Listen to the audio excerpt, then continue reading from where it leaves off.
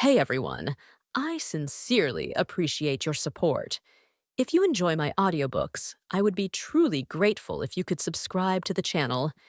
And if you'd like to support even further, you're welcome to become a Patreon member, where you can access audiobooks of novels as long as they are freely available on the internet.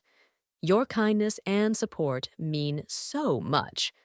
Thank you. The fact that the princess was staying in the Northwest was top-secret information known only to those above the rank of deputy in the North. Either someone in a high position in the imperial palace or one of Adele's deputies must have told Temujin about it. But it wouldn't be a deputy, so who on earth had told Temujin about the princess?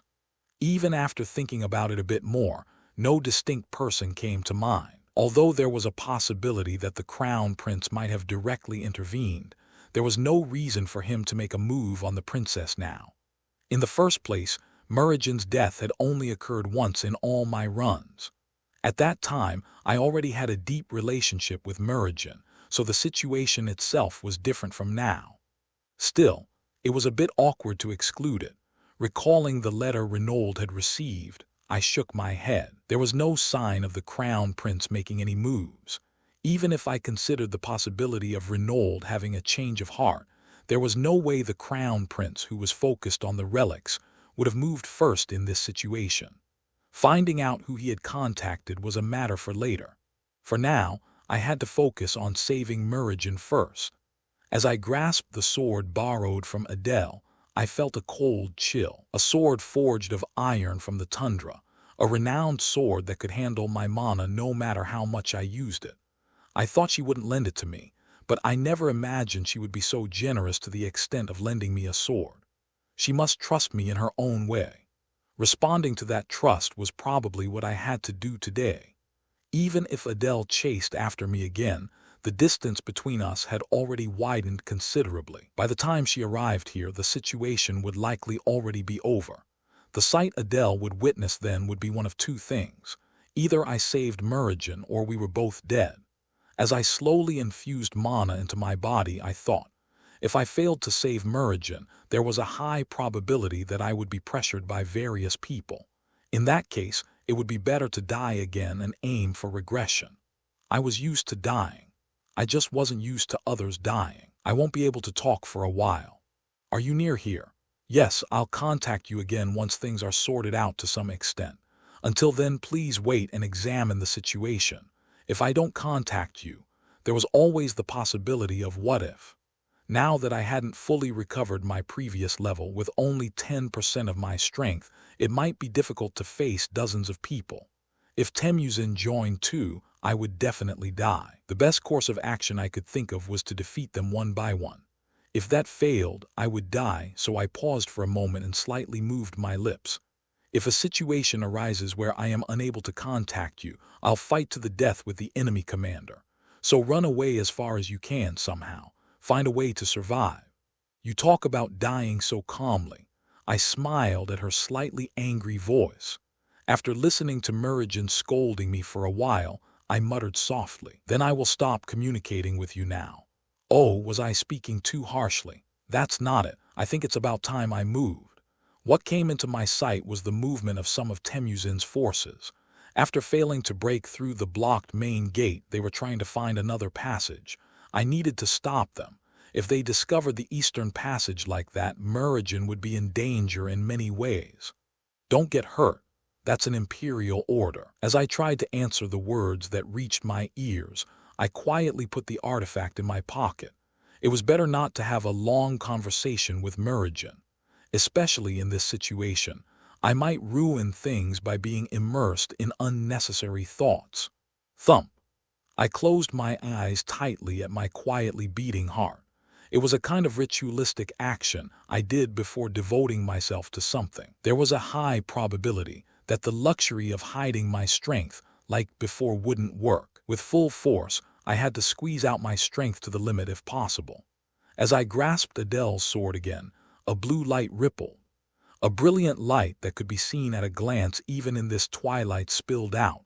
The tribes who discovered me soon changed direction and began charging towards me. Getting off the wolf, I shook the reins a few times, and it ran away in the opposite direction from the oncoming tribes. After the wolf went far away and disappeared from sight, I let out a small sigh. It was more comfortable to fight on foot than riding a wolf, and the wolf might get hurt, so I took a deep breath and stood in position. Whoosh, the wind blew. On this hill where I stood, my cloak fluttered like a flag. At the same time, my shining mana would probably look like the biggest target among them. I pointed my sword at the tribes who had approached within close range. Swish! The sound of swords clashing was not heard. I focused solely on slashing, unlike when I fought Bunta.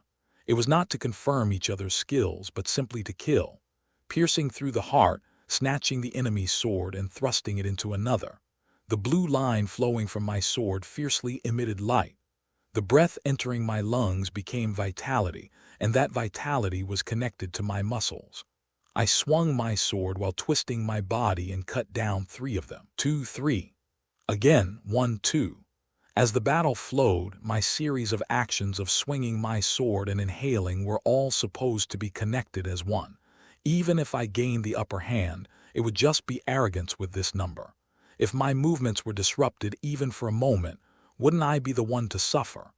I thrust my fist into the solar plexus of a charging enemy. Grabbing his head that coughed up blood with a groan, I slammed it into the ground and trampled it to widen the distance. I created a gap with my sword so that the enemy couldn't enter the circle drawn by my arm and sword. Just letting them feel this gap was enough to break their morale. My reputation as the Sword Saint was not with me now. It was just a fragment of the previous run. To them I was just Adele's deputy. But there was still something that didn't change. It was the eyes of those looking at me. Fear seeped into the eyes of those who had initially looked down on me, and that fear caused them to hesitate in their actions. That was the difference between them and formally trained knights. They harbored emotions during a fight, thus allowing for them to be broken through in a single point. Retreat.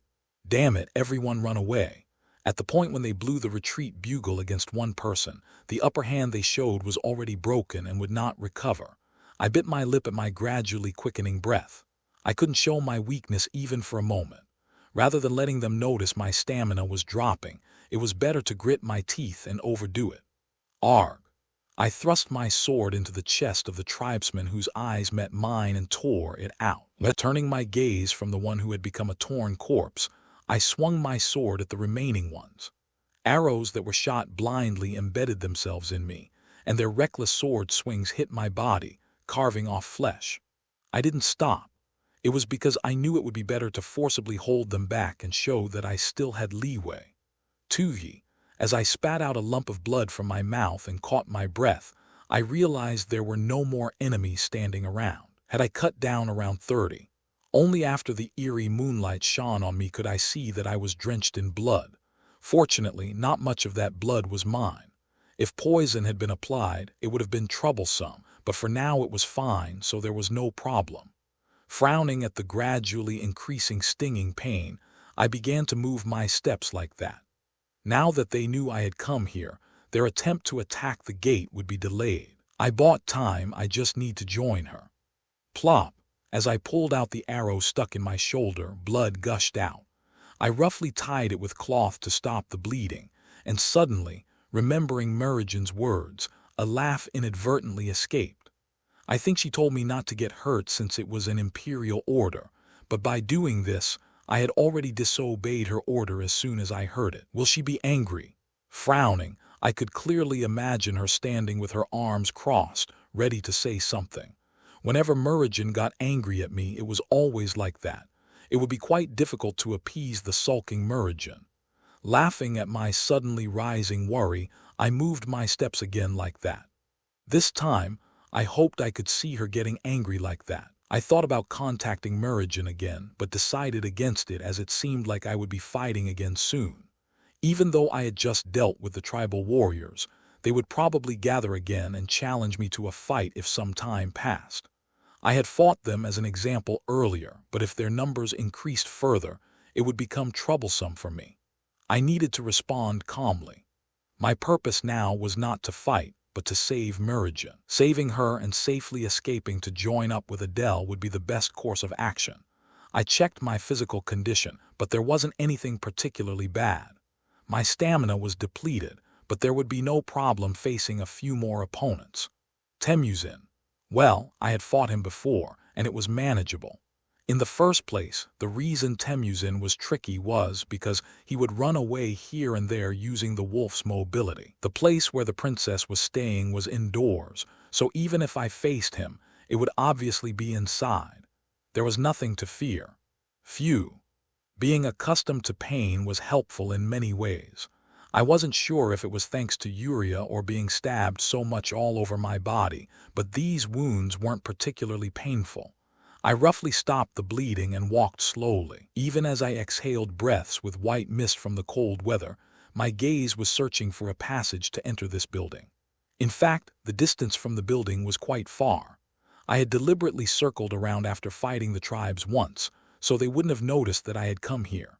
Still, I needed to be careful. Looking around, I could only see snow-covered rocks. Rocks much larger than humans were piled up, surrounding this area like a mountain range. This was the reason it was called rough terrain. If one were to enter such a place, a single person would barely be able to move. After searching the surroundings for a moment, I discovered a rock in a strange location. That rock alone had shallow snow, and when I brushed it aside, a small hole leading inside appeared. If it was like this, it would be easy to find. When I covered the rock again, snow magically reappeared as if concealing it. Perhaps an illusion spell had been applied to it. Indeed, it would be difficult to examine each and every rock in this snowy field. If someone hadn't told me, it would have been impossible to even think of finding this area. After scanning my surroundings for a moment, I pushed my body into the hole like that. It's not as narrow as I thought.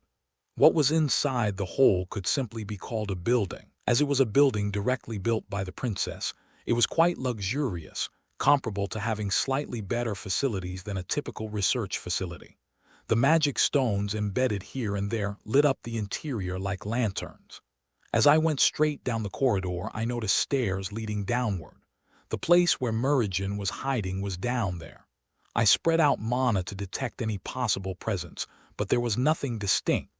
They were probably all dead. I felt sorry for those who had sacrificed themselves to protect the princess alone, but there was no need to waste time thinking about such things in this situation. Their sacrifice would be completed by me saving Murijin. I started walking with slightly hastened steps. As soon as I went down, I felt the presence of countless overlapping barriers. It might take some time to break through. Since there had been no battles along the way, I took out the artifact again and called Murijin. "Can you hear me? Are you okay? Are you hurt anywhere?" I felt slightly pricked by the question of whether I was hurt, but soon answered in a calm voice. There was no need to worry her in advance when we would see each other soon anyway. More importantly, I'm in front of the barrier now. If I try to break through it, I think it will take quite a lot of time, so is there a way to operate it from your side? Ah, the barrier. Wait a moment, I know how to dispel it. Even while waiting, Murijin kept asking about me. Am I injured? How many people did I fight? When I said I fought around 30 people, she was startled and persistently asked how much I was injured. She could just dispel the barrier and see for herself. Sighing softly, I spoke in a slightly hesitant manner. I think I'm slightly injured. You think you're slightly injured? How bad is the injury? Were you shot by arrows? I was hit a few times, but I think it's fine. What do you mean it's fine if you were hit a few times? Hearing her shouting through the artifact, I couldn't help but laugh. Was she like this before? It was because my relationship with Murijin wasn't limited to a single round. How many times had we met? And in several instances there had even been talk of marriage, although it had never proceeded that way. Come to think of it, I had been involved in various relationships with everyone except the saint. Even with Adele, strictly speaking, it wasn't an ordinary relationship. However, I didn't want to form any ties with anyone in this life. Even if the other person got hurt, I thought it would be better to reject them coldly. So the more I felt Murijin's familiar appearance, the darker my expression became. I could hear her grumbling and dispelling the barrier now. As the barriers disappeared one by one and I completely erased them with my hand, the door inside suddenly swung open. How badly are you injured, oh my? In fact, I hadn't expected her to come out so quickly, so I ended up showing her my blood-stained appearance as it was. My cloak would be a mess if I took it off midway. Merigen, who had been blankly staring at me for a moment, then approached me with a dismayed expression. Are you crazy? Are you out of your mind? Really? I tried not to get hurt. This, now, it doesn't look like someone who tried not to get hurt. Am I stupid? Does a person who bled this much look uninjured to you? Not all of this blood is mine. You could say just a very small amount of it is. Merigen glared at me as if frustrated, then examined my wounds while tapping her chest. When she counted them one by one like that, there were quite a lot. There was no way to win against 30 people without a single wound, right? Around the time I felt a bit disappointed in myself, Merigen, who had uncannily raised her head, poked my chest with her finger. Don't make a disappointed expression. I even gave you an order not to get hurt, so what were you going to do if you came back wounded like this? Do I seem like such an easy person to you? Yes, you're easy. No, then what am I supposed to say to that? When I laughed slightly at that reaction, Merigen shook her head with a sullen expression. If I were to pick the person I felt most comfortable with in this life, I think it would be Merigen. In fact, wouldn't it be the same across all the rounds? I don't know if this relationship will continue in the future, but that's how it is right now. Even if I want to treat your wounds, I can't treat them now. Is that okay? If it wasn't okay, I wouldn't have been able to come here. I stopped the bleeding with Mana, so there will be no problem even if I fight a few more times. Merigen looked at me with a gaze of suspicion, then nodded as if there was no choice. Actually, there was no problem staying here for a while. We could wait until Adele arrived, and when Adele reached here, we could join up with her then. The problem was that our opponent was Temujin. If it was Temujin, he might come up with the idea of blowing up this entire place, right? I'll go out through the passage I came in from, but is there no other place besides that? Of course there is, but you're saying there's a possibility they discovered it too, right? Just in case, it would be good to consider the possibility of going that way. In the first place, didn't you not expect the tribes to come all the way to the northwest? But what happened to the other soldiers? When I didn't answer that question, Merigen, who had understood the meaning to some extent, smiled bitterly. As Merigen had said several times that she sometimes disliked her position as a princess, she probably wouldn't like this situation either.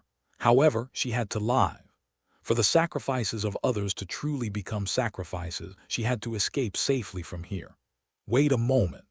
Merigen, who had stopped me from going forward, then put something on my chest and patted my back.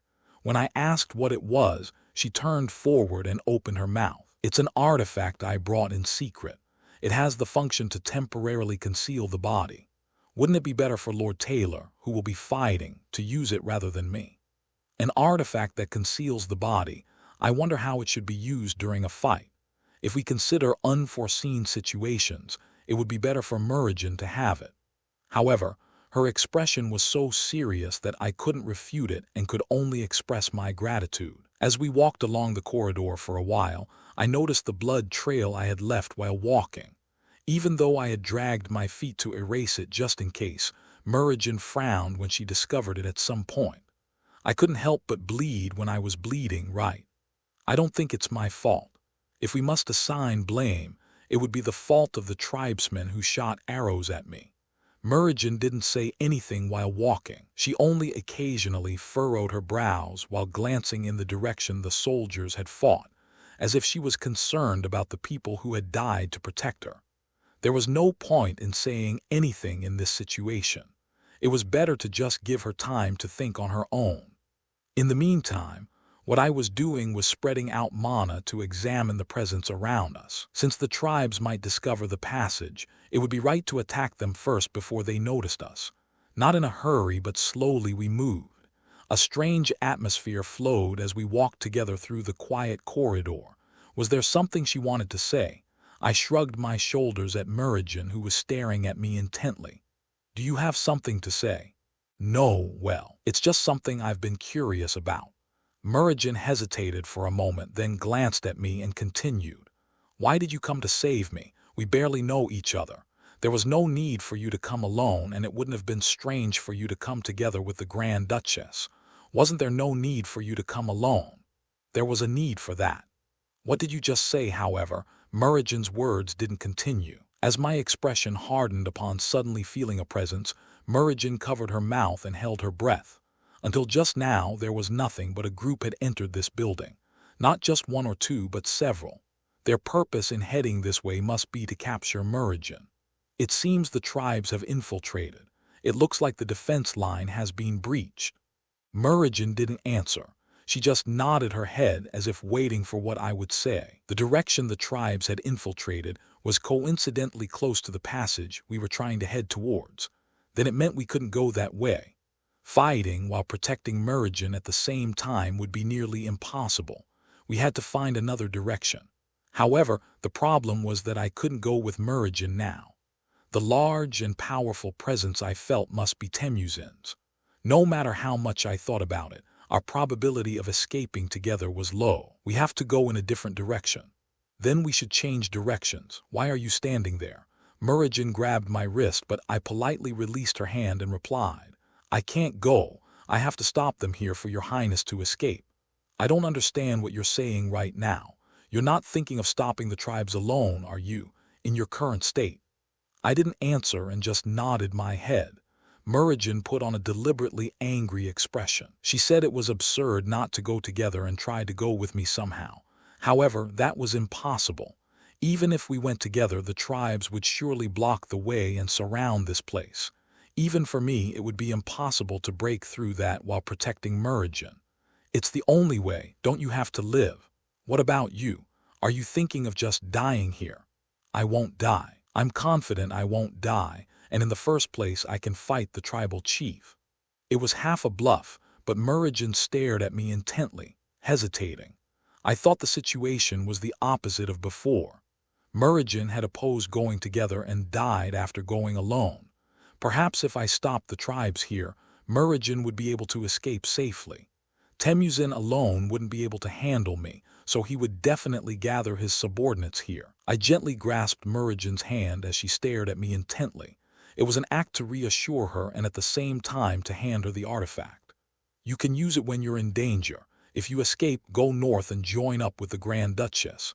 I'll take care of the tribes and come out on my own. Ha! Merigen stared at me as if dumbfounded. Her eyes quickly turned red. Wouldn't it be a bit strange to stare at me like that? It's not like I'm going to die. It wouldn't be that difficult to kill the tribes. I might get slightly injured, but I won't die. Tap, tap. I tapped Merigen's shoulder to signal her. There was no more time to delay.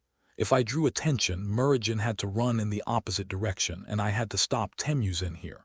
Merigen must have known that too, as she turned her back without saying anything. She looked like she had a lot to say as she hesitated. However, Merigen didn't say anything more. She ran forward like that and disappeared from my sight. Only after confirming that Merigen had disappeared could I sigh and mutter, I don't think I'll die. There was a sense you got when it was time for you to die. I didn't feel that, and in the worst case, I had hidden measures. I've lived 100 times, so how could I die here? And this was why I had picked up the sword. If a situation like the last day of the 35th regression came, to finally be able to protect, to not regret, that's why I had picked up the sword. I deliberately drew out my mana to the maximum. As the blue mana emitted light, I felt Temujin's presence heading this way, realizing I was here. There was something I had thought about when I picked up the sword. The reason I had picked up the sword and the goal I would reach in the future. My reason was to overcome my own weakness, even if I had to use force, in order not to lose the one I cherished before my eyes, in order not to easily succumb under the excuse of powerlessness. That was my goal. Sling, there were a few things I had done for someone. Memories that remained vivid even now, that came to mind intensely when I reminisced sometimes. However, one thing was certain. The reason I had picked up the sword. Merigen. The life in which I had picked up the sword was a life for you. Recalling the Merigen of the 35th regression, the Robert of the 100th regression grasped his sword. There was a life I had lived for you. At least that much was an undeniable fact. She walked across the pure white snowy field. Her legs staggered from constantly running, and she shivered from the cold wind, but she endlessly walked searching for a group of people. Thanks to the artifact that concealed her body, her identity wasn't revealed. But at this rate, it was only a matter of time before the artifact's effect wore off, right? Merigen bit her lips slightly and sighed. Although she had escaped through the passage, problems still remained. The possibility of joining up with Adele Ygritte and the possibility of Robert Taylor surviving. No matter how much she thought about it, the probability of him breaking through all those tribesmen and surviving seemed non-existent. She felt powerless. Merigen's brow furrowed at that fact. How many people had died trying to save just her? And even Robert Taylor. To think he would plan to block dozens of tribesmen alone just to let her escape. Even the commander of the knights in the imperial palace wouldn't be able to say that. Someone with no particular ties to her had said that. He would buy time so she should escape and live. Couldn't they have run away together? What was she, a princess who was just barely clinging to a precarious position while being pushed aside by the crown prince, to say? I don't understand. There was a need for that. When she asked why he came alone to save her, Robert had answered like that. What need was there for him to say that? Merigen recalled Robert's eyes that were a bit more affectionate and gentle than usual. Because he often had such eyes when looking at her, Merigen couldn't easily understand Robert's heart. Merigen, do you believe in regression? Was it really a coincidence that she thought of what Adriana had said? If Robert and she had a special relationship in a time that no one knew about? If there was something that only Robert himself remembered because no one else remembered, perhaps she could have understood his attitude. The cold wind seeped in. The reason she could still endure it was because she had received a cloak from Robert. She hugged the cloak that she had received when he said it would be inconvenient for fighting.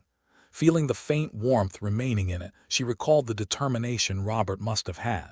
Sacrifice. No, Robert wouldn't die. He had said he wouldn't die himself, so she would surely be able to meet him again alive. In the intensifying snowstorm, a faint figure began to appear. Seeing a group of black wolves running, Merigen put away the artifact. As Merigen's appearance was revealed in the snowstorm, Adele, who had spotted her, led the group and ran straight towards Merigen. Your Highness, the princess. While relieved that Merigen was alive, Adele's gaze confirmed that there was nothing beside Merigen. Merigen had arrived like this, but where had Robert gone? Perhaps he might join from the rear, so she waited, but Merigen spoke first. We don't have time to stay here like this right now. Lord Taylor is blocking the tribesmen alone. We need to support him as soon as possible. Robert is alone, you say. Suddenly, such a chilling voice was heard that Merigen stopped speaking and nodded her head. Adele's expression was no different from before. It was still an expressionless face, and even maintaining her composure was the same. However, her eyes, the eyes staring at where Robert would be, were trembling endlessly. Clack! Adele gritted her teeth and exhaled a faint breath. It was obvious that he wasn't facing Temujin alone. Wasn't Temujin a crafty and cunning person? He must be fighting against dozens of people. There was no time to waste like this. After briefly checking Merigen's condition, Adele opened her mouth upon seeing the cloak draped over her shoulders. Even if there was little of Robert's blood among the thoroughly stained blood, there was no way he didn't have any injuries. Adele's expression gradually darkened as she looked at the hole pierced in the shoulder. How was Robert's condition? He was badly injured. I think it will be difficult for him to fight for long. I see. Since she had lent a sword to Robert, Adele drew the remaining sword and looked at Toby. There was no time for everyone to move together. From here it would be faster for her to go alone. It would take about 10 minutes to reach where Robert was from here. After estimating that time, she moved her lips. Toby, escort Her Highness the Princess and join up with the troops. I'll go to Robert and bring him back right away. Are you going to go alone? Yes. Adele, who had bowed her head to Merigen for a moment, grasped the reins. Merigen also didn't stop Adele, who was trying to leave in a hurry. At least the thought that they had to help Robert as quickly as possible was shared by both of them. The thought that filled Adele's mind was only one: reaching Robert as quickly as possible. A cold wind blew. Unlike usual, it was chillingly cold, and Adele spurred her horse at that strange feeling. Numerical superiority was something that always provided a sense of stability in any situation. Even if three were up against one, didn't it feel like they would win? Moreover, now there were a total of 50. Looking at his warriors surrounding one man, Temujin slightly furrowed his brows. But why was no one able to approach? It was a fight that would end simply by subduing one person. Why couldn't they easily subdue him? Even Temujin, who thought that way, couldn't step forward, so this tedious exchange continued to drag on. Maybe they got scared. Robert mocked. There were already many wounds on his body. His shoulder was pierced by an arrow, and his once white shirt had long been dyed red. Wiping the blood flowing from his forehead, he thought. Perhaps the trick he had tried seemed to work well. Wasn't the situation of one against many something he had faced quite often? The number of knights Muradin had gathered to subjugate him alone was 500. His completed sword had reached the point of cutting down all 500, but in the end, he couldn't cut down Muradin. It was because he had hesitated that he couldn't cut her down.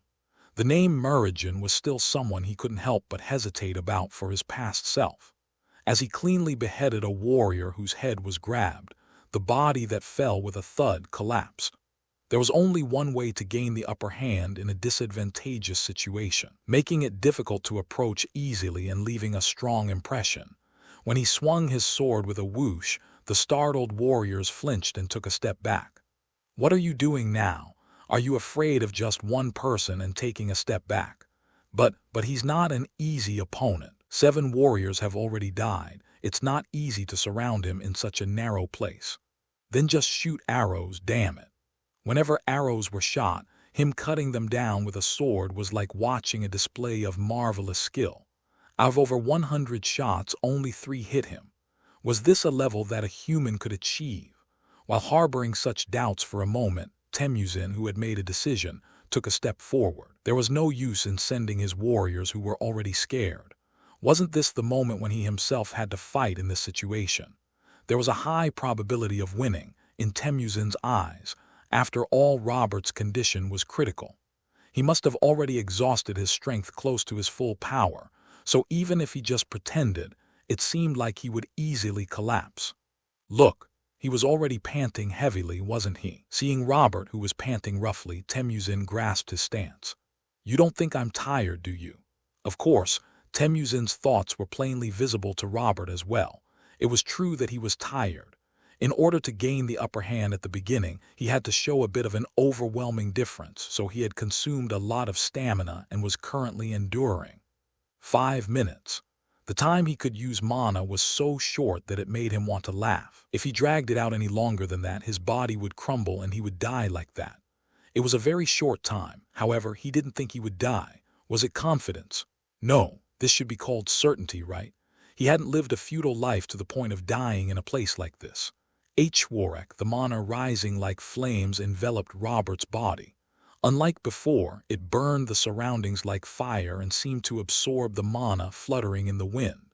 In fact, it was, when he mastered how to handle mana, he finally learned to use the mana existing in nature. Temujin, who realized that Robert still had no intention of swinging his sword, stomped on the ground. Quang!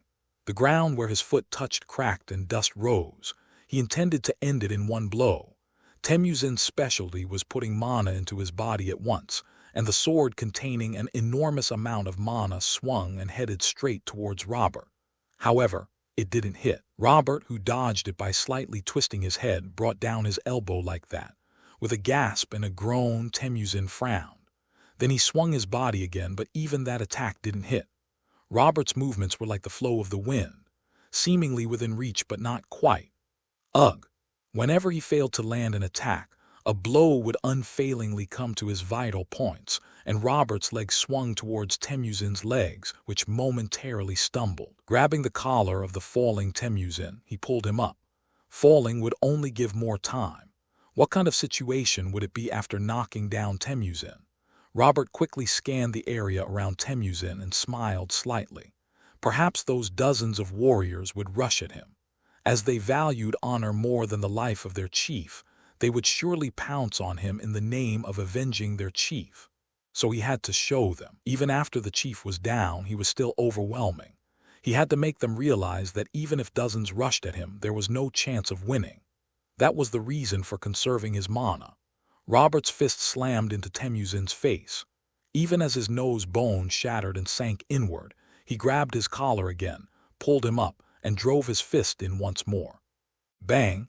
Even as he crashed into the ground and the ground shattered, Temujin couldn't put up any resistance. The mana flowing through Robert completely enveloped his body, so whenever he moved his body it was immediately red and a counterattack came. The hand holding the sword trembled and shook. Quaduk, Temujin's body, which was slammed into the ground once more, writhed. Blood flowed from his nose and mouth, and rock fragments were chewed in his mouth. Nevertheless, Robert didn't stop. Even as the fragments of broken teeth pierced his fist, even as his side was cut by the sword Temujin forcibly swung. The burning mana moved like a flash and headed towards Temujin's body. When he swung his sword, he broke his arm. When he tried to move forcibly, he knocked him down by crushing his knees. When he tried to say something, he drove his fist in and crushed his nose. That's enough. Quang! Before he could finish his words, the crushed face screamed. In the midst of that, Robert felt his mana gradually disappearing. His reason for hitting him recklessly like this was simple.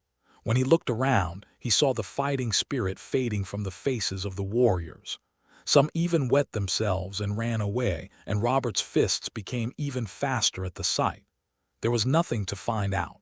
What Temujin knew, Robert already knew everything. The only thing he was curious about was how he found out that the princess was in the northwest. Robert, who paused his fists for a moment, slowly drew his sword. Sling, the mana on his body flowed into the blade. As the sword coated with mana pointed at Temujin's neck, small drops of blood formed. Spare me. You're still thinking about living. The moment he targeted Muradin, he was already destined to die. In the first place, he had no intention of sparing him at all.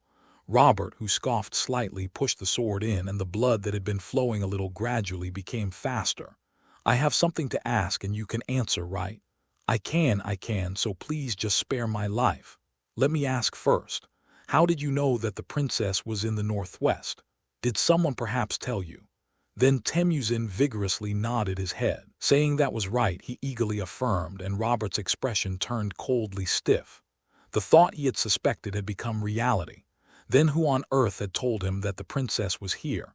A woman named Teresa told me that the princess was in the northwest. Teresa. Robert doubted his own ears. Why was that name mentioned here? Hearing that he didn't know the surname, he let out a small sigh. If that Teresa was really Teresa Violet, he couldn't just let her live anyway. However, that was something to think about later.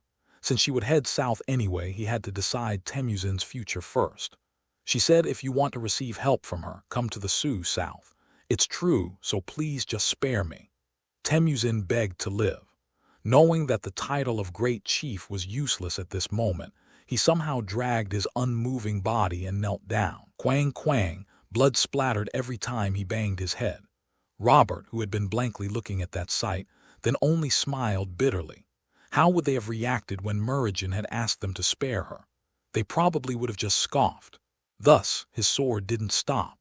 When his sword that drew a clean line passed through Temujin's neck, the head that had already rolled away was heading towards the feet of the other warriors. Robert's gaze reached the warriors. His face was still relaxed as he looked at the dozens who had turned pale and were trembling, although he thought there would be no warrior with the confidence to do so. Robert, who fixed his grip on the sword, moved his lips. If you want revenge, come. My mind was hazy. Whether I was holding a sword myself or even fighting was blurry. Plop. Only when the blood flowing from my forehead dripped down and touched my arm did I finally realize that I was sitting against a wall. It was fortunate that several people had run away during the fight. Otherwise, if they had all pounced on me, it would have been quite difficult. I should have considered that my body was not yet in its complete form. Still, since Muradin had survived, I looked at the sky with a faint smile. In fact, there was no sky to speak of. It was just a gray ceiling, and looking down at the floor, it was all red with blood, so it was just better than that. Even breathing was quite burdensome. Frowning at the stinging pain felt in my chest, I managed to exhale and wiped my forehead.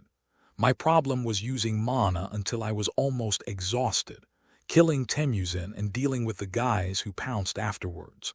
Since more pounced than expected, I used my mana to the limit. It could be said to be a self-inflicted wound. I should go out, but it seemed I wouldn't be able to move an inch until Adele arrived here. Looking at Adele's sword, it was clean without a single scratch. Even using it like this, it endured. Was it because a famous sword was a famous sword?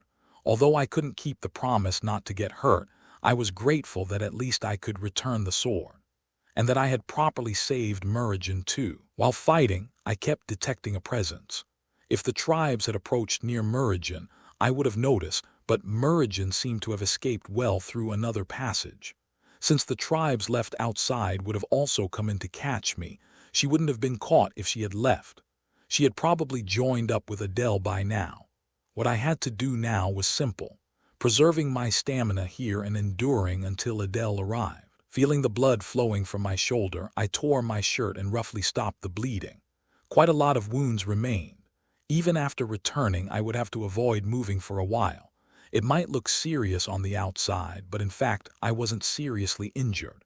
If I had to say, it would be more accurate to say it was close to exhaustion. After panting for a moment, I slowly closed my eyes. The cold wind blew and touched my cheek several times. Then I felt a presence approaching from far away. "Robert, are you there?" Smiling slightly at Adele's voice, I gently tapped the wall with my head to make a sound.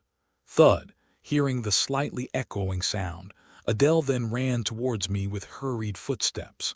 As Adele appeared from the bending corridor and found me, she opened her mouth with a furrowed brow. "I'm sure I told you. I definitely did keep my promise not to die, cough. And yet you look like you might die at any moment, and you dare say that so well."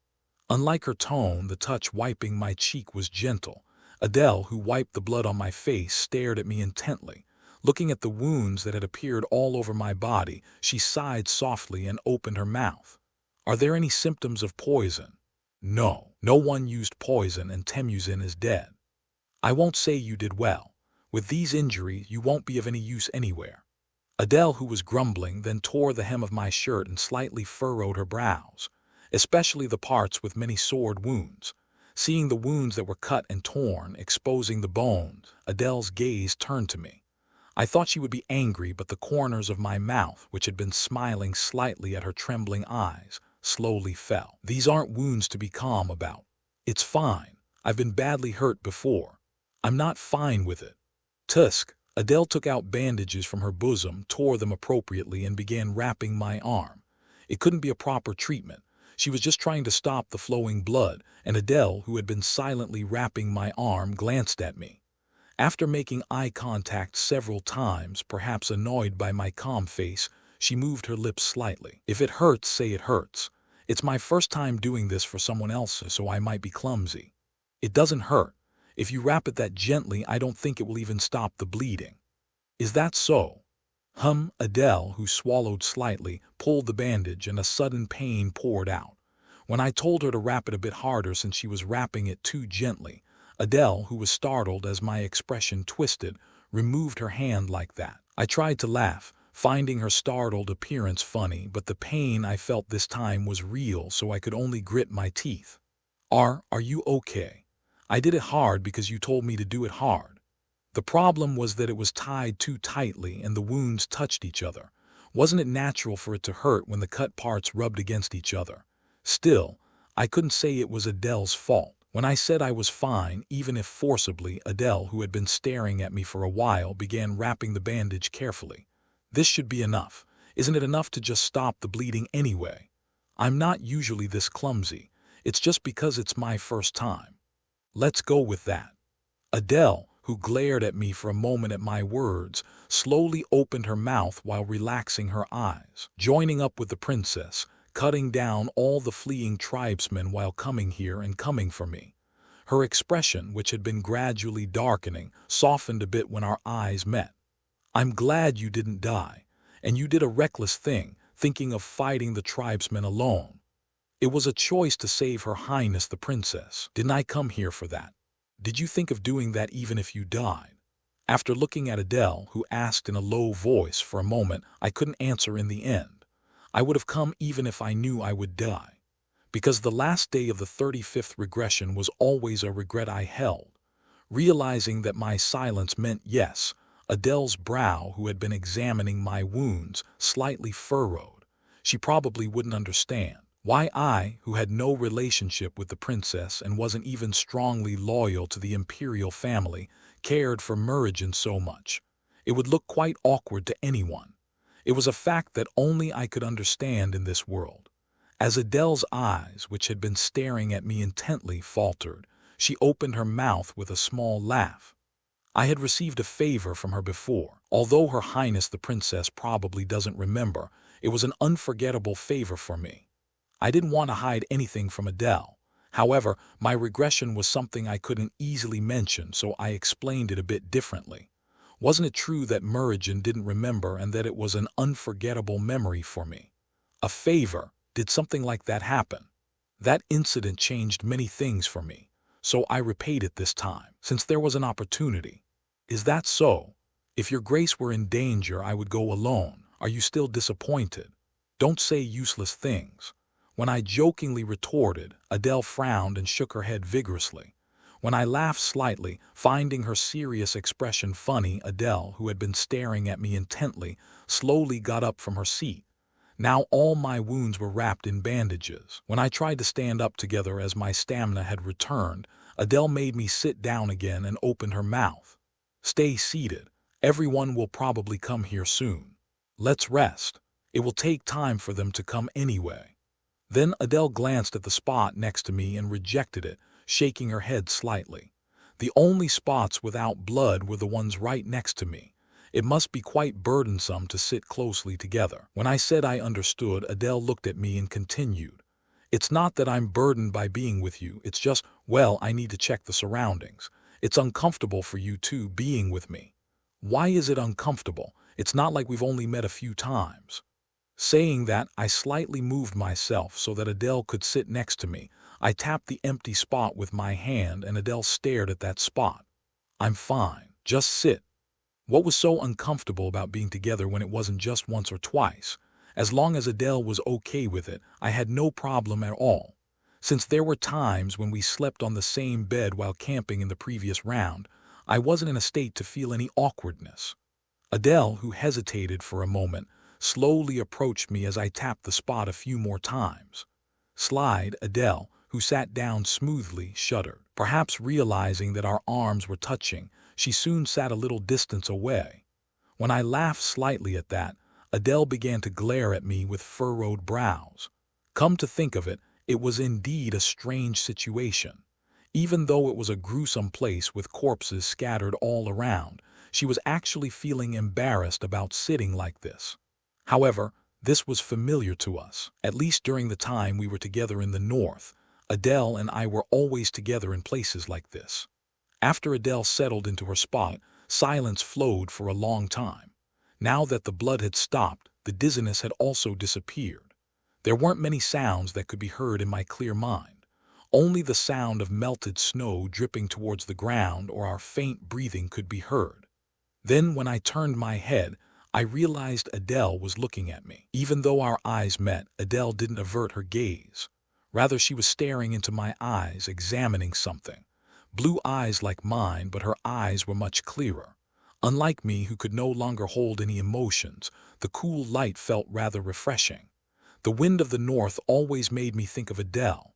Cold, yet on the other hand, a being freer than anything else. It was a little later when she opened her mouth. I get strange thoughts when I see you. What kind of thoughts?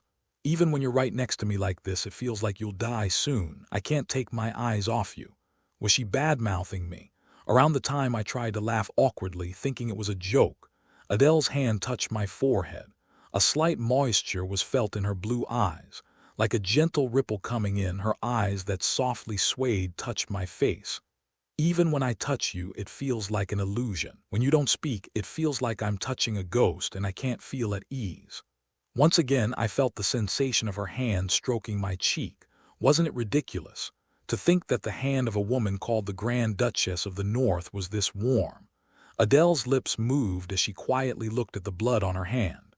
As if trying to say something, Adele, who had been hesitating for a while, opened her mouth again. I saw the scars on your body. Not today, but last time. If you mean my body, she must be referring to when we met after I had washed my body. I wondered if she had seen it by chance when I hadn't put on my clothes yet, but did she really see everything? The scars on my body were not ordinary ones. Some were inflicted by Uriah, and some were from punishments received from my father. They were natural wounds to me, so I didn't pay attention to them, but there must have been a clear difference in Adele's eyes. Unlike these sword marks, weren't they wounds that persistently dug into vital points? Adele's expression was dark, as if she had roughly grasped the origin of those wounds. She sighed softly and continued. Those wounds weren't received for ordinary reasons, right? Yes. I have no intention of asking how they happened. I always have to maintain neutrality, but if I found out about that, I think I would become hostile towards the Taylor family. Adele, who said that, smiled bitterly. Such things were common in noble families. Even if it wasn't as severe as mine, I had occasionally heard of cases where families obsessed with their houses harmed their own members. Perhaps she knew the moment she saw the scars that the Taylor family wasn't as noble as the rumors suggested. Adele no longer looked at me. Staring into the void, she quietly muttered like that. That must be the reason I feel anxious whenever I see you, and the feeling that you'll suddenly disappear. Why would I disappear? I'm not missed. When I laughed and said that, Adele stared at me with a cold face. I couldn't say anything at her rather serious expression. I felt like she would get angry at any moment if I continued speaking. Around the time I was enveloped in that strange feeling, Adele whispered, "Don't get hurt anymore from now on. In front of me, as far as I know. I don't want to see you getting hurt more." Her eyes were sad, at least in the memories I knew, eyes that Adele Ygritte had never shown. Eyes that seemed like they would burst into tears at any moment. After staring at me with such eyes for a while, she then muttered in a small voice, in a very soft voice that only I could hear, "I shouldn't be the one to say this, the one who hurt you." Adele, who had a slightly confused expression for a moment, slowly removed her hand. Biting her lips until they turned white, she then sighed quietly. I don't know why I'm acting like this either. Really, I don't know." Adele, who closed her eyes and leaned her head against the wall, didn't speak anymore, until the troops joined with the other soldiers arrived, and until Merijan and I met. We stayed like that for a long time. Now say ah. I stared blankly at Merijan, who brought a spoonful of soup to my mouth. As if telling me to open my mouth quickly, she furrowed her brows, and when I slightly parted my lips, the spoon entered my mouth and poured out the soup. Anyone seeing this would think I had become disabled. It's just that I had a lot of bandages wrapped around my body, but there was nowhere I couldn't move. I can eat by myself. Your arm is injured, and I feel sorry because you got hurt because of me. I've never thought I got hurt because of your highness. Didn't I say I would block them in the first place? When I picked up the spoon in Merijan's hand, Merijan, who had been making a slightly sullen expression, stared at me intently. Still, I couldn't accept being fed one by one. It wasn't a serious injury, and it was just that I had bled a lot, enough to pass out for about 3 days. Merijan and Adele were quite surprised by that. I didn't expect to pass out either, but perhaps my stamina was quite lacking. I was receiving treatment from a priest dispatched from the church, and my physical condition was gradually recovering. They said I could move freely in 2 days, so from then on, I thought I should officially increase my stamina. But I'm not sure if it's okay for you to stay here. I heard someone is coming from the Imperial Palace. It will take them quite a while to come here. The distance between the north and the capital is quite far. The Grand Duchess is still engaged in the subjugation, so I should stay here. What does the Grand Duchess's subjugation have to do with your highness staying? Then will I leave a sick person behind? If I seemed like such a heartless person, I would like to let you know that you saw me wrong. I awkwardly laughed at her sulking and grumbling appearance. When I woke up, her eyes were swollen. I think she probably cried. Since my injury would have bothered her quite a bit with her personality, she must have been very concerned when she saw me pass out. Did I lose consciousness right after seeing Meridian arrive? Today was the first time I was in a clear state of mind since then. Perhaps because of that, it felt quite strange to see Meridian talking in front of me. Meridian was safe without a single wound.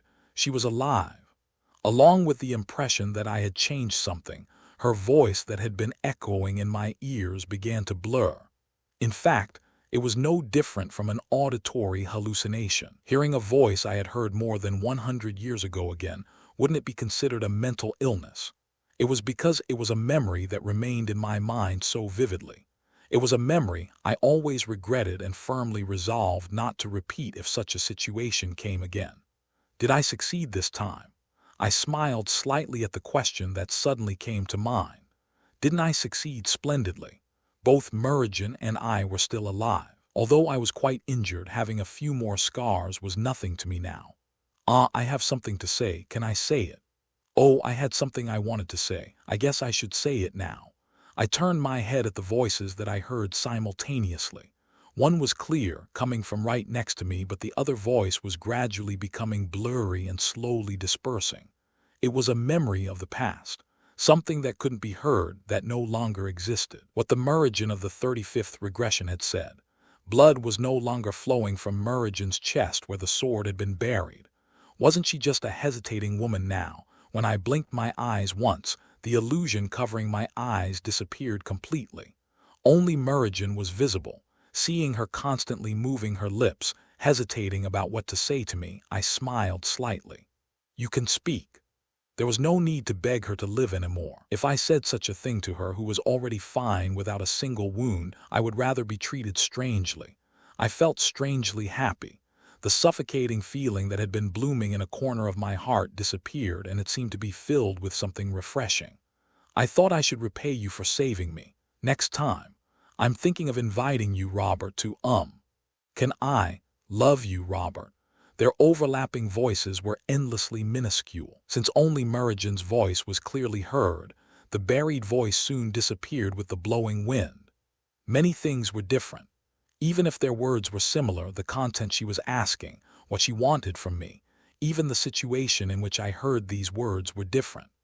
Looking at Meridian, who was waiting for my answer, I finally nodded and answered. What I couldn't answer in the 35th regression, so I finally opened my mouth after living the 100th. That answer was something I had always kept in my heart. It had formed a lump along with regret, an answer I had kept for decades. Even then, wouldn't I have conveyed such an answer? That's fine. When we first met, we ended without any relationship. When we met for the 35th time, I let you go without becoming lovers. In the 55th regression, I lived for you and died by your hand. And in the 100th regression, looking at you alive like this, I finally put the answer I couldn't give into words. Isn't it enough? It was enough to prove that my life wasn't in vain. Just the fact that you are still alive, I can be content with that. Robert, who looked at Meridian smiling brightly, smiled slightly. Her voice that had been echoing in his ear was no longer heard. Perhaps it wouldn't be heard in the future either. His regret and lingering attachment had already disappeared with the north wind, and only the cool breeze tickled his cheek like that.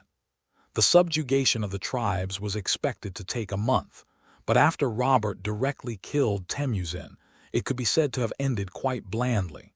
1 week, that was the time it took for Adele, who had fiercely driven the soldiers, to complete the subjugation. The tribes that had lost their great chief Temujin collapsed too easily, so Lothos showed a bitter expression upon seeing this achievement completed in this short period. If it was going to be like this, we should have kidnapped and brought the young master. I would have been fine alone. I just got injured unnecessarily. Anyway, now that we've cleared almost everything except the undeveloped areas, there will be no need to waste resources in the name of subjugation for the time being. When Robert's name was mentioned, Adele's eyes instantly sharpened, and Lotho's body trembled as he made eye contact with her. It had been like that since Robert passed out. In fact, he should have told her a few days ago that he had woken up, but he deliberately hid it because the subjugation wasn't finished. If he told her now, Lothos wiped his strangely chilling neck. Still, There was no deputy who had been with her as long as him, so she wouldn't cut him down right. If there was one thing he had recently become certain of, it was that even if Robert wasn't Adele's lover, she definitely cherished him. Lothos, who recalled Adele's attitude when Robert passed out, smiled slightly. Contact the church. I will request the dispatch of a priest. Call the saint. Don't forget to tell them that if they are even a little late, I will turn everything upside down. He didn't know if she really meant it, but the murderous atmosphere she exuded all day long only calmed down after Robert's condition stabilized. The feeling he had felt before didn't seem to be just a misunderstanding. Robert Taylor, no matter what he had said to the Grand Duchess, wouldn't he become the one to change the dynamics of the North in the future? Lotho's specialty was lining up, so he had already sent various communications to Robert. He had slightly mixed in information about Adele as well. After looking at Adele, who was advancing while holding the reins of the wolf, Lothos, who had made up his mind, slowly approached her and opened his mouth. A letter arrived from the main castle a few days ago. A letter. It says the young master has woken up. They say Her Highness the Princess is taking care of him now. Thud. Adele, who had stopped like that, examined the letter Lothos handed her. Her eyes narrowed and her furrowed brows were visible. It meant that her mood was gradually worsening. It only took him a moment to distance himself in case sparks flew, and Adele, who had crumpled the letter into her bosom, muttered softly. He woke up. There was a clear relief mixed in those words. She was surprised to feel relieved even after saying it herself, but it was true that she felt relieved to hear that Robert had woken up, because she had been more flustered than ever when he passed out. To think he would pass out not just for a day but for several days, wasn't it truly infuriating? Increase the speed a bit. Understood. However, contrary to her thoughts, a faint smile was drawn on her lips. There wasn't much distance left to the main castle now. As Adele grasped the reins again and spurred, the other deputies also began to go faster together. What she thought when Robert first collapsed was simple. She was flustered, unable to understand the situation, and that fluster turned into anger, causing her to vent it in strange places. Now that she thought about it, it was true that she couldn't judge the situation calmly. If she had thought a little more calmly, she would have known it was just exhaustion. She couldn't remain composed in the face of an emotion she had felt for the first time in her life. The anxiety that had bloomed in her mind must have been the cause. She always felt like he would disappear. The strange feeling and anxiety she felt whenever she saw Robert, not anyone else, didn't disappear even as time passed. Rather, it only amplified, so wouldn't she be caught up in these emotions? Feeling anxious when they were not together, feeling irritated by the fact that he was with someone other than herself. These incomprehensible emotions. Adele, who arrived at the main castle, headed straight to where Robert was. The other deputies followed Lothos with puzzlement. Since Adele always moved as she pleased after the subjugation was over, most of them didn't have any doubts. Would he be with the princess now? Even though she had made up her mind not to care, Adele slightly furrowed her brows because of Robert's words that kept lingering in her mind. It bothered her that he had said he would throw his life away to repay a favor the princess didn't even know about. So she was in a bad mood. She was angry, and it would be fine to speak with him a little crudely. Knock, knock. When she knocked on the door, the voice coming from inside was cut off. It's me, Robert. When a moment of silence passed, Robert's face appeared beyond the door that had swung open. His face was still pale, with a nose as sharp as a blade and gray hair similar to ash. However, the difference was that there was a glimmer in those eyes. What was the emotion dwelling in those eyes that had been empty? I heard the subjugation was over, but you came quickly. Smiling slightly at the silly thought, she reached out her hand towards Robert's face like that. The sensation felt on her palm was still soft, alive, not dead, not vanished. He was alive like this in front of her. Why did that alone make her smile? She thought about touching his cheek like last time, but then lowered her hand and shrugged her shoulders. There was no need to be swayed by this nameless emotion. It wouldn't be unnatural if she didn't act the way she usually did. As Robert stared at that movement, Adele, who laughed slightly, opened her mouth. You woke up so quickly. I didn't know you had the talent to make people worry. I'm sorry. I didn't know I had pushed myself that hard either. Adele, who felt the presence of the princess inside, then stared at Robert intently and moved her lips. She didn't really like the two of them being together. He had woken up anyway, and besides, didn't he have things to do in the future? She needed a way to separate the two. Adele, who thought of that, added, "Change your clothes and come to the banquet hall. I'll hold a banquet in a bit." Isn't today a day of rest? What is the schedule? A day of rest.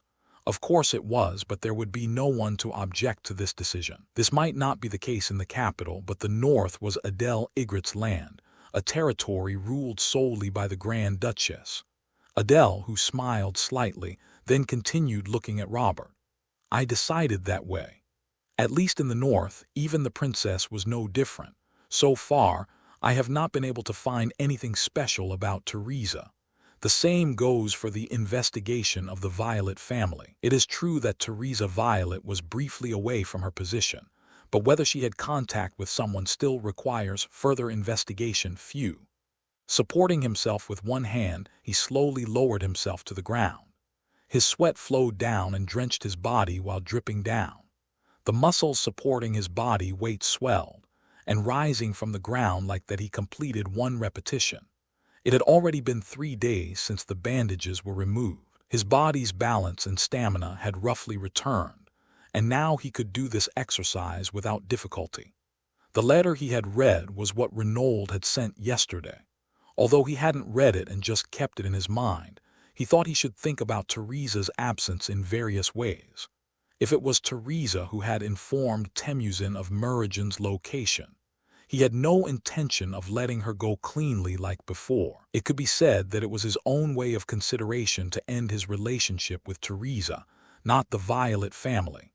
He didn't think much of the Violet family, and didn't he think Teresa alone could ruin them splendidly? However, this matter was different. Not only could she not avoid responsibility for touching the princess, but it also stirred up his personal feelings.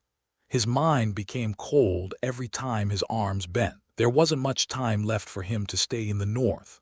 There were things he had to tell Adele during that time. The rebellion, a time when her life would be in danger, was gradually approaching, and only he knew that. Around the time the sweat falling towards the floor increased, his thoughts were dispersed by a voice that suddenly came from beside him. Wow, however, Muradin's gaze blankly staring at him was quite burdensome. When he told her not to mind and kept going, did she keep staring at him? He couldn't ignore it like this. He knew she would probably return to the imperial palace soon. How long was she planning to stay in the north? When he relaxed his posture and came down, Muradin approached and held out a towel to him. He wiped away his sweat and brushed back his hair. While wiping his body, he thought, was it really okay for Muradin to be here? "I'm not wearing anything on top. Doesn't she mind at all? You must exercise like that regularly, seeing how familiar your movements are. My stamina hasn't fully returned yet. I'll have to see when I wield a sword. So this was you when not fully recovered." Muradin, who nodded her head with a rather serious expression, then seemed to remember something and lightly clapped her palms together. "Come to think of it, the Grand Duchess called for you. I came to tell you that, but I forgot for a moment." "You're telling me that so quickly. It had been 30 minutes since she came to find me. If Adele got angry, it wouldn't be strange for her to come right away. What was she thinking, telling me that now? If Adele got angry, she would take it out on me." When I stared at Muradin, she smiled awkwardly and muttered as if making an excuse. "I forgot because the first thing I saw when I came in was this. Shouldn't you go now, even if it's late?" "No, I don't think that will be necessary. She'll probably come here anyway." Bang! As soon as he said that, the door opened. It was only for a moment that his eyes met Adele's, who was staring at him and Muradin with an ominous expression. Adele's eyes narrowed when she saw me not wearing anything. After a brief silence of mutual embarrassment, a blunt voice followed as if displeased. "I called for you a while ago, but you still haven't come. I wondered what was going on, but it seems you were having fun." "I just heard about it." Her Highness had momentarily forgotten. "Is that so?" When Adele's gaze turned to her, Muradin, who had flinched for a moment, nodded her head with difficulty. Adele let out a deep sigh and pressed her forehead. If there was one thing Adele had overlooked, it was Merigen's memory. Since she tended to forget various things unexpectedly, it was better to write them down for her. It's my fault. I asked Her Highness the Princess to do it when she said she was leaving, but I should have gone myself. So sorry. Then can you please step away from Robert now? If you stick so close to a man who isn't even properly dressed, it might cause a scandal. When Merigen distanced herself at those words, Adele, who had walked over with big strides, grabbed my wrist and pulled me.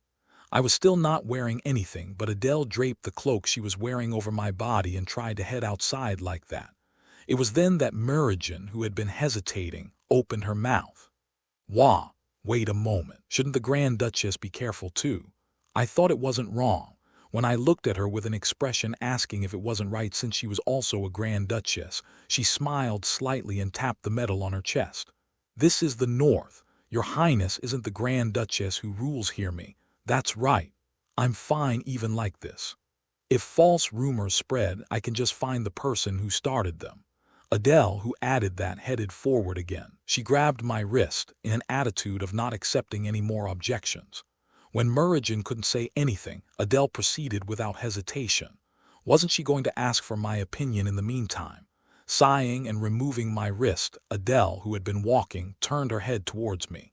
It was the middle of the corridor, and our distance from Merigen had already widened considerably. What is it? I need to get dressed too, don't I? Besides, I haven't washed up, so I smell. Ah, it was such an obvious fact, but Adele seemed to have just remembered it and bit her lips slightly. It was a habit she showed when she was flustered. What was she so distracted by that she forgot I hadn't washed up? Adele, who felt my gaze, let out a small fake cough. Perhaps she was embarrassed even thinking about it herself, and a small voice was heard from her moving lips. Then wash up and come. I have something to tell you. Are you uncomfortable with me being with Her Highness the Princess? It seemed that what Adele was concerned about was probably in that direction. When she looked displeased whenever I was with Merigen, I deliberately asked her directly, and Adele's brow furrowed. Even with a moment of silence, I kept looking at her without caring, waiting for an answer like that for a long time. When a little more time passed, Adele shook her head and answered, I'm not uncomfortable. Then, I'm just irritated. Adele, with a rather complicated expression, sighed. It was a heavy and thick sigh unlike her usual self, so I just waited for what she would say next without answering. Her answer that she was irritated was quite strange. It didn't sound like it was simply about me being with Merigen, but rather like irritation towards herself. I'll take the rest of your questions when you come back. I'll go ahead first. As if she didn't want to say any more, Adele turned her back and moved her feet. However, those steps were not as light as before. Although I didn't know if it was concern about something, it was probably certain that she had something on her mind. And I wasn't stupid enough not to know that her concern was about me. This wasn't the first time Adele and I met. To be precise, we had met in the previous rounds. It wasn't like this time when I came with the name of the tailors behind me, but perhaps the process of our meeting was similar. Coming to the north, meeting Adele, becoming her deputy and subjugating the tribes. After that, I was with her until Adele died, so in a way it could be said to be a little deeper than our current relationship. Adele Ygritte was a free woman. She always moved as her heart desired and moved only towards where her will aligned, like the wind. Perhaps the reason I particularly liked the north was because of that. Adele's north was special, so being here, I could enjoy a special freedom away from my family. Even if I made a mistake, they would laugh it off and we would consider and respect each other. Those who remembered me as Robert, not as a tailor. That's why Adele was special to me, despite our few encounters. She made me forget the name Taylor and was the first person to consider me simply as Robert. If Merigen's death was my first regret, Adele became my second. Rebellion. The fate that bound me, it wasn't limited to just me. It wasn't only me who died from the rebellion. An unnamed representative also died from the rebellion, and Adele also died from the rebellion. I already knew well that she had no interest in rebellion. Adele's territory was the north. Wasn't this snowy field the only land she cherished? Even if she was told to become the empress in the capital, she would remain here. That was Adele, and that was the meaning of the name Ygritte. Ygritte, the name of the highest mountain range in the north and the god called the guardian deity of the north. How could such a woman think of rebellion? I, who had watched over her for a long time, could deny it. However, I couldn't do it. I put on a shirt and draped Adele's cloak over it. It always felt like her warmth was seeping into me as she wore it. It was a warmth that didn't suit this cold, snowy field. Closing my eyes for a moment, I then opened them and moved my feet. The main purpose of my trip to the north was to solidify my support base and warn Adele about the Crown Prince. I had achieved the first to some extent through the subjugation of the tribes, but I hadn't warned her about the Crown Prince. I needed to carefully consider the timing to bring up such a topic. I thought I might be able to tell her just before leaving, but whether she would believe me was also unknown. Knock, knock, come in. When I cautiously knocked on the door, I heard Adele's voice. Unlike her low voice from earlier, it was the same as usual, so I could enter with a little relief. Adele was alone in the room. I thought there would be other deputies, but there was no one, so it felt quite unusual. As I looked around blankly like that, Adele opened her mouth while looking at me. "Didn't I say I had something to tell you? I'm not planning to do another subjugation or anything, so why would I call all the deputies and have them stand here? If it's what you have to say, sit down first. It's not something to talk about while standing." I approached Adele and took a seat. I tried to guess what she wanted to talk about by looking at Adele's expression, but it wasn't easy to think of something she wanted to discuss alone at this time. Around the time I was pondering like that for a while, Adele, who had been examining my complexion, slowly opened her mouth. "Thanks to your help, the subjugation that was originally planned ended quickly. As a result, the schedule itself has been brought forward quite a bit, so I can start various things a little faster." "Is that so?" There was something I had been thinking about continuously after the subjugation ended, and I was able to find it out in my own way. Also about the name Teresa you had told me before. My eyes narrowed at the name Teresa. As if Adele had also anticipated my reaction, she placed something on the table and continued. What was placed on the table was a familiar emblem. "It's the Violet family's emblem." "Yes, it must be what the woman who was your fiancée had. If the woman named Teresa you mentioned was really involved in this matter, it's probably the case. Did the tribes have it? It's something the guy commanding the tribes gave me during the subjugation." It was the moment when the thought I had only as a guess became a certainty. Teresa Violet, the moment when her name that had been divided into two was combined.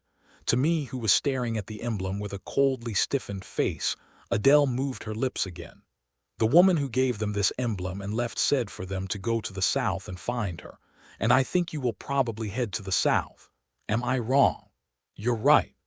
I had been thinking of it as a task to be solved in addition to going with Adriana, to find out how Teresa knew the princess's location, how she escaped from the capital and contacted Temujin. To solve that question, I had to head to the south. Adele nodded her head as if she had expected that, then continued with a rather serious face. "I knew you and the woman named Teresa had been engaged, and that your relationship had become strained after breaking off the engagement. This is my guess, but I had somewhat guessed that this matter wasn't unrelated to you. So now I need to know too." Her gaze turned to me as she said that. Through her cold gaze, a faint heat rose, and her face seemed to be asking me for an answer. "Can you tell me what happened between you and Teresa? I believed that you loved me." Robert's voice echoed in her ears. With an indifferent expression, he explained his past as if it was nothing. It seemed like it no longer held any meaning to him. Even when he felt betrayed upon realizing it was a one-sided love, there were times he laughed softly, saying it was now a matter of no concern. Now it's something that doesn't matter at all. Swish, her sword sliced sharply through the air. It was a sword that emitted a fiercer and rougher spirit than usual, not hiding its savage energy. Grating, the sword that touched the ground drew a line in the air. Adele's sword always symbolized flow. Although born in the rough lands of the north, at least her sword always brought to mind gentleness. But today, she knew it was an unusually rough and violent sword. A sword stemming from emotion, What resided in her after hearing Robert's story was a little anger, whoosh from dawn until morning. During that time, she swung her sword to shake off her thoughts. Still, why was her mind getting more complicated? Ha! Looking at her sword that stopped abruptly in the air, Adele then slowly closed her eyes and tilted her head back. To put it simply, Robert's story could be called the tale of a man who was betrayed. The story of a man who fell for a woman who approached him when he longed for love. But the love she whispered to him was actually a lie, and he had been deceived by her approaching him to covet his family's wealth. In a way, it was a story heard quite often. The reason they grew distant and broke off the engagement was because of such circumstances. It was something she hadn't paid much attention to until now. She just thought it was someone else's business and didn't consider it particularly special. The reason she asked about the name Teresa was simply because she wanted to know if there was any connection with Robert, not because she was curious about that woman. Pressing her forehead, she then wiped her face. There was no reason to think seriously anywhere. It was the past of a man who had no connection to her at all. No, he was just her deputy now, nothing more.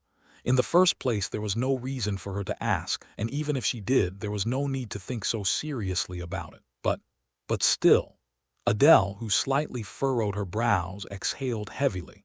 Anger was a passionate emotion. Once it exploded, it would burn up like a flame and continue to burst out until it died down.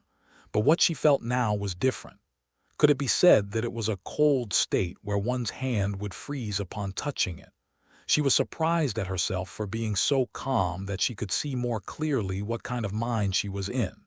It was true that she was angry. The behavior shown by the woman named Teresa was one of the things she hated the most, so she was angry together with Robert for what he had experienced.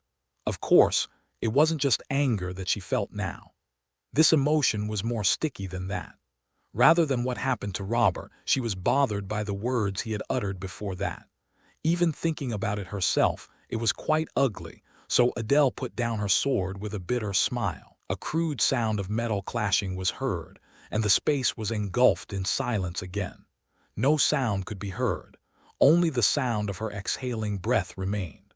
For a while, there was a woman I loved. Those words shook her. Even though she already knew they had been engaged before, she inwardly thought it was a political marriage. Didn't she think it was an engagement between families without any feelings for each other? Come to think of it, it was ridiculous to think that way. For what reason did she think that? Jealousy. At the word that penetrated through her vague thoughts, Adele laughed softly. It was an emotion she felt for the first time in her life, but Adele knew her own heart. If she wanted something, she got it. If she wanted to do something, she did it. If there was something she liked, she somehow made it her own, even if it wasn't an object but a person. What Adele wanted was eventually achieved. However, there was one thing she wasn't sure about. He always looked at her with empty eyes and uttered words with unreadable emotions. But Robert's voice, when he spoke about the woman named Teresa, was quite complicated. If there was one thing that opened her eyes after meeting the man named Robert Taylor, it was probably about her own emotions. It's ugly. There was someone she became interested in and wanted to make her own, so she wanted to keep him by her side. She had always done that when she wanted something, so she thought it would be the same this time too. Nevertheless, there was something that didn't work out, and the woman who realized it for the first time smiled bitterly and picked up her sword. Perhaps this anxious feeling of hers stemmed from such an emotion. She had to shake it off. But could she do that? Adele's life had always been filled with certainty, but for the first time she couldn't have that certainty. Whenever she saw Robert, Adele was always anxious. On the day Merigen was to return to the imperial palace, the people of this castle began moving quite busily. Perhaps it was to greet those coming from the imperial palace. Both Adele and Merigen were busy with this and that, so I finally had some free time left alone. Although I was left alone in the room, the surroundings were still noisy. I would probably only meet Merigen right before she left, so until then, I had quite a lot of time to spend alone. There was only one thing to think about during this free time: Teresa. Looking at the emblem Adele had handed me, I furrowed my brows. Did she do this on purpose for me to see? It was true that Teresa was foolish, but she wasn't lacking in intelligence. Revealing her name or emblem while informing the enemy of the princess's location must have been something she did deliberately. She knew I was in the north, and she also knew I would go to the princess. How on earth? The question I was immediately faced with was the problem. How did Teresa know about my existence? Of course, she might have found out somehow that I was going to the north, but the fact that I became Adele's deputy and even took part in the subjugation of the tribes was far from the time it would be known to the central region. It took me 10 days to come to the north and participate in the subjugation. To grasp the information and secretly slip away to inform them about the princess's location during those 10 days. It would be impossible even for someone as competent as Meridian, not to mention others. She must have received help from someone. Perhaps that someone knew the princess was in the northwest. If their goal from the beginning was to kill the princess, and Meridian, who found out I was in the north, used that fact to draw me in, perhaps that would be a sufficient explanation for this matter. The fact that the princess was in the northwest was only known to those above the rank of deputy or the main ministers of the imperial family. But the deputies here weren't such people. In the first place, their power originated from Adele's mercenary group, so there was no one who would hold a grudge against the princess.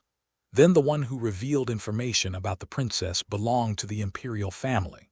After thinking for a while, my gaze suddenly stopped in the air. Keitel, the only person in the imperial family who could keep the princess in check and have the intention to kill her. The ministers had no reason to keep the princess in check. Their purpose was to be loyal to the person who would become the emperor, not to stick to Meridian, who had already become distant from the possibility of becoming the empress. In the first place, the core of power had all sided with the crown prince. Of course, Keitel was also in that situation, but Keitel's ideology was more extreme. If there was a sign of harm to his power, there was a possibility he would deal with it. This was the first time Meridian had come to the northwest, so he tried to kill her. The princess, who had shown no movement until now, moved to find her own place. If that bothered him, he might have tried to kill her, even if indirectly. My mind was complicated. If Keitel's name was involved, it meant that things had started from the moment the princess decided to go to the northwest in the first place. In such a situation, Teresa intervened, told the tribes about the princess's location, and that led to where we were now. Teresa, Violet. Looking at the emblem I received from Adele, I then clenched my fist while crumpling it with my hand. I had judged that she would remain quiet for a while and wouldn't be able to rise again, but I realized that was a miscalculation. This woman accepted it as hatred, rose up again, and crossed the line. If she had just stayed within that line, we would have lived without crossing paths again, but Teresa reached out her hand towards me once more, and she touched Meridian. Although I had already revealed it, the danger to Meridian's life was a regret I had held close for nearly 100 years. If there was a line that shouldn't be crossed for me, perhaps it was this incident. I had thought about staying in the north for a bit longer. I thought it would be fine to move a little more leisurely, but it seemed like it was time to move again now. She had told me to come to the south. No matter what she had prepared to wait for me, I wasn't afraid of it. I just wanted to sever my ties with the woman named Teresa. I had no intention of leaving her alone any longer. If she was an existence that didn't belong in the future I would create, wouldn't it be better to erase her? Knock, knock. At the sudden sound, I turned my head and heard a familiar voice from beyond the door. Looking at the clock, I realized that quite some time had passed. It was probably time for Meridian to leave soon, so they called me to see her off. "It's Lathos. Shouldn't you be coming out soon? Her Highness the Princess will be departing shortly." "I'll come out." When I heard Lathos' voice and went out, he adjusted his glasses, as neatly dressed as always.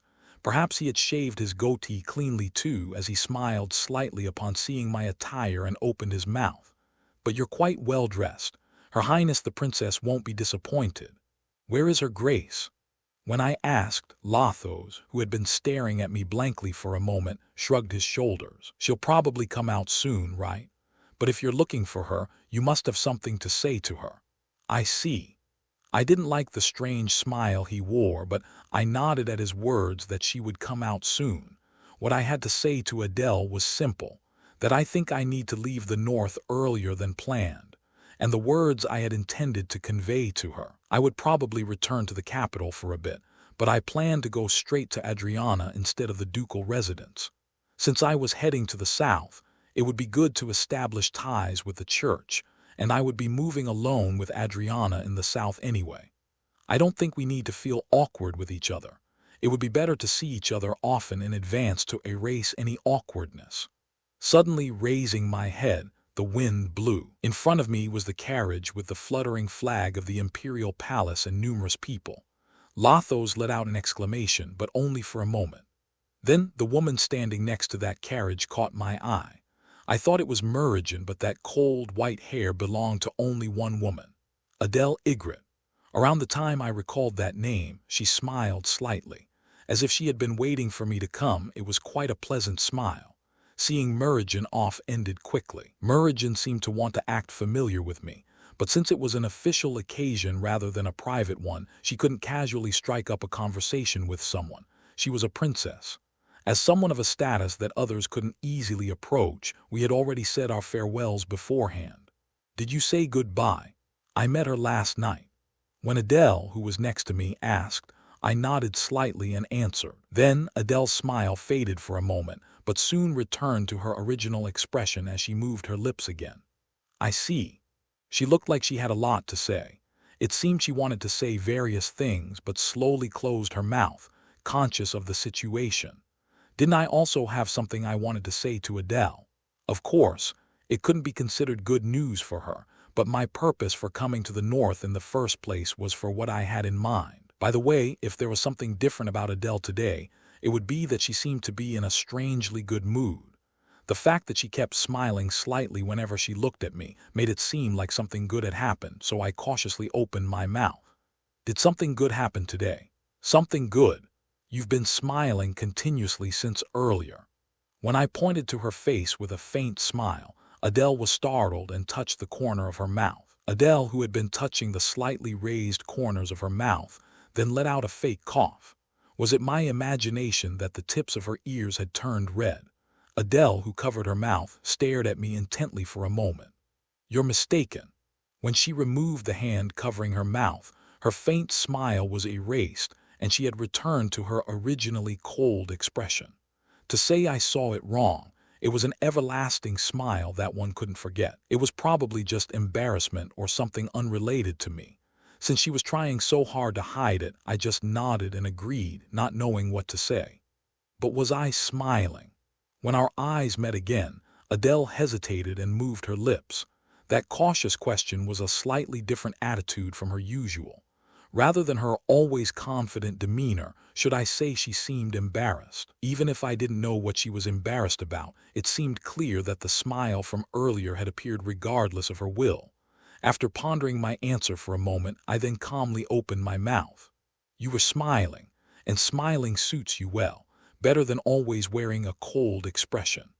Don't add unnecessary comments." It wasn't an unnecessary comment. It was something I often said during the many rounds I spent with Adele. As I said, smiling slightly like earlier suited Adele better than looking at her surroundings with those cold eyes. Whenever I thought about it, Adele's appearance wasn't as rough as the wolf guarding the North. Rather, she was closer to being elegant and delicate like the nobles of the central region. It was just that since her life began in the North, it would be awkward for her now. A woman who suited a cloak with wolf fur better than a dress, a sword better than flowers or tea. Such uniqueness could be said to be a charm that only a woman named Adele could possess. Perhaps annoyed by my comment that smiling suited her better, Adele slightly furrowed her brows and walked forward with big strides. The North became quiet again after Merigen returned to the Imperial Palace. The Imperial Palace would be noisy about this incident, but no one would say anything to Adele. Maybe the Crown Prince, but the North would be quiet for a while. So I made up my mind. Leaving now would cause the least disturbance, and I needed some time to organize my thoughts about what I had to wrap up in the South. "Your Grace, I have something to tell you. Do you have time?" Then Adele, who had stopped abruptly, stared at me blankly. After gazing at me with a rather strange expression, she soon shook her head and answered softly, "Follow me." Even as I tried to bring it up to Adele, I realized my attitude was quite cautious. Saying that I would leave the north and go back to the south, from Adele's perspective, not knowing I would join the saint and go to the south, it would sound like I was going to find Teresa. Adele had warned me several times after hearing my story. If you do end up going, don't go alone. It's too dangerous. It was clear that Teresa was calling for me. Unless she was a fool, revealing her existence in the north where I could only point to one thing. If I went to the south, I thought I would probably be able to face that reality. "So, what did you want to tell me?" Adele, who put down her teacup, asked casually. When I glanced over to see what kind of tea it was, what was placed in front of Adele was black tea. Come to think of it, she often enjoyed drinking the black tea that came from the central region. Smiling slightly at the old memory, I then erased my smile at the gaze staring intently at me and slowly opened my mouth. "It's already been 3 weeks since I arrived in the north." "Has it already been that long?" "It doesn't feel like it's been that long." "Do you remember what you said at first, when you made me your deputy?"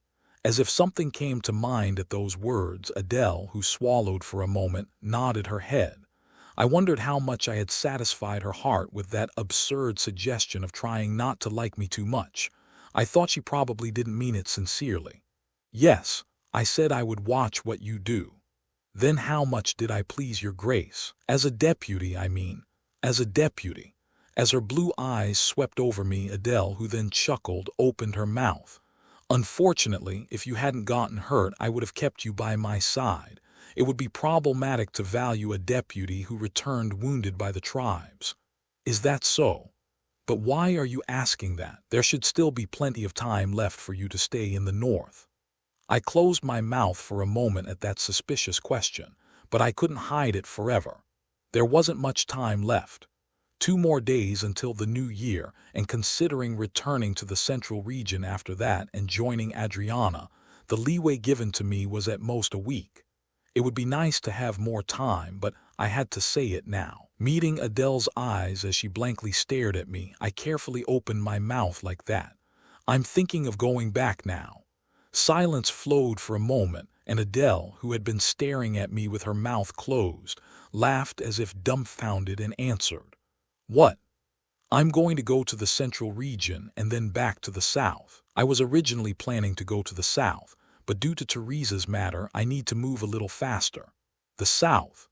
Adele, who muttered like that, had a gradually darkening complexion as she wiped her face with her hand and quietly looked at me. She was probably thinking about what I meant by saying this. When I waited for a long time after making eye contact, Adele moved her lips again. "I must have told you not to go alone. No matter if she was your fiancée, don't you think it's obvious she'll be waiting for you?" "I'm not going alone." "Then who are you saying you're going with?" "I think I'll probably be going with the saint, since my original purpose was to go to the Temple of the Moon." Upon hearing the word saint, Adele narrowed her eyes for a moment and sipped her tea. The slightly raised corners of her mouth were drawing a sneer. It was a habit she showed when she was in a bad mood. Perhaps she reacted to the word saint, or was it that she didn't like the fact that I was going to the south? Around the time I guessed her thoughts, Adele's voice reached my ears. "You have a talent for annoying people." "What do you mean?" "I didn't ask you anything. I had no intention of stopping you from going back, because it would make you uncomfortable, because I could see that you were reluctant to do such a thing." Between her slightly furrowed brows, her forehead wrinkled. As if dumbfounded, Adele clicked her tongue and continued. "I don't know anything about you, other than the fact that you're the eldest son of the Taylor family, that you're better with a sword than I thought, and that you received a favor from the princess that I don't know about. Yet I kept being considerate of you." Her lips moved slightly and came down, followed by a moment of silence.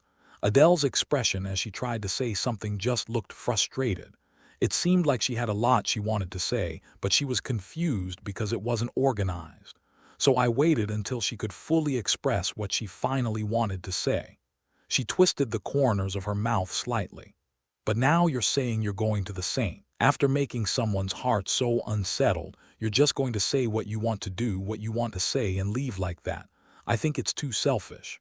It's not on purpose. If it's not on purpose, are you trying to play games with me now? They were quite different from the reactions I had expected.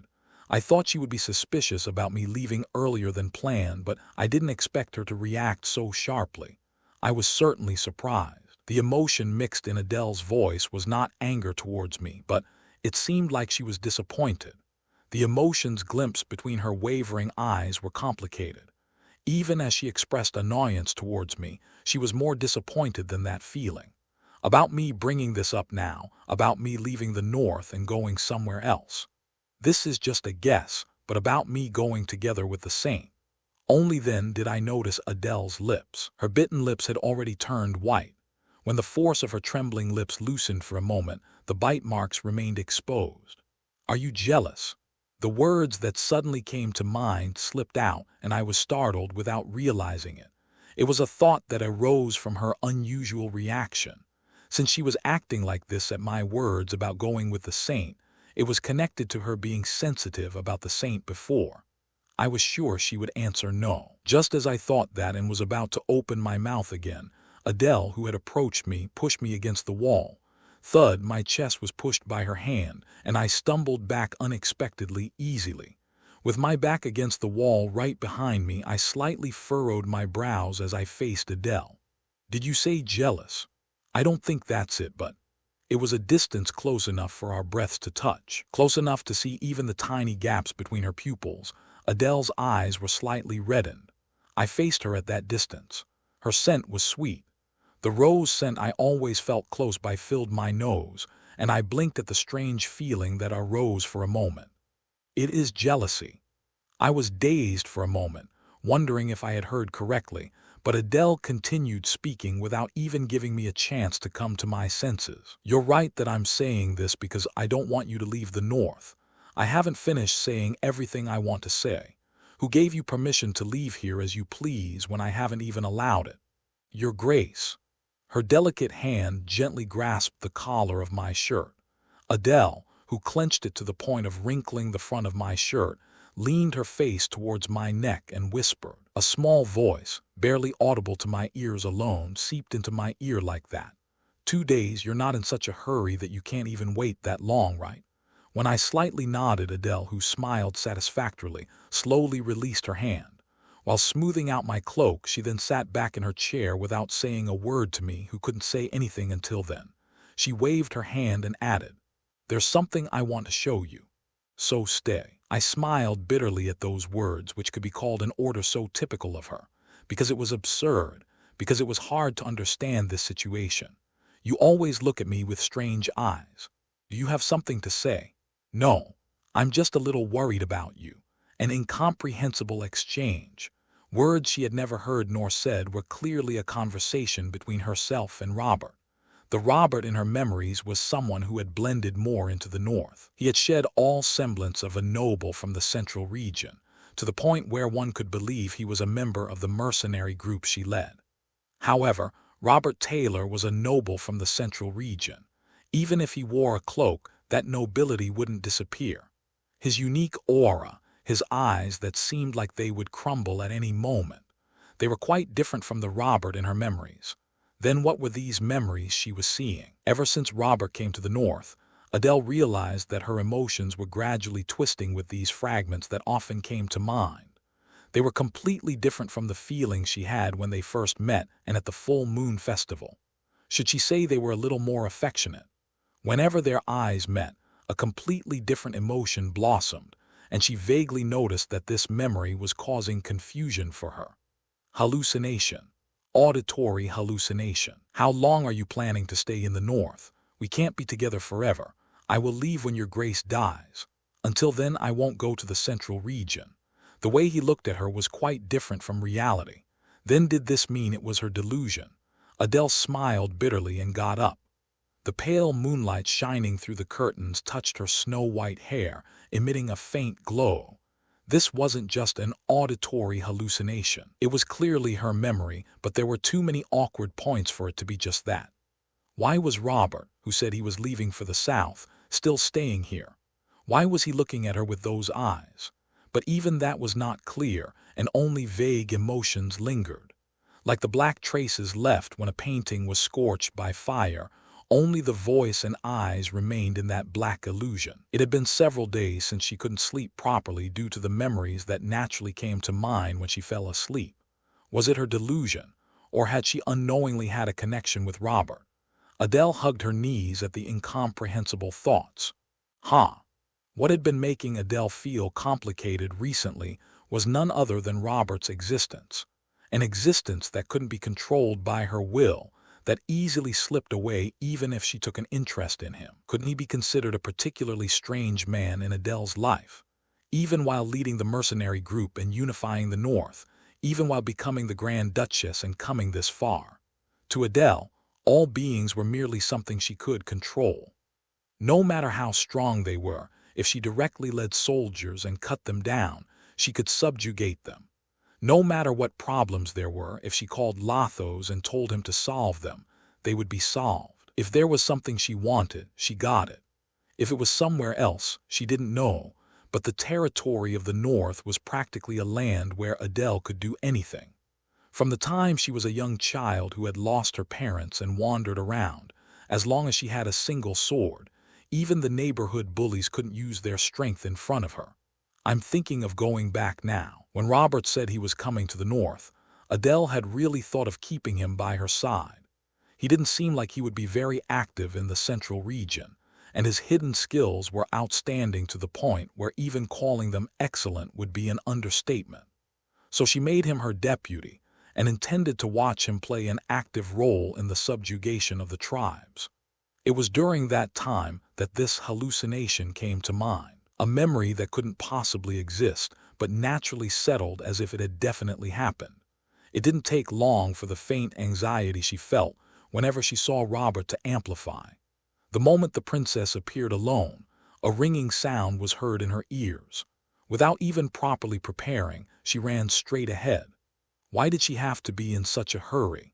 Why did she become so impatient and run without even making a proper judgment? What she felt when she heard that Robert was going to the south was annoyance. It was partly because her expectation that he would stay in the North for a few more days was shattered, but it was more because it was another unexpected situation. The fact that he showed no reaction even when she held a sword to his throat. His abrupt visit to the North in the winter, his decision to go alone to save the princess. And now his intention to go to the south earlier than planned. None of her predictions were coming true, were they? She seemed to have gotten angry for a moment at the thought that he was deliberately avoiding her grasp. There was no need to get angry. At the sudden embarrassment that came to mind, Adele rubbed her cheek. I don't know why I'm acting like this. It was excessive concern to show towards someone she had only met a few times and had only seen for a few weeks in the North. There was no need to care about what he did was there. Although he shared several things in common with her father, Robert wasn't so weak that he would suddenly die somewhere. He would do well on his own even if she left him alone, even if she didn't care, even if she wasn't there. Her sighs were an appeal for the frustration she felt. She might have been slightly denying that when she looked at Robert, she was overlapping him with someone. The person whose wishes were never fully granted until the end. The person who eventually left and completely disappeared no matter how much she tried to keep him by her side. Like her father. The reason she told him to stay for 2 days was to sort out these complicated feelings. Affection. Adele scoffed and smiled bitterly. It wasn't such a feeling. Although she had never harbored affection, she didn't think her feelings towards Robert were close to affection. It was just that he bothered her, that she became concerned when he wasn't in sight.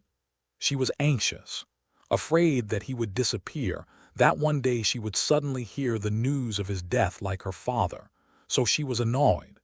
It hadn't been long since he was badly injured by the tribes, but instead of staying here longer, he said he would go straight to the south. She wanted to avoid ominous thoughts as much as possible, but she couldn't help them from lingering in her mind. When she slightly furrowed her brows, a dim light was visible. Recalling her own actions, an involuntary smile formed. The actions she had taken swept up in momentary emotions, The embarrassment about them was only coming to her now, and a small heat touched her cheeks. Why did she have to grab his collar there? It would be fine to just consider him a strange person, wouldn't it? There was no need for that. She and Robert had no relationship at all. He was a temporary deputy, a person she had met by chance. That was all there was to it. In her dream, she and Robert were quite close. They always went around together, and sometimes they would ride wolves and wander around the north, just the two of them. So it must have been a misunderstanding. She mistakenly believed that this incomprehensible dream had really happened, that this memory was really something she didn't know about. That's all it was, a belief. Adele's eyes, which had been staring into the void for a moment, closed tightly. Her head slid down against the wall and touched the pillow, and a few minutes passed like that. When she opened her eyes again, they turned towards the ceiling, until the pale moonlight faded and dawn arrived. For a very long time, she just stared at the ceiling like that. 2 days wasn't a time so long that he couldn't accept it. Moreover, since Adele had said it, he couldn't refuse, and there was no justification to refuse, so he had no choice but to stay in the north. 2 days. This much time wouldn't cause a disruption to his schedule. The only thing he was curious about was what she wanted to convey to make him wait 2 days. Even after a day passed, Adele didn't appear. And even today, on the second day, she still hadn't appeared. She wasn't seen in the office where she worked, so everyone was puzzled, and Lathos even asked me about Adele's condition. Even if he asked about Adele's condition, there wasn't much I could answer. I only knew that she seemed disappointed in me, but I didn't even know why she was disappointed. Most of the things I experienced in this round were things I was experiencing for the first time. It started from the moment I told Teresa about the broken engagement. There were no more variables or situations that I knew. Even this attitude of Adele's was quite awkward. Of course, it wasn't the first time she showed such an expression, but it was the third time I had met Adele. The first time I met her was when I was broken after dying to Meridian and dying a few more times. The second time I met her was when I decided to start anew in the north. And this was the third time. Out of those 3 encounters, we were together almost always for 2 of them, so during that time, I think we had a rather peculiar relationship. Wasn't it a time when Adele seemed like a savior to me? And Adele also didn't see me as an ordinary deputy. She didn't easily reveal her past. Even Lathos, who had been with her the longest, didn't know about Adele's past. The reason I knew about her past, which she didn't reveal, was probably due to the feelings Adele had for me during that time. Lovers. Although we didn't reach the same level as Meridian, there was a time when we vaguely harbored such feelings for each other, so it must have remained a regret, because I couldn't stop Adele from leaving for the Imperial Palace, and moreover, I didn't even try to go with her. I won't die, Robert, so wait for me. I'll prove that your worries were wrong. Whenever I thought about going to find Adele, who hadn't shown up for the past few days, such thoughts would come to mind and make me hesitate. What on earth was she doing that she hadn't appeared for 2 days? It was me who would be leaving tomorrow morning. As more time passed and night approached, I slowly began to worry about Adele, who still hadn't shown herself. But even if I went to find her, what should I say? After messing up my hair this way and that, I then wiped my face and lowered my head. It was frustrating. Just as Adele was annoyed with me, I was also frustrated.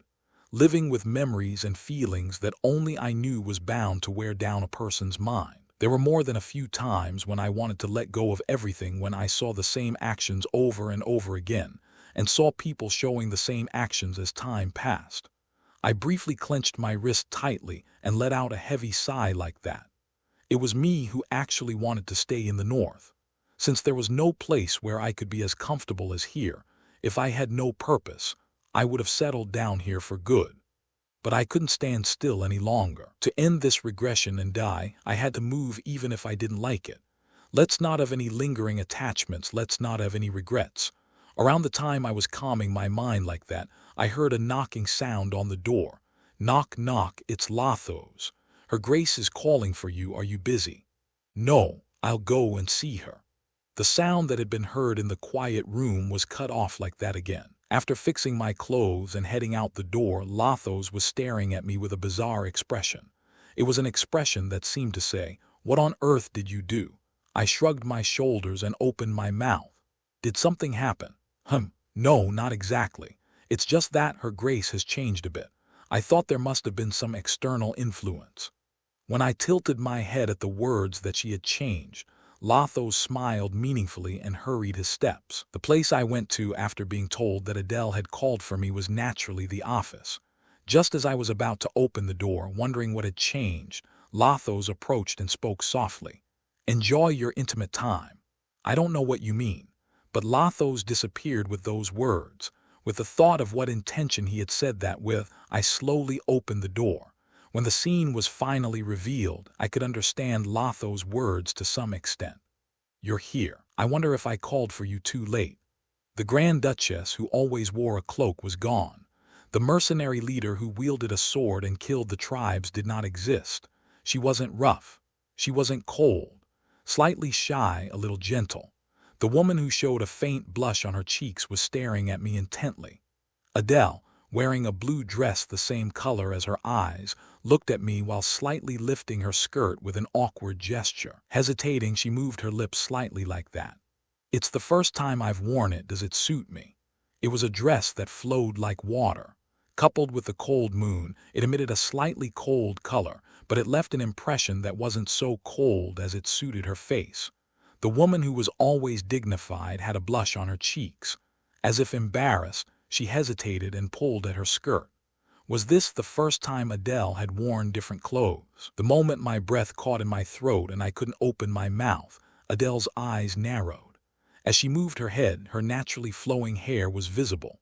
Her snow-white hair touched the dress like that, as if it turned the surroundings monochrome for a moment.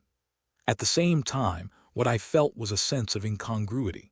I had already seen this dress somewhere, so even as I looked at it, I couldn't just call it beautiful. A voice pierced through those blurred thoughts. It was Adele's voice with furrowed brows. "Is it bad?" "No, I mean, what should I say?" The sight captured in my eyes was something I had never imagined. Adele in a dress, if the social circle saw this, wouldn't they be truly shocked? But even though she was wearing a dress, her posture was still crooked, so I inadvertently let out a laugh. "Then why are you laughing? Don't make people frustrated." "It's the first time, yes, it's the first time I've worn it. I just want to know how it looks." "Why haven't you worn it until now? It suits you so well." HMPH. Even as she snorted like that, she didn't seem to be in a bad mood as she slowly brushed her hair back. Even looking again, I couldn't believe this sight. Rather than being awkward, it suited her so well as if she had been wearing it from the beginning. Because of that, I lost my words. I didn't know what intention she had for taking out the dress, but if she wanted to surprise me, it could be considered successful. Honestly, she was pretty. I couldn't find any other words to express it besides that. She was always beautiful, but Adele in a dress particularly stood out in that aspect. After watching Adele awkwardly fiddle with her skirt for a while, I suddenly wondered why she wore the dress. So when I asked, she looked at me as if it was obvious. "Did you forget there's a New Year's event at midnight today? That's why I told you to stay 2 more days. I was planning to show you before you left." Ah, I had completely forgotten, my mind preoccupied with the South. The New Year would come after midnight passed, but she wasn't the type to dress up in a dress for that. However, since her whims changed depending on the occasion, I just accepted it as it was. She probably just wanted to wear a dress. Even if I couldn't deny that the reason was me, I had no intention of saying anything since it suited her well. But compared to her dress, my attire wasn't very neat. Since I hadn't expected this situation at all when I tried to change clothes, Adele opened her mouth. "You don't need to go. I didn't wear it to show it to anyone anyway." "But there's something called courtesy, isn't there? Who are you trying to show courtesy to?" I said I don't mind, so just quietly be my escort. Just like at the full moon festival, she reached out her hand to me and waved it. When I lightly grasped it at her gesture telling me to hold it quickly, Adele chuckled and approached to stand next to me like that. It seemed I was the only one feeling awkward and fidgeting at the sight of Adele wearing a dress instead of armor or a cloak. Smiling awkwardly like that, I moved my steps to follow Adele, perhaps towards the festival to decorate the last night of the year on my last day in the north. Let's go now. The festival in the north will be a bit novel. The word novel didn't seem to have a positive meaning. It was probably due to the cultural differences between the north and the central region. There were many things that were a bit intense for Adele to participate in while wearing a dress, and they were all bleak when it came to seeing something. Although it was a festival for the new year, it had a strong shamanistic character. It was different from the shamans of the south. They simply worshipped beasts and nature and expressed gratitude to the god who let them pass this year safely as well. That's probably why the people from the church felt uncomfortable with the north, since it was a gathering of people who revered nature more than the god of the moon. Perhaps that was the reason Adriana and Adele felt uncomfortable with each other. While looking around aimlessly like that for a moment, Adele, who spotted Bunter running around with a barrel of alcohol, furrowed her brows. I told him to wander around quietly, but it seems hopeless. Well, I think it's fine, as long as he doesn't harm others. My brow twitched when I saw him smash a street stall. Of course, there was no way Bunter wouldn't cause trouble. No matter how much of a deputy he was, Adele couldn't overlook even this. As a subordinate of the Grand Duchess, shouldn't he set an example? Just as Adele was about to move with a sigh, it happened. "Hey, Bunter, Her Grace must have told you to stay put." Lathos, who had walked over from somewhere with heavy steps, grabbed Bunter's collar. Pretending to be angry, he stared intently into Bunter's eyes, and the guy's head slightly tilted towards this direction. After making eye contact with me, he grinned and continued.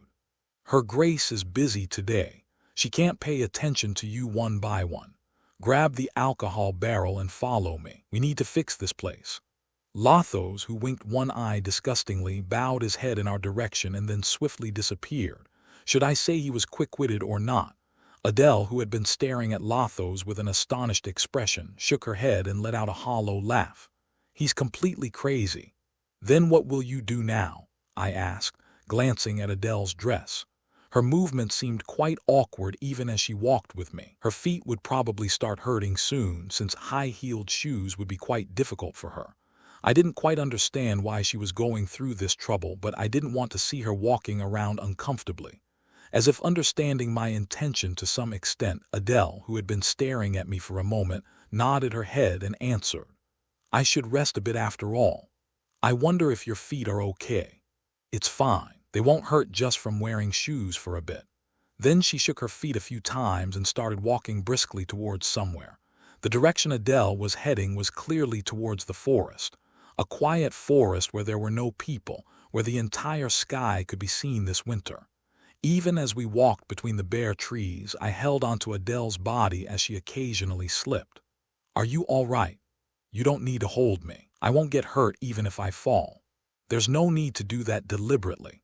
When I slowly lifted her up by the waist, Adele, who had been staring at me blankly, patted her waist and started walking again. If she was going to be like that, it would have been more comfortable to wear her usual clothes.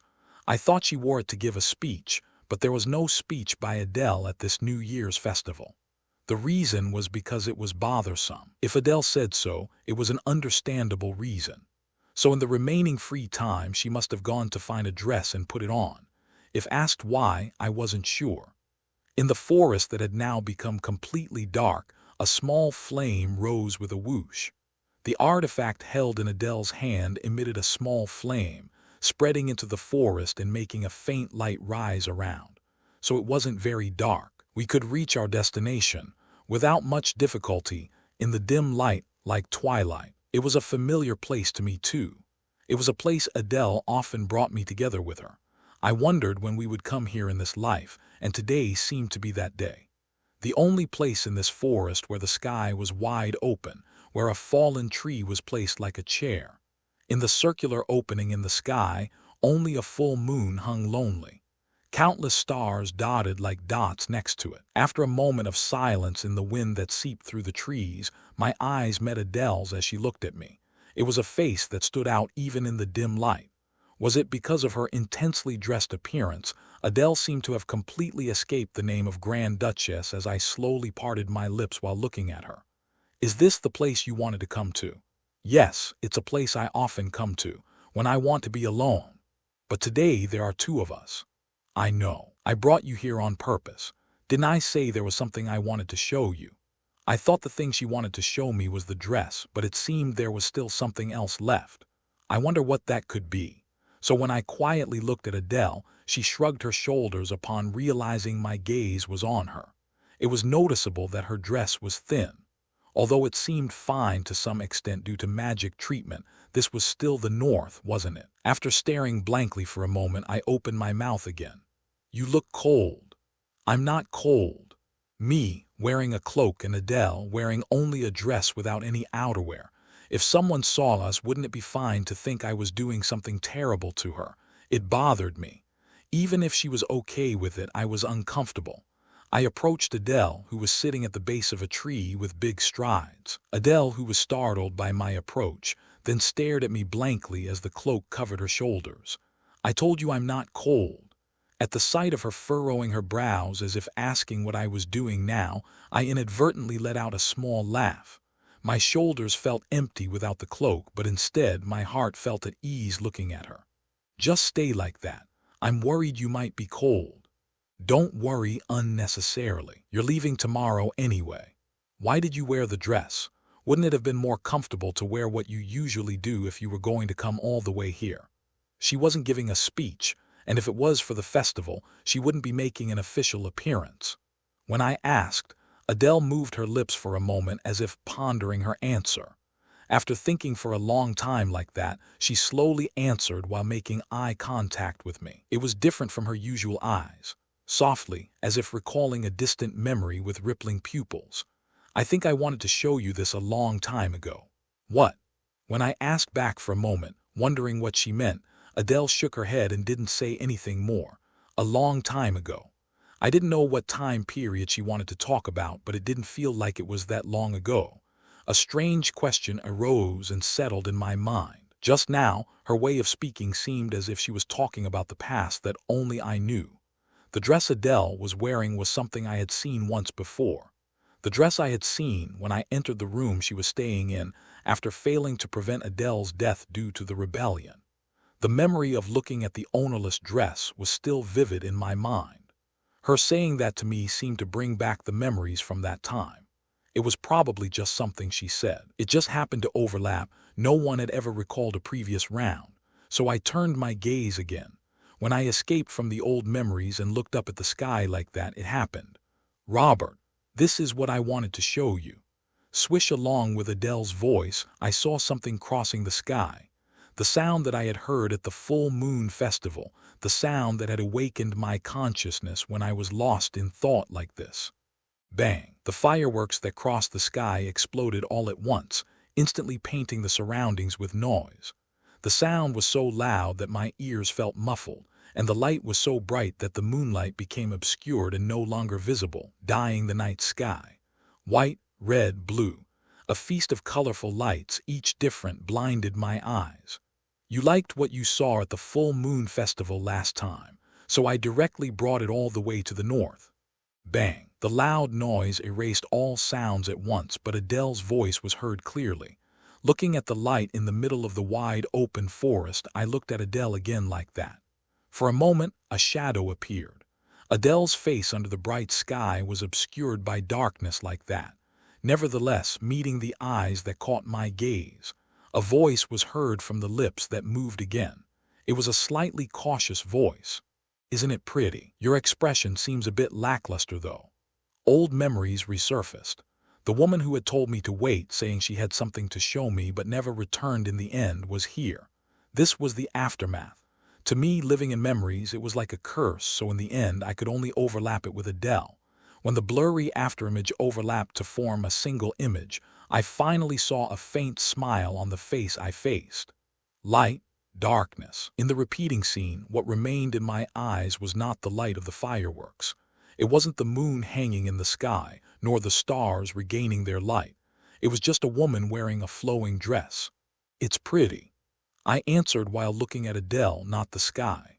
Without adding that it was the fireworks, Adele slightly avoided my gaze that was just staring intently. Looking at her like that, I then added softly and smiled. Very much so. The words I should have said before but only uttered now, and then I realized. I was still living in the aftermath of my memories. The fireworks exploded like that for a while and then gradually disappeared, and the original night sky began to show again. Since the lingering feeling from earlier wouldn't disappear so easily, I slowly lowered my head, still lost in thought. I didn't expect to see fireworks here. It seemed the fireworks she saw at the full moon festival left quite a strong impression on Adele. However, what I saw was not the fireworks, but Adele standing under the firework lights. There was no need to specifically tell her that. This round could be considered to have completely passed the singularity since I started breaking off the engagement with Teresa. There were things I had already experienced, but wasn't this the first time my relationships with Adele, Adriana, and Meridian were intertwined simultaneously? What if I had let go of my expectations for Yuria and Teresa from the beginning? If I hadn't expected things to change and only dug into the crown prince to tighten his breathing? Maybe I wouldn't have had to face the memories I'm recalling now. You don't look like you're in a good mood, for saying it was pretty. When I raised my head at the voice that suddenly reached my ears, Adele was looking at me with a strange expression. The words Adele had just uttered sounded meaningful to me as well. A long time ago, I think I wanted to show you this. Those words just now sounded as if she remembered the previous rounds. Even though I thought it couldn't be, I wanted to reveal my regression with a slight hope. If I told her about my 100 lives, about the 300 years, would Adele understand that? When I looked at her face with that thought, I suddenly felt afraid upon seeing the faint smile lingering on the corners of her mouth. Afraid that she would see me as a strange person. With a sigh at that ever-present fear, I slowly parted my lips. My mood is fine. Just something came to mind. Something came to mind. Should I say it's something from the past? If I were to put a timeline on it, it would probably be a few months later, but to me, it was already something from decades ago. The North I had visited before Adele died, and after she died. The reason I was reluctant to be with Adele at first was because I didn't like the idea of this situation happening again. Of course, now I also knew it was something I couldn't turn back, so I just watched Adele with mixed feelings. Adele, who furrowed her brows at the words "something from the past," then twisted the corners of her mouth and spoke again. It seems there are too many things from the past that I don't know about. Come to think of it, aren't I older than you? That's true. We have a 3-year age gap, don't we? Yet you have so many secrets. How annoying. Despite her words, she didn't seem to have any intention of asking me more. Although Adele seemed to live as she pleased, she had her own lines. The problem was that it only applied to those she liked, but fortunately, I met that standard. Adele quite liked me. I didn't know before, but now I knew the reason. It was probably because my attitude was quite similar to her father's.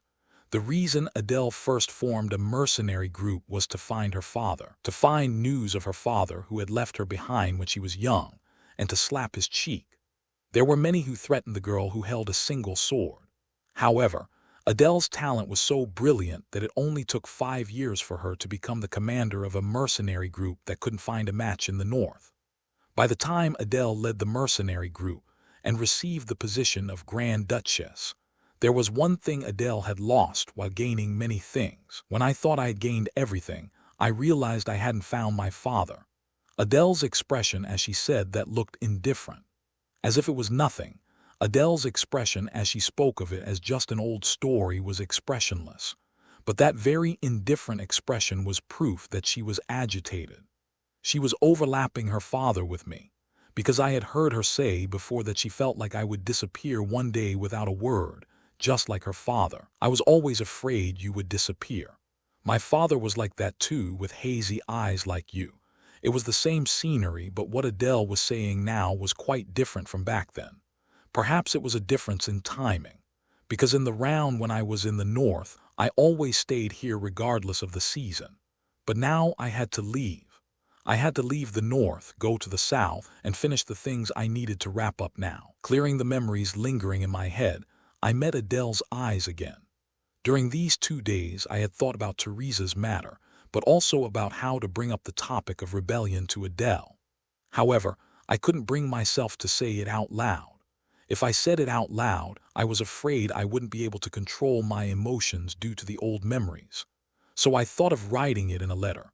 Although it might seem quite strange, it would be better to tell her to read it later. If I wanted to explain her death, it would take a long time. It was also strange to suddenly mention death in this atmosphere, so it would be better to give her time to think about it in her own way. If she read all the contents I had written in the letter, I thought she would at least be able to understand. Even if she didn't believe it, it didn't matter. If Adele still headed to the imperial palace despite that, I would stop her even if I had to modify the plan. I also have something to give you. You're giving me something. Do you read letters? When I took out a neatly wrapped letter from my bosom, Adele stared at me blankly. Reading the embarrassment in her wavering eyes, I smiled slightly and gently placed the letter in Adele's hand. Read it after I leave. I wrote down what I wanted to say. You're doing unnecessary things. Do you think I'll read it if you give it to me like this? I hope you'll read it. Definitely. At my slightly desperate voice, Adele furrowed her brows. I thought she probably wouldn't be able to refuse. Even if she didn't care when we first met, she wouldn't be able to ignore this letter now. Moreover, it was a letter from me. Adele, who had been examining the letter placed in her hand for a moment, then accepted it preciously with a fake cough. Don't write things like letters next time. It's better to swing your sword more at times like this. I probably won't be able to see you for a long time after I leave this time, so it's my way of saying goodbye. For a long time, yes, we won't be able to see each other for a long time. Adele, who smiled meaningfully, slowly got up. The night sky where the fireworks had all exploded regained its silence. The light that had spread around had also completely faded now, and it was time for the forest to be darkly dyed in the night shadows again. Perhaps it was time to go back now. Adele must have had the same thought as she quietly moved her lips. Let's go back now. You need to sleep too. Rustle. The sound of leaves being stepped on was heard whenever Adele moved. She, who had been walking briskly as if she had gotten used to the shoes, noticed that I was lagging behind and turned her head. You shouldn't be slower than me. How can you be slower than a woman wearing heels? I'm deliberately going slow. I took a big step, then another step to stand next to Adele. I have to catch you from behind if you fall. I won't fall. I'm completely used to it now. If you say so. If we walked a little more, we would see the castle. Realizing that we had walked quite a distance from the castle, I swallowed. Considering the time, it would be close to midnight now. People who would be waiting under the bell tower for the new year that would start soon. Although not visible, the bell tower standing tall in the distance definitely caught my eye. The new year hasn't come yet. You set off the fireworks a little earlier than the time. Originally, the most important thing in welcoming the new year is the bell. I think it's natural. I don't like the sound of the bell. It hurts my ears. Yet, the reason she didn't remove it was probably because she cared about the people of the north in her own way. The bell would probably ring soon. I could see the priest who had climbed to the top of the bell tower offering prayers to the people and then preparing to ring the bell. When I stopped walking towards the castle for a moment and quietly looked at it, Adele quietly opened her mouth. Come to think of it, I haven't apologized to you yet. Since the new year is coming, it's better to say it now. Her slender fingers tugged at my sleeve, and at that small touch I turned my head. Adele, who hesitated and blinked her eyes several times as if slightly embarrassed, slightly bit her lips. The word apology was puzzling. However, recalling that it might be about her getting angry at me last time, I just waited like that until Adele opened her mouth. Some time passed, and it was when the priest, who had almost finished ringing the bell, reached out his hand towards the bell. I'm sorry for getting angry at you. The fingers that had slightly grasped my sleeve had now become a palm. Wrapping around my collar, as if telling me not to run away, she held it like that. My arm was caught in Adele's hand. Firmly grasping my wrist, Adele, who had been staring at me intently like that, continued. I'm sorry for cutting your throat when we first met and for acting a bit selfishly. I think that way. Didn't you already apologize for that before? I have a feeling that if I don't say it now, I won't be able to. When I raised my head at the words that suddenly reached my ears, Adele was already looking at the bell. It was an expression as if she was recalling something. Yet, as if unsure about it, I could see her furrowing her brows. If I don't say it now, I feel like I won't be able to say it. It was evident that she was anxious. However, not knowing what she was anxious about, I could only slowly grasp the hand holding my wrist. Her hand that had been applying force for a moment gradually loosened, and between that falling hand, my fingers dug in. Our body heat overlapped under the cold wind. Although it was only an area as small as a palm overlapping, it was enough contact to feel each other's warmth. It was closer to just holding rather than grasping. It was to reassure her anxiety even a little, but Adele's eyes widened in surprise instead. I met her wavering blue eyes.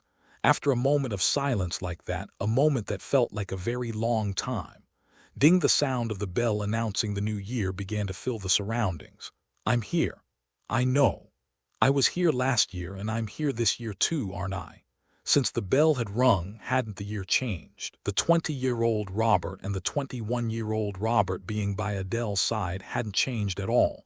Even if Adele's anxiety was a unique feeling to her, even if it was a premonition of her own death, that was no reason for her to be anxious. Do you dislike me leaving? Don't say unnecessary things. It's just a feeling I had. Then let's make a bet about whether we can see the bell ringing together next year or whether we won't be able to. Although Adele, who didn't know what those words meant, looked at me with strange eyes, I knew what would happen to Adele next year. Adele wouldn't be here next year, because in the round so far, Adele had always died this winter. Since it was a fact only I knew, the bet I mentioned was actually equivalent to me asking myself, which side will you bet on? But I asked without showing it.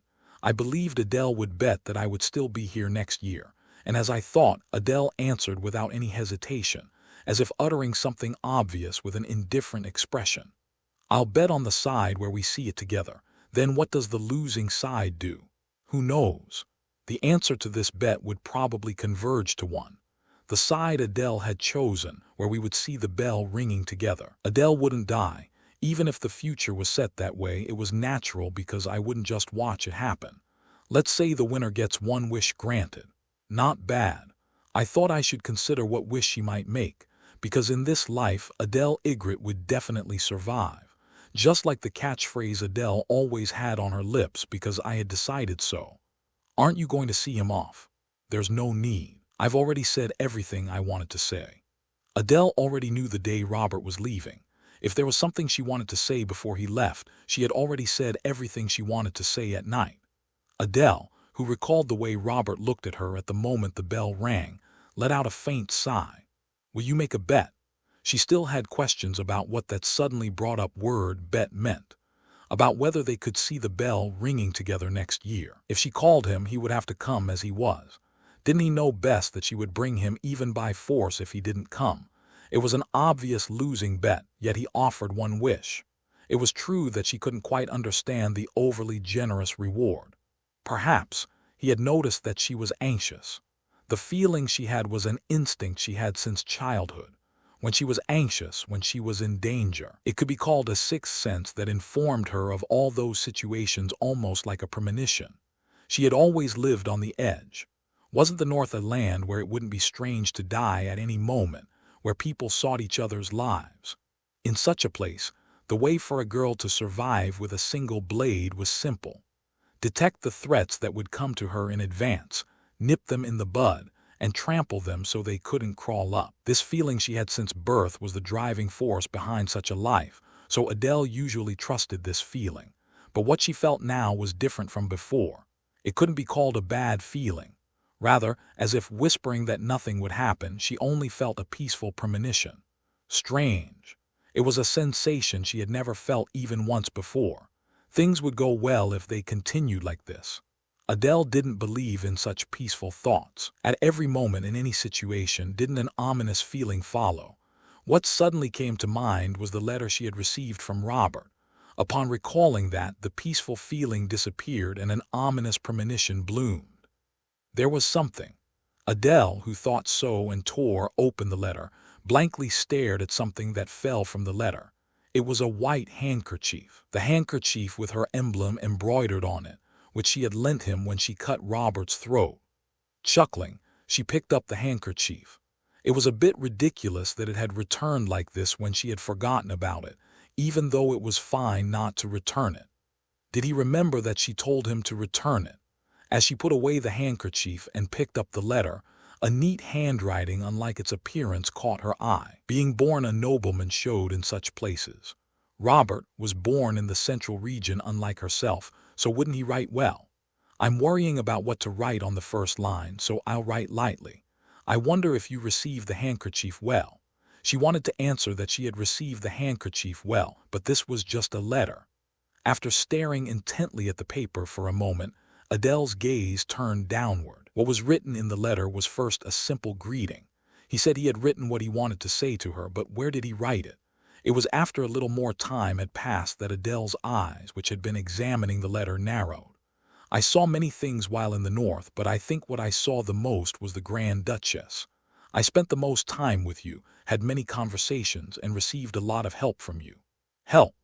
Adele smiled bitterly. In fact, she didn't particularly remember giving any notable help to Robert. He adapted well on his own, and just lending him a sword was all, wasn't it? There was a sight she wanted to show him, but Robert's expression upon seeing it looked quite complicated. She didn't know what memories he was recalling, but it was certain that it was something she didn't know. It was clear that there was a gap between herself and Robert.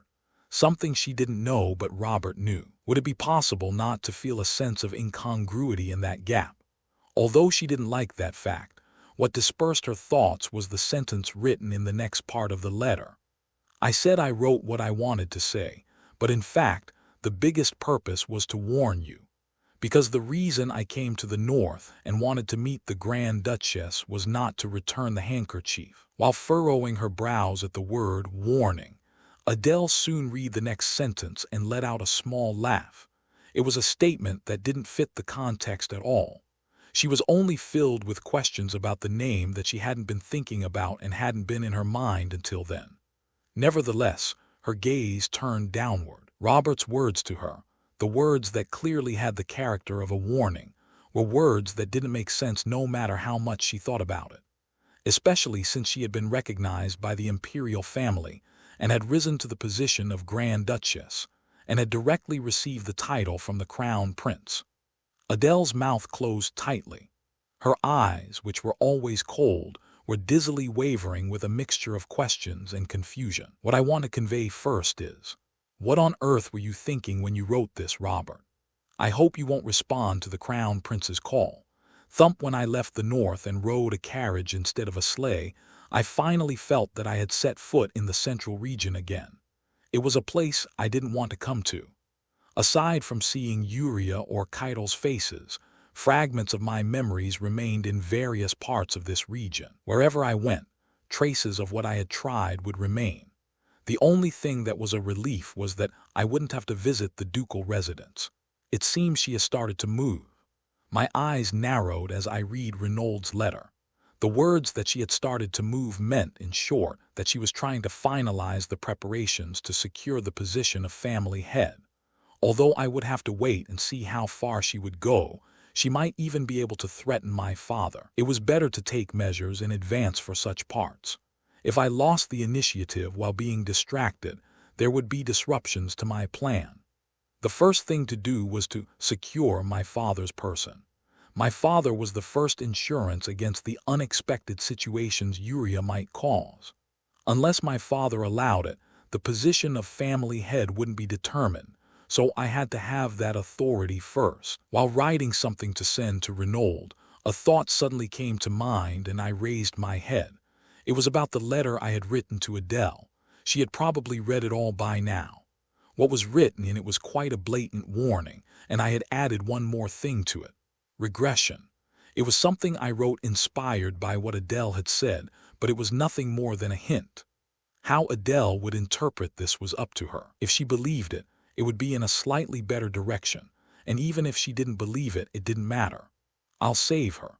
Since I had decided that there wouldn't be a situation where Adele died in this round. Perhaps because I had clashed swords quite a lot in the north, my level had advanced a step further than I had thought. I wouldn't get tired quickly just by using a little mana like before, and I could consider using other weapons as well. Although I had wasted 20 lives after losing Murigen, I hadn't completely wasted them. Hadn't I seen the extremes of all the weapons I could use? Even if I couldn't fully achieve those extremes, I believed there was nothing I couldn't do if I proceeded based on the understanding I had already achieved. It would be better to contact Adriana. So the place I was heading to this time was the church where Adriana would be, even though it felt a bit rushed to go there right after arriving in the central region. I had to see Adriana, but in this round, I also had to build a relationship with the church, so it was natural. If there was something I had to finish before striking the crown prince, building my own forces came first. Going to the north, going to the south with Adriana, and building a friendship with Murigen were for that reason, right? And I had even directly met the crown prince. The progress on this was still going smoothly. The church could also be considered part of that.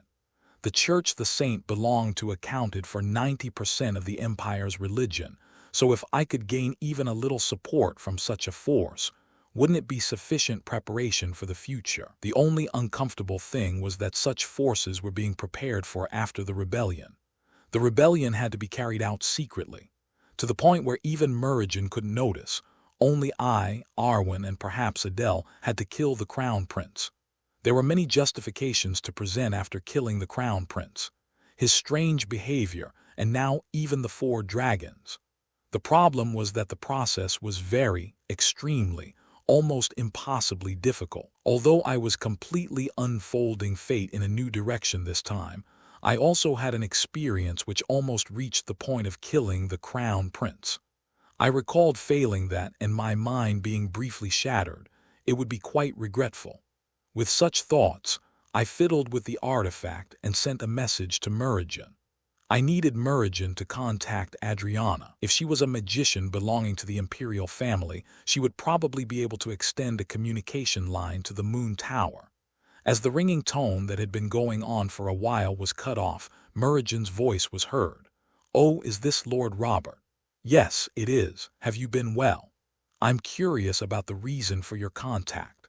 I hope your wounds are okay. Are you still in the north?" "I just left and arrived in the central region. Judging from your voice, it seems you have been resting comfortably." Murigen's voice was the same as always. Wondering if there was any problem, a faint smile bloomed at her voice mixed with her unique playfulness. I think she just had more difficulty moving around compared to before. Even if an investigation was conducted regarding the exposure of the northwest location, it would be difficult to reveal the results. Delighted by my words, Murigen let out a deep sigh along with an absolute no. As soon as she returned to the imperial palace, a confinement order was issued, and she revealed in a voice full of concern that she wouldn't be able to go out for a while. Well, even if I were the emperor, I think such an order would be a natural course of action. His cherished daughter almost suffered greatly in the north, so there was no way he would let it slide without any measures, right? When I consoled her a bit, Murigen grumbled and asked about me. "The Grand Duchess must be disappointed. It's like you left right after I did." "I don't think she would be like that. She must be a busy person." Is that really so?" Murigen, who uttered such a meaningful reply, then opened her mouth with a slightly brighter voice. She must have been waiting for a conversation with someone. If it was a confinement order, it would have been difficult for her to even talk to her own maid. "Can you come to the imperial palace? I said I wanted to repay you last time. If you come to my side while you're in the central region, I'll treat you well. If it's the price for saving the life of a princess, well, I can grant you one wish." "You think I would ask you to grant a wish?" "If you ask me to date you, I can allow that much. You should know how difficult it is to become the lover of a princess." I shrugged my shoulders at the word difficult. How many times had she and I become lovers? I think it was well over 10 times. I know what's in Murigen's body better than she does. It was a ridiculous story, but if I said this, she would be so startled that she would try to avoid me. I'm not particularly interested in such things. Rather, I contacted you to ask for a different favor. Oh, I didn't expect you to say you're not interested, but a favor. I want to contact the saints, so can you connect me from your side? Then there was a moment of silence. The sound of the artifact falling and being picked up again was heard, and a chilling voice was heard beyond the insincere laughter. Aha, you mean Adriana, right? Yes, but your voice sounds dark. Well, I've just been deceived by someone. I hope people won't make me expect things for no reason. Be a little more careful next time, Lord Taylor. When I barely answered the stricter voice than before, Murigen snorted and disappeared to the sound of footsteps. She was probably going to call a magician. I couldn't help but laugh a little at that reaction. You haven't changed since then until now. Just that alone made me feel at ease. I always thought that spending a day in the Moon Tower was extremely boring. Even if I couldn't see ahead, there were many things I could do. For example, if I could go out often, it would have been a little better. A life of not being able to go out freely and spending time only in prayer. Unless she had grown up as a saint since birth, Adriana, who had become a saint at a young age, was gradually feeling bored with these things. No matter how much she got used to it, it would be a lie to say she didn't feel bored with this repetitive life. A faint sigh escaped from Adriana's mouth as she prayed with her hands clasped. What was the reason she couldn't focus on prayer recently? She already knew, but whenever she thought of that name, it seemed like her mind became more complicated. For one person to live dozens of lives, was such a thing possible in common sense? Robert Taylor, a name that she could now utter somewhat naturally. Adriana's brows furrowed. What she had seen was only a fragment, but even those fragments exceeded 10 times, so she couldn't even guess how many lives he had lived. Reading memories was always like looking at a monochrome world. Reading the story of the one with Robert's voice, reading the momentary black and white memories. But the end of these connected memories was always heading towards death. Probably at the hands of his sister Uria, if her memory was correct. There were cases where Murigen or the Grand Duchess who protected the North appeared in Robert's memories. But the fact that she wasn't there, maybe she had only read the memories where she didn't exist. More than that, what bothered her was the point that one person had memories of multiple lives. There was no relic she knew of that could enable regression, and without contact with the church, the power of relics couldn't be used. Since there was no way to explain a person experiencing the same time period multiple times as something other than regression, Adriana thought Robert's regression was somewhat certain. 12 times. Robert's appearance as he died, which she had seen. In those memories, Robert died in various ways. He died with his neck hanging from the gallows, and he died from poison given by a woman who appeared to be Uria Taylor. What she keenly observed during that process was Robert's attitude. Like someone who had died many times, his calm appearance in the face of death was rather grotesque. No one is unafraid of death. No matter how heroic a person is, it is human nature to try to survive miserably in the face of death. How could he be so composed? But there was one time when Robert wavered in the face of death. "You've finally come to kill me. For a very long time, I've been waiting for someone you're seeing for the first time since you were born. Do you think saying that will make me spare your life? Was this life peaceful for you?" The memory Adriana saw was very fragmentary. Murigen, holding a sword against Robert, whose body was covered in wounds and scars. The scene of countless knights' corpses scattered about, and only Murigen surviving and looking at Robert kneeling. That expression was expressionless, with anger mixed with wonder at losing all her knights, and at him saying he had been watching her for a long time. Even Adriana herself was seeing that face for the first time, but the expression of the man who looked like Robert was even stranger. He was just smiling softly at Murigen as if he truly wished for death. There were several large wounds where bones could be seen. Seeing him gasping for breath as if he would die at any moment, she felt strangely suffocated. "What on earth are you talking about? Isn't this the first time you've seen me? I'm glad you're unharmed, that you're still alive, that you're healthy until this time. I really think I'm fortunate." The incomprehensible words continued. a memory that only belonged to Robert, which Merrigan and herself couldn't understand. Adriana realized that it was one of the memories she hadn't seen. Then were Robert and Merrigan in a special relationship. But if Robert didn't tell her, she couldn't know anything. Now she was just making assumptions, and even that had many flaws to say it was accurate. Merrigan, who had been listening to Robert's words silently, raised her sword and swung it like that.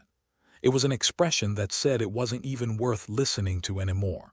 But Robert was still smiling, until the moment the sword slashed his neck and he arrived at death's door. He was just smiling, saying everything was fortunate. What kind of memories does he have? How could he smile like that until the moment of death? And what kind of relationship did he have with Merrigan to harbor such complicated emotions? It was something she couldn't easily understand with her current self. If they went to the south together this time, she thought she would be able to grasp that clue. The relics hidden in the south, if they were relics she had studied before, they would be able to explain Robert's regression. So her mind was complicated. It was because she was bothered by the inexplicable memories Robert Taylor possessed and his empty heart. Come to think of it, he had said he was still in the north. Around the time Adriana, who recalled the communication she had with Merrigan a few days ago, slowly rose from her seat.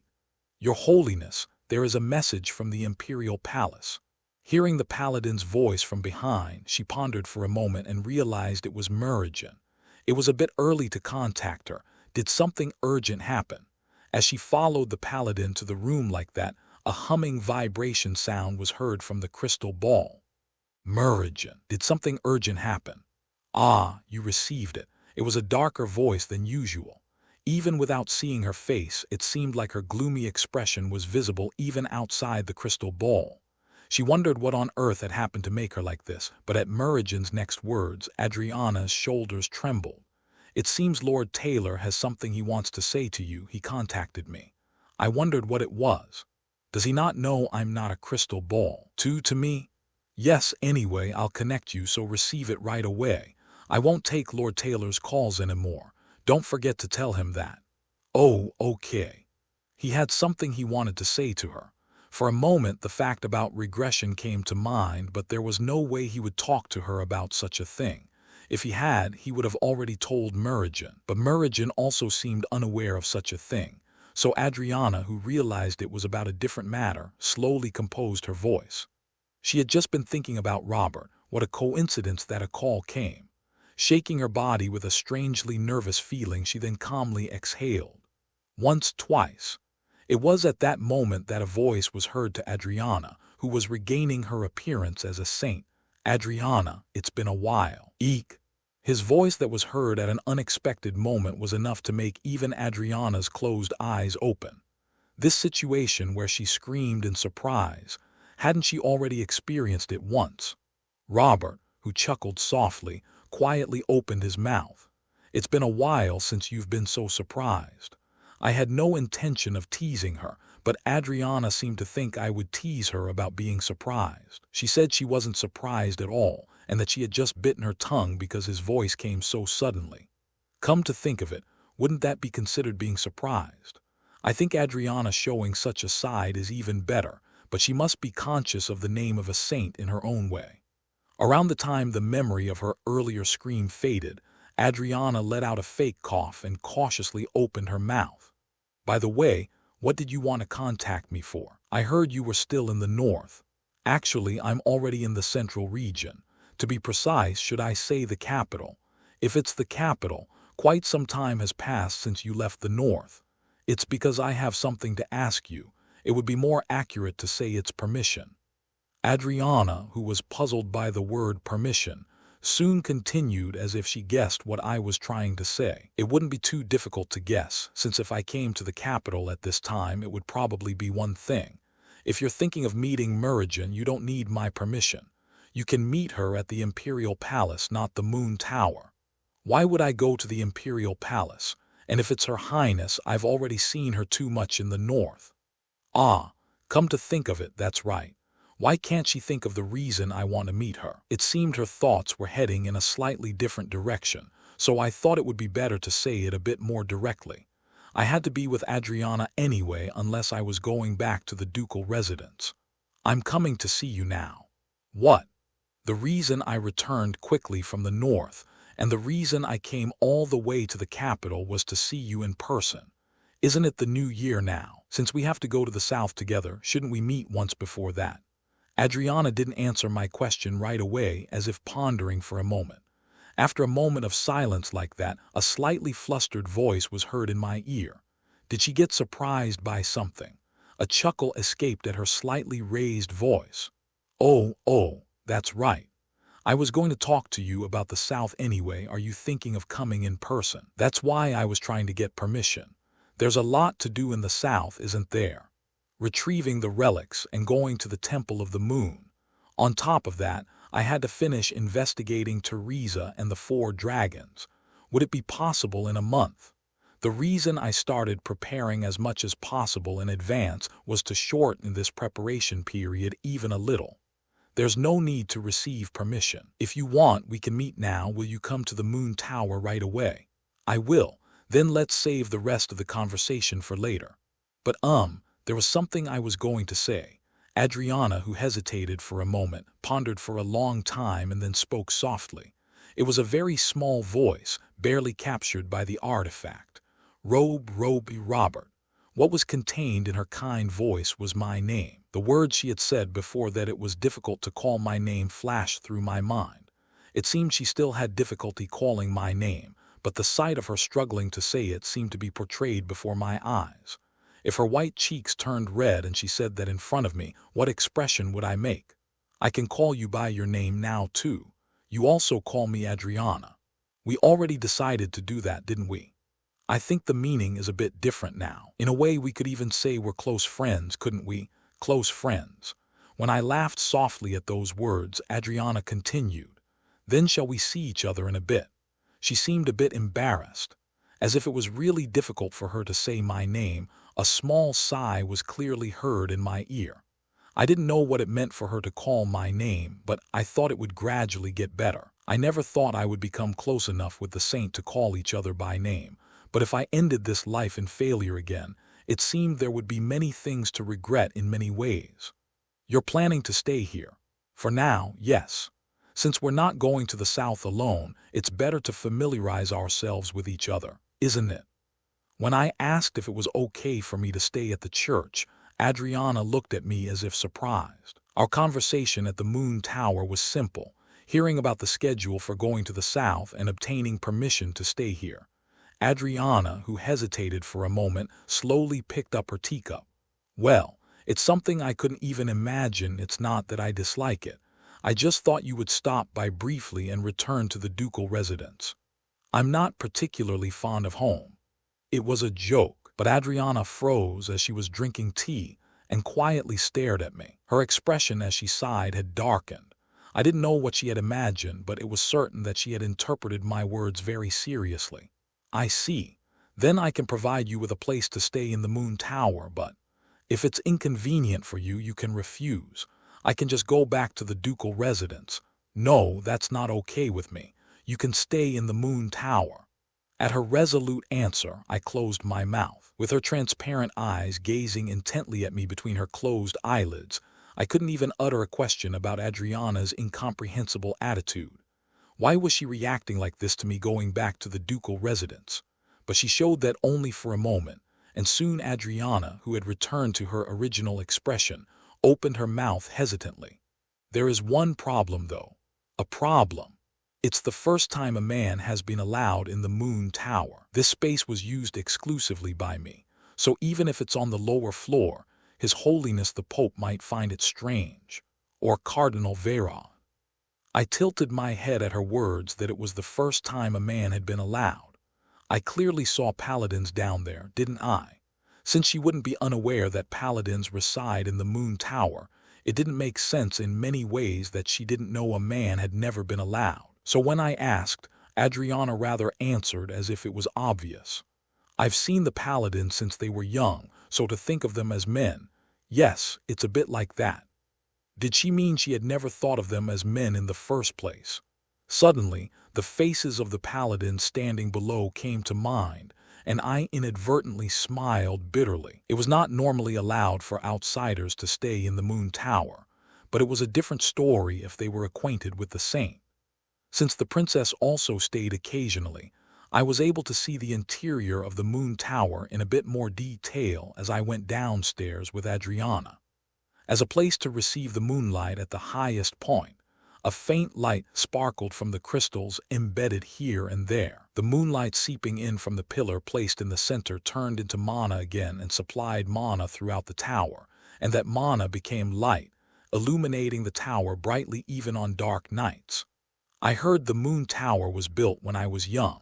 Since His Holiness the Pope received a revelation and came to find me, it has been under construction. It must have been about 15 years then. Come to think of it, I'm a year older than you, Robert. Isn't that right? That's true. I just turned 20. Adriana, who chuckled for a moment, grabbed my arm for a moment to change direction. Even if she knew the terrain around here, it would be difficult to move alone. So she had no choice but to hold on to me. Although she held me, it was just to move with me, but I let out a small sigh at the gaze I suddenly felt. Ahem. As I saw earlier, there were a significant number of paladins in the Moon Tower for Adriana's protection. The gender of the paladins was mostly male, and since they had been with her since Adriana's childhood, they cherished her especially. They probably felt uncomfortable with me for that reason. Since I was a man they were seeing for the first time with Adriana, it would be strange in many ways. Adriana was also at the age of becoming an adult now, but I wanted them to understand that I had no particular intentions. Even though I was holding her arm like this just to help her, the gazes of the paladins were all uniformly unsatisfactory. Robert, is something wrong? It's nothing. I'll show you the room where you will stay. We can walk a little faster. As if on purpose, a paladin passed by my side as Adriana's voice was slightly more excited than usual. I wondered what he was trying to do by tapping the hammer at his waist, but it wasn't that I couldn't understand their feelings at all.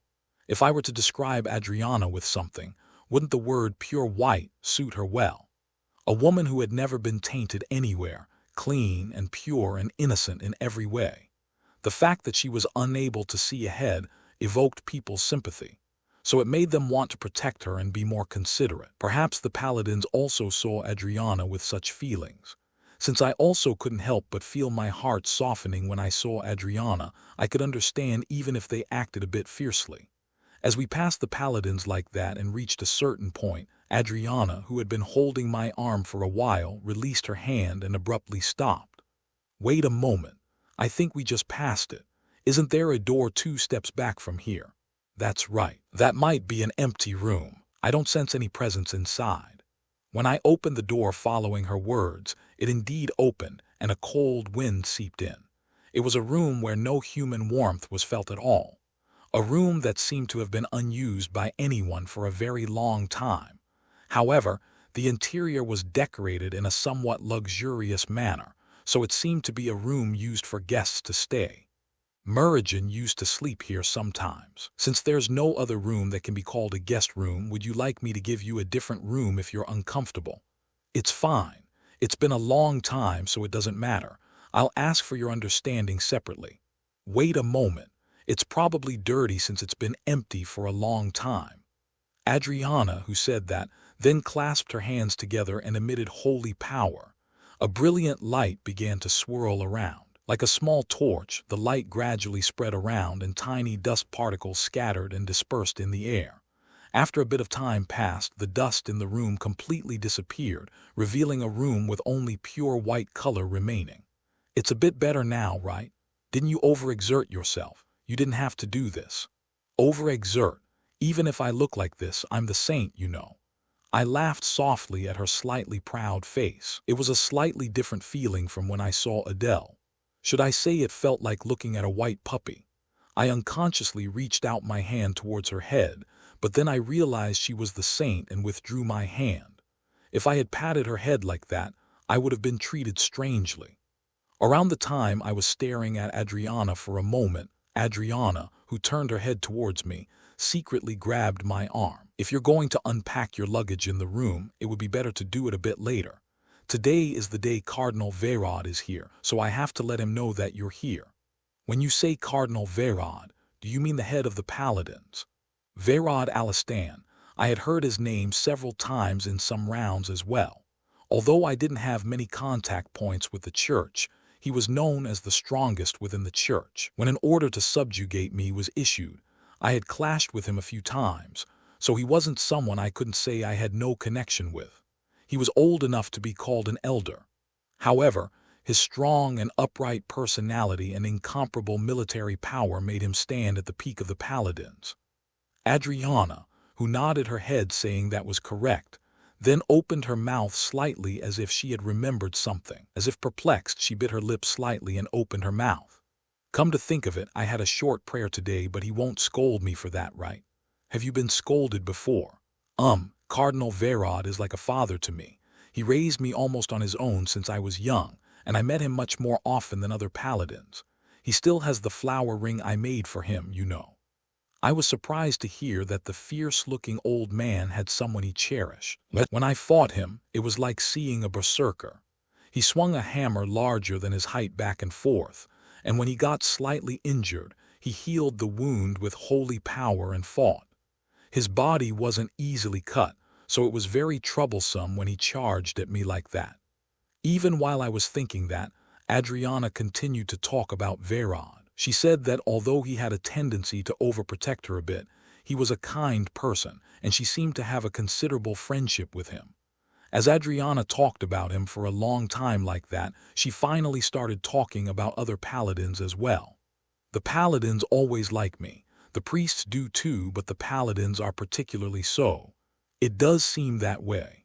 Is that so? When I was young, they always followed me around, but when I said I disliked that, they said they wouldn't do it anymore. So that's why they're secretly following her. There were roughly 5 paladins following while hiding their presence. I smiled wryly and glanced back. Even when they made eye contact with me, they didn't avert their gaze and instead sent me a sharp gaze. It was a look that said I wouldn't leave unscathed if I touched her. I didn't know what they thought of me. I hoped they were just mistaking me for some scoundrel trying to target Adriana.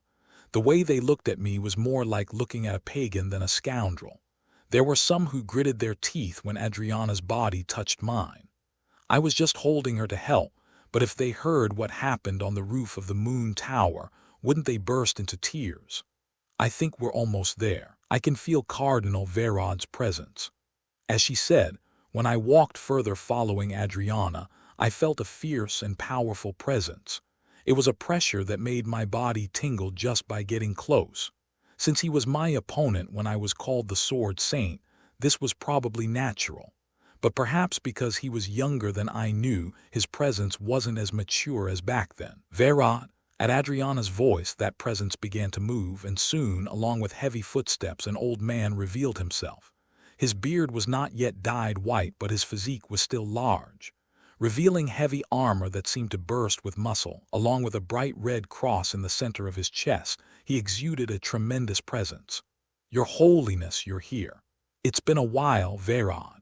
You seem healthier than before. Of course, I've been exercising diligently these days, haven't I? Vayrod's eyes as he met Adriana's eyes were gentle. It was a completely different warmth from the eyes I had seen, so a small laugh escaped for a moment. He seemed to be gentle to people he really cherished. Adriana, who had moved away from me, approached Vayrod and examined his body. As a small amount of holy power seeped out and covered his body, Vayrod, who chuckled slightly, familiarly stroked Adriana's head. I'm glad to see you're doing well, but what brings you here? It seems a guest will be staying in the Moon Tower starting today. I came to tell you about that. Ah, a guest. As he took his gaze off Adriana, those gentle eyes instantly returned to the eyes I remembered. A holy warrior who had gone berserk on the battlefield. Meeting those eyes that seemed to be surging with deep twilight, my shoulders inadvertently trembled. A man. He's my friend Vayrod. You might have heard his name, Robert Taylor. Friend. Even as he laughed like that, the murderous intent in his eyes looking at me gradually grew. I knew he wouldn't rashly move in front of Adriana. The arm Adriana was holding was just trembling, but his body didn't move beyond that.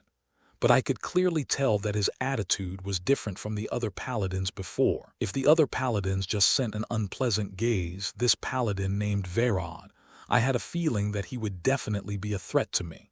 "I've heard your name before. Lord Taylor would be the right way to address you. You can call me comfortably. I've already heard your name, Cardinal Verod." "I can't call you that. Haven't you already become a famous figure in the capital?" Verod answered while stroking his beard. "A famous figure. I thought the news of rescuing the princess in the north had spread to some extent. Even if they couldn't proudly spread the fact that a princess of a nation was targeted by mere tribes, the high-ranking nobles would have already vaguely heard the news. Robert Taylor rescued the princess alone. How absurd would the rumor be that someone who had never held a sword since birth had accomplished such a thing? Of course, no one would believe it as it was, but at least there would definitely be people who would take an interest in me.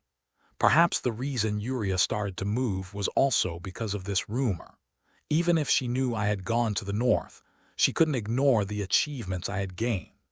If she interpreted it as me gaining the support of the imperial family by saving the princess, there was also a possibility that Yuria would move a little more urgently. I lack a lot to be called a famous figure, and you already know about my reputation to some extent, don't you? There's nothing like seeing directly to know if a rumor is true or false. Then what kind of person do I seem like to you? In any case, that rumor seems to have been spread by someone quite malicious." When I laughed at that answer, Verod also smiled slightly and stared at me. The hostility in his eyes was still there. He probably couldn't easily discern why I had approached Adriana, but I didn't approach Adriana. It was just a chance encounter that led to a connection and reached our current relationship. I had no ulterior motive to gain something from Adriana. Even going to the south together was something she had proposed first. Although I was overwhelmed by his imposing presence, my expression was still dignified. It was a presence I had felt many times before. When I countered it by neatly gathering my energy, Verod clicked his tongue as if slightly surprised. "You don't seem to be an ordinary young master. I didn't know you had a blade hidden. The rumors are just about my past self, but I can't live like that forever. So you approached Her Holiness." Whoosh, a completely different energy from before began to engulf my body. A strong energy that pressed down on my body and pressured me to reveal my intentions. Nevertheless, my composure didn't break. The mana exhaled with my breath enveloped the surroundings, scattering the energy pouring towards me. The use of mana was the area I was most confident in, and as the energy he had emitted disappeared, Verod's eyes narrowed for a moment. Pressuring me like this had little effect on me. If he charged at me with a weapon, that would be one thing, but he wouldn't act like that in the moon tower where Adriana was. So I silently stared at him without saying anything, then let out a small sigh and moved my lips. "I didn't approach Her Holiness." "Then I don't know for what purpose you're staying in the moon tower." First, I had to clear up the misunderstanding between him and me. I knew he cherished Adriana, but at least I had to explain that I didn't approach Adriana with any interest. As Adriana said, our relationship was just that of close friends. Even that much. Weren't we still awkward with each other? Moreover, since her status was that of a saint, the probability of forming a relationship between a man and a woman was also low. It was just a hypothetical, but if I really fell in love with Adriana and became her lover, it would be fine even if I became the enemy of the church. The reason I wanted to stay in the moon tower was because of my relationship with the church. If I wanted to gain support for the position of family head, it was better to bring the influence of the church as much as possible. Becoming friends with Her Holiness wasn't for any purpose, so I hope you can calm your anger a little. If a little more time passes, this place will collapse. I didn't intend to do it until it collapsed. I didn't know you could endure this. As the energy disappeared like that, the vibration of the table that had been trembling for a while stopped. Just by applying strength, it could affect the surroundings to that extent. The peak of the paladins, it wouldn't be good for me either to stand against him. I remember Her Holiness calling someone a friend only twice in my life. The first time would be when she became friends with Her Highness the Princess. And I just heard the second time today. I dismissed it as Her Highness being a fellow woman, but I have some concerns about this incident. It's a natural concern since men and women are different. The gazes of the paladins earlier and Verod's attitude like this made me realize that Adriana's existence was not limited to being a saint. To them, Adriana was like a daughter. To be more precise, wouldn't she be like the youngest daughter? When I spoke as if I understood, Verod, whose expression had softened slightly compared to before, unfolded his arms. It seemed like he was willing to have a conversation to some extent. However, that only meant he had let down his guard regarding my relationship with Adriana, and his question about my staying in the Moon Tower still remained. Then I'm curious about the reason you want to stay in the Moon Tower. I knew you were going to the south together, but there's no need for you to stay here, is there? That's separate from Her Holiness. It's because I want to maintain a good relationship with the church. Relationship.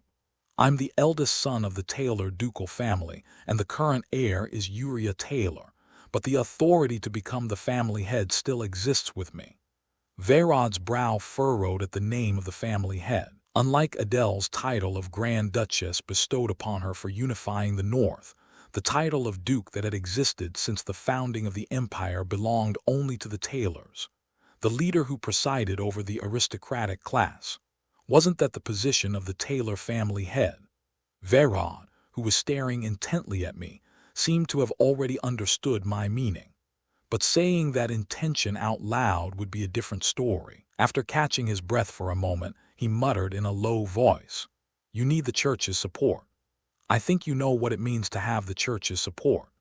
The religion that accounted for 90% of the empire, the existence of the saint couldn't be easily ignored even by the emperor, so the full moon festival was also held under the leadership of the church. As such, in a way, the church held the same prestige as the ducal families, the imperial family, the nobility, and the church. Wouldn't it sound ridiculous to say that you would gain the support of one of these three pillars? And I think you also know that gaining that support is almost impossible." "That's right. I heard that the daughter of the Taylor family has already started to make moves, so I think it's too late for you to seek support now." I moved because I thought it wasn't too late. Every matter has its proper time and timing, doesn't it? The timing of my repeated regressions was truly coincidental. 3 years until I was framed for rebellion, 2 years until Adele died. It was a very short time to achieve something, but it was certain that important events would occur one after another during those 3 years. If time went back further than that, it might be better. But there was no better time than this period to create variables. The trip to the north, the trip to the south, and even the usurpation of the family head position. Wasn't this current period the only time when all of this could be wrapped up within a single year? It wasn't too late. Rather, I thought it was enough time to prepare everything. Bringing down Uriah and taking the Taylor family into my hands, I thought it would take about 3-4 months from now to finish it. Verod's gaze seemed to be trying to see through my inner thoughts. Perhaps he was trying to figure out how much of what I was saying was true and if I was really sincere. Since it was the truth, I had nothing to fear, but it seemed like he was suspicious, so I quietly opened my mouth. "I'll say it again, I didn't approach Her Holiness to do anything to her. Rather, I feel it's more than I deserve to have become friends with her. I don't know what she saw in me, but I'm just grateful that she sees me in a good light. Her Holiness is someone who sees people's inner selves." Verod replied quietly, but in a slightly gentler voice than before. His eyes that had been trying to discern my intentions also softened, and his eyes lost in thought as if recalling the past stood out. "Although she lost her sight, she distinguishes the darkness and light in people's hearts more easily than anyone else. That's why the paladins prioritize training their inner selves. They must always maintain a pure heart so that they cannot dare to harbor impure thoughts." I already knew that from hearing it from Adriana. "Were you calling each other by name?" For a moment, I felt like I had made a mistake at the chilling voice, but Verod shook his head with a bitter smile. He had an expression as if he had given up, so I felt strangely sorry. There was no need to feel sorry, but I could somewhat understand what emotions he would have if he was like Adriana's father. As I said earlier, I believe you are well aware that men and women are different. I understand and am being careful. Understanding and being careful is not enough. As I slightly raised my head at the voice that had become heavier, I saw Verhod's serious expression. It was clear what it meant for Adriana to consider Verhod as a father. Didn't this feel like meeting the Emperor before? When I was Merigen's lover, he was sending a gaze similar to the Emperor's when he looked at me. Such a gaze made me feel like I was being judged, making my shoulders shrink involuntarily. I can't be rude to Her Holiness's guest, but it's just lamentable. I wanted to do my own verification of what kind of person you are. Other than me, has she ever met a man?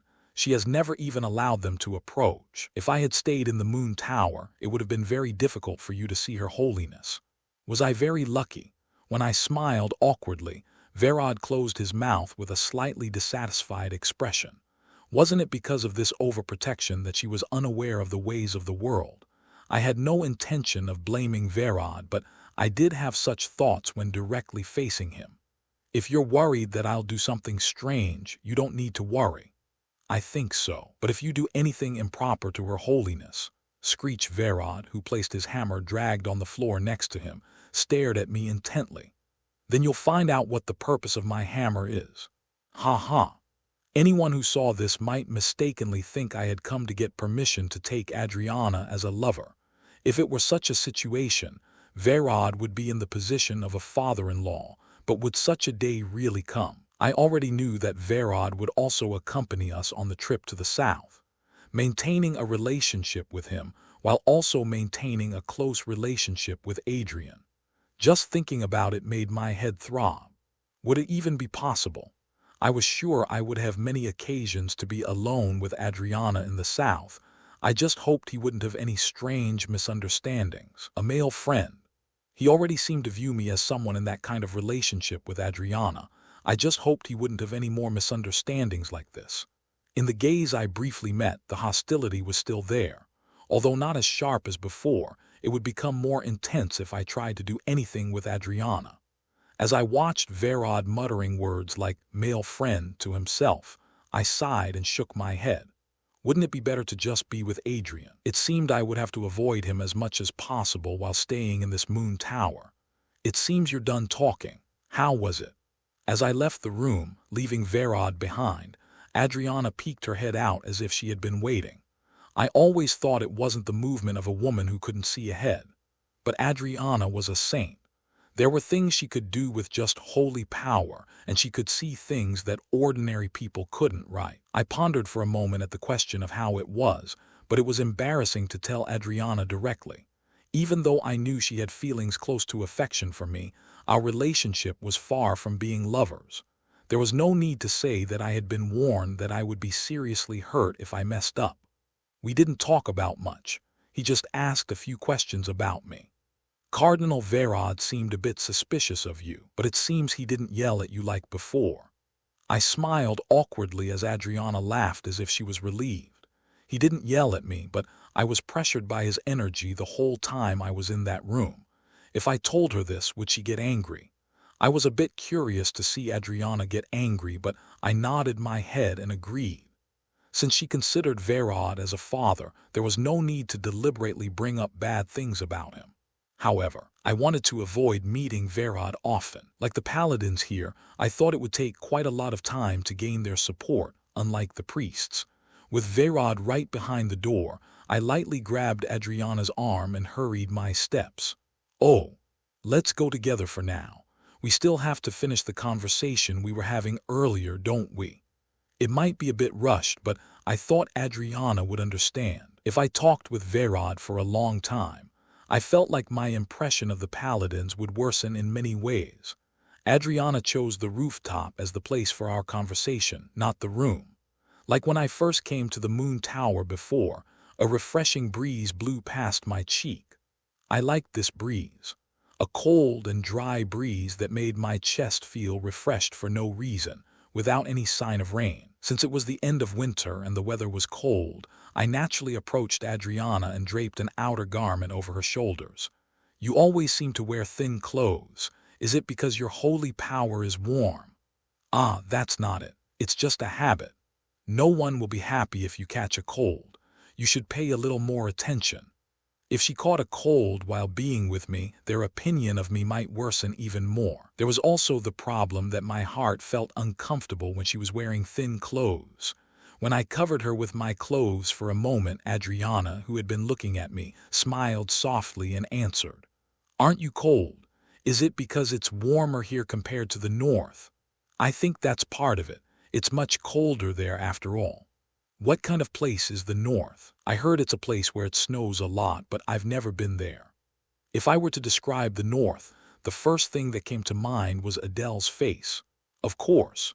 She was the first one I thought of whenever I thought of the north.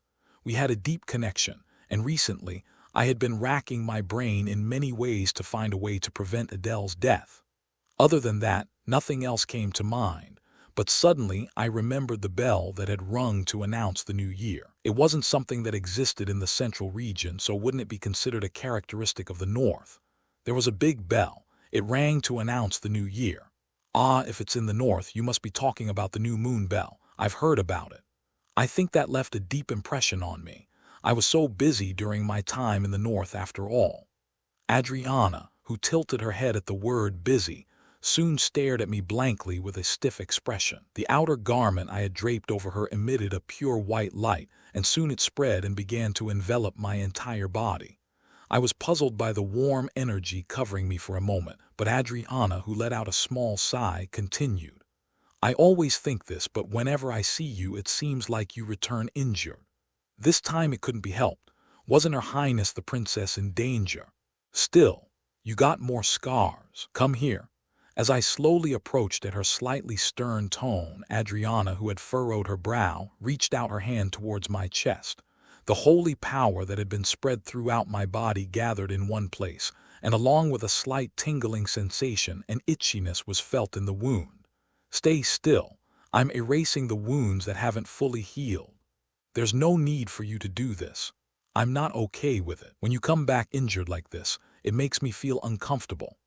Smiling brightly, Adriana, who had raised her head to meet my eyes, added, "Is it a bit better now?" "Yes, it's fine." Whenever I faced such pure goodwill without any ulterior motives, I felt strangely uncomfortable. In fact, since I had the thought of being able to use my connection with the saint from the beginning, it felt like my impurity was completely exposed to her purity. Murugan was my lover in my previous life, and Adele had also reached a similar stage. But Adriana was different. In my previous lives, we had strangely never encountered each other, and this was the first time we had formed a friendship in this life, including the times I hadn't prioritized meeting her.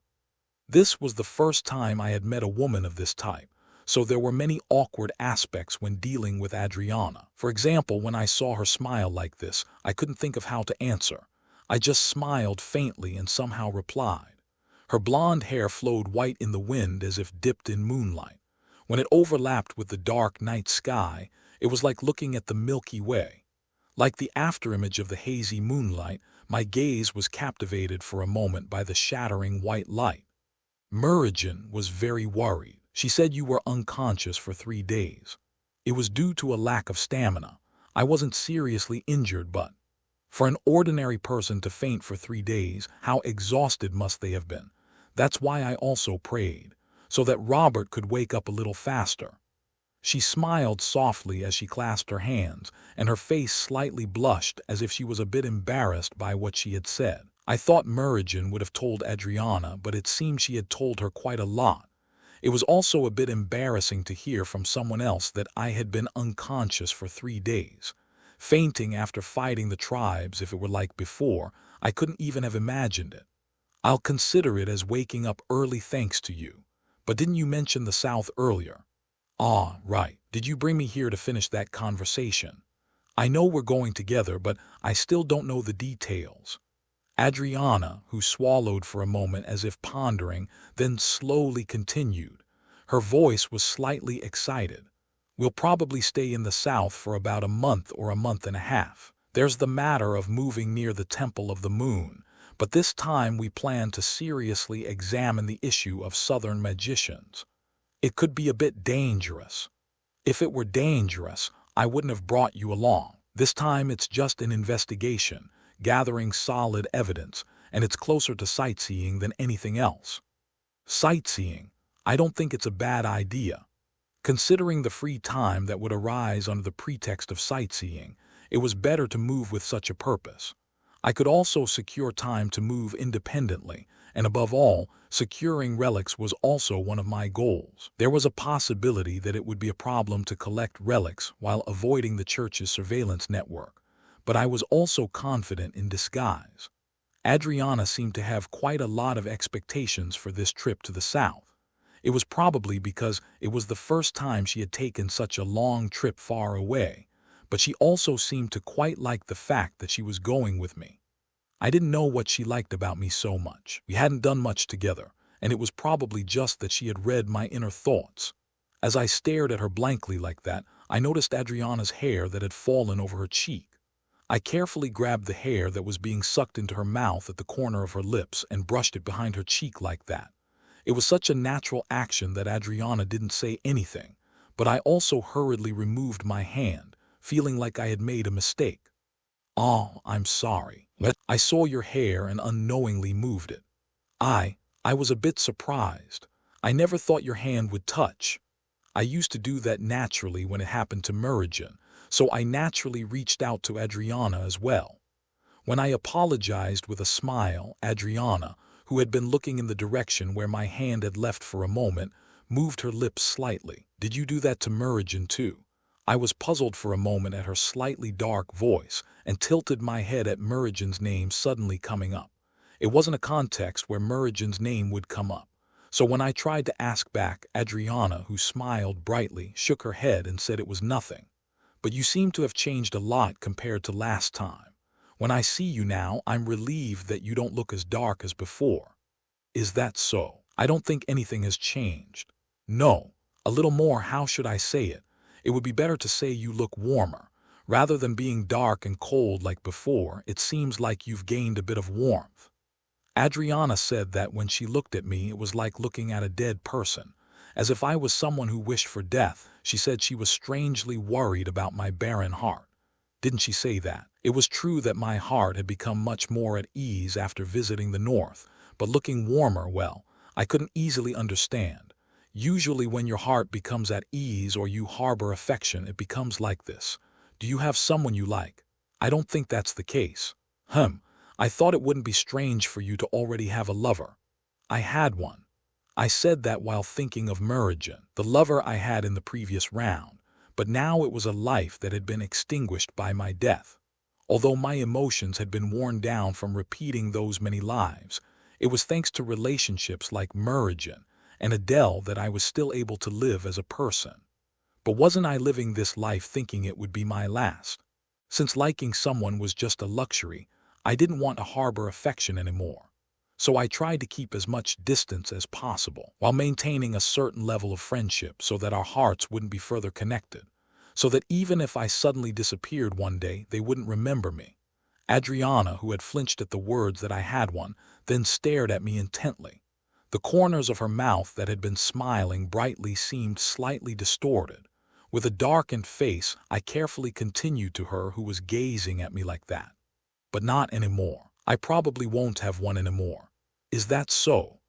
Adriana's hand, who had muttered like that, touched my chest, and in the ensuing silence it remained in contact for a long time like that. Around the time when my heartbeat, beating at a steady pace, could be heard, Adriana, who looked at me again, muttered softly, "It's cold."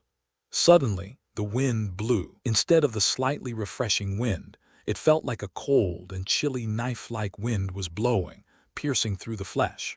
Nevertheless, Adriana, who still had her hand on me, just stared at me without saying a word. Was she talking about the wind when she said it was cold? Or was she talking about my heart? Even as I vaguely realized the answer to that, I felt like avoiding the answer a little. I couldn't remember all 100 lives in detail. I couldn't remember everything I had experienced during my nearly 300 years, and what I carried in my heart and lived with were just fragmentary memories. Memories that were too intense or too brilliant to ever forget. In the midst of that, there were faces of people that vividly came to mind, and there were also people I couldn't even remember. But I knew for certain that there was one thing that had never happened in all those lives. Someone recalling memories of my previous rounds. Since these 100 lives were limited only to me, when I died, those memories remained completely with me alone. Did this regression really not affect anyone else?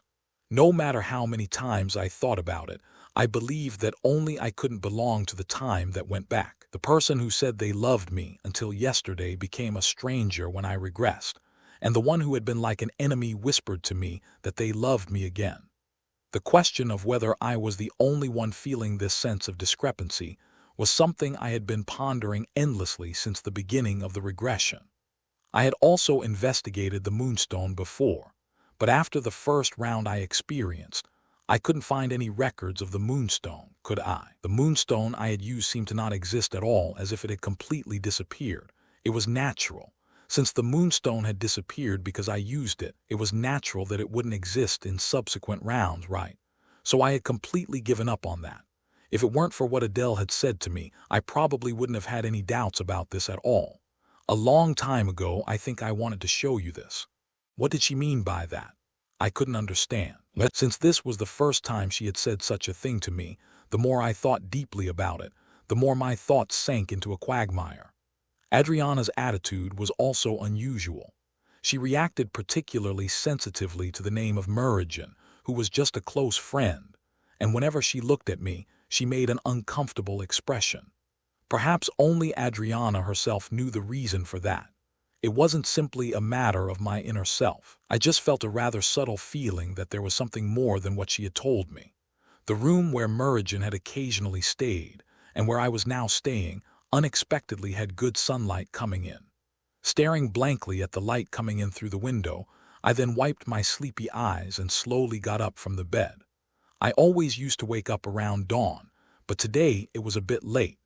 Even so, I thought there was still a long time until noon. After washing up briefly and shaking the moisture from my hair, I heard a knocking sound from beyond the door.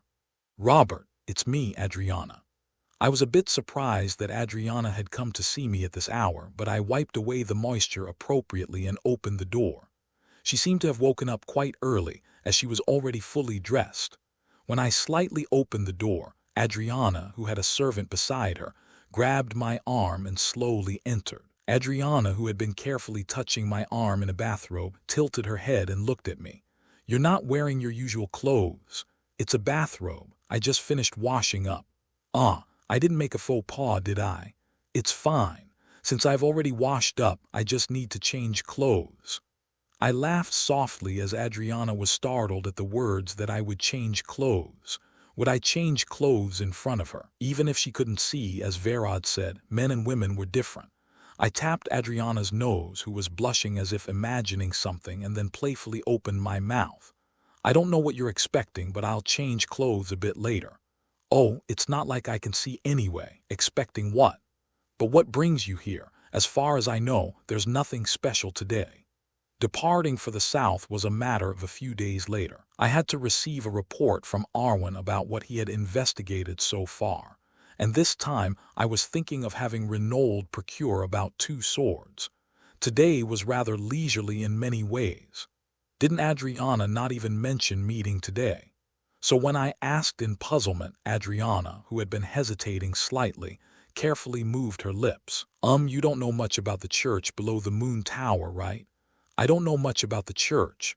I hadn't been there in this round, so it would have been awkward for me to know the inside in detail at this point."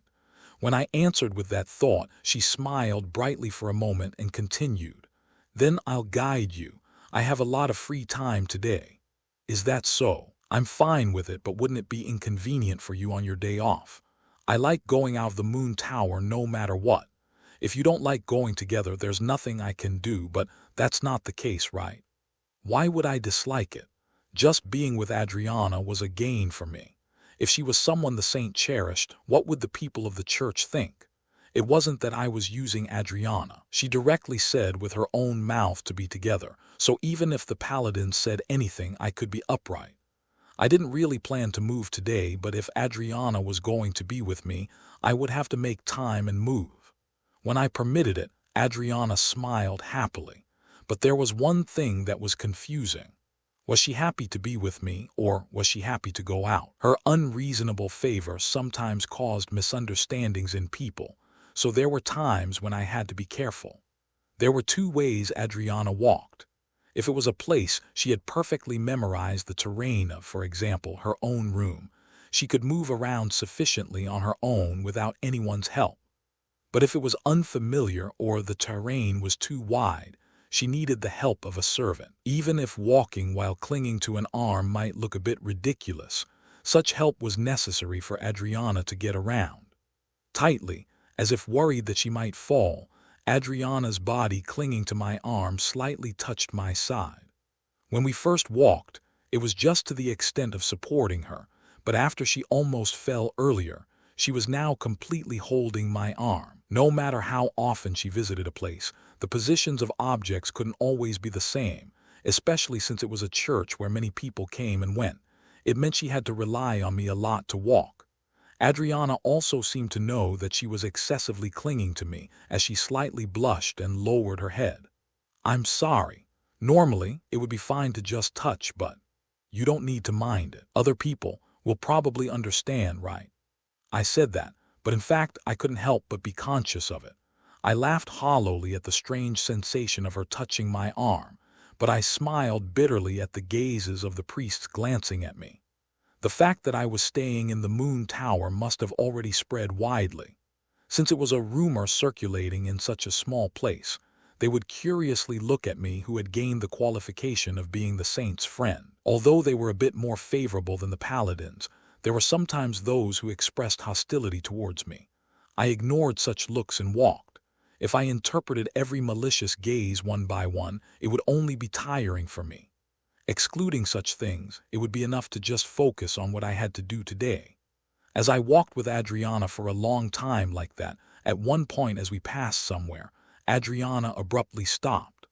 "This is where I stayed when I was young. Before the Moon Tower was completely built, Cardinal Verod let me sleep here." A faint holy power was flowing in the direction Adriana was looking.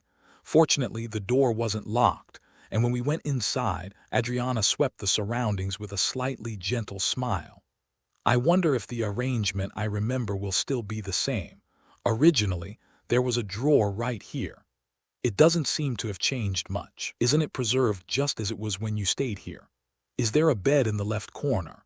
That's the bed I used to sleep on." As she said, there was indeed a bed, so I walked with her and carefully sat Adriana on the bed. Adriana tapped the bed and laughed playfully. Her face as she recalled memories of her childhood and talked about her memories with Verod one by one looked very happy. Once, I jumped on the bed and fell down. So Verod scolded me a lot. He probably put something under here after that, since I often stumble. So the carpet was a bit thick. I thought it was awkward. The floor was so soft that it sank when pressed with a finger. I couldn't help but agree with the words that Adriana often stumbled. I had seen it several times myself, and even today I had caught her from falling. But that wasn't Adriana's fault. Wasn't it very uncomfortable to walk even though she couldn't see ahead? Adriana, who had been sitting on the bed for a while, got up from her seat while staring at me. "Do you want to sit for a bit? You've been quiet for a while." Ah. The reason I had been looking at Adriana was because of the thought that she often stumbled, but it seemed she thought I was interested in the bed. Since I didn't have anything to say to make an excuse, I carefully took a seat where Adriana had been sitting. Naturally, there was no particular difference. It made a slight creaking sound due to being old, but other than that, wasn't it no different from an ordinary bed? The holy power spread around here was probably left to spread for preservation. The room the saint used when she was young, even if it wasn't kept for tourism, it would have a symbolic meaning to the believers. When I went to sleep, Cardinal Verod would read me a fairy tale. I could sleep very comfortably like that, but I've already grown up so much. Time always flows fast. It would be more comfortable for you not to worry about it too much. For example, if I accurately counted the time I had passed, wouldn't my head start to ache? So I tended to calculate by rounds rather than time. Even that, I only recalled when necessary, and it was better for my mental health to live without dwelling on it as much as possible. I couldn't help but laugh at her, complaining that time seemed to pass too quickly. Perhaps it was because I had lived too long, but for her, who was only 21 years old, to say that time was fast, wouldn't it be something I couldn't help but laugh at? But she seemed to have mistaken my laughter for ridicule, as she opened her mouth in a slightly grumpy voice. "You're younger than me, so I don't know why you're laughing like that. Have you had your coming-of-age ceremony? Even though I look like this, I'm 21 years old. Haven't I already had it long ago?" "That is true, I guess so. If I felt like it, I had the intention to say I was a 300-year-old monster, but I didn't say it out loud since it would be something to brush off as a joke anyway. Like that, we spent time with small talk." Adriana searched each room, recalling her memories in her own way, and I sat on the bed and watched her. Being able to immerse oneself in memories is a good thing, and it's even better if you can smile in those recollections. With that thought, I was looking at her warmly for a moment, but then I hurriedly reached out my arm upon seeing her staggering body. Ah, perhaps there was something she didn't remember. As she staggered after tripping over something, I grabbed her body like that. But my body was already in a sitting position on the bed, so in the end, I, who had caught her in an unstable posture, had no choice but to fall while hugging her. I moved my body so as not to hit any furniture or the bed, and thud. A stinging pain was felt in my shoulder that hit the floor for a moment, and then her hair that fell down touched the tip of my nose. "Are you hurt?" "No, I'm fine. I think there was something I didn't think of." With our bodies completely overlapping, Adriana slowly raised her head from my chest. Her white hair that fell down tickled my nose bridge. It took only a fleeting moment to realize that she was on top of my body. A faint blush bloomed on her pale cheeks, and when her fumbling hand finally touched my cheek, Adriana moved her lips slightly in a crawling voice. "Oh my." And like that, her blush began to deepen even more. As if a flower was just blooming, it turned red like that. Although she wasn't born as a saint, Adriana was the one who had grown up in this church and the Moon Tower since a very young age. She had grown up with the help of Vayrod and had gradually grown under the care of the paladins and priests. Perhaps due to that, the world Adriana knew was limited. The information obtained from books someone read to her, and the information she read through holy power was very few, so there weren't many opportunities to encounter things she hadn't learned. Not having sight meant learning everything through other senses: hearing, smell, touch. Adriana's body trembled at the sensation suddenly felt on her palm. It was a sensation that was firmer and as if something had been compressed compared to the sensations she could normally feel. Along with the regular pulse she felt, a good scent was also transmitted through her nose. It was a faint scent for perfume, but it was such a good scent that she wanted to keep feeling it. For a moment, as if bewitched, Adriana, who blankly reached out her hand, slightly moved her lips. She remembered Robert catching her when she tripped over something. Then was this sensation she had placed under her Robert's body. Only then did a faint reason flow into her mind, realizing that what she had thought was only a good sensation was actually Robert, and that it belonged to a proper man. A chilling sensation began to flow down her spine. Oh my! As she tried to remove her hand for a moment, her body staggered and she placed her hand back down. Her cheeks began to feel hot from the heat rising from below. Grasping her dizzy mind, she momentarily lost the words to say and only moved her lips several times. She had never felt such emotions even when she was with the paladins.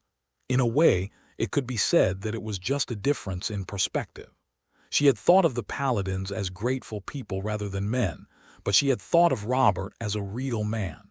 Was it because she felt embarrassed just by the sensation felt on her palm? But Adriana couldn't think that deeply. It was just that the sensation felt on her fingertips was so intense that she momentarily lost the composure she had always maintained. Her fingers, which had fidgeted several times, crumpled Robert's clothes. Even though she could have just gotten up, Adriana's cheeks turned red for not being able to think of that. I'm sorry. I mean, please wait a moment. You can get up slowly. It's all right." Robert had a rough idea of why Adriana was reacting like that to something. Since this situation wasn't very ordinary, it wasn't unreasonable for her to be greatly surprised by the suddenness of it. Her reddened face was proof of that. Not only did she not see the paladins as men, but it was probably the first time she had touched a member of the opposite sex's body in this way. Robert was just as embarrassed, but he calmly tried to separate from Adriana. Robert carefully reached out his hand so as not to startle her and gently grabbed Adriana's arm like that. Their overlapping bodies slowly returned to their original positions, entangled like that. Since the room where the saint used to stay wasn't very spacious, it could be said to be a somewhat awkward situation. Realizing that her balance was slowly returning, Adriana quickly erased the heat from her cheeks. What kind of unsightly behavior was this? In this situation, as a saint, she should have handled it a bit more calmly. "Thank you, I was too surprised. I'm glad you didn't scream. The priests might have misunderstood me otherwise. I've never screamed, and it's true that it was a situation that could be misunderstood," Adriana answered while lightly cupping her cheek. After taking a deep breath while stroking her chest for a moment, she quietly looked in Robert's direction with a face where the heat had now disappeared. The sound of her heart pounding seemed to be unusually loud. Afraid that this sound might be heard, she moved her lips while recalling Robert falling earlier. "You didn't get hurt, did you? It seemed like you fell while catching me." "I'm fine. Let's get up now." Suddenly feeling warmth on her hand, she realized that sensation was Robert's. As she always felt, his hand was much larger than hers. If she grasped it with one hand, her hand would completely disappear, enough to be fully contained within that wide palm. Were all men's hands like this? In the past, it wouldn't have been like this. But after meeting Robert, such thoughts inadvertently bloomed. Perhaps she thought it was since seeing his past. What she saw in that vivid afterimage was the relationship between Robert and Merigen. They were both her friends, but she couldn't erase the uncomfortable feeling. When Merigen smiled, Robert held Merigen's hand, and again he kissed Merigen and whispered love. It was a romantic story that might appear in the fairy tales Cardinal Verod read to her, but her heart felt suffocating just facing it. Merigen looked very happy. Whenever she was with Robert, she showed a smile she had never seen before, and Robert smiled like that too. Perhaps it was a misunderstanding. She had never seen or felt Robert's face, had she? But if Robert had Merigen's memories, they must have been his own memories. The man seen in the monochrome world was smiling at Merigen, sometimes promising love, sometimes shedding tears, and sometimes smiling softly. Adriana couldn't see Robert's expression in reality. Since she couldn't see in the first place, she just listened to his voice and grasped his emotions. But wasn't he smiling in the memories she faced? Whenever she saw that, her heart became complicated, like a tangled and twisted skein. The only thing she could directly face was his inner self. But even that, when she looked at his inner self with the power given by God, there was only emptiness. So that was all Adriana could guess. "Do you have something on your mind?" As she sat on the bed, Robert checked Adriana's ankle and asked like that. The saint's holy power couldn't heal herself.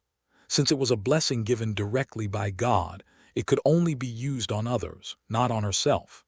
Even if it could be said to be a power of a different level from the paladins and priests who could handle it on themselves, in the end, it was a power that couldn't heal her own wounds. Perhaps she had slightly sprained her ankle when she fell, as a stinging pain was transmitted when she moved her ankle. But such pain was familiar to Adriana. Since she fell so often, she could endure this much, couldn't she? But the reason Robert's gaze was directed at Adriana was different. Although her embarrassment was only for a moment, the shadowed expression on her face was concerning. There weren't many things he could guess at the moment about what she was thinking that suddenly changed the atmosphere. To that question, Adriana, who had taken a deep breath for a moment, smiled brightly again and opened her mouth. "I don't have anything on my mind. I just suddenly remembered something. If it's something urgent, I'll take you there." "No, it's not something I have to go to right now. Since I can move now, shall we move again?"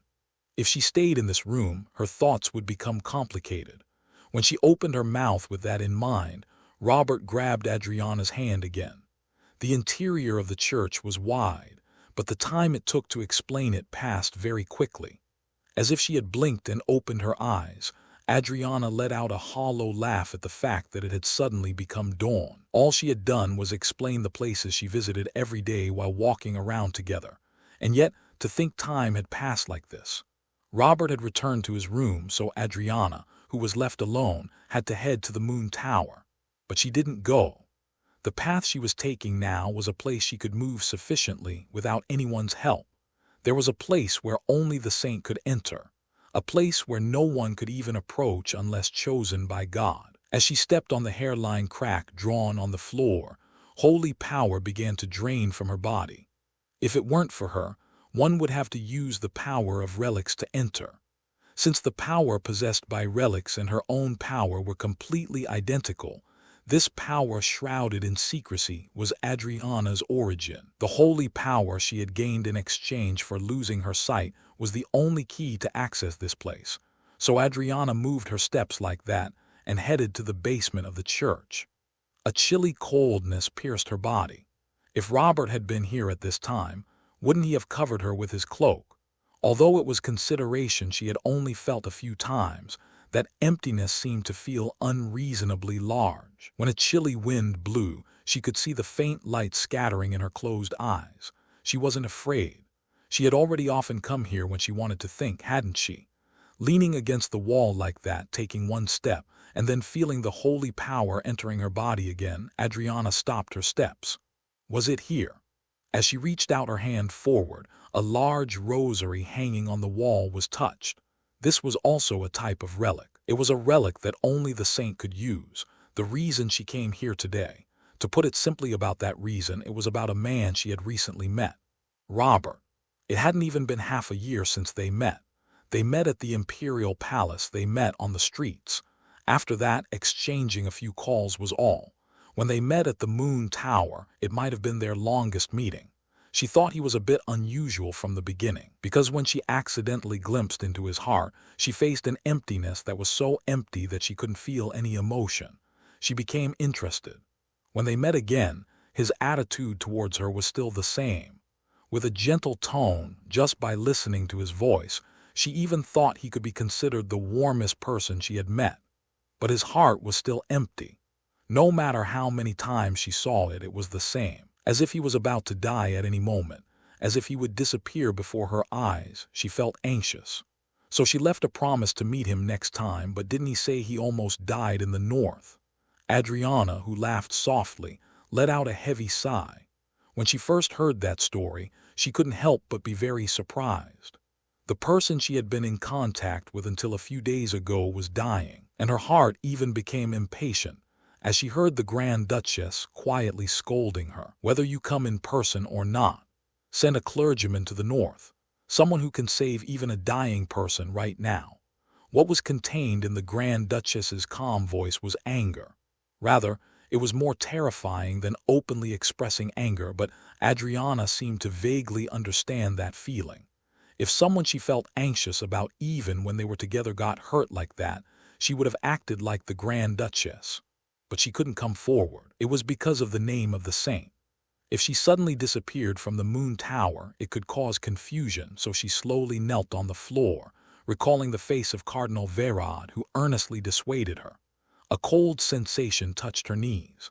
Hard and rough, clasping her hands and grasping the rosary around her neck like that, she raised her head towards the wall. A feeling of regret arose. If she hadn't been a saint, she could have gone to the north. If she had healed him, she could have watched over him without an anxious heart forever. What those emotions created was a subtle something towards the man named Robert. That emotion bloomed as she looked back on Robert's memories. As she watched Merigen smile at Robert, as she watched Robert die miserably at the hands of his sister. As she looked at Robert standing alone in the empty snowy field of the north, holding a masterless sword, an emotion arose. Whoosh, the rosary hanging on the wall and Adrian's holy power resonated, and a pure white light gushed out from her clasped hands. She didn't know the name of this emotion that had arisen in her. She had come here to find out what it was, to dig into the memories of the fragments Robert had shown her, even though she could only see fragmentary scenes. If I see that, wouldn't I be able to understand your heart a little? Emotions were blooming again in Robert's inner self. Instead of the emptiness that was always vacant, there was definitely an emotion that peeked out its head and revealed itself. Adriana, who recalled the memory of him making excuses for it, smiled softly. I had one, but not anymore, probably never again. I won't have one. Sadness, loneliness, desolation. She tried to understand a little of his inner self where only negative emotions bloomed because it was cold and dark. What could I see in your memories? In the basement of the church, Adriana slowly surrendered herself to the blooming holy power. It was to face the memories Robert Taylor possessed. It was the first time she had carefully examined someone's memories. Adriana knew it was rude. It was something she didn't have permission for. She didn't know if he would want to reveal it or show it to her. But even so, the reason she tried to examine the memories was because she wanted to know why Robert's inner self had become like that. To understand a little and embrace his heart that had become as empty as a dying person's. She was attempting this, which only she could do, unlike others. She thought it was probably compassion, a person of a type she was seeing for the first time in her life, someone she inadvertently became interested in, someone her gaze was drawn to without realizing it. There was no need to feel anxious about someone she was seeing for the first time, but strangely, when she was with him, she feared he would disappear at any moment. That's why she tried to read his memories. Even if the memories she faced had little meaning, it would help satisfy this curiosity. As the light seeping from the rosary enveloped her body, her consciousness gradually began to fade. It was time to face Robert's memories of death. Even when reading someone's memories, one couldn't read everything from birth to death. It was only to the extent that she could see a little more in detail a part of the memory she had seen fragmentarily. Since she was seeing with the power of God, not sight, she could see undistorted memories even if it was a monochrome world. As her consciousness faded for a moment, Adriana felt her sense of sight return and carefully opened her eyes. A sensation that reacted sensitively even to a small light, since she could see the memory until her holy power ran out. It was better to see the memories that looked important if possible. The space for viewing memories was Adriana's inner mindscape. Perhaps because of that, all that was visible around her was a winding path cutting through the center. What she saw while walking along that path were the fragments of memories Robert had shown her. As expected, it wasn't ordinary. All these memories contained Robert's deaths, the fact that one person had died multiple times. Indeed, there was no other explanation than regression. Then what was the reason for him repeating the same time? For what? For what purpose? It was true that it was difficult to understand the concept of regression, but she knew that it meant living a life that was endlessly repeated based on a certain point in time. This wasn't an explanation she had heard from someone. It was a concept she naturally understood the moment she saw Robert's life, as if such a thing had existed from the beginning. The concept that bloomed along with the holy power helped her understand Robert's many deaths a little. She reached out her hand towards the memory that floated in the air like a water droplet. Robert's first death. Feeling the memory that seeped into her mind, Adriana slowly closed her eyes. Reading memories was like surrendering one's body to flowing water. As if surrendering to the current, she quietly opened her eyes as her body flowed into the memory. The scenery that changed in an instant was visible, and when she looked up at the sky at the sound of pouring rain, the sky was filled with dark clouds. It was raining.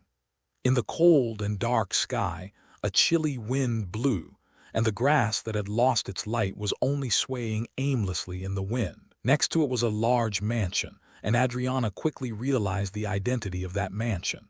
This space was inside Robert's memory, so that huge mansion must be the Taylor ducal residence. But contrary to its grandeur, it was filled only with shadows. It had a dark and murky energy, and as the darkness touched by the holy power shattered slightly, a faint scent of blood was felt. Why on earth was the scent of blood felt here? Could you be here? The only visible color was a dim light. As if her existence was excluded from the monochrome world, the falling rain avoided Adriana and fell below. She didn't get wet. Realizing that fact, Adriana slowly moved her steps. Didn't it feel like becoming a ghost that might appear in a fairy tale?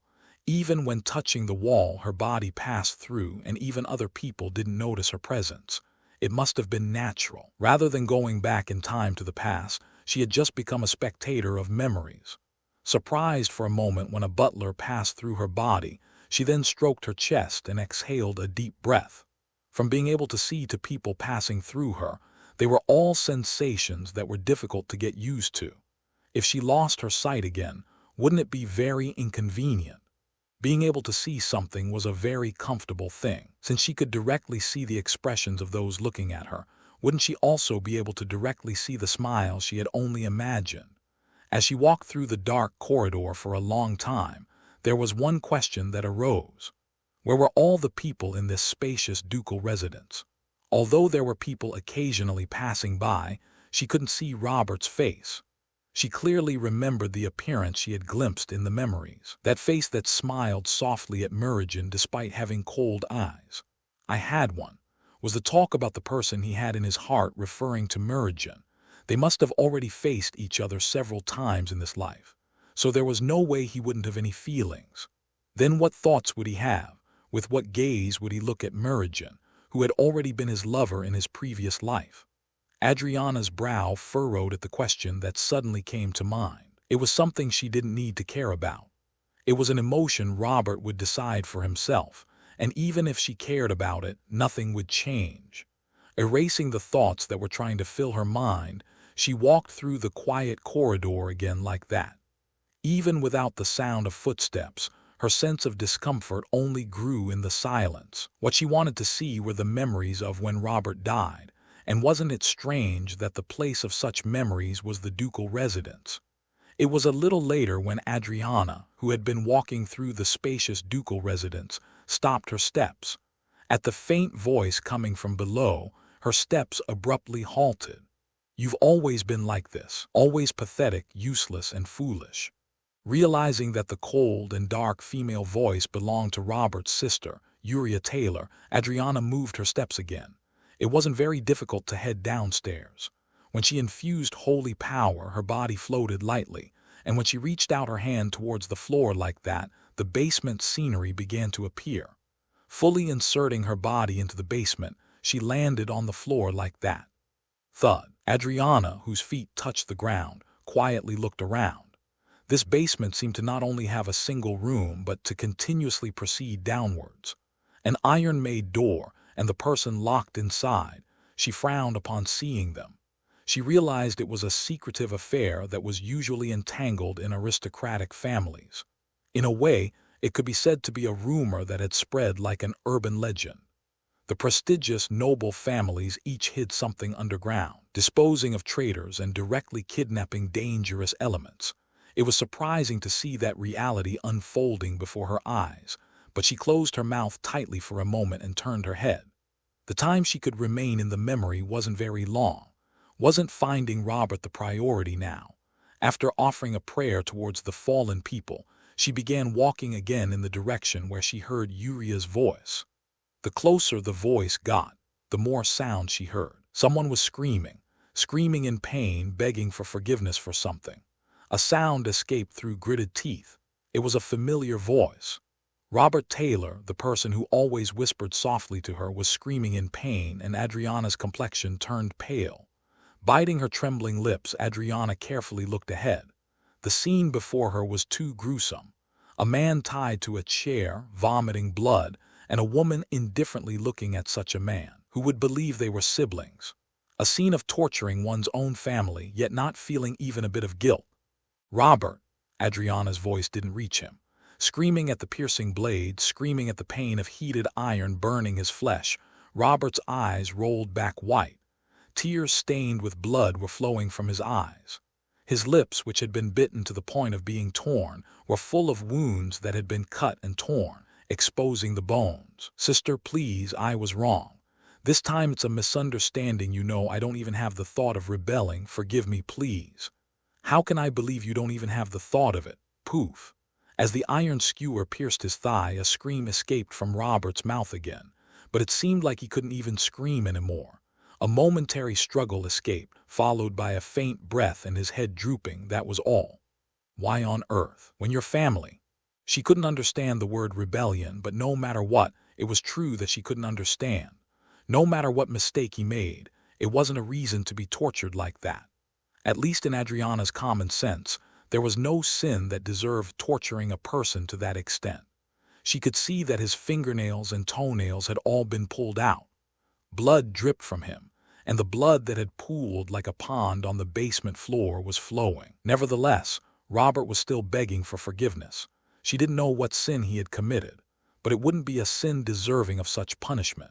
His flesh was torn, and even while receiving torture, that wouldn't be strange if he died at any moment.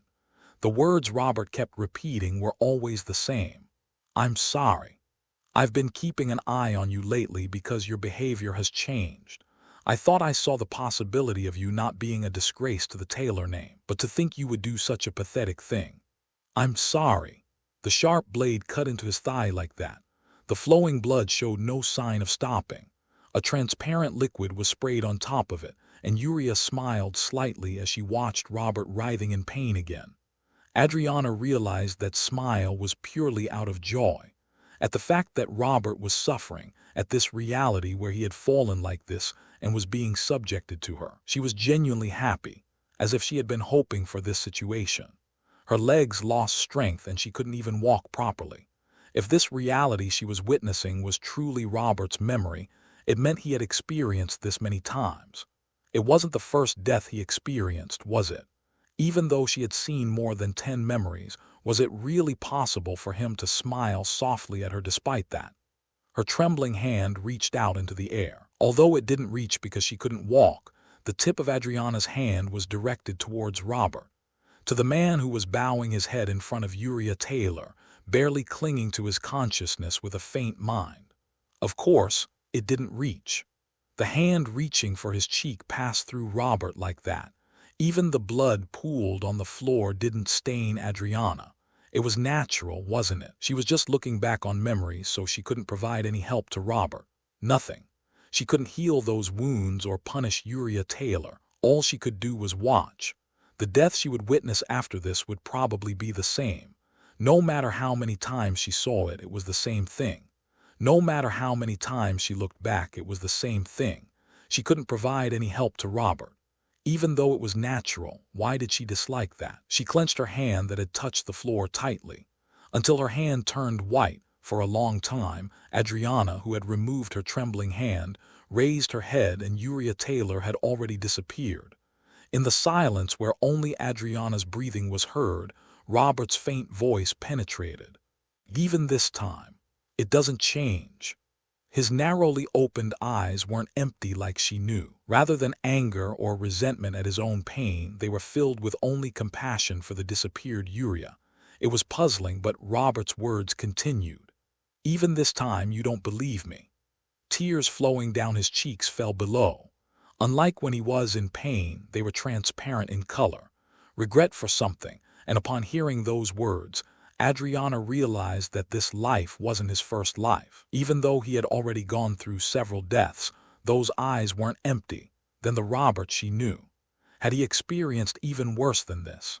It was a fact that was hard to believe and a truth she didn't want to believe. But before she could add any words, the scenery began to change slowly. Blankly watching the scenery crumbling like smoke, she noticed that the pouring rain was still the same and turned her gaze. Swoosh, now we will begin the execution of the sinner Robert. Adriana's complexion turned pale again when she saw Robert tied to the execution platform, waiting for death. Numerous people were watching the execution, and in the middle of them, Robert was tied up and waiting for death. In this execution taking place like a show in a circular arena, Adriana tightly closed her eyes. "Robert, wait a moment," she shouted, even though she knew her voice wouldn't reach him. There was no one who saw her even if she used her strength. Even if she tried to shatter the execution platform by emitting holy power, Robert's gaze was only directed at the void. It was an expression without any lingering attachment. As if sensing that everything was over now, his tightly closed eyes showed no sign of opening. Thud, thud, shouting a voice that wouldn't reach. "Adriana, who ran through people, was finally able to reach in front of Robert. It was a distance close enough to clearly see Robert's face. After blankly watching his calm appearance even while witnessing his death for a moment, Adriana's eyes narrowed as she looked at his slightly open mouth. It seemed like he was trying to say something. As if making a vow to himself, Robert, who was watching the blade approaching him, quietly moved his lips.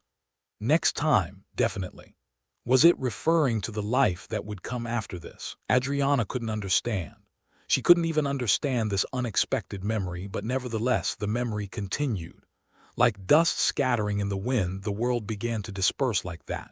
And then she realized Robert's deaths were still far from over. Witnessing someone's death can never be a pleasant thing. Even if it was a complete stranger dying, it was heartbreaking, let alone if it was someone you know. What if it was the death of someone you've been particularly concerned about lately? She couldn't peek into all of Robert's memories. It was only fragments of the memories he possessed, but were these really just fragments? At the point of observing Robert's death more than 20 times, Adriana's heart was gradually becoming desolate. Each death was equally painful. He was not trusted, not believed, and in the end, he was abandoned and betrayed and died. He died at the hands of someone he loved, and he died without being able to protect the one he loved. It would probably be a lie to say that she could fully understand those feelings. She herself wouldn't be able to understand even a part of it. So was that why it was so empty. Having died dozens of times with feelings no one can understand, even the desire to do something had already worn out. Is there nothing I can do? She had lived with the name of a saint, taking it as a virtue to help and bless others. She had simply lived for others. But didn't Robert also fall into that category? No matter how much she tried to think of a way to help, nothing came to mind, and a futile light arose in Adriana's eyes. What was in front of her was Robert, who had fallen and died again. How was this death? Adriana's mouth twisted as she recalled it. She didn't know what feelings Uriah Taylor had when she looked at Robert, but it was certain that it was wrong. It was the first time she had seen a woman so twisted since birth, even his fiancée Teresa and the head of the Taylor family. Wouldn't it be rather strange that he didn't become twisted with such people around him? Adriana, who wiped Robert's cheek, smiled bitterly. Although her palm was still only caressing the void, she just wanted to share her warmth even a little.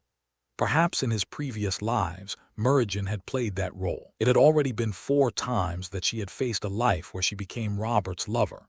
There was even a time when he became the princess's lover and almost held a wedding. If Murigen hadn't died, wouldn't Robert have been happy in that life too? Her gloomy feeling didn't easily disappear as she had seen him take his own life several times. As soon as he started regressing, he stabbed his own throat with a knife and deliberately chose to drink poison to end his life. Watching him suffer, she also shed tears. Adriana, who stroked her reddened eyes, then carefully sat down next to Robert. This time the world isn't scattering quickly. When Robert experienced a death, the world and his memory scattered like dust, and she would face the next memory. Now, with blurred vision, looking at the hazy front, she realized that this memory was the last. What kind of death of Robert would she face this time? It was frightening now. She resented herself for having set out to examine his memories. Just looking at these things would only be painful, and now her brows furrowed involuntarily at the stinging pain piercing her chest. But that didn't mean she should run away. It was a memory only she knew. If not Robert, she was the only person in this world who could know about this memory. Even though she wanted to run away right now, even though she wanted to return to the Moon Tower and run to Robert, she endured and faced these deaths. She was the only one who could understand Robert's regression, realizing only now that when he was truly tired and exhausted, when he was about to collapse at the end of this life, there was only one person who could help him. If she didn't help, it wouldn't be strange for him to break down at any moment, so she had to step up before his empty heart completely shattered. It's cold. The wind in the north was cold. Although she couldn't feel everything, Robert, who died alone here, must have faced this cold as it was. Adriana, who sat on that snowy field, muttered. Feeling the chill piercing through her thin clothes, she looked at Robert, who had now become completely cold. As the wind blew, the memory slowly collapsed. Scattering like burning pieces of paper, Robert also gradually began to disappear. Not the snowy field, but near the imperial palace. It was a tower she was seeing for the first time, but Adriana realized it was the moon tower where she lived. But there was probably only one reason why it felt strange. If the moon tower was the background, she would have to see the woman staying at the top of this tower. Adriana stepped towards the memory. "Cardinal Verod, you said there was someone who wanted to see me." And she saw herself. It was the first time she had appeared in Robert's memories. What kind of person would she remain as in Robert's memories? Was she a lover like Meridian, or a colleague like the Grand Duchess? While laughing, inwardly thinking it would be awkward if Robert was a paladin, Adriana slowly faced the memory with her anxiety that inadvertently bloomed. It seemed like Robert had tried to find her. She didn't know what business he had, but didn't he need some help from the church? With Robert's position, he must have met her, and Adriana's face soon filled with puzzlement as she quietly looked at the memory. Robert had come to see her many times, day after day, year after year, month after month. But she never met Robert. The moment she headed inside the moon tower, curious about the reason, Adriana's complexion turned pale upon hearing the words she uttered. "Should I meet that person?" Her own expression as she hesitantly answered was full of questions. She already knew that the rumors about a person named Robert Taylor were not good. But how could she say that without even directly meeting him face to face? Even if she wanted to blame him, it was her own words. It was strange. No matter how much of a stranger he was, there was no way she would have said that. Whose words did she listen to and answer like that? That question was resolved in the following words. Perhaps it was also an answer she had already thought of in a corner of her heart. "His Highness the Crown Prince said last time, it's better to avoid people with bad rumors, and he said there's someone after my life these days." Even Verod was agreeing with those words. She knew better than anyone that Robert wasn't that kind of person. But believing the Crown Prince's words without a doubt, she was suspecting a person she had never met. "Ha!" Adriana, who let out a hollow laugh, plopped down like that. It was none other than her own words.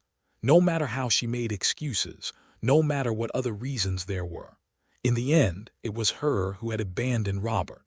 The reason Robert sought her out was to make a move before the Crown Prince tried to kill her. The Crown Prince was always deeply involved in Robert's deaths, so didn't he gain some realization in the repeated deaths? And she had let that go. She had rejected the hand reaching out for help, just because it might be dangerous. Adriana, who wiped her face, exhaled heavily. She couldn't bear the disgust at her own actions. What kind of saint was she? Even though she received the name of a saint with the power of God, she rejected a person in need of help like that. Haha, that was how Robert died. He had hoped for the saint's help, but he died in vain without receiving it. Wasn't it her fault? She clenched the rosary in her hand tightly, and then it shattered, piercing the shards into her palm. Even the stinging pain felt like nothing, because compared to the pain Robert had experienced in that life, it was nothing. Drip, drip.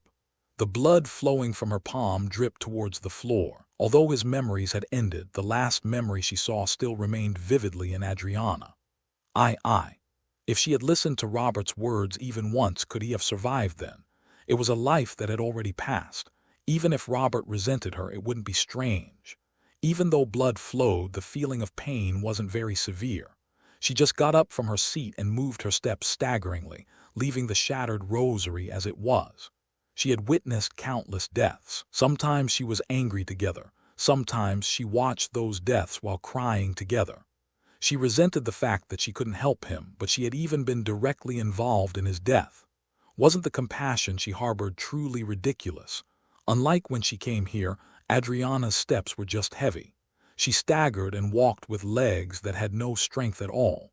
She couldn't see ahead anymore. The sight she had temporarily regained while reading the memories had now disappeared again, showing her only darkness. I'm sorry. That apology probably couldn't be made to him. She couldn't honestly confess that she had seen Robert's memories, could she? She just wanted to comfort him, about the loneliness he harbored, about the misery. She wanted to let him know that he wasn't alone anymore. Tears flowed down her cheeks. She knew better than anyone that the apology she had already muttered several times was meaningless.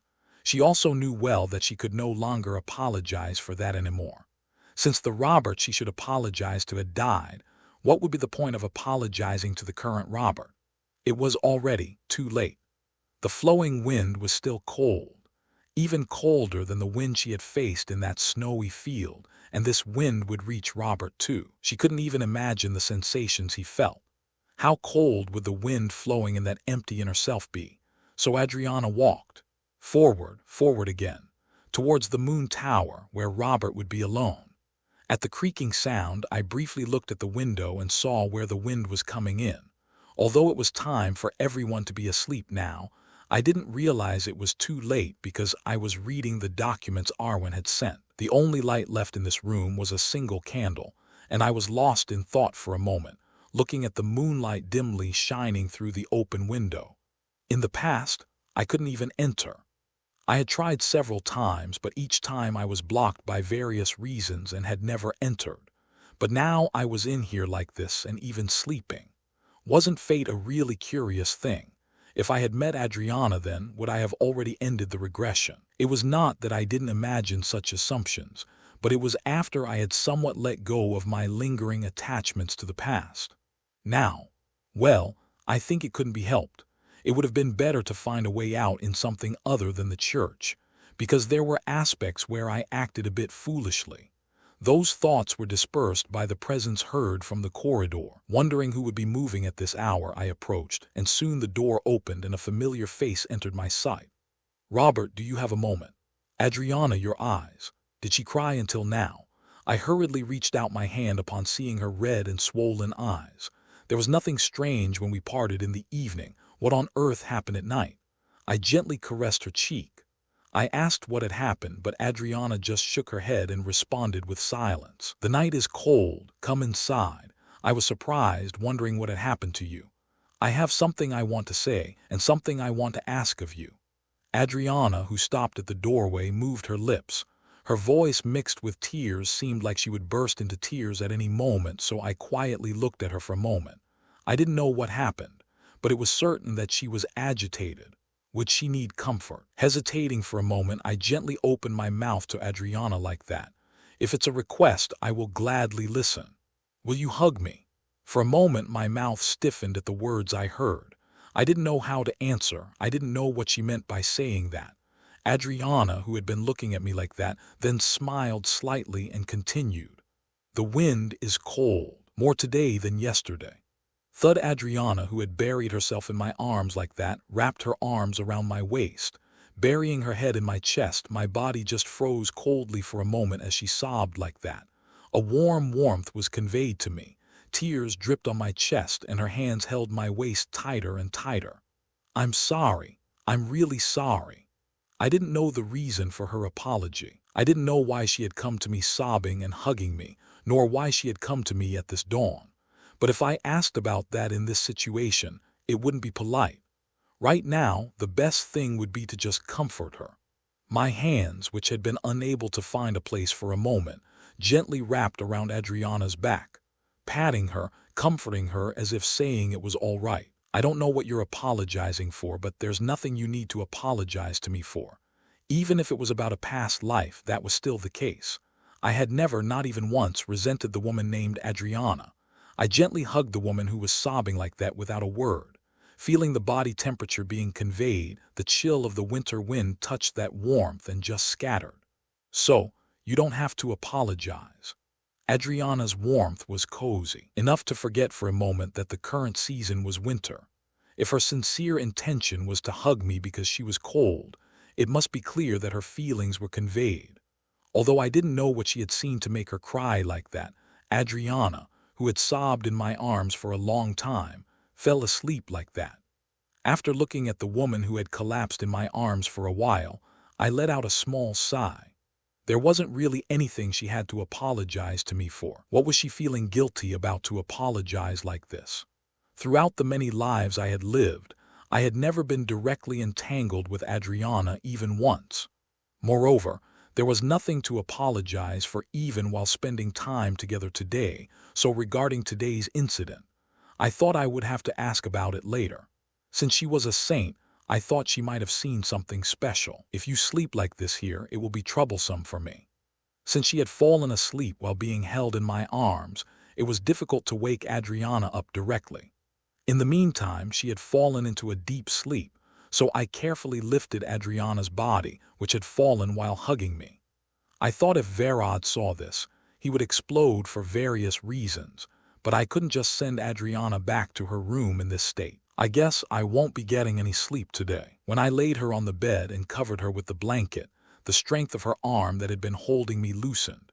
Seeing her soon falling into a deep sleep, I slowly brushed away the hair that had fallen on her forehead. Why did she cry like that?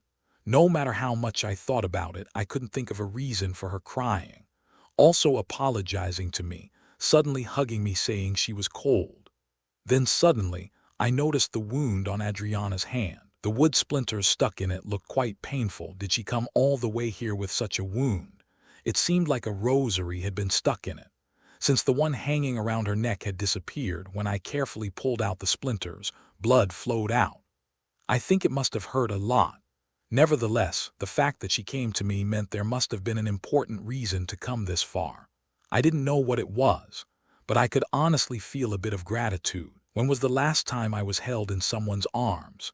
Even when I was Merijan's lover, it was already decades ago. It had been a long time since I felt someone's warmth so close. For a moment, I could forget about this winter. Even while disinfecting the wound and wrapping it in a bandage, Adriana still didn't wake up from her sleep. She would probably stay in this bed all night. If I laid on the same bed, there would be various misunderstandings, and spending one night wasn't that difficult. I carefully covered the still sleeping Adriana with the blanket. Blowing out the single remaining candle, I just slowly read Arwen's letter, relying on the remaining moonlight like that. It had always been a dawn I spent alone, but today there were two of us. I couldn't help but feel quite a strange feeling. Along with the gradually brightening sky, I was able to read all of Arwen's letters. To be precise, it took a bit of time to analyze the codes written in them. The sentences were written with mana. Reorganizing them and interpreting them was probably something only Arwen and I could do. Writing in this way was necessary to eliminate any potential dangers. If someone else saw it, it would just be about asking each other's well-being. But if they interpreted the contents, wasn't it about the connection between the Crown Prince and the 4 dragons? There wasn't much written in the letter. It was probably everything she had investigated while I was staying in the north, but most of it was already known to me. There aren't many connections between the 4 dragons and the Crown Prince yet. Unless you go to the south and come into contact with the relics, it will probably be difficult to grasp what the 4 dragons are. I also agreed with this statement, unless I directly brought the relics in the south to the Crown Prince. Right now, those two were still unknown variables. It wasn't that I hadn't made assumptions, but this was the first round where it was directly mentioned. It was probably because I approached it from the perspective of how the Crown Prince killed me rather than why. In each round, strange variables appeared. Some were created in the name of the Crown Prince, but most of them appeared in unexpected places, didn't they? If even those were related to the Crown Prince, perhaps this problem might not be simply my personal problem. The 4 dragons, if I ended up fighting them, what would happen? I had seen the end of the sword, but now I was at the stage of doubting whether it was really the end. Doubting enlightenment and touching the next wall, wouldn't that be right? However, the problem was that physical growth was still necessary. If the all-out war with the Crown Prince was still a little over a year away, the extent to which I could raise this body would determine success or failure. Russell, around the time I was looking at Arwen's letter for a long time, I turned my head at the sound coming from behind. The quiet breathing that had been quietly coming from behind was no longer audible. Perhaps she would soon wake up from her sleep. Now that the sun had completely risen, it seemed okay to send her back upstairs. Now was the right time to avoid being caught by Verod. Trying to recall what tea was good for relieving fatigue, suddenly rosemary came to mind. I thought I had some of those tea leaves among the ones I possessed. Boiling water and steeping the tea leaves, a fragrant aroma of tea began to fill the space. The winter morning wasn't very cold, since it was when the sun that had just risen was most radiant. The warm light shining brightly on the white snow was perfect for waking up. As the aroma of tea spread and I took out the cookies I had bought before and put them on a plate, a rustling sound was heard from the bed. "Are you awake?" I approached the bed and handed her a teacup. Adriana, who had been rubbing her sleepy eyes, stretched alone and shivered. Perhaps she wasn't fully awake yet. She just carefully nodded her head while grasping the teacup I handed her. Blankly sipping the tea like that, Adriana, who smacked her lips slightly, turned her gaze towards me. Her eyes, which had always been closed, were narrowly open. As her transparent eyes turned towards me, her hand that had been raising the teacup trembled. Little by little like that, a small voice was heard from her lips that were blankly parting. "Robert, it seems you're a little more awake now. Oh, when did you come to my room? Where is Emily? She's naturally at the top of the moon tower. I sent her back when she came looking for you at dawn." The expression of that servant who had come to me while I was reading the letter seemed to look at Adriana sleeping in my bed quite curiously. Didn't she say she couldn't easily fall asleep unless it was a place she always slept? But I thought it was possible because the situation was different. Didn't she fall asleep exhausted from crying? "It's too late to wake her up like this since she's in a deep sleep, so I'll come up together in the morning." That's a relief. I thought she had disappeared and was about to wake up the paladins. But still, "I trust you, but please take good care of her. I have no intention of doing anything rude. Moreover, isn't this the moon tower?" Although I knew what they were worried about, I had no intention of laying a hand on Adriana's body. It was thanks to me only showing a good side to others since coming here. At least they seemed to know for sure that I wasn't the kind of person to do strange things, since they entrusted Adriana to me. When I said I had sent the servant back, Adriana blushed and wiped her cheek like that. It took a while for that red color to disappear, and then perhaps recalling the memory of dawn, the tips of her ears turned red as if on fire again. "Ah, there was nothing to be embarrassed about. Well, I am a bit curious about the reason you cried yesterday."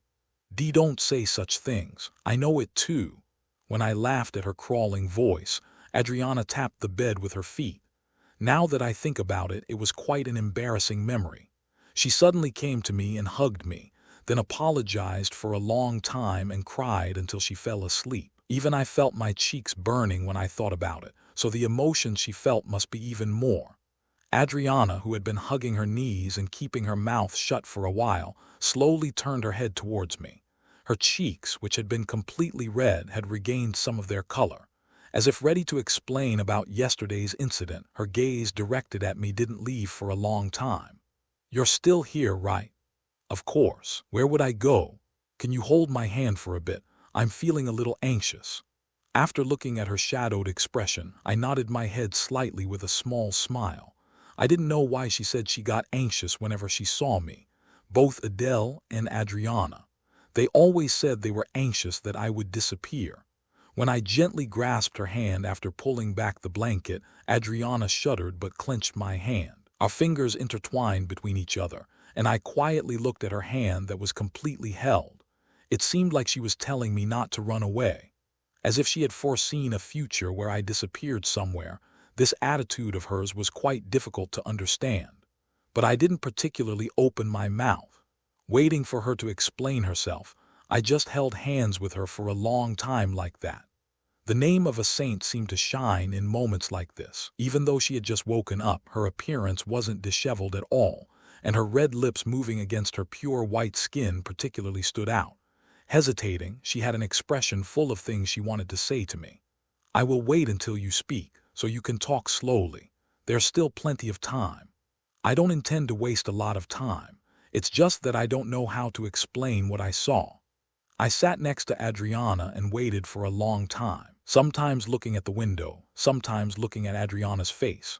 It was true that I was captured by a strange feeling just by being by her side, but nevertheless I didn't leave my seat. Wasn't I her close friend? If she had something to say, I was willing to wait as long as it took. How much more time had passed? The sun that had just risen was rising towards the sky again, and the birds that had been asleep were chirping. A soft voice flowed into my ears. "Were you surprised when I suddenly came to you yesterday?" "I was a bit surprised. I didn't expect you to come." "I'm sorry. I came because I had something I wanted to say. I didn't think about the time." "What did you see? You were crying like that, but there was nothing you had to apologize to me for." At my words, Adriana smiled bitterly for a moment, then exhaled slowly and looked at the void. It seemed like a process of organizing yesterday's memories. Since she said she didn't know how to explain it to me, maybe I could hear that story now. "I had a dream." I turned my gaze at the mention of a dream. Adriana's expression was slightly distorted, as if blaming herself for something. It was a face that looked like she would burst into tears at any moment, just like the expression I had once made. "A dream where you died because of me. Is that so?" "It wasn't just dying once. Many times. I saw you taking your own life, and sometimes I saw you dying at the hands of a lover you loved. And even when I could have helped you, there were times when I just watched until the end." Those words seemed like they were talking about my past. Each one resembled my deaths, so I thought maybe she had really read the past. So I wanted to apologize for not being able to help you, for just watching you die, for ignoring you even though I was a saint, for acting in a way unbecoming of a saint. That's why you died. I see. But my voice was still indifferent. Even if that dream was about reading my past, I had never thought I died because of Adriana. If I resented anyone, it was myself. I cursed myself for not being able to do better, for not being smarter. "You don't need to apologize to me. Can you say that even though you died because of me?" "Yes, it's just a dream anyway, isn't it? And even if it were real, I wouldn't resent you, because my death would be my own fault. I died because I was weak. I died because I couldn't see my surroundings, because I couldn't protect the person I loved, because I was caught up in my own madness and died. Who would I resent for these dozens of deaths? Killing the crown prince was just to mark the end point of this regression, and moreover, I had never once resented Adriana. There was a woman who looked at me in puzzlement. As if she was about to shed tears again, I slowly opened my mouth to the woman who was staring at me quietly. "It wasn't your fault." I thought so, even if she had seen my past. It was just my fault for approaching too hastily. If I had approached a little more calmly, if I had started from the bottom of the church, the outcome would have been different. And if it was a dream, it was even more not her fault. I stroked Adriana's cheek. Stroking her soft cheek without a single blemish, I reassured her like that. The warmth was still being conveyed from the hand I was holding. It was warm enough to forget about the coldness flowing through the window for a moment. "Aren't I still here? If you die, if my dream becomes reality, I probably won't die." I knew that a saint's dreams were special, whether it was foresight or reading the past. It was the same as seeing reality, not a dream. That was why she was anxious. Smiling slightly at her kind heart, I opened my mouth like that. "I will live forever and come back to the Moon Tower." To reassure Adriana, I quietly whispered a lie. The Moonstone artifact could not be found. Records of artifacts related to time remain, but even those are only records, and it is uncertain if they actually exist. "I see. That's because I used it." The reason I requested another investigation about the Moonstone was because of what Adriana had said. Is it possible for someone to find out about my regression? If I knew whether the Moonstone caused regression or something else, I could think in a different direction. I hadn't pondered much about the regression itself. No one had ever mentioned my previous rounds, and no one had apologized to me like Adriana this time, so I thought it was natural and lived on. Wasn't there no evidence to make me think this regression could affect others, that only I remembered it? The possibility that Adriana could see it because it's her is worth considering. What Adriana had said was clearly about my memories, the deaths I had experienced, and about my life. How did she know about them in such detail? It could be interpreted as the power of a saint, but a guess arose that this might be related to the Moonstone. There wasn't enough time to find out anything right away. There were more than one or two things to do in the South, and there was very little time to worry about the background of my regression. Today was the day to head to the South. It meant that going to the South with Adriana and visiting the Temple of the Moon was the first thing to do. I would have to make time to move independently. I don't think it will be very difficult. If it's Verhad, he would rather want Adriana and I to be separated and move separately. North, south. The places I went to achieve my desired goals. In the north, things were resolved quite simply. By prioritizing strength, I made them realize that I wasn't just at a decent level by killing the leader of the tribes alone. It wasn't bad that Adele and my relationship were misunderstood. If they took that as fact, at least there wouldn't be anyone among her adjutants who thought badly of me. Wasn't it the same in the past? I could definitely trust that part. During the week I stayed here, I tried to advance my relationship with the paladins of the Moon Tower, even if only a little.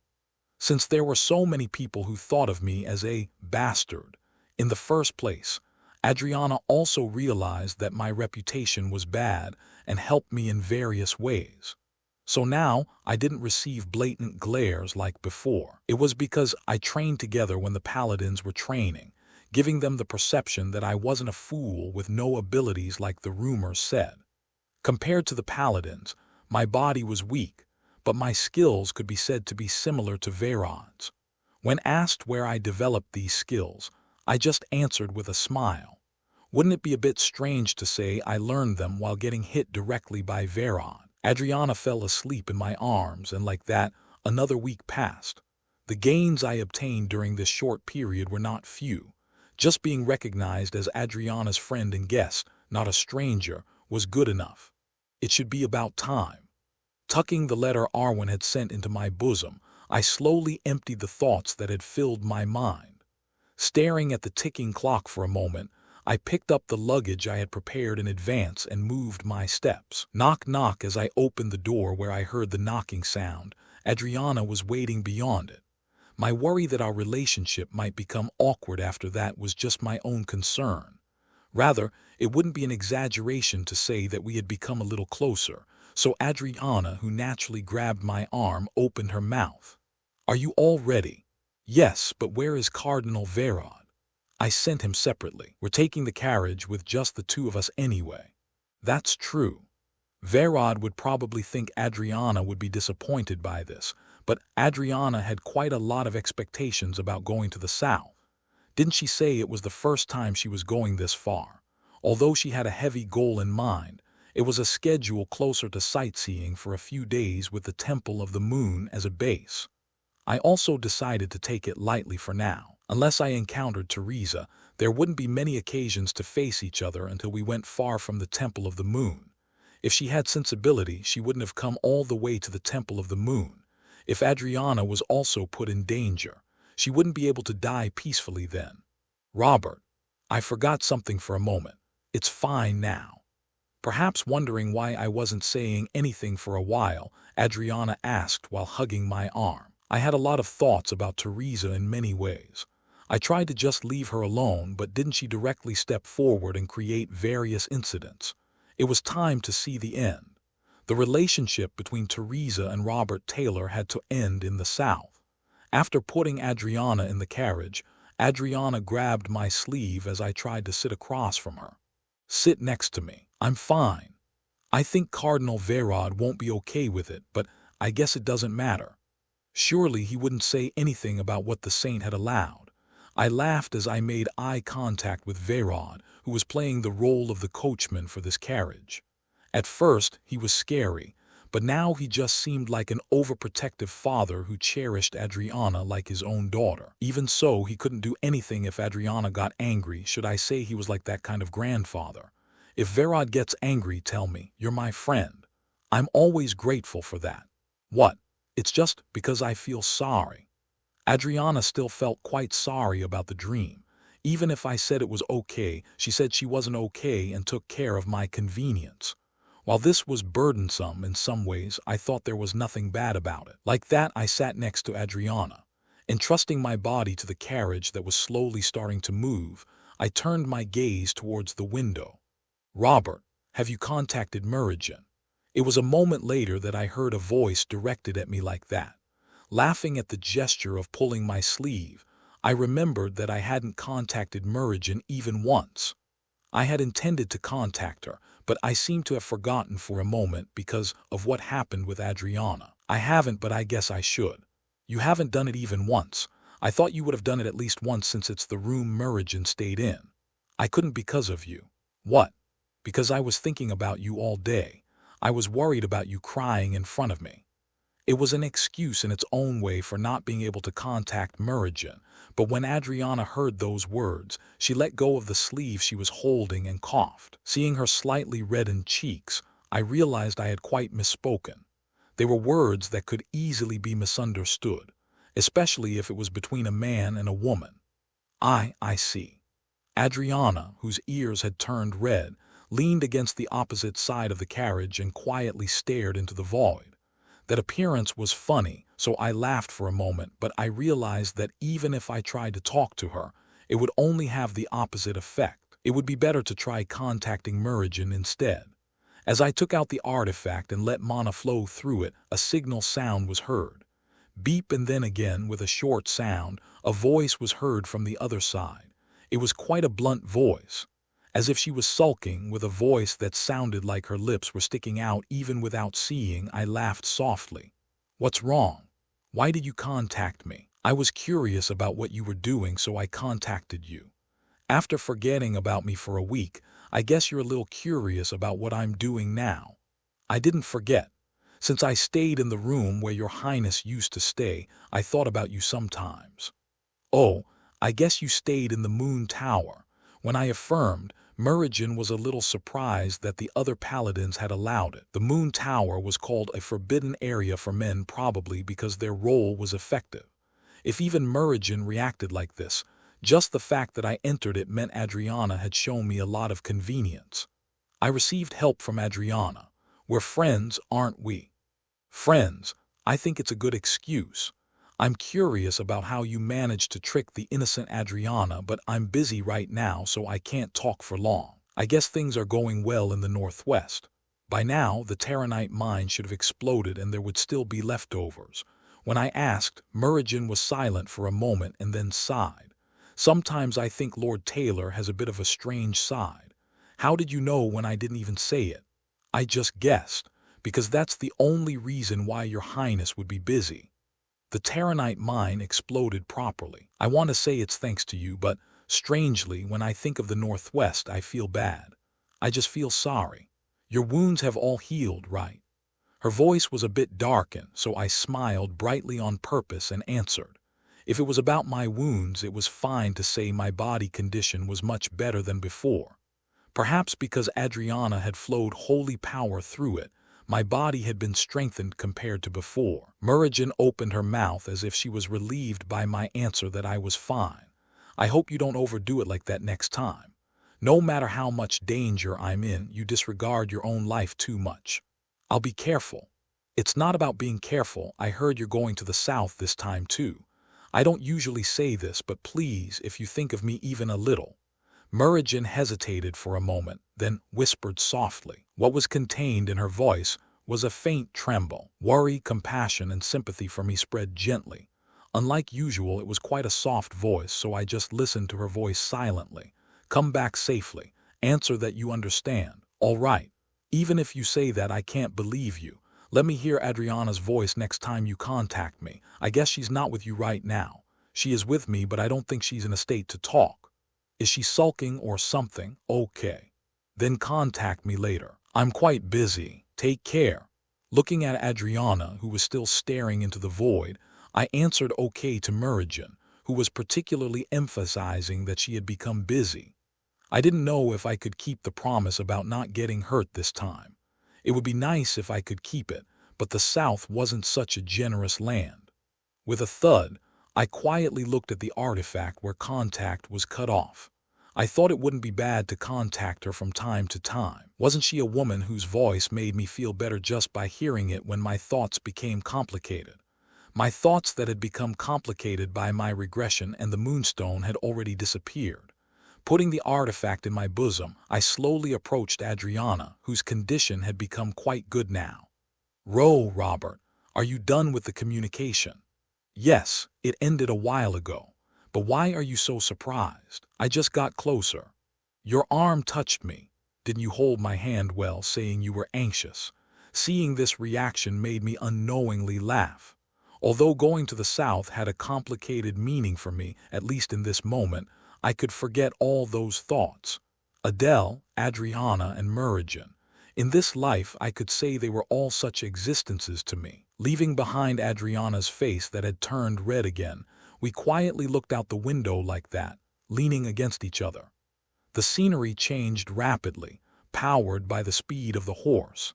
As we got closer to the south, the lush forests and trees grew, and the sun was obscured by the trees stretching toward the sky, casting shadows. The sunlight was faintly hitting and shattering on each branch.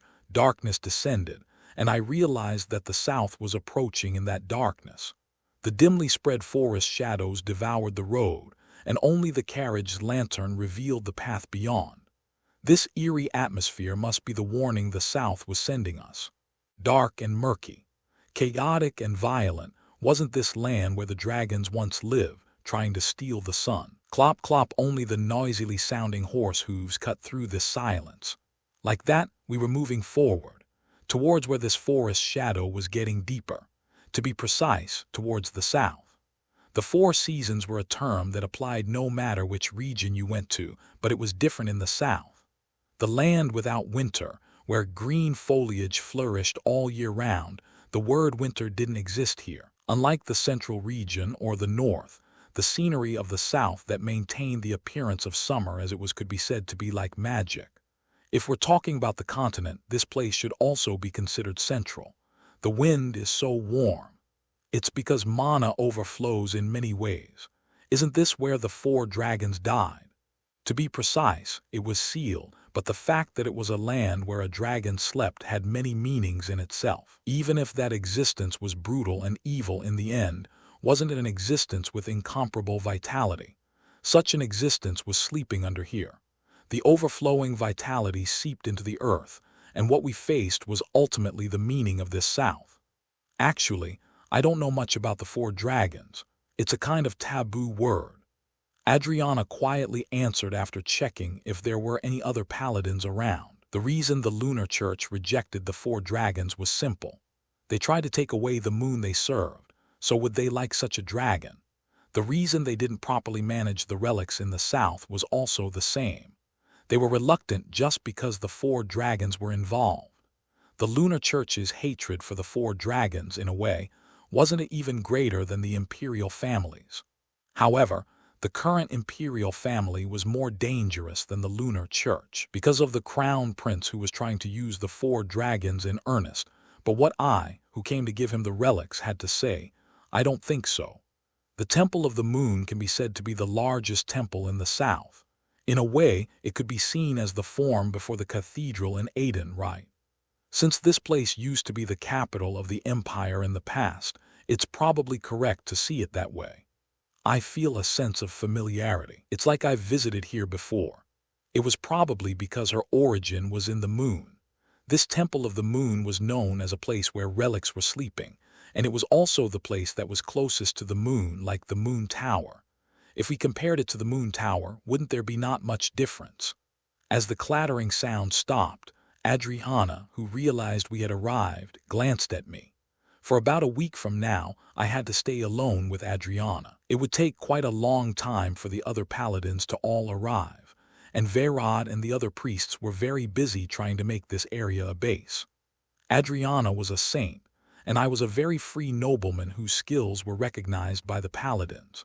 Moreover, I also had the status of being the saint's friend, so in this situation, the only ones who could be free were the 2 of us. You 2 were sitting together. Yes, I asked him to sit next to me. Although Verod's brow furrowed grotesquely as he opened the carriage door, when Adriana said that, he could only groan without saying anything. From Adriana's perspective, it might not be a big deal, but how would Verod's heart feel seeing that? While feeling sorry for understanding his heart, thinking about what I had experienced, it was also a bit exhilarating. If Adriana said this, he wouldn't have much to say either. Since he had an expression of feeling betrayed in many ways, I didn't forget to watch Verod's reaction while holding Adriana's hand to help her get down. Let's not forget that we also need to gain the support of the paladins. If possible, it would be better to get the help of the entire church later. The decision to go to the north and south was made with the intention of directly challenging Uriah based on their support, but there was a high possibility that the plan wouldn't go as I thought. Uriah's rampage was far beyond the expected range. Where would the woman consumed by her own madness point her blade? Even if they were family, it would be impossible to stop Uriah now. Although I induced it, I was keeping an eye on her rather rough movements. The roles of Renaud and Arwen were important. If they couldn't fulfill their roles, I could lose the most important legitimacy when I obtained the position of family head. The support of the church was even more important after I became the family head, especially after killing the crown prince. Isn't what comes after killing the crown prince the most important? As Vayrod drove the carriage away again, Adriana, who had grabbed my arm, hastened her steps. Perhaps she had high expectations for this area in her own way, as she laughed softly and nodded her head in a bright voice unlike usual. "Shall we go for now? We still have a lot of time." Although we had reached the south, I thought it would be fine to give it a day or so of leeway, because after this night passed from then on, I would have to spend my time quite busily in my own way. The Temple of the Moon. In a way, it was a name that could easily give the impression that it didn't quite match the religious tone of the lunar church. Temples tended to give a sense of antiquity, as they usually were. Of course, it was a temple that had existed since ancient times, but the inside was even more splendid than a cathedral. Wow! That splendor couldn't be seen with the eyes. If one could read the atmosphere, they could immediately realize, and Adriana's shoulders trembled at the holy power that filled the inside.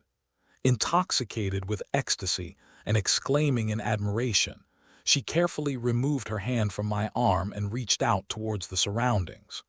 Whoosh, a brilliant halo moved together whenever Adriana moved. A completely different sight from when other paladins or priests moved. The inside of this temple was imbued with the mana of the moon. If we compared it to holy power, there would be some differences, but its essence was the same as the power bestowed directly by God. Was that why the light that moved according to Adriana's command slowly seeped into me, following her fingers? As the gentle energy touched my heart, my chest, which had always felt stuffy, became comfortable for a moment. Rather than any change in the body, the main effect seemed to be mental healing. I don't know. It's my first time doing this too, so what should I say? It's like it's telling me that I can handle holy power in this way. It's a kind of enlightenment. Just as one gains enlightenment when wielding a sword or mana, the saint must also have her own realm. It was said that the saint who existed in ancient times turned day into night with her power alone, so if she progressed further, I might be able to see such a sight with my own eyes. Can you hold me for a moment? I feel a bit dizzy. As I held Adriana's staggering body, she smiled brightly despite sweating from the difficulty. She seemed to like the fact that she had achieved such results. When I asked if she was okay, Adriana nodded and got up again. I didn't expect to feel this as soon as I arrived at the temple. Somehow it feels good, doesn't it? Because you are the saint. Perhaps you will gain many things in the south. That would be fortunate, but rather than gaining something for myself, I hope I can help others. I hope there are people we can save this time too. The best thing would be if there weren't such people. The troublesome issue in the south was the people being sacrificed like the children we saw last time. The purpose of the church deciding to go to the south was to manage and protect such people. Helping them wasn't something Adriana and I could do alone. Wouldn't we be able to achieve the desired results only if the paladins and priests actively helped? Fortunately, the scene Adriana showed earlier seemed to have left quite an impression, as the expressions of the priests organizing the surroundings were filled with a sense of mission. We could tour the inside of the temple later. Even if we wanted to help those who were organizing, if Adriana helped, it would rather be burdensome. I lightly grabbed Adriana's arm and whispered softly, "I think it would be better to come to the temple later. I won't stop you if you want to help. He. It would be better to go out, wouldn't it?" Adriana, who pondered for a moment at my words, glanced at me and smiled brightly. It was a smile befitting her. Since she came out after a long time, it would be better to look around rather than helping. As I also thought that would be better, we left the temple with slightly quick steps. So where are we going now? I don't know anything about this area. It's not that I don't know at all. If it's around the Temple of the Moon, I've seen to some extent what's here. Not every place in the south is dangerous, although there is a strong perception that it is a remote and rugged area, at least around the Temple of the Moon. It was definitely included in the Empire's rule. If it weren't, it would have been destroyed by different races long ago. For that reason, there wasn't much difference between this area and the capital. Different races lived together, and it could be seen as a city where different races and humans mingled. There were also downtown areas, and it wouldn't be an exaggeration to say it was a city where different races and humans harmonized. As we walked through a small forest path and moved forward, Adriana let out a small exclamation at the sight unfolding beyond it. Even without seeing, there was something that could be felt. This tingling sensation that reached the ears and skin. There were different races who were born with the spirit of the forest or lived eternally with this overflowing vitality. I think there are elves, Adriana whispered softly, knowing that their pointed ears had much better hearing than humans. Actually, it wasn't very surprising for me, who could see the surroundings with my eyes. There were dozens of different races that existed around here. Not only elves, but also nymphs, orcs, goblins, and centaurs existed. This is that kind of place. Unlike the central region or the north, it can be said to be quite a free city. Although they were simply known as brutal races, there were also those among them who sought harmony with humans. The place where the different races who accepted the end of the era of the four dragons and accepted human rule stayed was around here. Hearing my words, Adriana clung even more tightly to my arm and carefully examined the surroundings. I don't know how to explain this, but it's rougher and more violent than I thought. It will be different from the capital. It's no exaggeration to say it's nature itself. It's so much purer that I feel like I'm nothing. The clothes she wore were so unique that some people whistled from time to time, seeing Adriana tightly clinging to my arm. It probably didn't look like an ordinary relationship. If there was a woman who completely clung to a man's arm and walked around, unless it was extreme, I think they would see it as a couple. Adriana also seemed to have noticed it to some extent, as her cheeks reddened, but still, she didn't leave my side. She also seemed a bit anxious.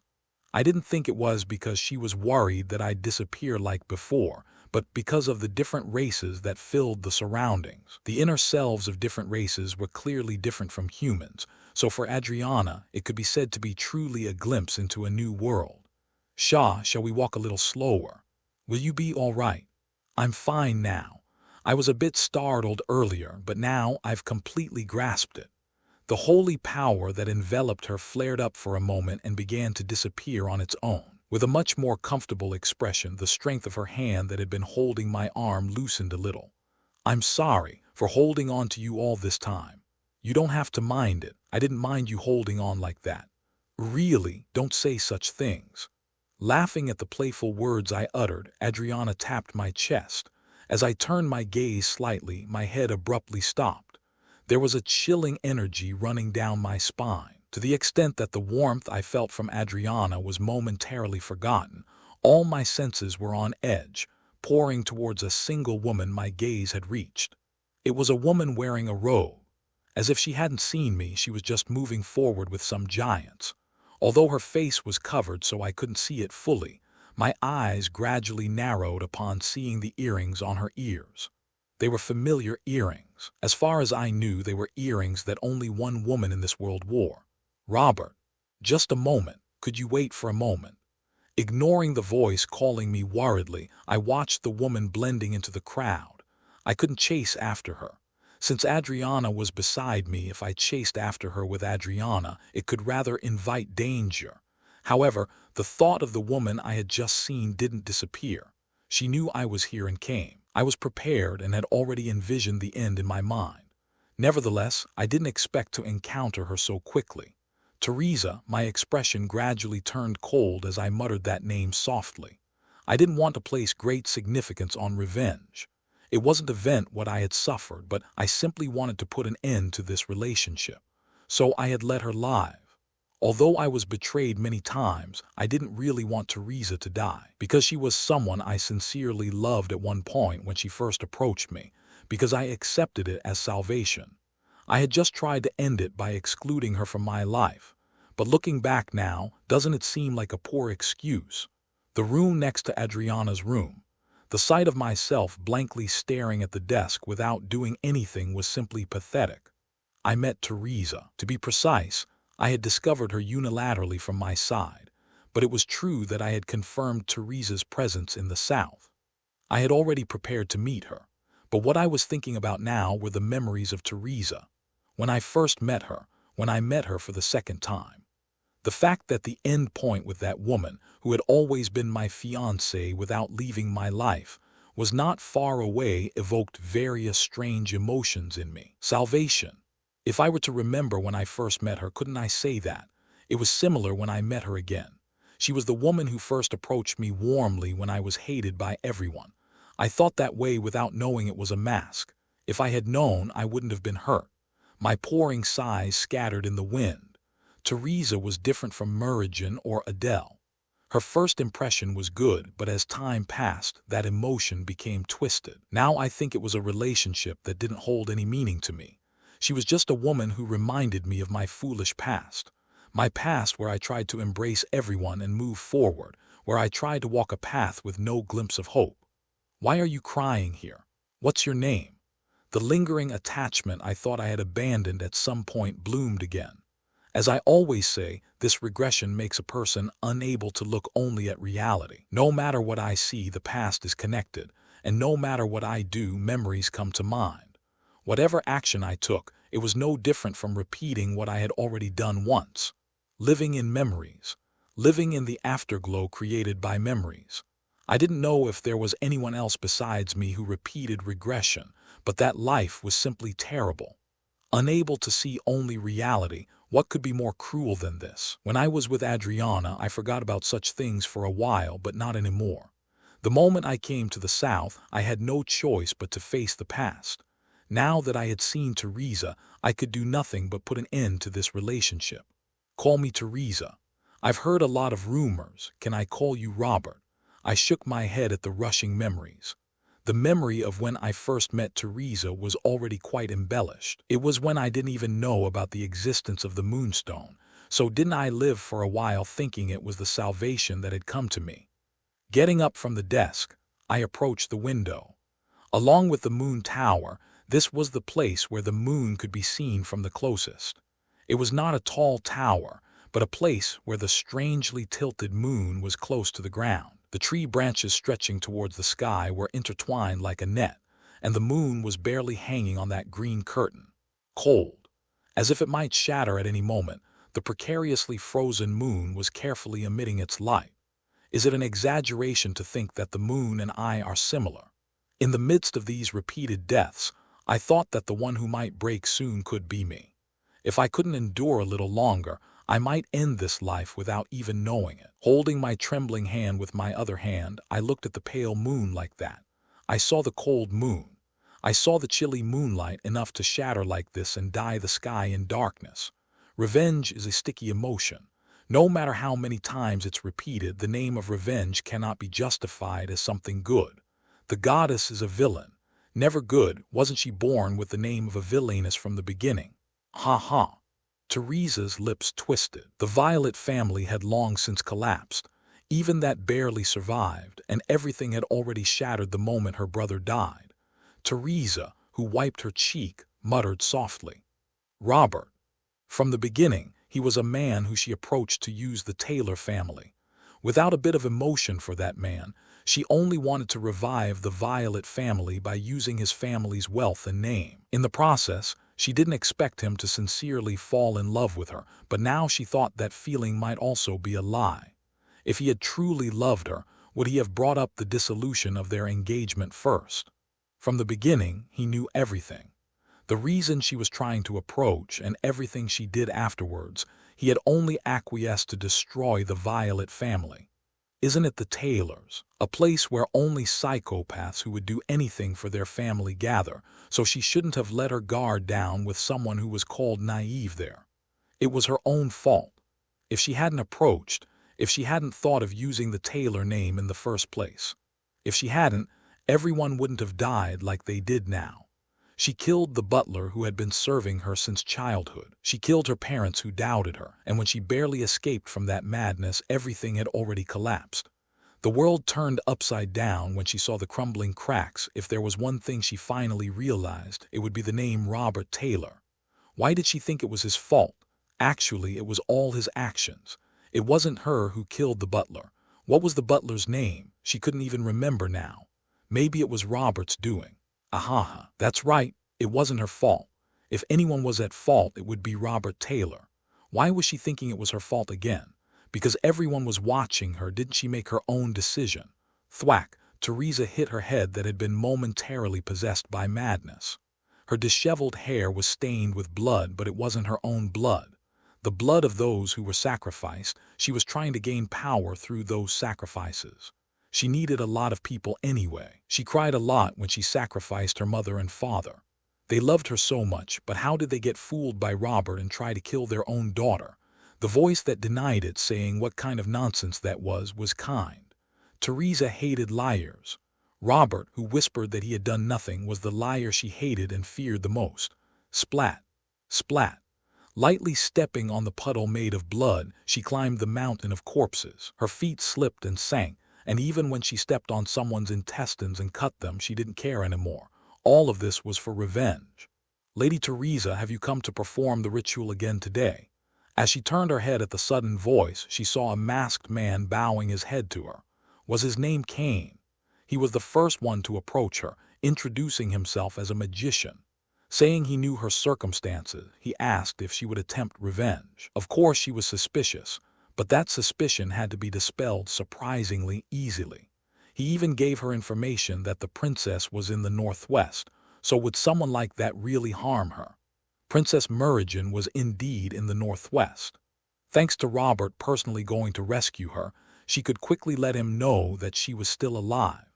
She spread her name to the tribes and scattered patterns containing her mark here and there. If he didn't come to the south even after seeing that, he would probably be a fool or an idiot.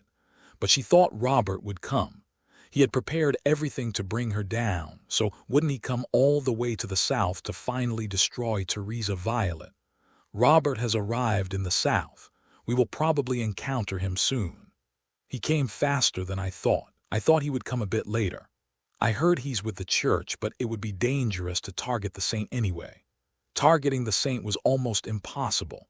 How could they kill Cardinal Verod? Temujin, the previous leader of the tribes, was also strong, but Verod was on a different level. He was someone who could single-handedly exert the power of dozens of knights. So she gave up on the saint and planned to only lure in Robert. Let's perform the ritual first. How much time did you say was left? 3 days will be enough. Besides that, we have our own troops, so wouldn't it be more than enough to subdue just Robert Taylor? I always wonder, but I don't know why you're helping me like this. Everything is for the sun, because the moon is too feeble in existence. The masked man had the pattern of the sun engraved on him. Teresa, who laughed at the mention of the sun in this country that worshipped the moon, sat on top of the mountain of corpses like that. Now such things didn't matter at all. If it was for her revenge, for the sake of taking revenge on Robert Taylor who had destroyed her everything. Even if it was the 4 dragons, she would hold hands with them. As the flowing human blood soaked her body, Teresa's waist bent at the power flowing in through that blood. Ugh, blood spewed from her mouth and her eyes rolled back white, relishing the pain. Her mind still hadn't broken. This ritual was a process of breaking free from the human body and gaining new power. A piece of the power that the goddess of the moon once feared. Cain, who was watching Teresa embrace it, smiled slightly. It's going very well. Very smoothly, everything will go well. Teresa laughed softly at that voice. Even on a face distorted by pain, the smile that bloomed with difficulty made the viewer's body shudder. From the blood-stained face, a purple darkness seeped out. The pale and bony body twisted even more, and the disheveled hair fell out and dropped downwards. By the time this ritual was over, the woman named Teresa would probably no longer exist in this world. Teresa herself wished for it. She only wanted to take revenge on Robert. A small flower bloomed on top of the mountain of corpses.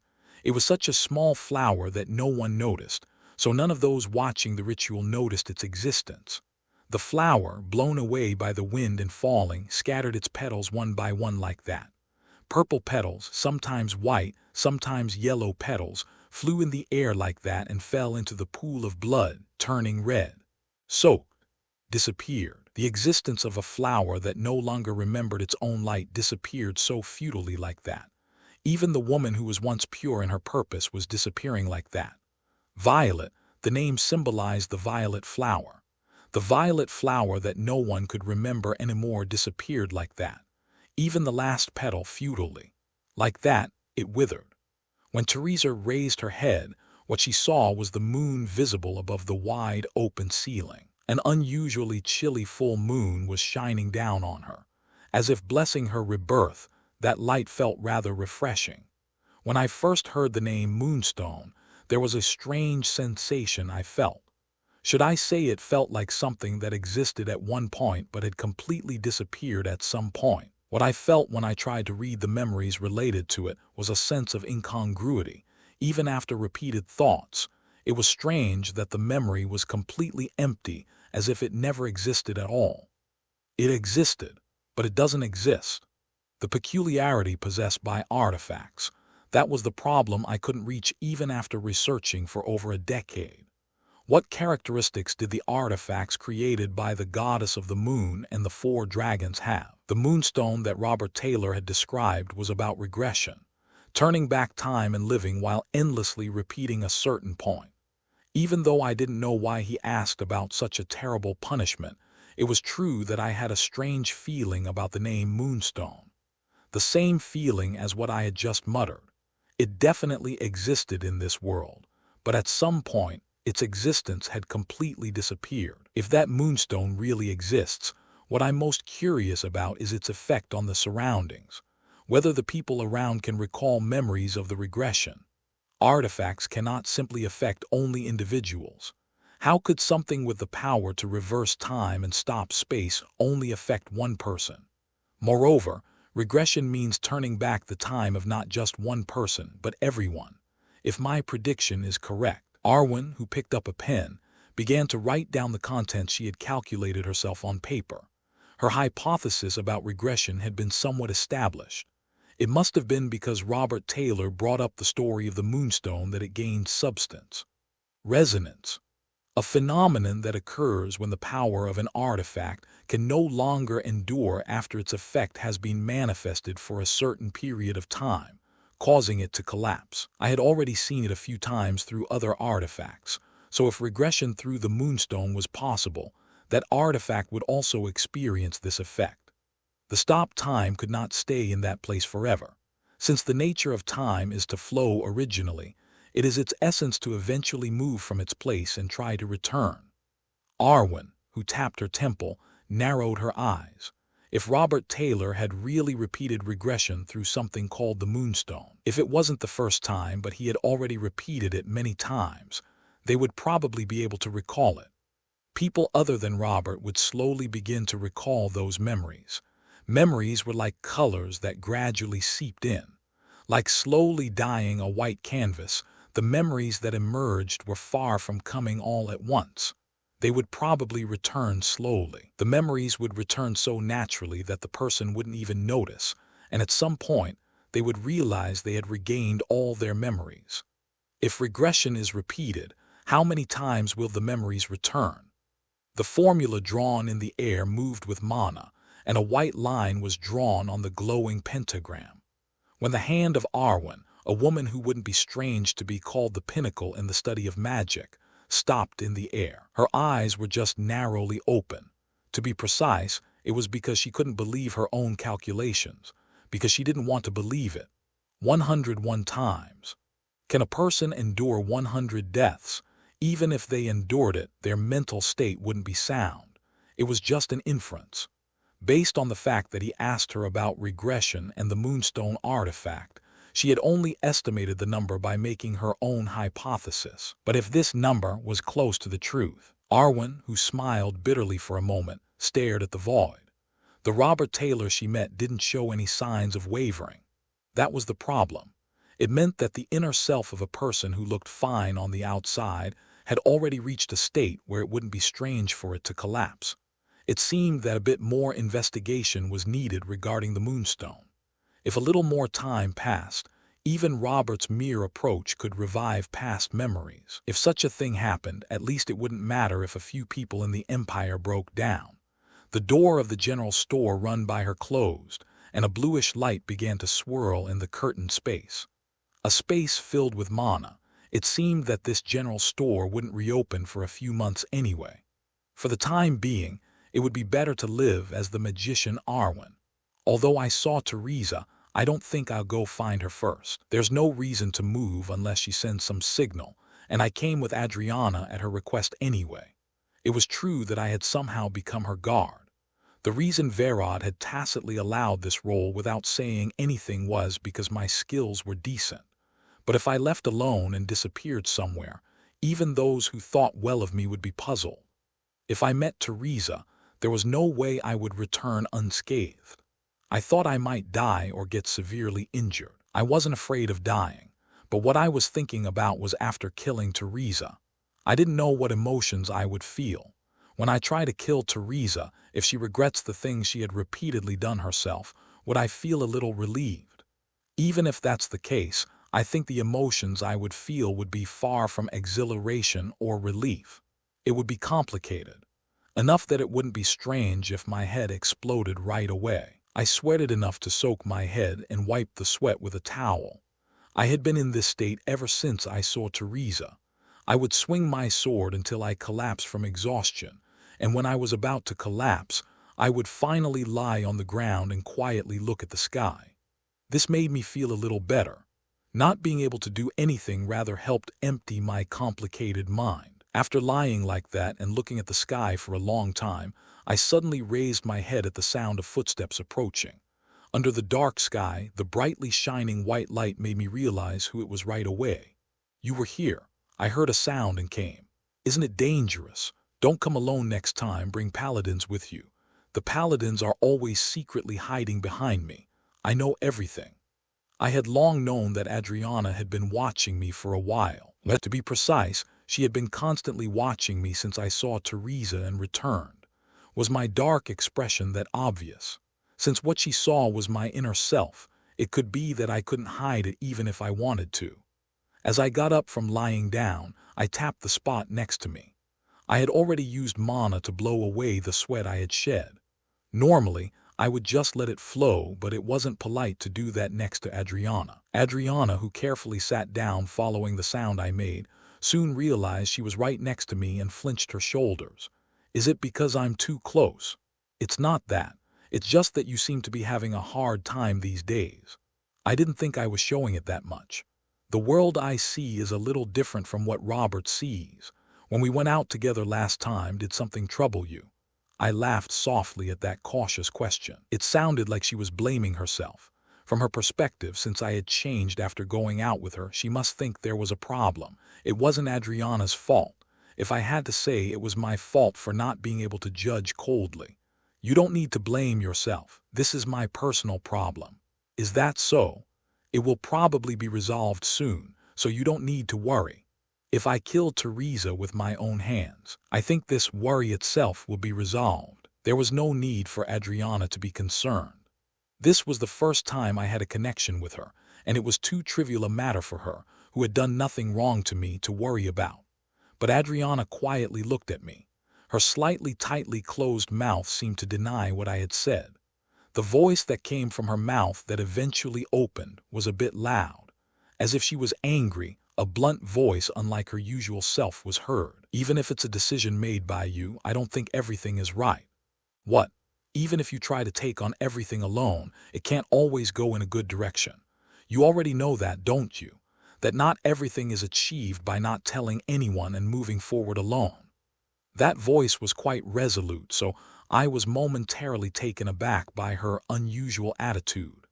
My lips, which were trying to answer something, didn't open as I thought, because her words seemed to pierce right through my feelings, as if she knew everything and was pointing out me trying to do everything alone. Sometimes, really sometimes, I think it's okay to be honest and let it out. Even if it's such an absurd thing that others can't believe, wouldn't there be at least one person who would believe it? It was a fundamental statement. Anyone can say it, but the first person to say this obvious thing to me was Adriana. I felt a strange surge of emotion. Looking at the woman who was the first to say these obvious words to me, I slowly wiped my face. My regression was too absurd. If one person was repeating the same time forever, moreover, who would believe that they repeated death just to gain the trust of those around them? But now I just wanted to put an end to this regression. Although I had the purpose of killing the crown prince, I had no regrets even if I died in the process. Rather, if death approached, I would just smile. Hoping that this would be my last death, I might smile at the rest that had finally come. In the past, I might have told Adriana about my regression after hearing these words, but not anymore. Because I wished for death, I didn't want anyone to have such lingering feelings. I smiled bitterly for a moment. The moon in the sky was always pale, so I quietly looked at it and slowly opened my mouth. There's not much to talk about. I'll be completely honest with you, but it's not that big of a concern. Really. Of course, why would I lie? I said we were friends before, so I hope I wasn't the only one thinking that. And no, that's not it. It was a lie. Being completely honest was always a lie as usual. It wasn't good to lie to someone. Even while smiling like this, I couldn't smile comfortably. It was like wearing a mask. Well, I think it's no big deal now. I think it's a concern I can just let out now. Then that's a relief. It became heavier with each word I uttered. The shackles binding me would torment me until I died. The closer I got to someone, the more I moved towards my own death. These shackles placed on me would gradually add to their weight.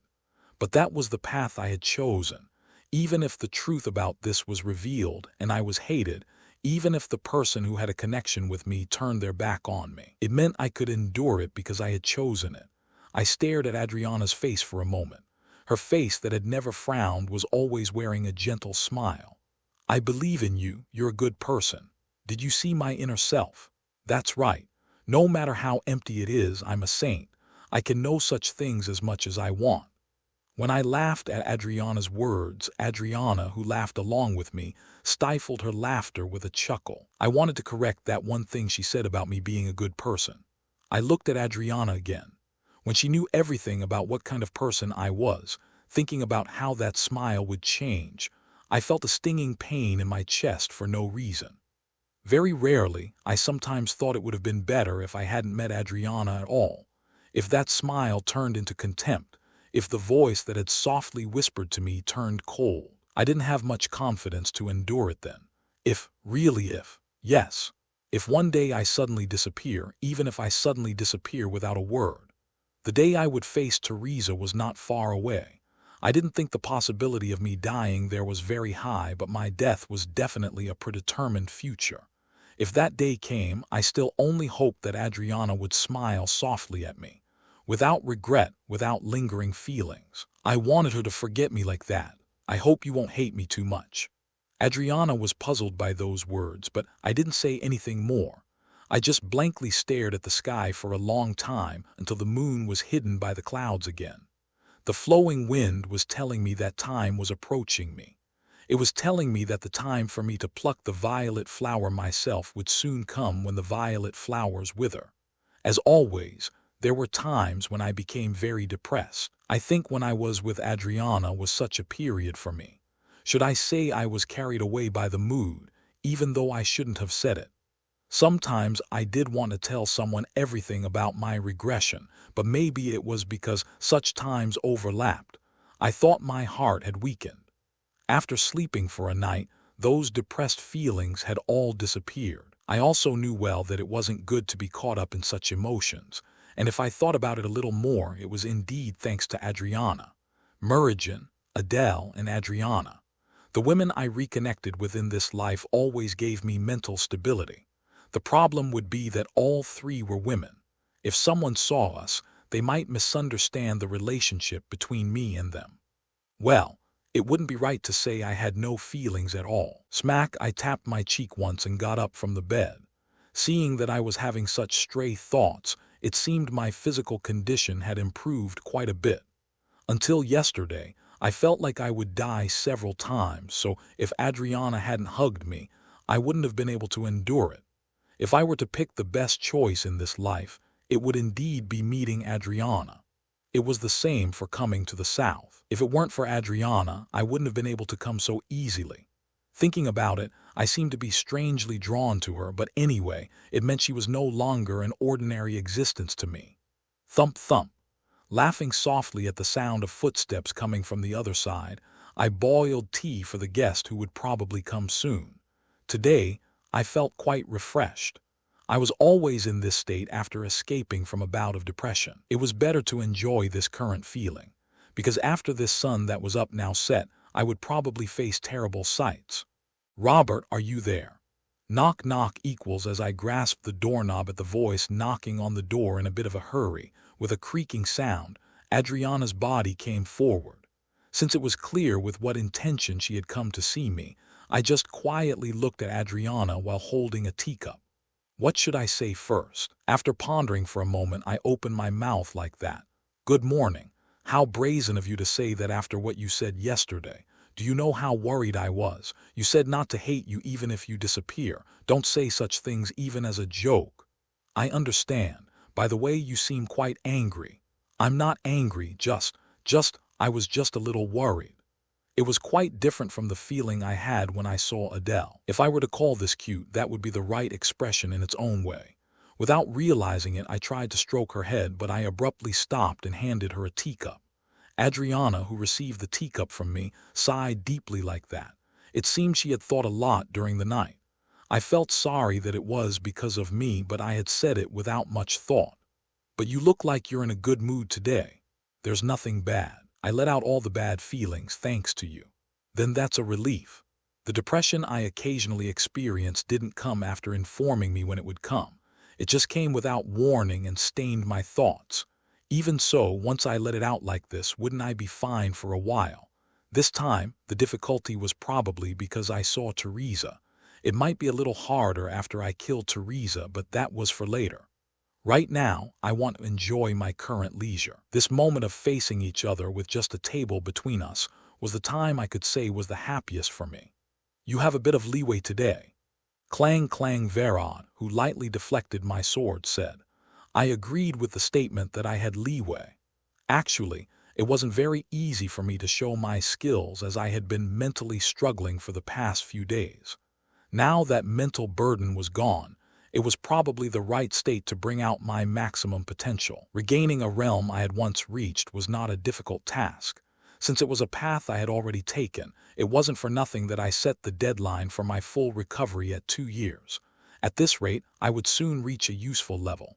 Of course, a useful level meant a level where I could sufficiently endure even against Verod. Having leeway doesn't mean you can win. You're too greedy.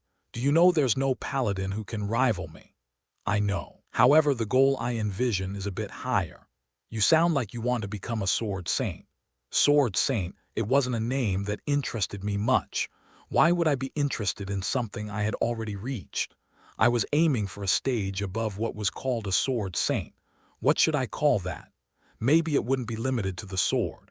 Come to think of it, what I was wielding now was a spear, wasn't it? Verod clicked his tongue briefly at the sight of me discarding the sword and holding a spear.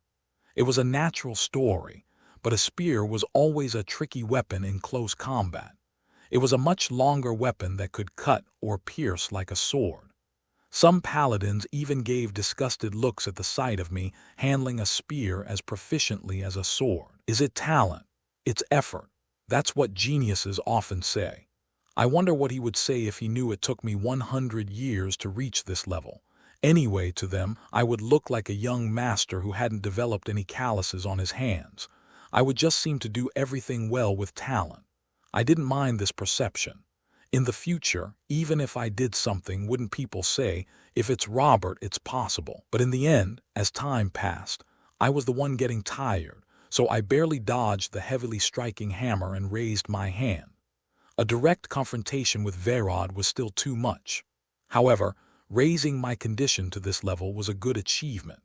If about 3 Temujins from last time came, I could kill them without difficulty. This was quite an encouraging achievement, so I gently stroked the newly acquired sword and slowly caught my breath. Since I had to move at dawn today, there was no need to overdo it in this state.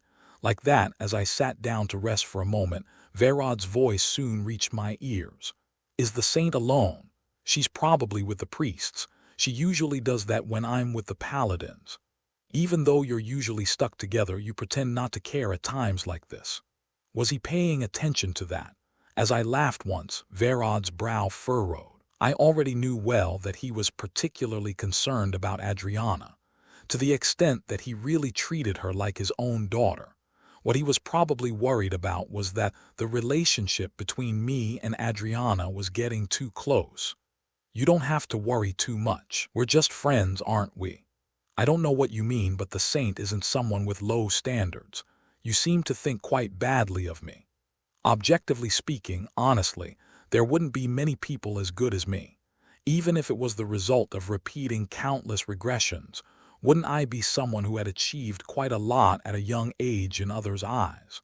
Supported by the Grand Duchess, supported by the princess, even a friend of the saint and a match for Paladin Vayrod. Yet, I was only 21 years old. If I were from a mediocre noble family, everyone would have passionately proposed marriage to me, but the problem was that I was a tailor. Since I was a young master who had gained a bad reputation from the tailors, even if the rumors improved later, not much would change significantly. "It's not that I think badly of you, but you'll have to be careful." "In what sense?" "The saint isn't someone who can accept all your emotions." I nodded at those words. I knew that too. The fact that it was not good to vent one's own emotions to someone. It was something I already knew well. I didn't know how he guessed, but I think he could probably tell just by looking at Adriana's expression. I said something unnecessary, and Adriana took those words to heart. So how could it be the same as usual? It was natural for him, who had been by her side for the longest time, to say that. Quietly nodding my head, I opened my mouth. "I'm reflecting on that point. I don't like you saying unnecessary things either. You know how worried the saint was. She came to see me first thing in the morning. I think I comforted her well." "In the morning?" As if hearing it for the first time, his eyes widened and I gave an awkward laugh. He didn't know about that, so I wondered if I shouldn't have mentioned that. At least the name Adriana was like a taboo to Vayrod. As I carefully got up from my seat, a hand roughly grabbed my shoulder. As if telling me to stop, I smiled bitterly at the grip that had put all its strength, and Veyrod's eyes narrowed. "What do you think I think about you getting too close?" "You would probably oppose, quite fiercely." "I'm curious about your thoughts. Do you really think you can remain just friends with the saint without any feelings?" It was a valid concern. There had been quite a few men who had approached the saint before, and for him, who had driven them all away in advance, it was natural to have such worries. However, it wasn't that I lived without any thoughts about this relationship. I was also worried about the relationship with Adriana progressing beyond friendship to a higher level. Then I added with a small laugh, "You don't have to worry about that. If there was a possibility of such a relationship, I would rather avoid it from my side." Vayrod, who had been staring at me for a moment, swallowed and let go of his hand. I tapped my sore shoulder and walked again. 1 step, 2 steps. Vayrod didn't stop me anymore. He just stared at me as I walked away, and he disappeared without a word. Before I knew it, the moon hung in the darkened sky. A bluish shadow enveloped the surroundings, and in the gradually approaching silence, my breathing also slowly found stability. In my hand was a sword. What I saw was darkness. The ticking sound from an invisible clock slowly filled my ears. Like that, my steps didn't stop and moved straight ahead. "Are you really going to go?" "I told you, I'm going to the south." At Adele's words, Lathos frowned heavily. He understood that she had nothing to do, and he also understood that she was desperate to go because Robert was in the south. But what if she suddenly left like this? Although she had already set a schedule, if the Grand Duchess left overnight, it would cause confusion here and there. Even though he gave a somewhat earnest look, Nothing changed. From the moment Adele read the letter Robert had given her, she had decided that going to the south was a confirmed matter. Adele, who roughly grasped the reins of the wolf, glanced at the letter sticking out of her bosom. It was a letter from Robert. Since it had made her mind too complicated, she was going to complain directly to him. What was he thinking when he wrote that? Thanks to that, so many things had come to mind that her mind, which was already dizzy, became even more complicated. Shouldn't you stay here even just to see my face? What's with your face that I should do that? I have no feelings whatsoever. Your heart must be pounding when you see Lord Taylor. Yes, I understand. However, that sarcasm didn't last long. Swallowing dry saliva again at the cold gaze looking at him, Lathos, unlike before, stared straight ahead with a stiff posture.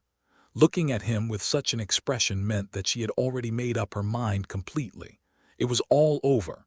The one who had to roll over was him. The one who had to stay up all night was also him. Sighing deeply at Lathos, Adele turned her back and opened her mouth. Then I should get going now. It will take about 3 days to reach the south, right? I hope you go where there are no people if possible. People in the central region are afraid of wolves. Do I look like a fool? I know better than you. The north wind blowing made her cheeks cold. The feeling she felt in such a wind was a bit of excitement. The memories that had awakened from the letter she read. If this was true, she had so many things to ask Robert. She thought it wouldn't be everything. What she had recalled was, at best, just a single memory. Awu. Adele began to run forward with the roughly howling wolf. Towards the south, to be precise, towards where Robert would be. On the lips of Adele, who was running, a faint smile bloomed like that. It seems he's coming. In a small space barely illuminated by a dim light, as Teresa muttered softly, Cain, who had been watching her, nodded slightly. He had thought he would come someday, but the timing was a bit early. Still, it didn't matter. Hadn't all the preparations already been completed anyway? Teresa's complexion was much paler than before. It was possible because she had absorbed the power of the 4 dragons while maintaining her own personality. The evil thoughts possessed by the 4 dragons, the destructive power of having absorbed them as they were, would be enough to call her a monster. However, Teresa's expression was still dark. The face that had been filled with ecstasy when she first received the power was shadowed, and it no longer looked as comfortable as before. Do you have any worries? Worries? Teresa, who twisted the corners of her mouth, laughed slightly. She wasn't worried about anything. Since she wanted to take revenge on Robert, if she killed him who was now coming to her, wouldn't that be enough? However, the problem was the memories that were slowly blooming in her head. Memories that were not directly seen in reality, but felt like something someone else had heard. There's nothing like that. Then I will send the other guys first. We'll have to test him to some extent.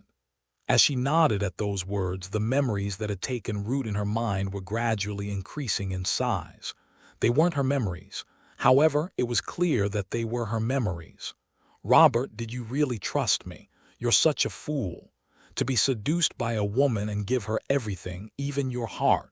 She was laughing. As she stroked Robert's cheek, who was blankly staring into the void, she was just laughing as if she was in a good mood.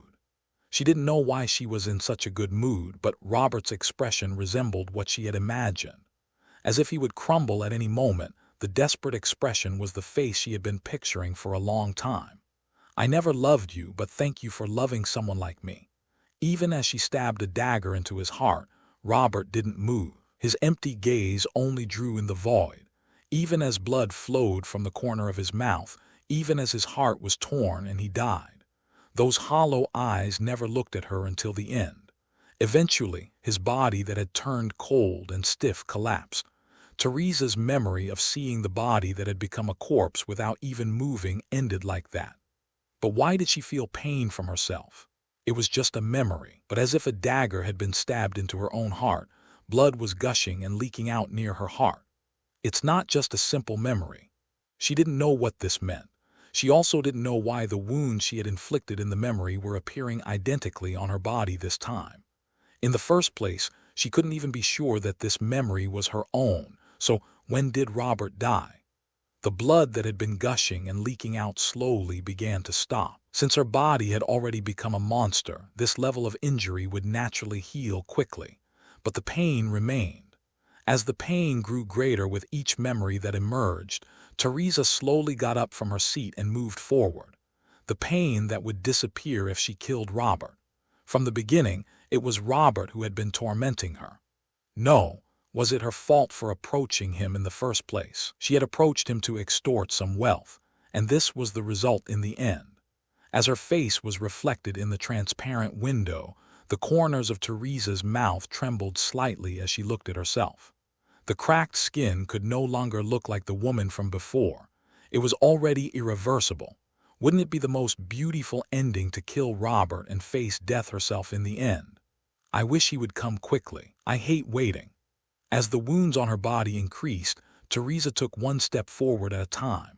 Her memories of killing Robert, her memories of Robert dying. In all those memories, her actions were always the same, so she had always approached Robert to use him. Why did it fail this time?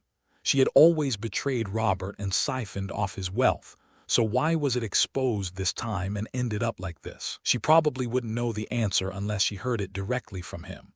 That was why she moved forward, to kill Robert, to erase these memories that were emerging and making her suffer. Teresa, who wrapped the scars engraved on her arm, slowly opened the door. Thud. The door closed, and the light in the empty room gradually faded. Only silence remained in the room. As the last ray of light on the chair disappeared, the space was engulfed in complete darkness and vanished. I had a rough idea of where Teresa was. There weren't many places to hide in the south. Furthermore, if we went further south, it was the territory of completely different races, and the only remaining place would be around this city where different races and humans were mixed. Since I had completely familiarized myself with the geography of this area, I could quickly find the places where Teresa might be hiding. Moreover, she was spreading her energy as if telling me to come closer, so it would be stranger if I didn't know. This energy was something I felt for the first time. However, my body was reacting to this energy as if it was very familiar. I hope my guess is wrong, but if I react to this power, it's probably, yes, there's only one possibility. Is it the 4 dragons? I already knew that the Crown Prince was interested in the evil thoughts of the 4 dragons. He ordered me to secure the relics to use them, and even informed Teresa of Merigen's location. If it came to this, it would be the Crown Prince. It was a truly complicated relationship. The Crown Prince had always tried to kill me, and I had tried to take care of other people while ignoring that fact. What if I had decided to kill the Crown Prince from the beginning? It was a futile thought, but it might have been a solution to escape from this depression a little faster. I should have lived a bit more selfishly. Even as I grumbled like that, I knew well that I could never live that way. At first I had vowed to die alone, but in the end, didn't I come to care about someone again? If I had only wished for my own death, there would have been no need to save Adele. No need to get closer to Adriana, no need to go out alone to save Merigen. It was already irreversible. Since I had decided to save them, it was fine if I suffered a little. I was used to suffering, being betrayed, suffering alone. Was there anyone in this world who could endure it as well as I could? I slowly walked, following the power that was gradually increasing as if beckoning me. Grasping the sword I had custom-made while coming here, I drew up mana. In the strangely quiet street, as I touched the wall with my hand flowing with mana, the space began to distort slowly. What was revealed in the street where the color changed in an instant was an empty estate. As I climbed over the cracks in the rusty iron fence, I saw grass that seemed to have been neglected for decades, growing taller than a person's height. I walked, cutting through the grass swaying in the wind. I heard the sound of rustling in my ears, and as the presence gradually approached, I tightened my grip on the sword. "You're here." When I stood in front of an old mansion after passing through the grass, the one who greeted me was a masked man. I think I've seen him once before. When I was investigating the South some time ago, I received a report that there were people wearing masks. As I was thinking whether they were the same as them, I sensed the group surrounding me and laughed softly. It seems there are too many people welcoming me. I roughly guess why you came here, but you still need preparation before meeting my lady. About 20 people. It will be quite different from the different races. I was a bit surprised last time, but this time, you might collapse here. It was quite annoying that he spoke to me gently even though we were meeting for the first time. I couldn't feel his presence even when I tried to sense it. However, what bothered me was that the energy of the relic dwelling in my body was reacting strongly. The one inside the mansion was probably Teresa, but the fact that a similar energy was felt from the masked man, it meant he had a connection with the Crown Prince. There was no need to be hostile towards him here. Before killing the Crown Prince, I had to become his closest aide. What I was trying to deal with here had to be seen as Teresa. I hid my hostility. After laughing softly once, I slowly opened my mouth towards the masked man. Do I have to fight you too? If my lady wishes, I will, but unfortunately I have something to do. I'll have to withdraw for today. Then I'd like you to pass a message to His Highness. His eyes changed at the word His Highness. He must know better who I was referring to here. It was true that I was trying to become the Crown Prince's aide. However, I also knew well that he was wary of me. Then, in the repeated regressions, the Crown Prince wouldn't have always created variables. I know him, and the Crown Prince may also know about me to some extent. I won't show hostility, but I didn't want him to underestimate me too much. It wasn't pleasant to be on the receiving end of him openly showing his intentions and trying to test me like this. Next time, there's no need to send someone separately like this. I will definitely secure the relics for you. I was the one smirking and laughing, but the masked man didn't answer until the end. I don't think Keitel will get angry after hearing these words either. He might be more wary of me, but I had already expected that. However, he couldn't drive me away. My actions would ultimately benefit Keitel, and even so, driving me away would be a foolish thing to do, and he would know that well. Getting closer like that and finally being able to stand by his side. That would be the day the Crown Prince dies. The masked man stared at me for a moment, then slowly turned his back, and what revealed themselves were the identities of the presences that had been approaching with him. They had a rather blatant appearance, each with a sun drawn on their chests, so I unknowingly laughed. Are you not even hiding it now? The sun symbolized the 4 dragons, and the one who appeared leading these beings was the Crown Prince's subordinate. I don't know if Keitel expected that I wouldn't be able to guess about his subordinate, but still, appearing like this was too blatant. It was an empire that worshipped the moon. Even though there was a temple of the moon nearby, he openly presented those who had drawn the symbol of the sun. I let out a snort at his intention that was more blatant than I thought. The eyes of those approaching me had no focus. They were just empty, as if they only had the single-minded determination to kill me. In other words, they were failures, those who couldn't fully endure the evil thoughts and were used as discards like this. 20 people. I muttered as I cut off the head of the approaching person. It was true that they were stronger than the different race warriors. Each person possessed much stronger mana, so if I made even a slight mistake, I would be at a disadvantage. But that was talking about me when I fought the different races. 3 weeks in the north, 1 week in the church, and another week in the south. In just a month, I had been constantly advancing. You should have brought 200. I only received the impression of a mere 20 people. With each swing of the sword, a person died along the drawn line. Blood splattered and brains burst out, but my expression was calm. However, my mind became complicated. The more I felt Teresa's presence, the closer I got to the mansion. My consciousness was being buried in memories. I myself felt that this regression was completely different from before. Adele and Adriana. It was the first time in all my lives that they said something that seemed to recall the past. What would change if they remembered my past? Still, what I was thinking about was ultimately a small curiosity that I had brought up myself. If you found out about my past, saw the sins I had committed, and fully felt my pain, what kind of emotions would you harbor then? Regret for something irreversible. No matter how much you grieved now, the emotion you felt for something irreversible was regret. It was uncertain whether Teresa Violet would feel the emotion of regret. The probability of her repenting her own sins after seeing me die was even less. But what I hoped for was that I didn't want you to regret it. Rather, if you saw that and laughed at me, I could kill you without any hesitation. Weren't we in such a relationship from the beginning? A relationship that started with lies and ended with lies, destined to end in tragedy from the start. Before I knew it, as I looked around the quiet surroundings, I realized that no one was standing anymore. The cold breath entered my lungs, and emptiness was embedded in the breath I exhaled next. Now it's time to meet you. It's time to erase you. I tried to recall when I first met Teresa. During a time when I didn't know the concept of regression yet, when I was trying to gain my father's approval. Yuria still disliked me. It was a time when I couldn't escape the shock of losing my mother, so I remembered it was a mentally difficult period in many ways. That was when Teresa approached me. The day I first met Teresa, who had spoken to me as I stood alone on the balcony at a social gathering.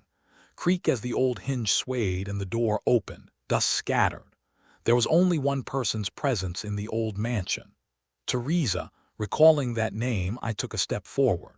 This is too much. No matter what, how can you do this to a person? She was the first to be angry at my wounds, the first to empathize with my situation. So I was drawn to her. Perhaps naturally, wasn't it natural for one's heart to be drawn to the person who embraced them for the first time since their mother? At least I think I was sincere. From the first death until the next few deaths. It was Teresa who became my support in enduring the continuous deaths. There were times when it was Murugan, but that was a bit of a later story, wasn't it? I remembered it was when I experienced my fifth death that the meaning of the name fiancé faded for me and I felt betrayed.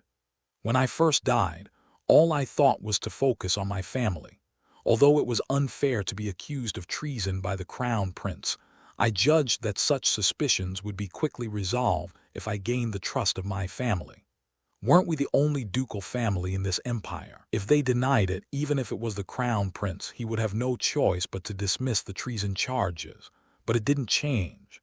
When I gained trust within the family, things went wrong in strange places, and the one I found to be the cause was Teresa. Surely it couldn't be. With the thought that it couldn't be, I searched and eventually found out what she had done through the Taylor name. I'm sorry.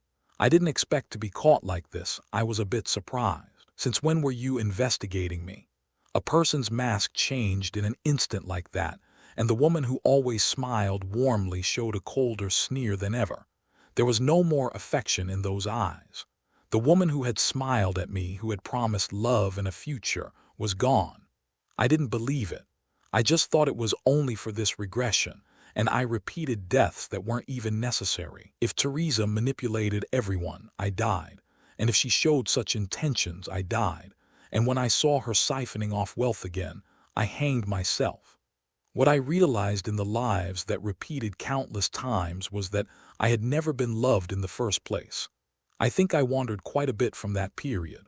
I deliberately seduced Murugan while having a fiancé, and for a while, I made Murugan my place of comfort. Even after Murugan died and the period when I held a sword again passed, I still kept Teresa as my fiancé. I didn't have any particular intention. I was just trying to explore all the variables to find the detailed reason why I was dying. I died even though I had the support of the family. Even though I condoned Teresa's actions and even progressed to marriage, nothing changed. So I turned my attention to the crown prince himself and reached the goal of killing the crown prince. I thought something was twisted. There were things that couldn't be done even with effort. No matter which direction I went, no matter what means I used, time always flowed in the direction of me dying. If. Even though I always had these words in my mouth, Teresa always had them. Now I was living in a time without Teresa. The floor that had been full of dust was gradually becoming clean. As if someone had walked around here, I realized that Teresa was getting closer as the floor revealed its color. What should I say first if we meet? When I actually thought about it, I had nothing in particular to say to Teresa. It was natural since I never even thought we would meet again like this. What would I say to the person I was going to kill as I went to kill Teresa? There was no letter today. I might be a little disappointed. As I climbed the spiral staircase, my memories also moved upward together. The memories I had with Teresa were not few, perhaps even more than Yuria. I smiled bitterly at the thoughts that filled my mind, as the memories of when I believed her for a while always tormented me. Next time, if the young lady bullies you, tell me. I'll try to do something about it. Yuria, who heard Teresa's words, imprisoned me in the basement. I didn't know it was something Teresa had orchestrated. I just believed, so maybe I should only blame myself for believing. Believing is a sin. Believing in people and thinking they would be good was a sin. Isn't it the fault of the one who believed? I don't know why I thought I would love someone like you. Then was there no one in this world who was not a sinner? If it was a sin to want to be trusted, if it was a stupid and incompetent act to simply imagine a future where everyone survives, I wanted to be a fool instead. It's something I've given up on now. Hasn't the man who tried to be a fool already died? Creak, when I reached the end of the stairs, I saw a huge door. Unlike this old and dilapidated mansion, it was a clean and sophisticated door that looked like it had just been made. As if reading my movement, that door opened its cracks and approached me. Like that, the door slowly opened. Even though my hair fluttered in the wind that spread around, my gaze was always directed at the woman sitting beyond the door. When I first started the regression, there was a greeting I heard when I blankly looked at Teresa in the garden. "Good morning, Robert. Good morning, Robert." Her voice was a bit colder and more ominous than then, but her words were the same.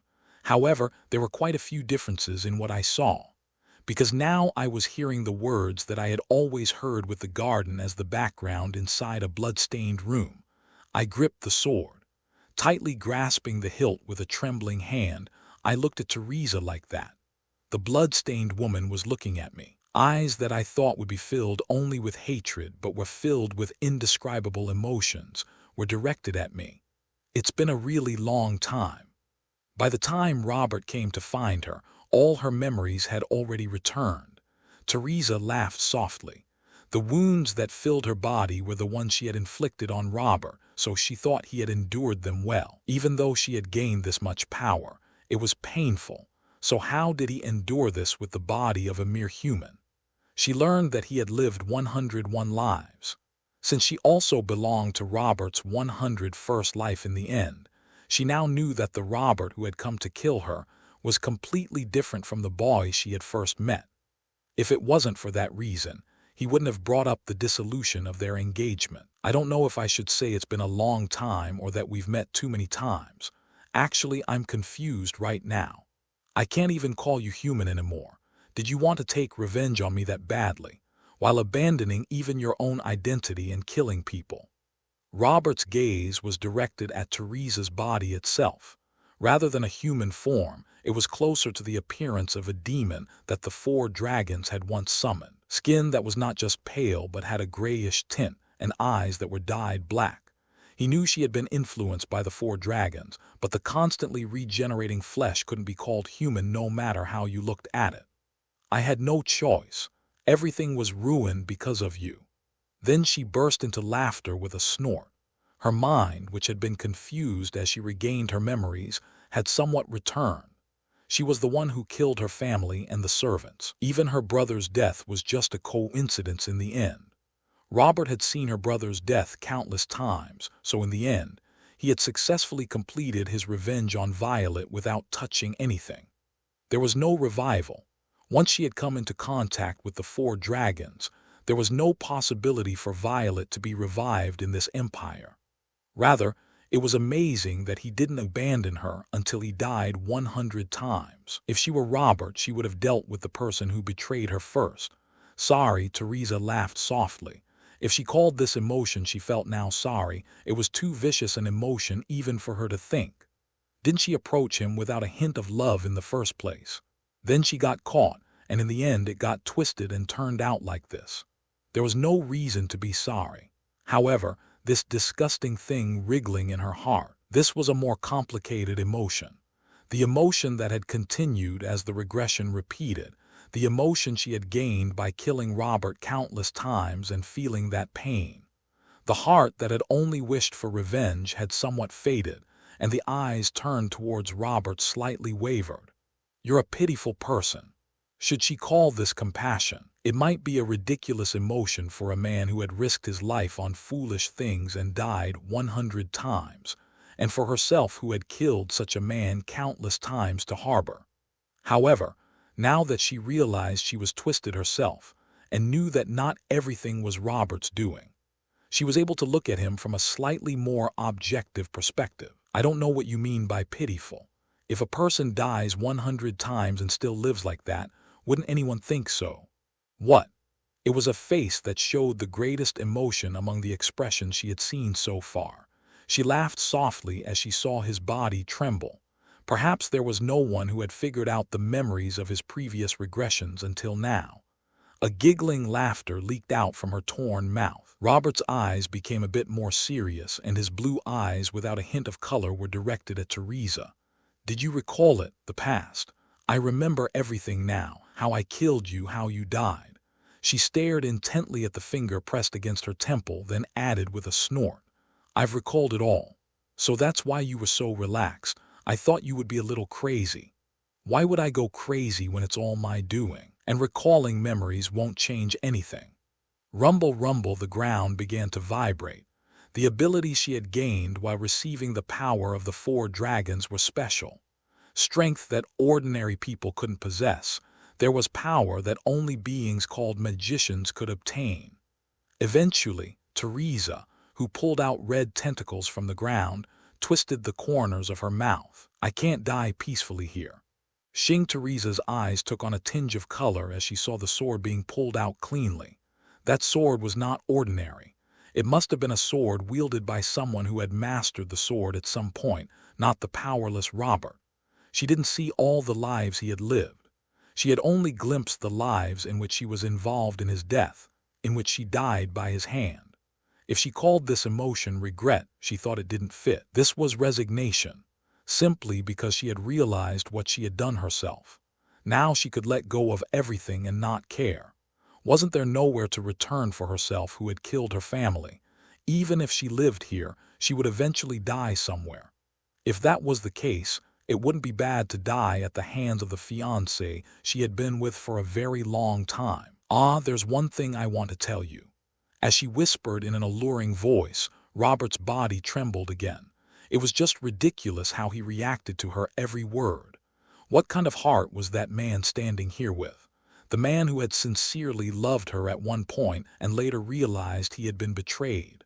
What eyes was he looking at her with? "I meant it when I said I never loved you. In all my lives, it's the same for all the words you heard from me." Teresa couldn't understand Robert. Perhaps it was the same that they couldn't understand each other. However, it was certain that this would only end when one of the two died and disappeared. If that was the case, it didn't seem bad to die by Robert's hand.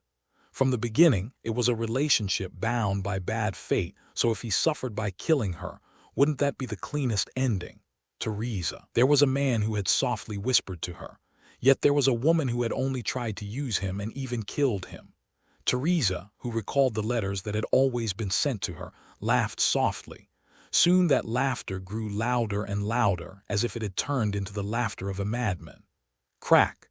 The moment the tentacle was cut, what I realized was, the gap between myself and Robert was considerable. I had never even thought about how strong he would be, but still, I didn't know he would be stronger than borrowing the power of the 4 dragons. The pain accumulated in my body was constantly growing. The pain accumulated as I recalled memories was substantial.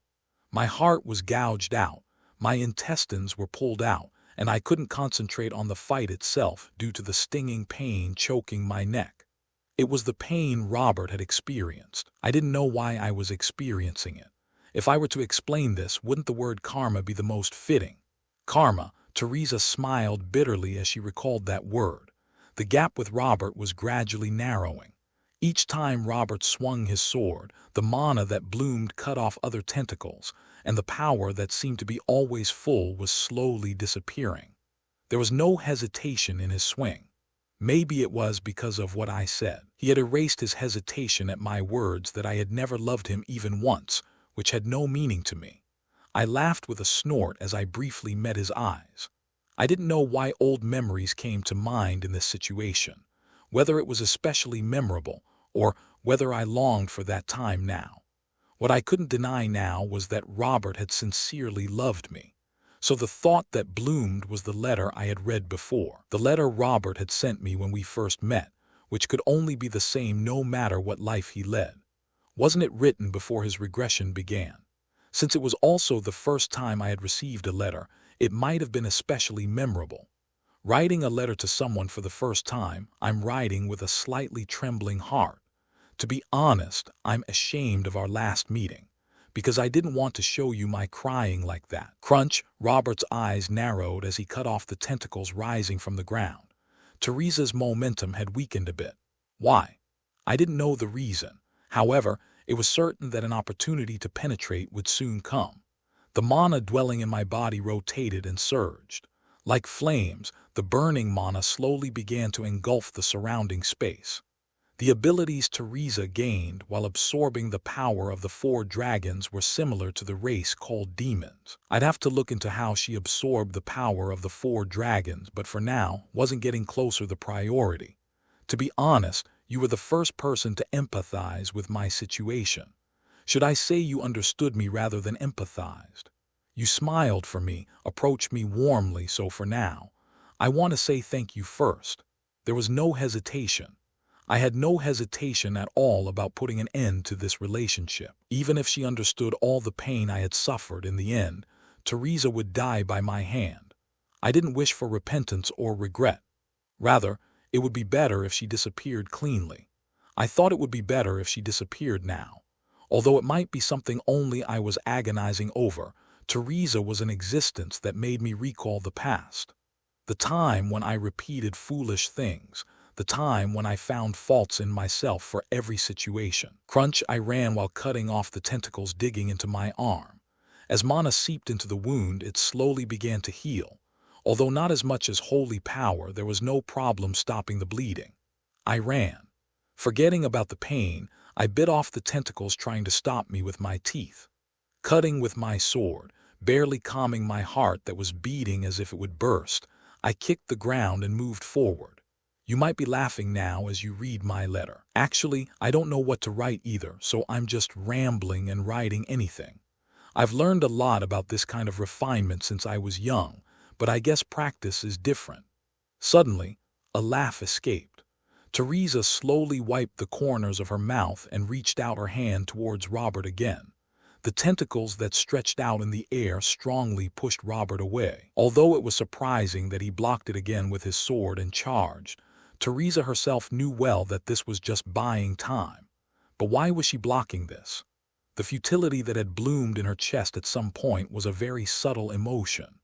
Until yesterday, she was burning with the desire for revenge. Saying she would definitely kill Robert, didn't she even sacrifice children as offerings without any hesitation? Crunch, a hollow laugh escaped at the bones that broke even when she stayed still. Ahiha. The pain gained from facing Robert's memories didn't end.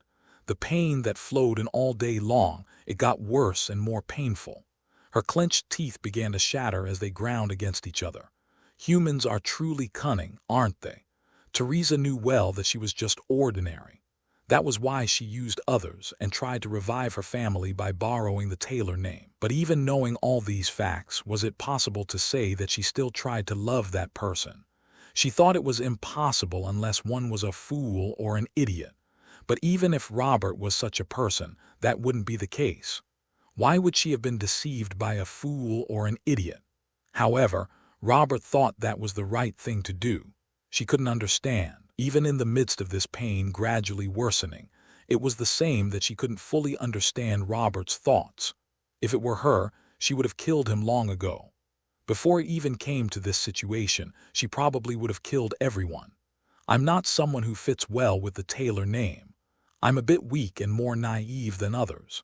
I don't have a strong side like my sister, and I'm not perfect in every aspect like my father. Even if you ask me to pick something I'm good at, I wouldn't be able to easily pick one.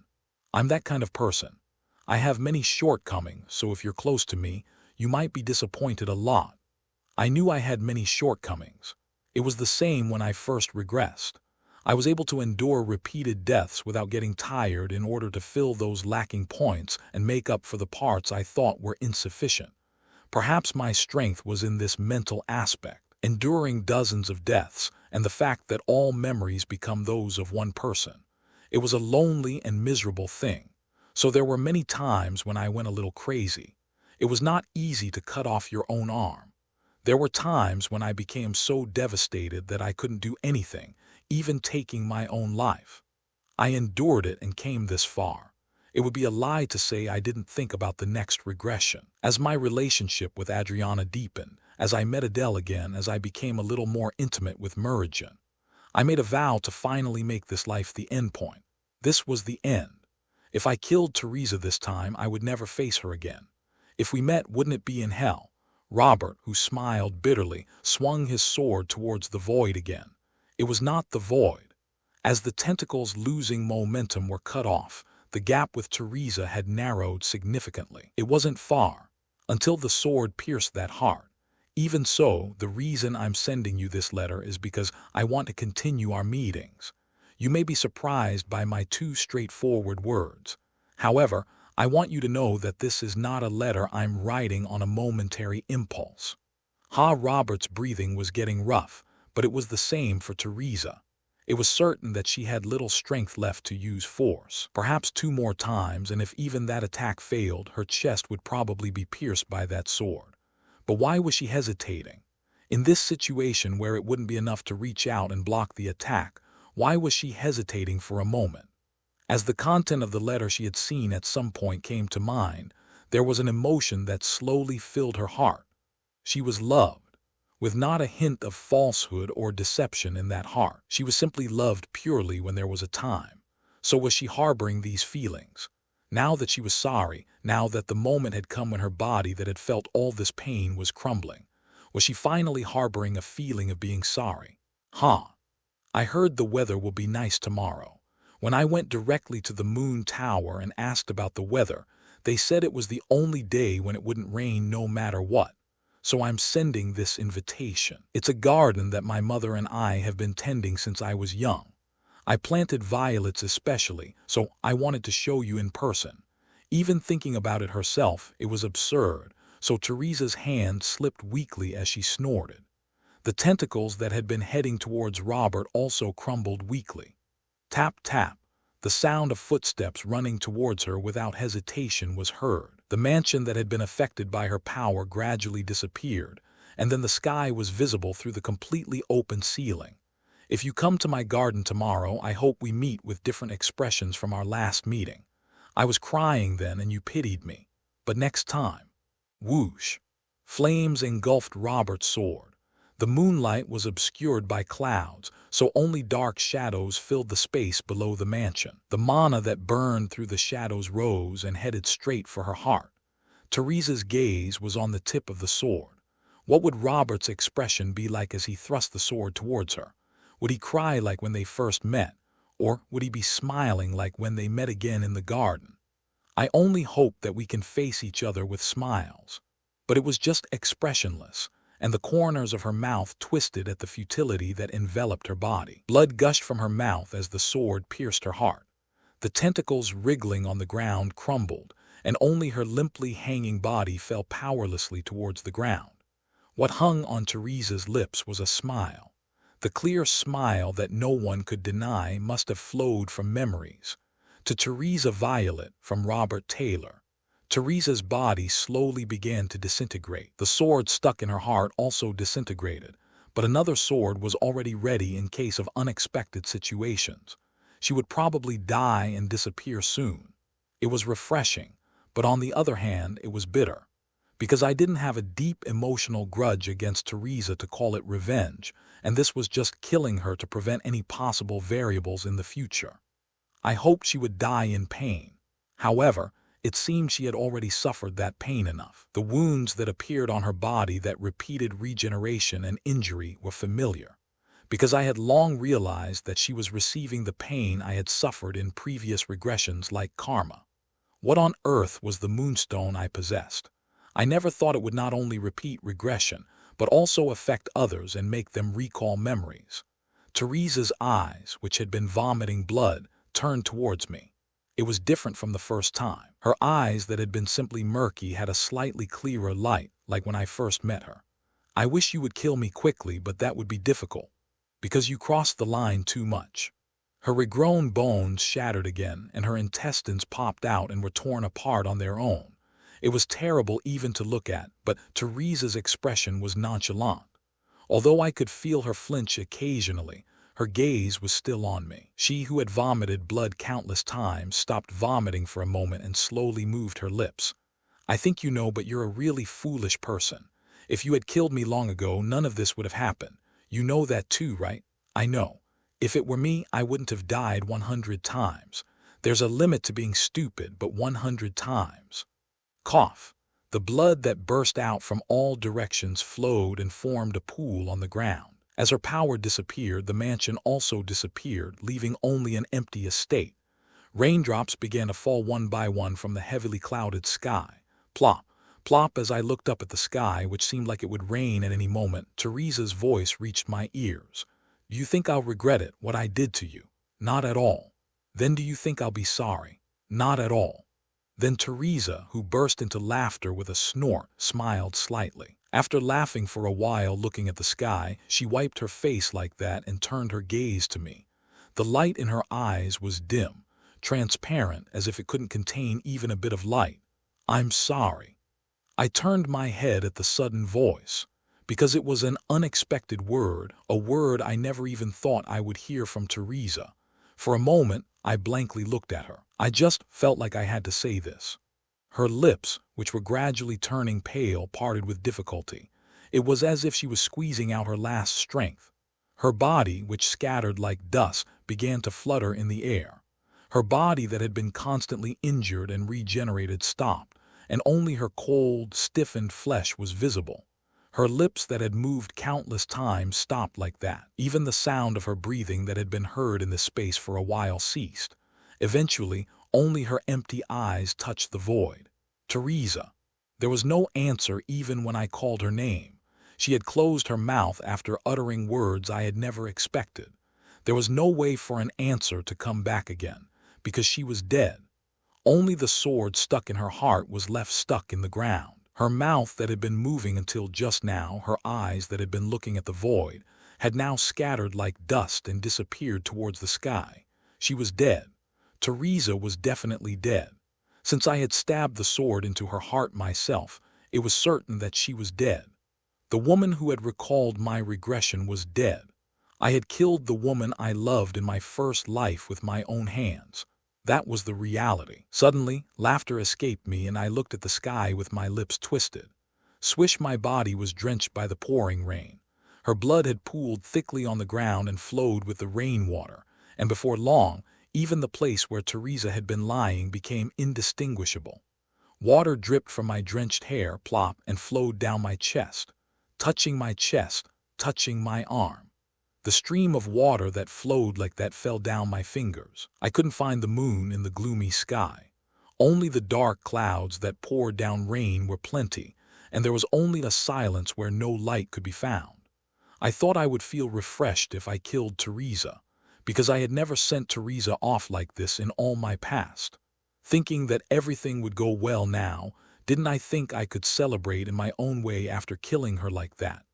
Strangely, my chest felt heavy. No matter how many times I tapped my chest, that heaviness didn't disappear. The weather is nice today.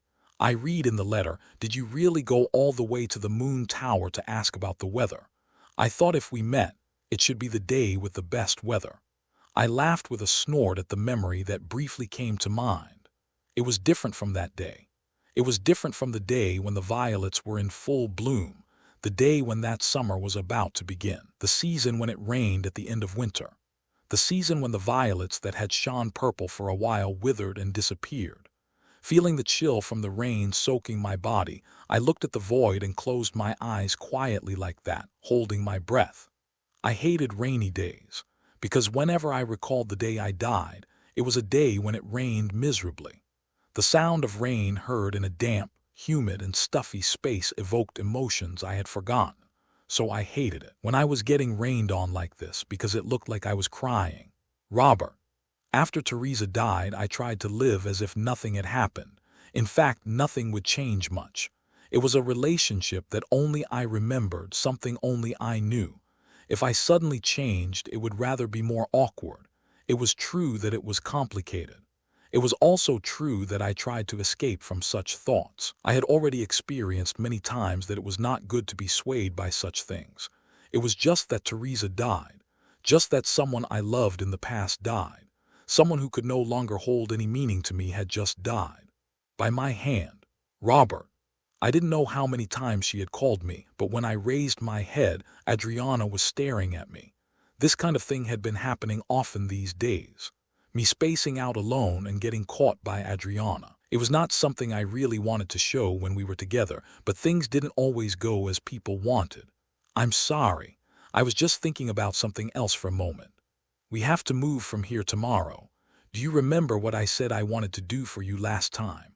Are you talking about implanting holy power? Saying she would implant holy power was not a light matter. Although we had a quite close relationship as friends, having holy power implanted in a human body meant being connected to that person. What would happen if mental communion occurred? I had been thinking about it since Teresa recalled memories of my previous rounds, but this round was indeed unusual. I didn't mind if someone knew about my memories, but I was just curious about how they would view me through those memories. I didn't want sympathy, nor did I want to receive a pathetic gaze. But it wasn't that there was no benefit for me either. If I received holy power and operated mana in a different way, or if the absolute amount increased, honestly, it would be a hard offer to refuse. I think I need to think a bit more carefully. Can't we do it on the way back? So it was better to postpone it. As I answered with a small smile, Adriana nodded as if she had no choice. It had already been a week since we stayed at the Temple of the Moon. Now that we had to move our base and head deeper into the south, we wouldn't have as much leisure as today. That's true. We'll be stopping by the temple on the way back anyway. Then I think it's better to get up now. Don't we have to go see Cardinal Verod? Ah, is it already that time?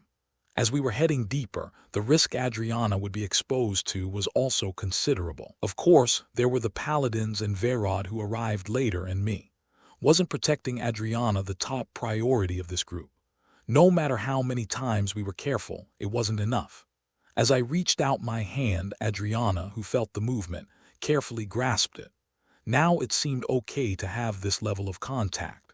At first, she would blush just by touching, so it was more embarrassing for me in many ways. But when walking, she preferred to hug my arm rather than hold my hand. The gazes of the paladins had also improved compared to before, so now we only occasionally encountered the strange gazes of the priests looking at us.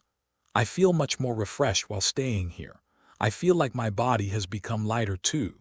Isn't it natural to be influenced? This is the Temple of the Moon. If asked if I was also unaffected by such influence, I could firmly answer no. I didn't know what relationship the Moonstone had with this temple. It was uncertain whether the power of a mere artifact would continue even after being used, but I definitely felt something here. I think that was the reason Teresa regained her memories. If this power had no range, wouldn't it have also affected Adele? Suddenly thinking of Adele, I became curious about how she was doing. What reaction she would have after reading my letter. Given her personality, she would try to get an answer from me right away, but I still couldn't tell if she would come all the way to the south. Since the new year had just passed, there must have been various administrative issues piled up, so would she really come from the north, across the central region to the south? Still, I thought it would be a bit welcome if she came. There were things to check, and I also felt a bit more at ease when I saw Adele. She wouldn't have to go to the Imperial Palace while she was with me, right? I was thinking it would be better for her to come. I didn't know how long we walked, but after walking for a while with Adriana, we eventually reached the conference room where the high priests and Verod were. I didn't need to go inside, so I tried to send Adriana off, and soon the door swung open and Verod appeared. I came out because I felt a presence, but as expected, you were together. I'll be going now then. So, no, I think it's better to listen to the story together today. It's about the Deep South anyway, and above all, it's related to you. His attitude was quite different from before, but his intention for me to attend the meeting was clearly conveyed. What on earth were they trying to talk about? As I entered with a slight puzzlement, I felt everyone inside looking at me.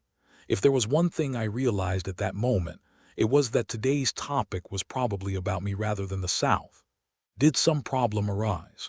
When I asked in that serious atmosphere, a priest sighed and shook his head.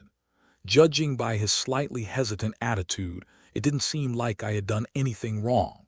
It was probably just a bit of a dilemma. But what this stiff atmosphere was about, the question was resolved by Verod's words. I heard you know the Grand Duchess who protects the North. That's right. I tilted my head for a moment at the mention of the Grand Duchess, but realizing it was about Adele, I quietly answered. I wondered why Adele was suddenly brought up. However, that question was starting to change into a thought of could it be in my mind. Even that, combined with Verod's following words, was gradually becoming a certainty. Are you perhaps in a close relationship?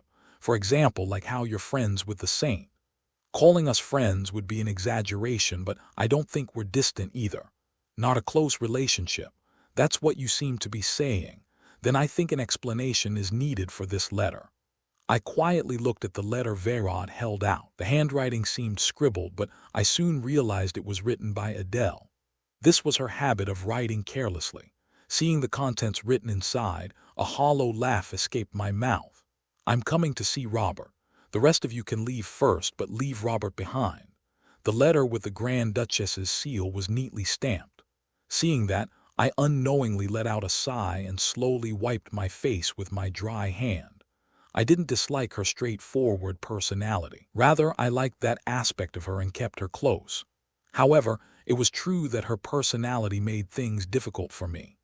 As Verod's eyes, still attached to Adriana, became even sharper, the mana he emitted became so chilly that it wouldn't be strange if it froze. It was natural. If a letter was sent like this, it was enough to be misunderstood. I couldn't think of how to explain this, so I smiled bitterly as I looked at Adriana, who was curious about the contents of the letter. Robert is not an object. Adriana, who heard the contents of the letter, muttered like that as if she was angry. If you heard Adriana's words for the first time, you might think that way. She probably didn't say this to treat me like an object, but to others, it was a letter that could sufficiently make them think she viewed me quite insignificantly.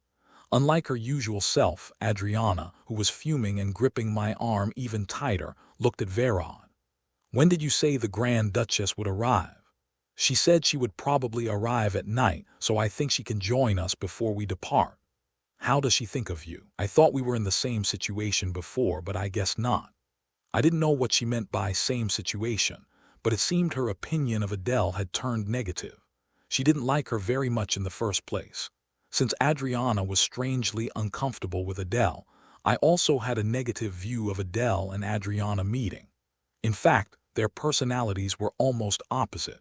If Adele was rough and cold, Adriana could be said to be gentle and idealistic.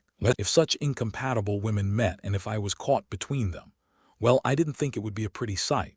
Since she said she would meet Robert, Robert will have to go greet her, right? Still, she said she's coming to see me, so I have to go, don't I? It's not polite not to. It was not just anyone, but the Grand Duchess. No matter how much the church focused on the religious aspect rather than status, they couldn't ignore Adele's status as the Grand Duchess. And since she was someone who didn't kneel to Verod in terms of military power, it would be very reassuring for the church if she joined them. However, what made them uncomfortable was Adele's usual attitude. She was such a free-spirited woman that even the imperial family couldn't properly control her, so how much more so for the church? I needed to clearly tell them about this part. Even if the Grand Duchess comes, you can just act as usual. As written in the letter, she's probably coming because she's interested in me. That's the problem, it's not certain. It would be a bit better if the saint was here. They still looked anxious, but they seemed to find some comfort in the fact that the saint was here. No matter how much it was Adele, she would be respectful to the saint. If we considered the probability of her acting arbitrarily in this situation, it would be very low. When Adele moved like that, she would have her own reasons to move that way. And if necessary, I could step in and say something. In the past, when it seemed like Adele would cause problems, I stepped in and stopped her. Since I was used to such things, even if she joined, there wouldn't be any unexpected situations. After sufficiently conveying that stance to the priests and paladins, the time had already approached the night when Adele was said to arrive. It was time to slowly go out and greet her since she said she would meet me. As I tried to go out, Adriana grabbed my arm again and asked if it would be better to go together. It would be better if I go with you. It makes me feel at ease. She won't do anything to me. Will you be okay? Let's go together. Thinking of you as an object is one thing, but I think it's better for me to say something. I didn't know what difference it would make if Adriana said something, but it seemed better than going alone, so I readily accepted. Verod's gaze was unusual, but I didn't pay attention. I was just a little excited by the fact that Adele was coming soon, because if she was coming all the way here herself, it meant she was going to say what she thought after reading the letter I had left. If not, she might have recalled memories of the previous round. I left the meeting room with Adriana and walked along the only path that led to this temple of the moon.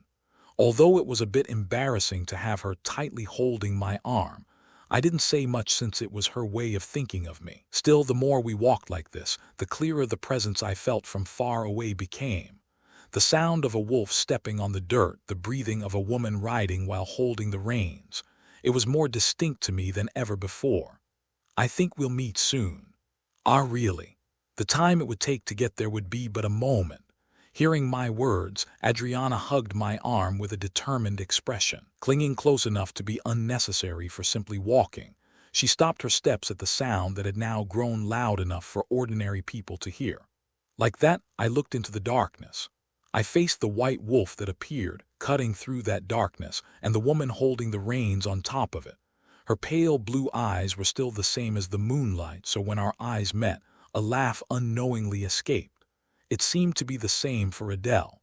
Adele quietly smiled at me. It's been a while, Robert. Unlike before, her voice was just gentle, so it was clear that there had been some change in her, probably for the better. Adele's demeanor had changed a lot. To put it bluntly, should I say she had become similar to the Adele I had seen in the past? Of course, it couldn't be exactly the same as then. In the previous round, Adele and I had already spent a lot of time together, so unless she recalled all those memories, I think it would be different. Adele's eyes, lightly landing from the wolf, turned towards me and Adriana. Adriana, who was still tightly hugging my arm, slightly trembled when she felt Adele approaching. Adele, who had been quietly watching such a sight, then opened her mouth with a snort as if it was absurd. Since when did you become close enough to hug like that? Robert is helping me. As you know, I can't see ahead. Then you can just hold him lightly. There's no need to hold his arm like lovers. It's because it's dark, it's dangerous. Adele, who laughed softly at the word dangerous, then narrowed her eyes while looking at me. It seemed like an expression of disliking something, and whenever she made such an expression, a troublesome situation always unfolded for me. If I left it like this, there was no way to know what she would say, so it seemed better for me to talk to Adele first. It's been a while. I never thought you would come all the way here from the north. Yeah, I thought you'd be doing well, but it seems I'm interrupting you doing too well. Adriana and I are just friends. Holding her like this is just to help her walk. Friends. What a good excuse. Even though she said that sarcastically, she didn't seem to think negatively about meeting me again. I think the reason she came all the way here is probably about the letter I sent. However, she wasn't saying it because Adriana was here.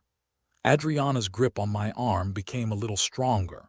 As I laughed softly as if she didn't want to be taken away, Adele's eyebrows twitched as she stared at me blankly. But you don't necessarily have to be the one to help her, right? She quickly approached and lightly detached Adriana, who was holding me, and then gently smiled as she placed Adriana's hand on her own arm. It happened while Adriana was bewildered and stammering, so she opened her mouth blankly when she realized it was Adele's arm that was holding her hand. Grand Duchess, I will help. It wouldn't be good for the saint to be so close to a man. Isn't it better for women to walk together? That's true, but although it was clear she didn't like it, it seemed she couldn't find a proper rebuttal. I also knew that Adriana found Adele burdensome. The earlier letter was like that too, and I knew she had a negative perception of her in many ways. But Adele wasn't as bad a person as she thought. Maybe if they stayed together like that, they could get along well. Robert. Adriana called out pitifully, but she couldn't approach me due to Adele's sharp gaze staring at me. It was a look that said she wouldn't leave me alone if I intervened. Sorry, but it can't be helped. Wouldn't it be better to hope for them to get close to each other instead? Please take good care of her, Saint. You'll be together until the end of this southern expedition. What? No, wait a moment, did I hear that wrong? No, how could that be possible? Adele, who was smiling brightly while walking with Adriana, seemed to be in a pretty good mood. Would it be fitting to say she had the expression of a young child who had obtained a new toy? That smile felt anxious yet strangely reassuring. It was a feeling I always had when I was with Adele. I thought it was something I felt when I was in the north, but maybe the cause of this feeling was Adele. You seem to have a talent for making people tired. I often hear that. It wasn't a compliment. Adriana, who had barely separated from her, looked quite exhausted. Holding Robert's hand weakly, she stroked the back of her hand and let out a small sigh. Rather than being physically tired, she was probably just tired of that attitude. She had unexpectedly served Adriana excellently. From the pace to checking if she was uncomfortable, there was nothing to criticize, right? It was true that she had been a bit mischievous. It was an appropriate response for hugging him like that as soon as they met.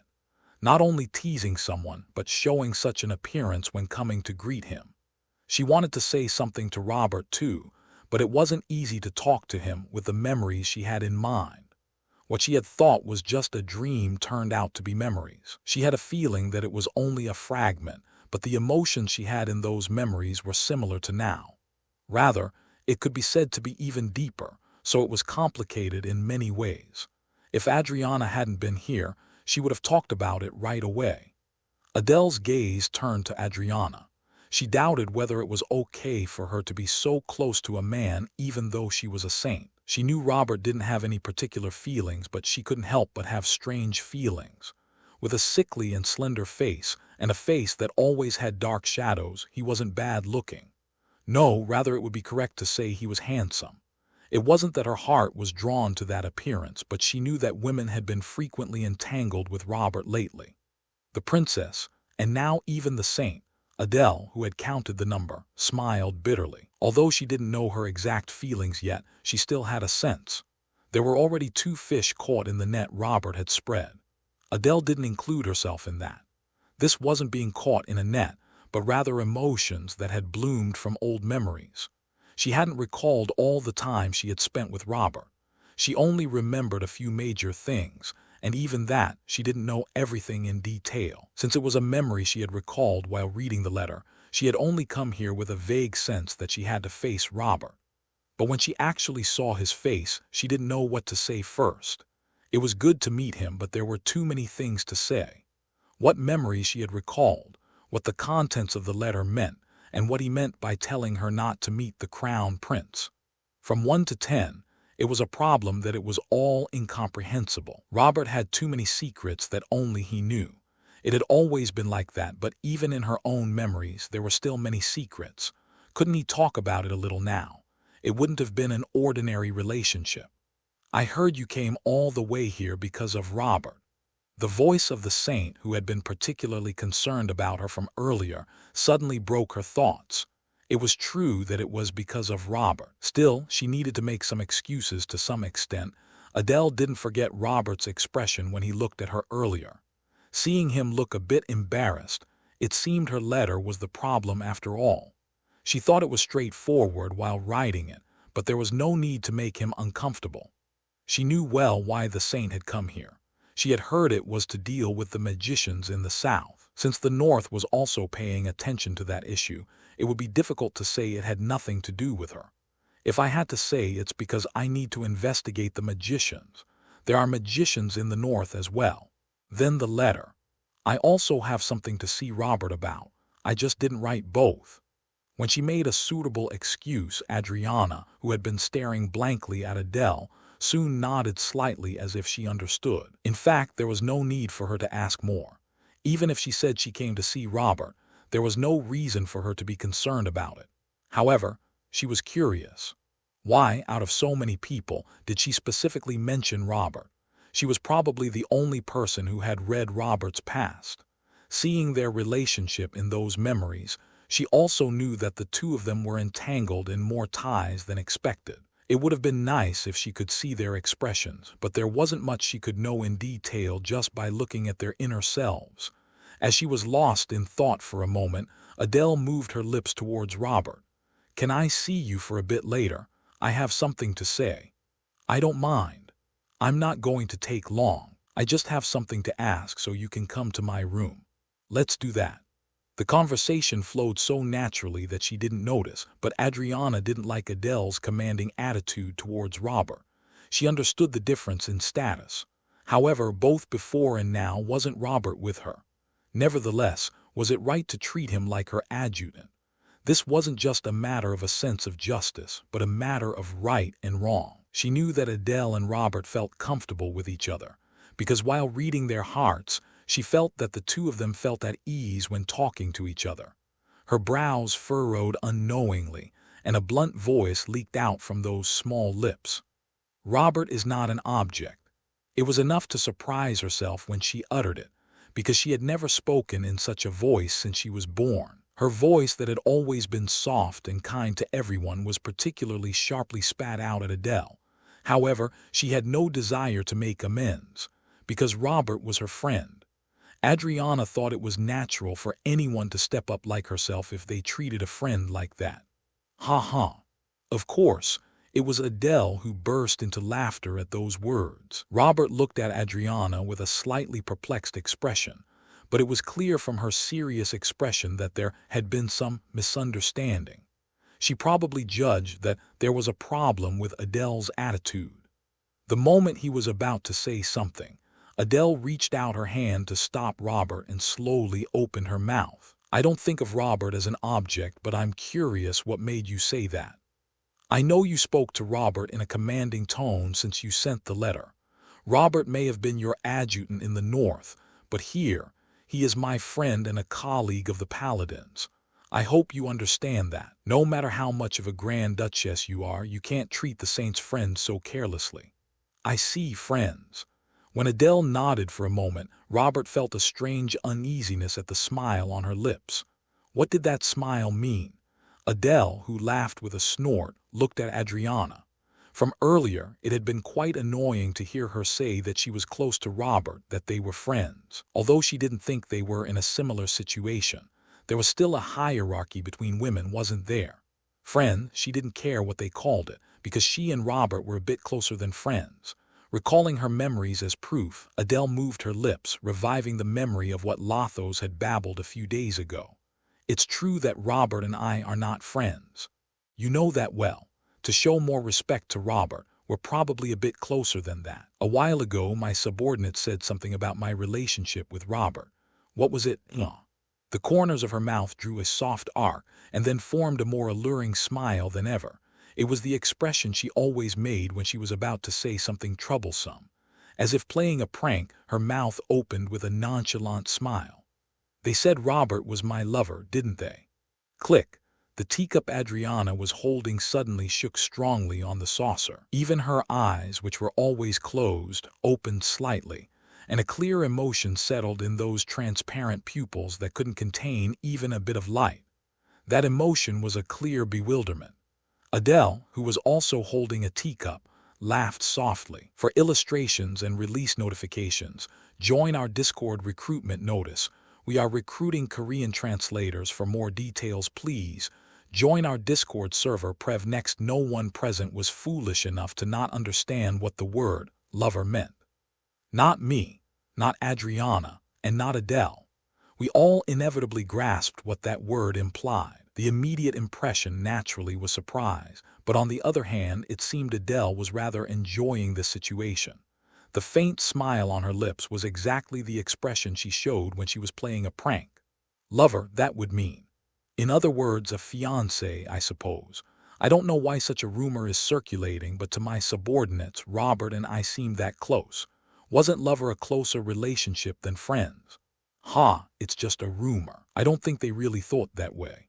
Her question seemed desperate, so I laughed softly as our eyes met and let out a small sigh. Adele had clearly said that to tease Adriana.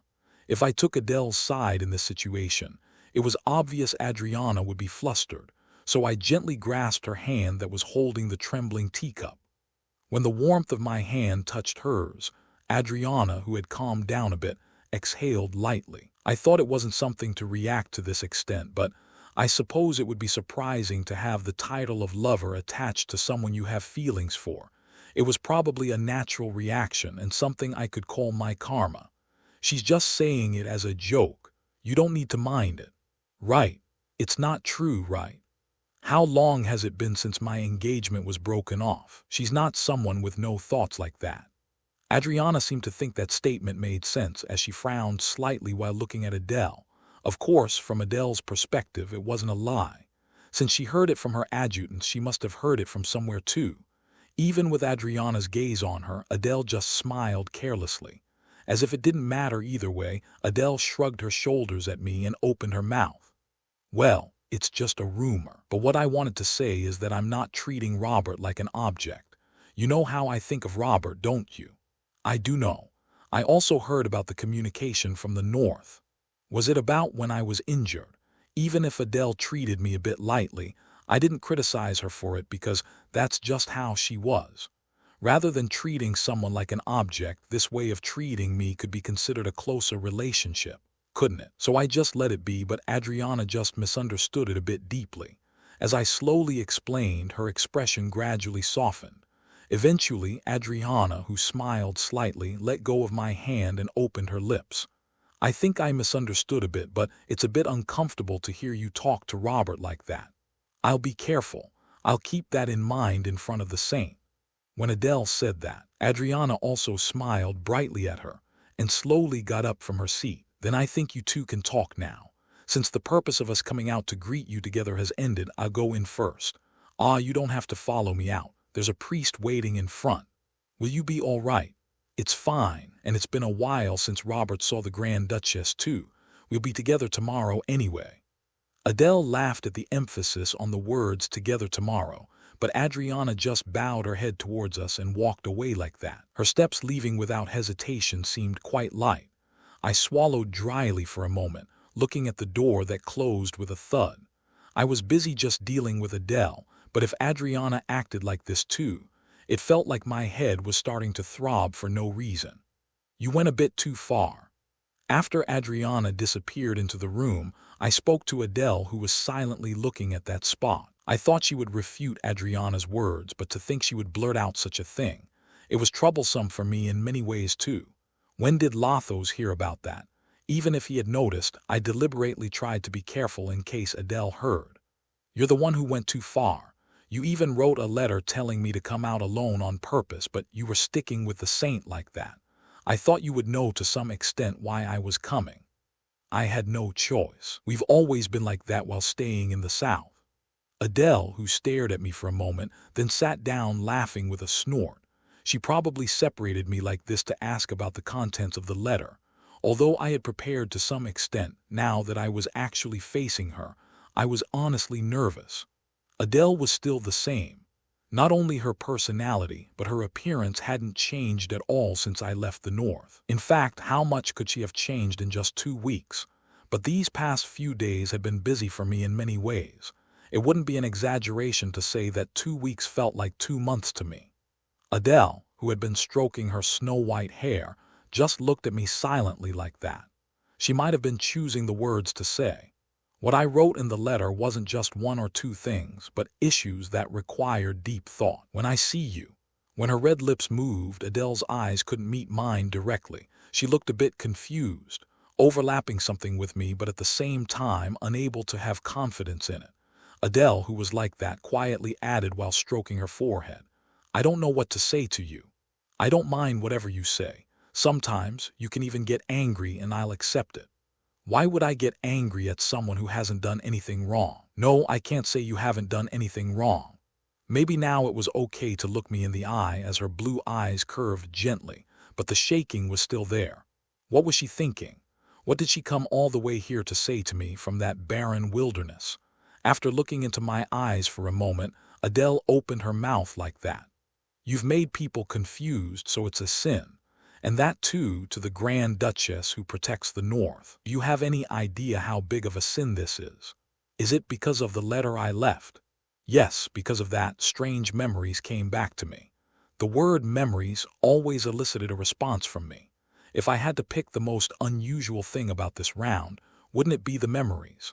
Teresa also recalled all the memories of the previous rounds, and Adriana also mentioned my previous rounds through a dream. Didn't Adele say something similar too? Something that had never happened before but was clearly happening in this 101st life. As my eyes became serious, Adele, who adjusted her posture, stared at me quietly. If it was her, she had probably noticed that I already knew about the memories. But I didn't want to say it first.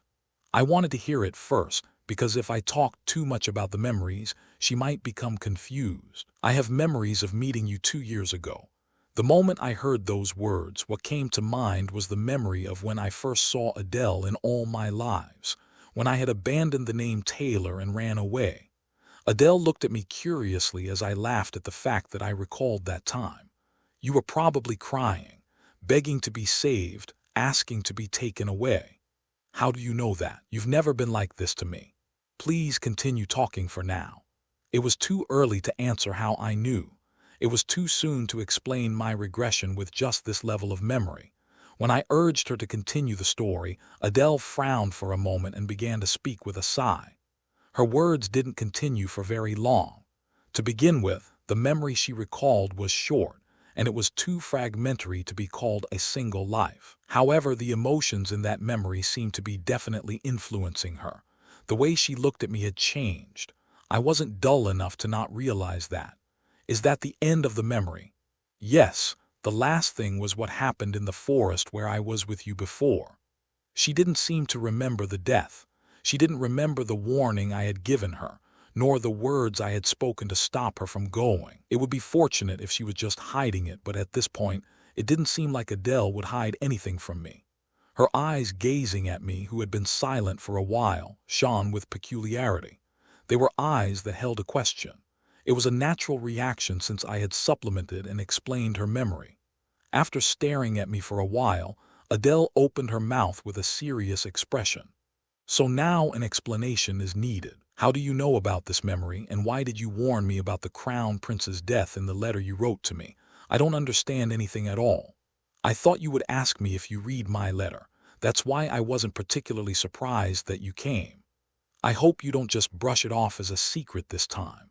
If you do, I think I'll be very disappointed in you. When I laughed at those words, Adele glared at me with a frown. From the moment I wrote the letter, I had no intention of hiding it. If she didn't just have questions but came to me, I was going to tell her about my secret. I couldn't tell her about all my 100 regressions. To begin with, wouldn't it take a long time to talk about this 101st life? However, the time I spent with her, even if I said it was the happiest out of all my lives, it wouldn't be an exaggeration. So I could explain it to her. The reason I know the Grand Duchess's memory is because I was there. Didn't you say it, that you saw me? But as far as I remember, last winter was the first time you came to the north. Even if I don't remember, it's not a memory from this life. Adele's movement stopped. Maybe she needed time to understand my words as she asked quietly after staring at me. What? It's a memory from a time that only I remember, that the Grand Duchess can't remember. So it's natural that I know that memory and that the Grand Duchess didn't know. A strange emotion bloomed. It seemed to be because it was the first time I talked about my previous rounds myself, because it was a memory and emotion that I had always remembered alone, that only I had possessed. I had many thoughts about how she would react to this. Would she see me as a strange person? Perhaps would she think it was my nonsense? But it didn't matter. As long as she listened, as long as even one person recalled this memory that only I had remembered, that was enough. I took a breath for a moment and opened my mouth like that. The momentary silence felt like an eternity to me, and it felt like my voice opening to Adele had disappeared for a while. Nevertheless, the words were spoken, words that may be irreversible in this timeline of the 101st round, words that would surely change many things. This isn't my first life. It was only after starting the 101st life that I could finally utter it. Longer than the Grand Duchess thinks, much longer. I have been watching. For illustrations and release notifications, join our Discord recruitment notice. We are recruiting Korean translators. For more details, please join our Discord server. Memories could never always be trusted. As time passed, they became distorted and changed, with something unknown slipping in without one realizing. The same memory could not always be recalled. Unless it was an intense and shocking memory, perhaps memories themselves could not be trusted. Adele, are you going tomorrow? Didn't I tell you yesterday? I'm planning to go in the morning and return at night. Just take Bunta and play around appropriately. And yet, it seems you had something to say, seeing as you called me here. It was a memory that always stopped at the same point. Finding Robert collapsing and dying in the middle of the snowy field and bringing him back as a subordinate. The Robert in the memory seemed desperate about something. He couldn't handle the name Taylor as flexibly as he did now. Rather, he avoided that name and tried to avoid going near the central region as much as possible. Many things were different, Adele thought. The Robert in the memory expressed more emotions than now and wasn't as indifferent to everything as he was now. Sometimes he reacted intensely to her words, and sometimes he harbored different emotions on his own. Adele was no fool. She had noticed to some extent what emotions the person looking at her harbored. It was clear what she thought of Robert back then. She probably had similar feelings, because he had been with her for a long time and was someone who could understand her loneliness. Overlapping him with her father was the same back then too. It always seemed like he would disappear, so Adele didn't like Robert leaving her side and going far away. You still won't let me go far because I'm anxious. Well, I think it's good too. Being together is better, I think. In my own way, regression. The lives of the previous rounds that only Robert fully remembered, not the life he was living now. It was still difficult to believe even after hearing the explanation. However, the question was whether Robert had really lived only as long as the time he had spent with her. Even at that time, Robert had already reached a mature level. Even then, he shouldn't have had time to hold a sword. But while dismissing it as talent, she had harbored doubts, and those doubts still hadn't disappeared. She now knew that in the life she had spent with him, his death was caused by the Crown Prince. So that's why he had warned her like that, telling her not to meet the Crown Prince, writing those words in the letter. Adele smiled bitterly in the cold night wind. The words she heard from Robert delivered quite a unique shock. The past memories she held now were also her own emotions, so they were influencing her current self as well. They had spent 3 years together and met again in this life and faced each other for a month. Robert looked even more precarious than in the memory. It bothered her that he smiled as if he could crumble at any moment, yet acted as if nothing was wrong. If he had said it was difficult, she would have helped, but it didn't sit well with her that he acted as if he didn't need anyone's help. Honestly, it was annoying. The fact that he moved without considering her at all. What was her existence to Robert? She knew that he had harbored feelings for her at one point. It wasn't one-sided. They both knew they had feelings for each other, even if they didn't progress into a relationship, didn't they? Yet secrets still existed, even though she heard the incomprehensible word regression, and that she and Robert had already been together in a previous life. She could quickly realize that wasn't all of it. If she had persistently asked, would he have told her about the other lives too? While thinking he probably would have, Adele didn't ask any further about it. It was a feeling that she shouldn't ask anymore, that Robert had a reason for only telling her this much. The unremembered favor she had heard before was probably also derived from Robert's such regression. She wanted to know, but there was no way to know. The gap between Robert and herself was still there, a distance she couldn't reach no matter how much she reached out. Adele's heart, with past and present emotions mixed together, was quite complicated. No matter how much she exhaled, the stuffiness didn't disappear. I don't know, Adele muttered. Even as the slowly brightening daybreak cast over the window, erasing the shadows that had darkly tinted the room, Adele still couldn't fall asleep. I don't know what scenery you're seeing as you live, what you're feeling, what kind of existence I am to you. I don't know anything. Why did she want to see him cry rather than always smiling? Adele's hand slowly stroked that face. She wished Robert would cry his heart out. Then she would feel more at ease, because she could just hug him and comfort him. But if he only showed a smiling face forever, it seemed this uneasiness wouldn't disappear. A glass doll that seemed like it would shatter at any moment. That was exactly how Robert felt to Adele. A day had passed. Although I had revealed some of my regression to Adele, I didn't expect big changes from that. In fact, I hadn't told her about all 100 lives. I had only explained about the life Adele recalled memories of and that I had already died several times. I had no intention of being understood, nor did I want to gain sympathy. Honestly, to put it bluntly, it seemed to have been quite difficult. I thought I had been doing quite well after killing Teresa, but as expected, the heart wasn't something that could easily stabilize. I ended up spilling out what I had thought I would reveal someday. The more memories Adele recalled, the more detailed my story would become, but in the end it was just a story about one life. If something changed with just that, it would be strange. Let's just not think about it. With that thought, when I stepped out of the room, I coincidentally ran into a familiar face. Ah. When our eyes met, a voice inadvertently escaped, so I awkwardly scratched my cheek and greeted her. Good morning. Thanks to someone, I slept so well that I can't even say hello. Adele's complexion didn't look very good. She must have stayed up all night. As I smiled slightly, feeling sorry, Adele, who smiled back at me, approached me in strides. It was such a sudden approach that my back touched the wall. It was a gap that others might misunderstand if they saw, but Adele came close and stared at me intently. Due to the height difference, she had to look up at me, but the atmosphere was by no means trivial. After staring at each other silently for a while, Adele, who lightly caressed my cheek, snorted. Is this a dream?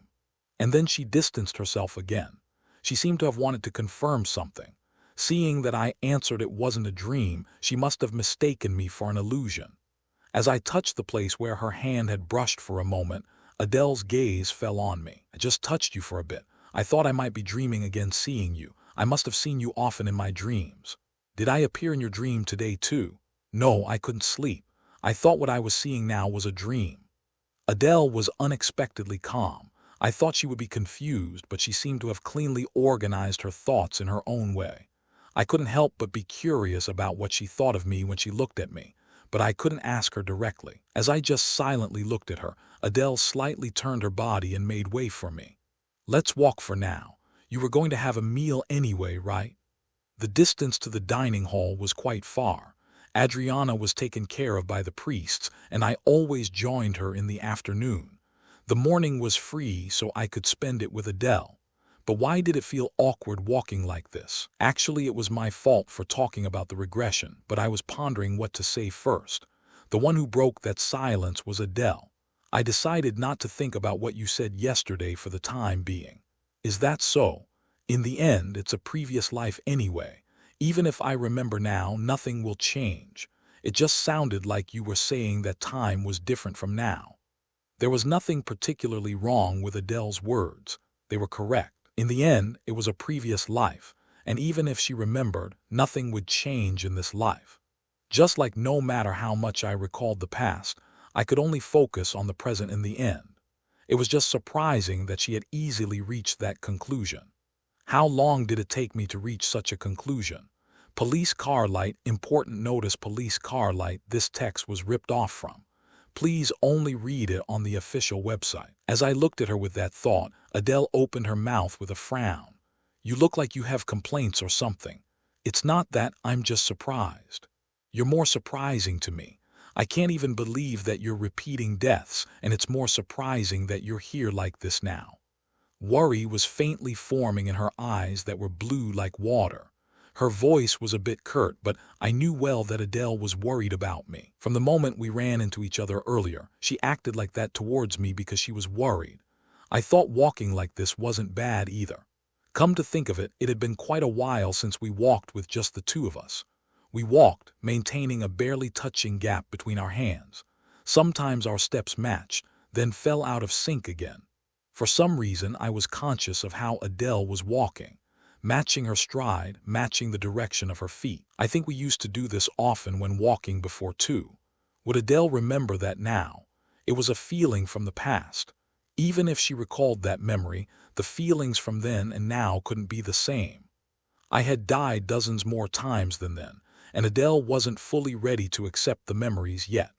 When our strides matched perfectly, I finally realized Adele had been quietly looking at me. "Since when were you watching?" "From the beginning." When I asked like that, Adele answered with a nonchalant expression. It might be a bit embarrassing. If Adele had recalled memories about this, that would be one thing, but if not, it was just me acting foolishly. To me like that, a clear voice was heard. "You don't need to be embarrassed. I was also watching you walk since earlier." It means you're not the only one who remembers now. I also remember now. No matter how carelessly we walked, our footsteps overlapped perfectly. It wasn't just me matching them. Adele's foot stopped hesitantly, then stepped forward again following my steps. Adele was also matching my steps. Realizing that and looking at Adele, she turned her head again and moved her lips. "Sometimes you can come to me and talk about other things too. You can talk about memories only you know, and if there's something I recalled, you can talk about that too. It might be confusing for you though. It doesn't matter. In the end, I also recalled these memories. Just when your head hurts, you can come find me. You can just silently look at me, and sometimes." Our eyes met again. Our steps that had been walking like that stopped standing still, and before we knew it, we were just looking at each other with our backs to the temple. "You can lean on me." Adele, who snorted, continued speaking again. Her expression looked a bit refreshed, as if my thought that she might be confused was just my misconception. Adele, who had completely shed yesterday's appearance, opened her mouth. "As I said earlier, I won't think about your situation for the time being, but there's one thing I should say." "What is it?" "When it's just the two of us, call me by my name, like before." The before she was talking about must have meant the memories from the past. I smiled for a moment and nodded. Calling her by name wasn't difficult. It was more comfortable for me that way, at least more so than calling her Grand Duchess. "Adele." When I called that name for the first time in a long while, Adele smiled. It was such a warm smile, unlike her usual self, that somehow I felt like I could hear the sound of my heart beating louder than usual.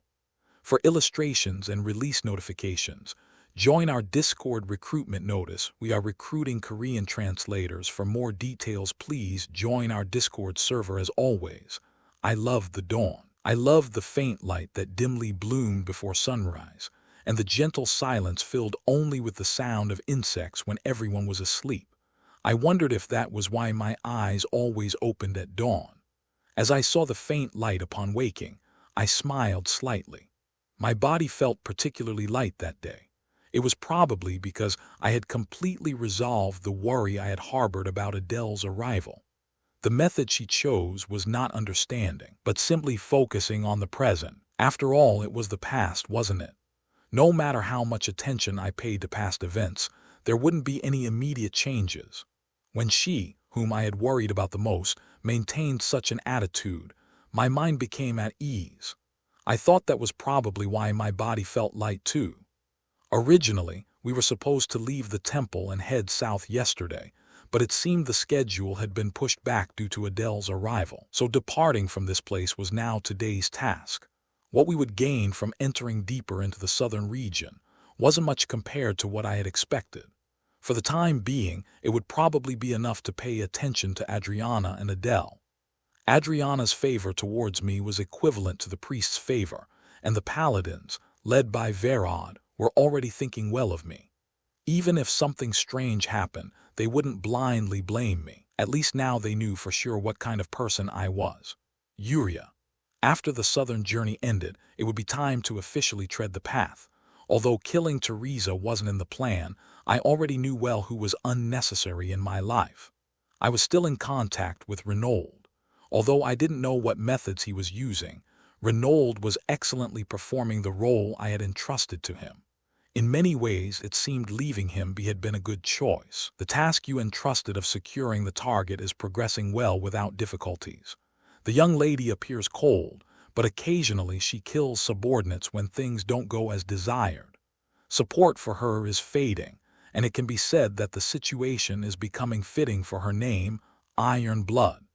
I had thought it would be like that, but it seemed she was showing somewhat tyrannical movements. It was possible because she bore the Taylor name. Well, I wasn't sure if this would be beneficial for Uriah in the long run. If there were no competitors, people would have no choice but to follow Uriah, but if an equal competitor appeared, where would people turn? She wasn't foolish enough not to know that. She probably thought I couldn't rise to an equal position. If not that, then she would obtain the position of family head while I was in the South.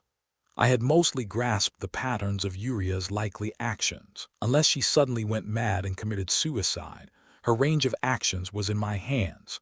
So what I had to do was just wait slowly in this position until the end. Uriah would eventually fall into my trap. Once that trap closed, I had no intention of letting go. Soon, the moment would come when I could confirm the results with my own eyes. After briefly burning Renaud's letter in the candlelight, I turned my gaze back to the window. It seemed to have been dawn when I woke up, but now I could see the sun rising. Morning, huh?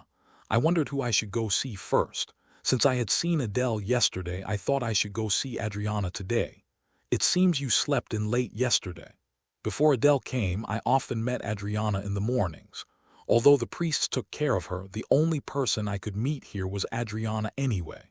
Yesterday, I had been with Adele until the afternoon. I could have told Adriana honestly, but somehow I had a strong feeling that I shouldn't. I suppose I was a bit tired. It's not bad to rest sometimes. Robert, you're quite diligent, aren't you? Police car light, important notice, police car light. This text was ripped off from. Please only read it on the official website. Although I felt a bit guilty, it couldn't be helped. The relationship between Adriana and Adele was, how should I put it? It was a relationship with just that much distance, with me in the middle. If I wasn't there, they had no particular reason for them to be close, and even if they tried to get closer, it would just become awkward because of my presence. It was a bit frustrating, but I intended to try to coordinate it somehow. It's not like I could choose one person and discard the other, could I? If it were a romantic relationship, it would be different, but I thought friendship was fine. It might be a bit funny to think of Adele and me as friends, but still. When the priests who had been helping Adriana with her grooming left, Adriana naturally grasped my arm as she stood up. She didn't hold on to me as closely as last time. Maybe it was because Adele was here, but Adriana just lightly held my arm as we walked forward like that. We'll be leaving here today, right? How long did you say we'd have to travel by carriage? Even though it's called the Deep South, we'll probably have to stop several times along the way, because there are different races there. We had stayed near the Temple of the Moon without much difficulty, but as we got closer to the Deep South, we would inevitably have more contact with different races. The outskirts were fine. Mostly elves lived on the outskirts, and they were generally friendly to humans as long as nature wasn't harmed. We would probably stop a few times to ask their permission. Adriana seemed to have a bit of anticipation about moving deep into the South. It might be a little dangerous, and there would be magicians too, but in reality, it wouldn't be easy for her to get hurt as long as Adele and I were there. Not to mention Verod was also present. If she were to be in a dangerous situation, it would probably only be in a case like last time when the Crown Prince deliberately targeted her. I had no intention of lowering my guard. In Merigen's case, the Crown Prince had intervened, so it would be too naive to think he wouldn't intervene in Adriana's case. After walking for a while, we arrived at the place where Verod and the paladins had gathered. Verod, who had been inspecting weapons, frowned grotesquely when he saw Adriana and me. "You've come. You don't look very pleased to see us." "Of course not. Just look at what I'm seeing right now." I wanted to tell him that it wasn't good to be too protective of Adriana. If it weren't for that massive hammer in his hand, I might have already said so several times. Adriana seemed to find Verod's attitude simply amusing. After chuckling for a moment, she furrowed her brow slightly and spoke to Veron. "Still, don't scold Robert too much. I asked him for this, you know." "I know, but I have a duty to protect the saint. I need to be vigilant at all times." "It sounds like you're saying Robert is a dangerous person. Is that so?" "That's not it." At her pressing voice, Verod's shoulders slumped as if dejected. He was particularly weak to Adriana, so whenever she took my side I couldn't help but feel a bit sorry for him. For Verod, that is. Verod, whose eyes had softened considerably from earlier, let out a sigh as he looked at me. Then, pointing in one direction, he informed us that the carriage had arrived. "The carriage is already prepared. I ordered one that shakes less than last time, so there shouldn't be any major problems entering the Deep South. Thank you for your consideration. This time, not only the Saint, but also the Grand Duchess will be joining us. Please take good care of both of them. The paladins will focus on guarding the surroundings."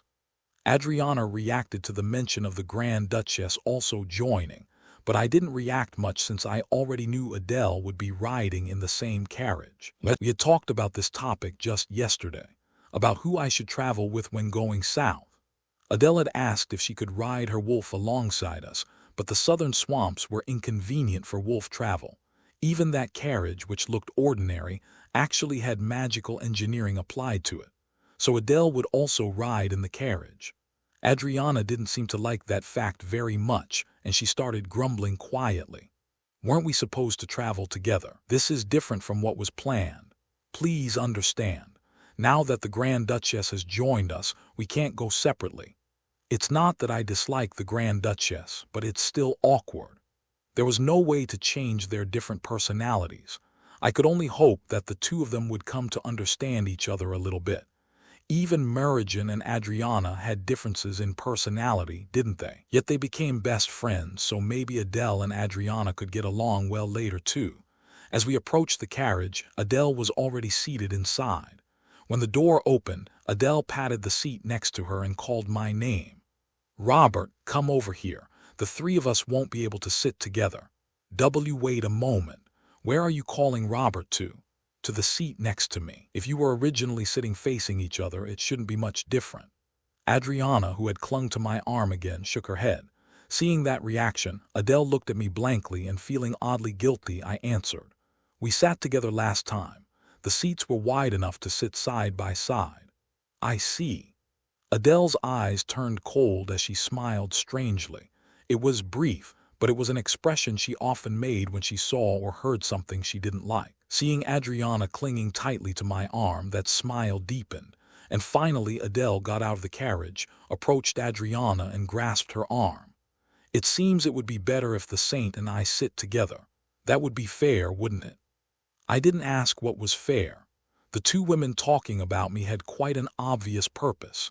If they couldn't of me, it was better that no one did. It was something Adele had often said before, so I quickly realized what she was talking about. "What? No, is there really a need for that? Robert and I have been sitting well together all along. There is a need for it." After saying that, Adele added as she removed Adriana's hand from my arm, "Because I don't like seeing it." "Ah, wait a moment, Grand Duchess." What followed happened quite quickly. Before Adriana could offer any resistance, she was separated from me and seated in the carriage. Adele, who took the seat next to her, pointed to the empty seat across from them and smiled. When I tried to say something, Adele lightly covered her lips with her finger. It seemed there was no need to speak. I chuckled for a moment and entered the carriage. Adriana stared silently at Adele with an expression that suggested she had a lot to say. It was an expression I had never seen before. Blank, and with trembling hands clutching her own collar. I worried they might become estranged like this, but I thought Adele would probably soothe her well. She would probably make excuses that it couldn't be helped. However, the more I saw this scene, the more uncomfortable I felt. So I briefly met Adele's eyes and slowly turned my head away. "Are we departing now?" "Yes, I suppose so." Although it was just a matter of deciding seating in the carriage, I could feel that Adele's emotions were gradually becoming similar to those in the past. Affection, the past where we briefly loved each other but ultimately couldn't express it. I now knew that being bound by the past wasn't very good. However, It was true that things became more difficult as her feelings grew closer to those of the past. I didn't want to form deep bonds with anyone. If someone tried to cross the line and get closer to me, I would have no choice but to reject them. It was different from before. I was no longer the person who tried to live happily with everyone. Wasn't this a life racing towards eternal rest? All humans were moving towards death, but sometimes they forgot this fact. However, I hadn't forgotten death. Because death was where I was heading, I didn't want to form deep bonds with anyone. If I failed this time too, I probably wouldn't be able to bear it. I wanted to maintain just this level of relationship with everyone until I killed the crown prince. After achieving all my goals, then I could discuss love without any worries. The carriage began to move forward, beyond the outskirts of the south, towards the deep area where different races lived. Erasing the complicated thoughts arising in my mind, I decided to focus a bit on another objective. The relic. I had to secure it in the deep south, after all. For illustrations and release notifications, join our Discord recruitment. Notice we are recruiting Korean translators. For more details, please join our Discord server. What's wrong? It's nothing. I just suddenly had a strange feeling. When the carriage stopped for negotiations with the different races, I got out and silently gazed at the deep south. I wasn't one to rely heavily on intuition like Adele. Although my hunches were often wrong, it was true that my ominous feelings had never been incorrect. I didn't know why I was having this thought. It was as if I felt I might meet Merijan, to put it one way. When we departed for the south, I had heard that Merijan was under house arrest. If she was here now, it meant either her house arrest had been lifted sooner than expected, or she had simply come out on her own will. Surely she wouldn't have secretly left in defiance of the Emperor's orders. As I thought about what might interest Merijan in this southern region, I realized there was a possibility it wasn't entirely impossible. Merijan had come to the south before. If she traveled with magicians, she could move quickly through teleportation, but the different races didn't like that much, so they usually traveled secretly. The reason Merijan went to the south then was because of a relic. It was a relic known to the imperial family, and securing it would have benefited Merijan herself.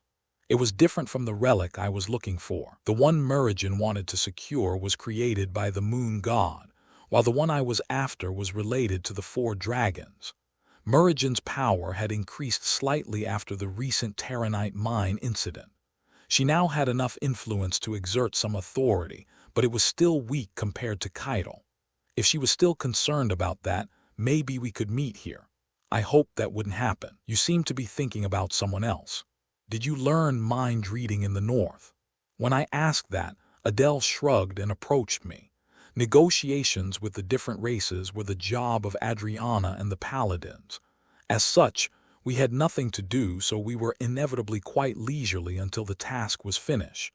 By the way, Adele's intuition was better than I thought. It might be what they call a woman's intuition, but she had accurately guessed that I was thinking about Merijan. Though I had no intention of speaking honestly, I smiled awkwardly, and Adele silently looked at me as if she understood. In truth, I felt very apologetic towards Adele for not being able to tell her more about myself, though there was actually a lot I could say.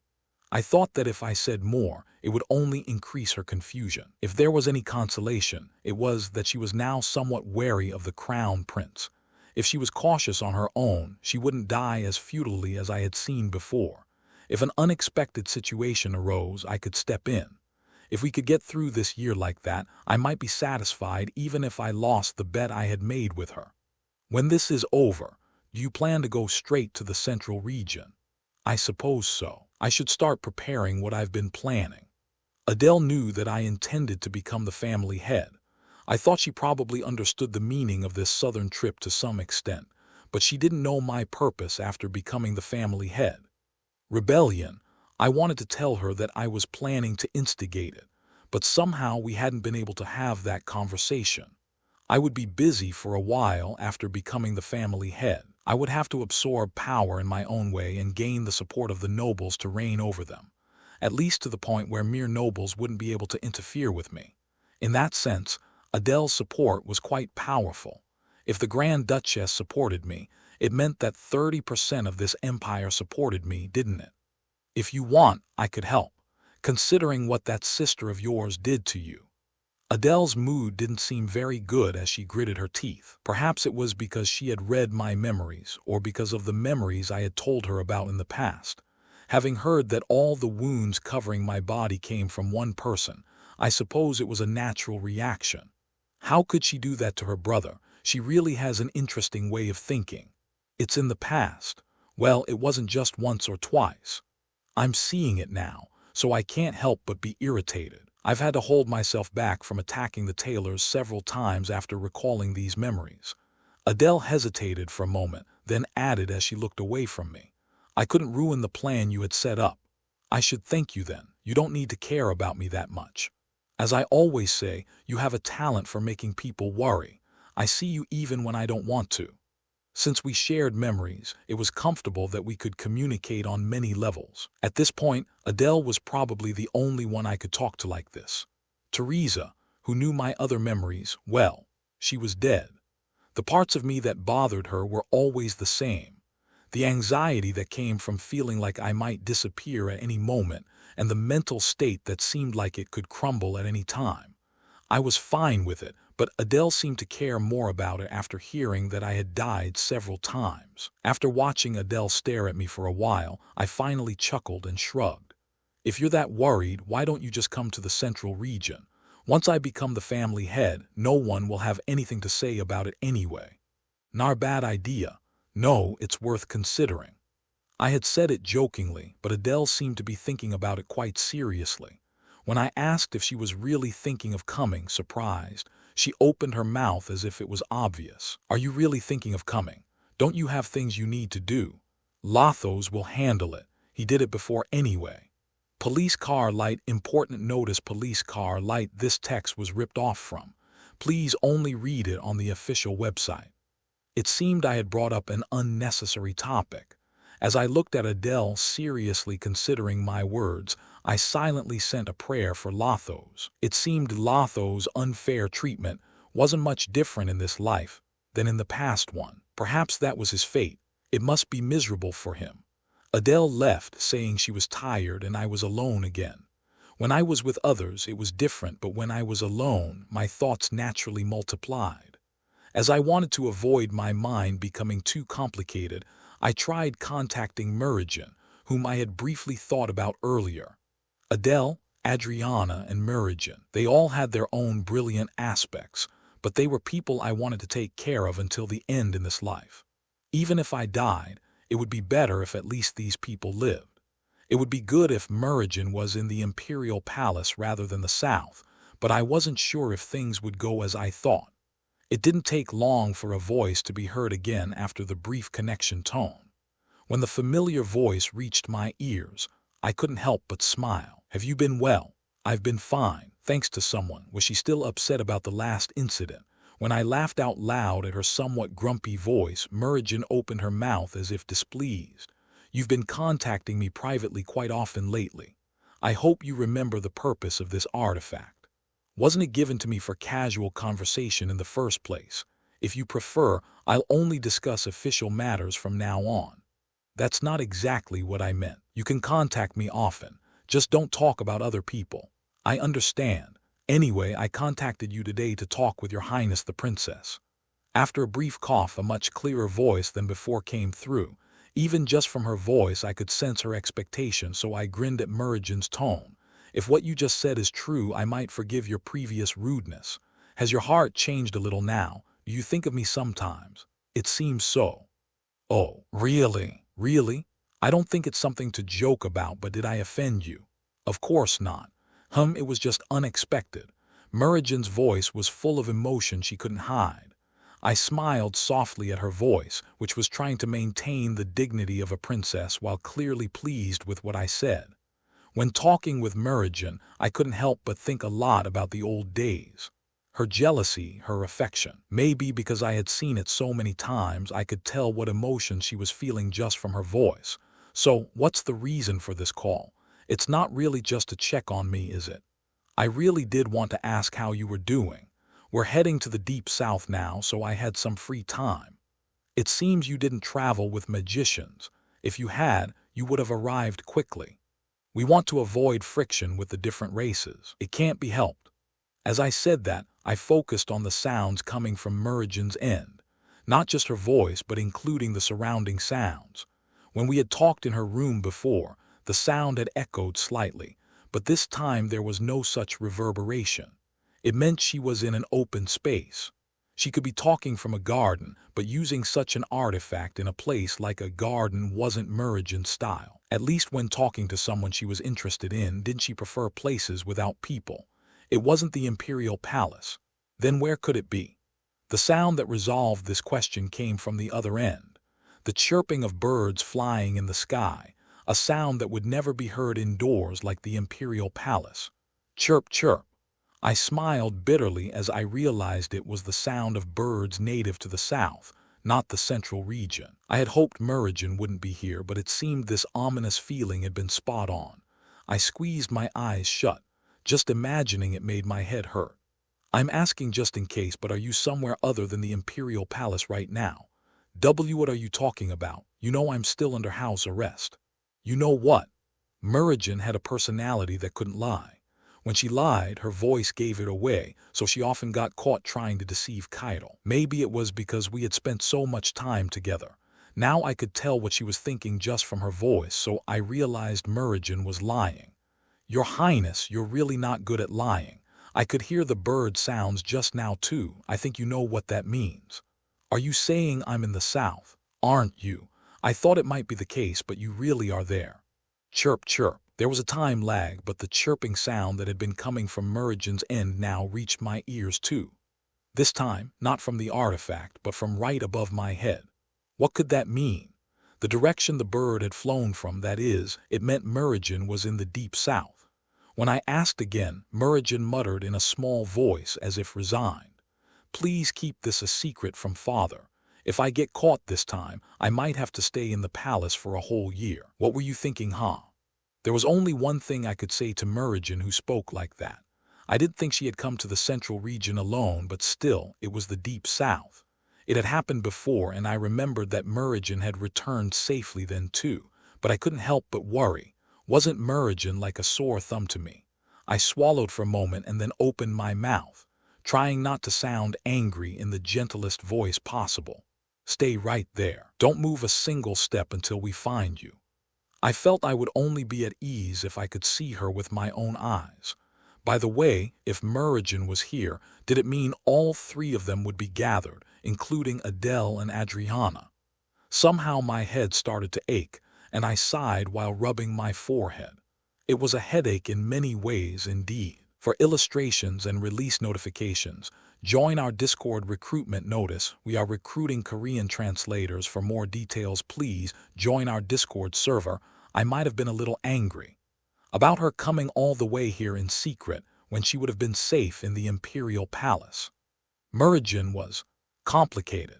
If I were to explain my feelings about Merigen, it would probably take a long time. In addition to simply spending a long time together, it might be because I had watched her die by my side when I held the deepest emotions for her. Well, honestly, I wished Merigen would just stay in the Imperial Palace. I had regretted it so much when she was in danger in the north.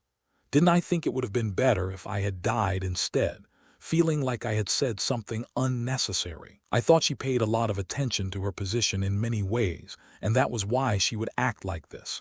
But when faced with this situation again, my chest felt tight. I wanted to tell her that I was going to kill Keitel myself, that if Keitel disappeared, Merigen would become the emperor, so couldn't she please just stay in the Imperial Palace? I wanted to ask her if she couldn't just be patient for a little while, but I couldn't do that. It was a future that only I should know, so I couldn't move hastily. I didn't know.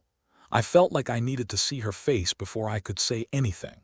Should I get angry, or should I let it be? I probably wouldn't know until I met her, but I couldn't meet her with a smile like last time. Even though I didn't think this area was particularly dangerous, it was clear that we needed to be careful. Even if she had come with magicians, it would still be dangerous if they encountered malicious different races, wouldn't it? I wished she would realize that she was a more precious existence. Murigen sometimes had a tendency to throw herself into things. Hadn't she done that a few times before? Of course, now only I remembered those things, but still, that personality probably hadn't changed. "Robert, we need to depart now." Adriana approached me as I was staring blankly into space. I answered her that I understood, and then let out a sigh while briefly looking in the direction where Murigen might be.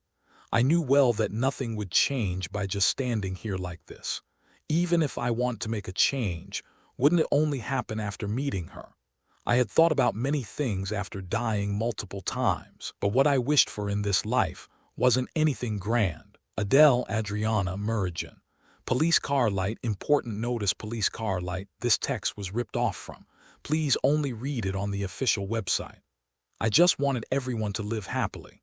It would be even better if my goal was achieved and I was happy too, but the probability of that was probably low. I just hoped everyone except me could be happy, without anyone getting hurt, without anyone being sad, just smiling. Murigen is in the south. Adriana was greatly surprised to hear that Murigen was in the south. If she had moved without telling even Adriana, how secretly had she tried to move? She might have even left a doppelganger of herself in the imperial palace. Although she had come without such measures last time when there was no house arrest, if she had come all this way with magicians, she probably would have taken such a risky step. I contacted her earlier and she was in the south. We'll probably be able to meet her soon. If the elves opened the way for us, travel would be easy after that. Their permission, as lovers of this forest, had the ability to make any rough terrain as smooth as flat ground. The bumpy road became smooth, and the dense forest that had been blocking the horse's view straightened its branches towards the sky. It was magic too great for humans to handle.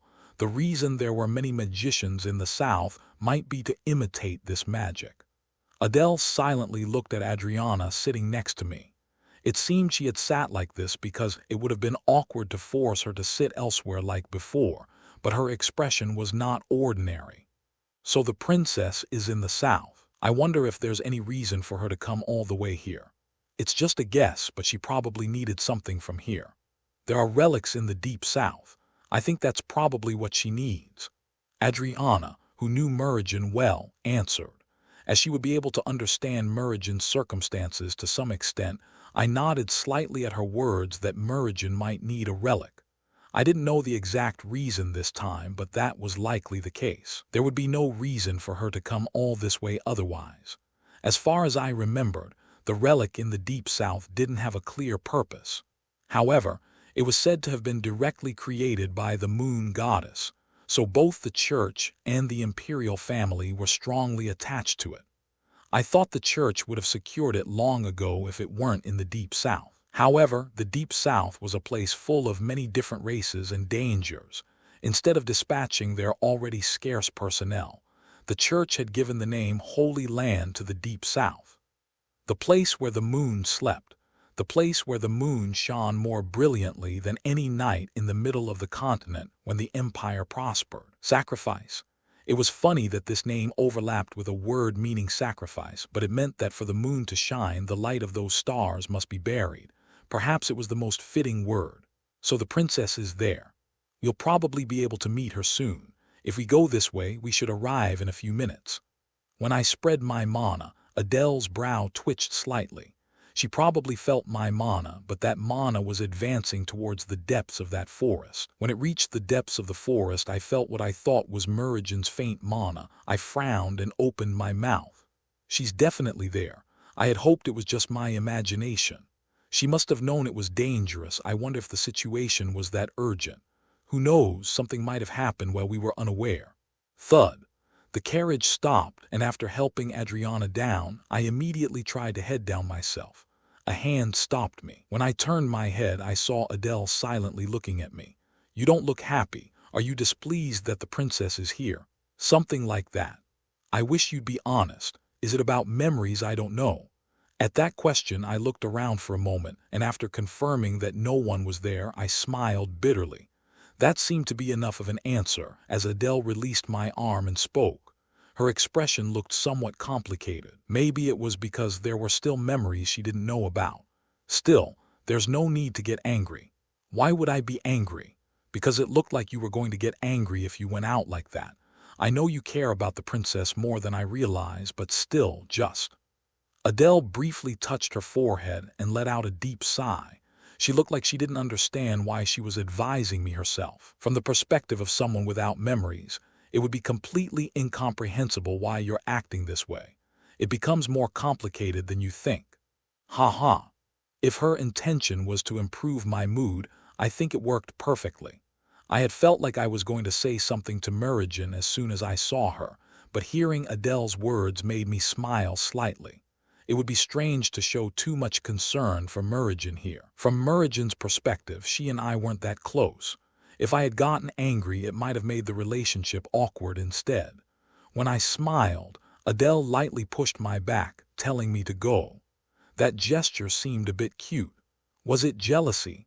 Last time she had admitted it was jealousy herself, so maybe she didn't like me worrying about someone else. Would you like to come with me? Why should I? I thought you might not be too happy about me being alone with the princess. Adele flinched at my joking words, then quietly shook her head and turned her back. Was she not going to answer? She just went in the direction Adriana had disappeared, so I started walking towards where Merijan was. It seemed Adriana and Adele had deliberately gone in the opposite direction. They had been concerned about Merijan since we were in the carriage, so were they giving us space? What you saw when you reached the deep south was a tower rising towards the sky, similar to the Moon Tower. However, unlike the Moon Tower, it didn't just point upwards. Rather, I knew that the depth underground was deeper than the height above ground. Merijan seemed to be inside there. As I carefully entered the tower, I saw a woman coming up the stairs. Unlike her usual attire in the imperial palace, she was dressed quite ordinarily, so I only recognized her by her unique eyes. Golden pupils that only the imperial family possessed. Her eyes, which met mine, wavered for a moment, then found their place and sparkled slightly. A small voice escaped from her lips, which had been trembling. I didn't know what my expression looked like. Although Adele had advised me, I was still angry. Oh, you came. Someone came to this dangerous place, so I rushed here. Well, if I were to make an excuse, you know I'm always in a precarious position, right? I know. As I stepped closer, Merijan stepped back. I could see stairs behind her. If she kept backing up like that, she would fall. With that thought, I moved closer and Merijan retreated further. I couldn't understand what she was thinking. Avoiding wasn't the best strategy. I thought it would be better to confront it. I came to find a relic. Once I find it, I think I probably won't have to come out like this again. Adriana said so, that you probably came to find a relic. Step. Merijan smiled slightly, seemingly a bit surprised by my answer. She smiled awkwardly a few times but kept backing away as I approached. Then her foot caught on the stairs and her body wobbled. I reached out my hand towards her swaying body. For a moment, I almost asked if she was an idiot but barely held back. If she had been thinking, she would have known that what she had just come up was stairs. Thwack, my outstretched hand grabbed her waist and pulled. Her tilting body stopped in midair, and I pulled Merijan towards me and set her in front of me. It was a close distance. A distance where our eyes could almost touch, where our breaths intermingled and our scents mingled. Merijan's quivering lips closed tightly. As I looked at her unusually glossy lips, I heard a small voice in my ear. Are you perhaps angry that I came here? I'm not sure. I was angry. Despite what Adele had said earlier, when I saw Merijan, I wanted to question why she had come to such a dangerous place. While I had encouraged her to go to the Terranite mine, there was no reason for her to come here at all. I thought I would probably get angry when I saw her face. Strangely, I didn't feel angry. I was angry earlier, but not now. I'm sorry, next time I'll tell you before I come. I think it's best if you just don't come at all. A small blush rose on Merijan's cheeks. It was natural. She was almost in my arms, leaning against the wall, facing me at quite a close distance. The waist I was holding trembled several times. Merijan took a deep breath as she supported her wobbling legs. It seemed to be hard for her to endure, and I grinned seeing her ear tips turning bright red. She had always been vulnerable to these things. I should let her go now. It seemed I wouldn't be able to get angry, and even if I warned her several times, it seemed like this kind of thing would happen again next time. As I released her waist, I lightly flicked my finger against Merigen's forehead. Thwack, ouch. Next time, please contact me first. Stop worrying His Majesty the Emperor. I grinned as I watched Merigen glaring at me while holding her forehead. It probably didn't hurt that much. I think I controlled my strength, so it was just a slight sting. It was always like this. From the past that Merigen couldn't remember, I was always the one who gave in. There were times when I wanted to get angry, but in the end, I couldn't. Unlike other couples who fought a lot, we had never even raised our voices at each other. It might seem foolish to others, but I chose to give in this time too. Maybe I would do the same next time, because when I saw Merigen, I always had no choice but to do so. For illustrations and release notifications, join our Discord recruitment notice. We are recruiting Korean translators. For more details, please join our Discord server. When given a little space, Merigen seemed to have recovered from her earlier flush. She rubbed her face, then formed a triangle with her hands and peeked at me through the gap. It was something she used to do often in the past, but was it really that embarrassing? Merigen might not remember, but she tended to be quite forward with the person she loved. Of course, that was when they were officially a couple. Now that they were nothing to each other, she was probably just feeling shy. Anyway, seeing Merigen like this was a somewhat novel experience for me. Even though I had seen this scene more than 10 times, Merigen always showed new reactions. When I smiled, Merigen frowned and glared at me. Her rolling eyes paused for a moment, and then her mouth opened hesitantly.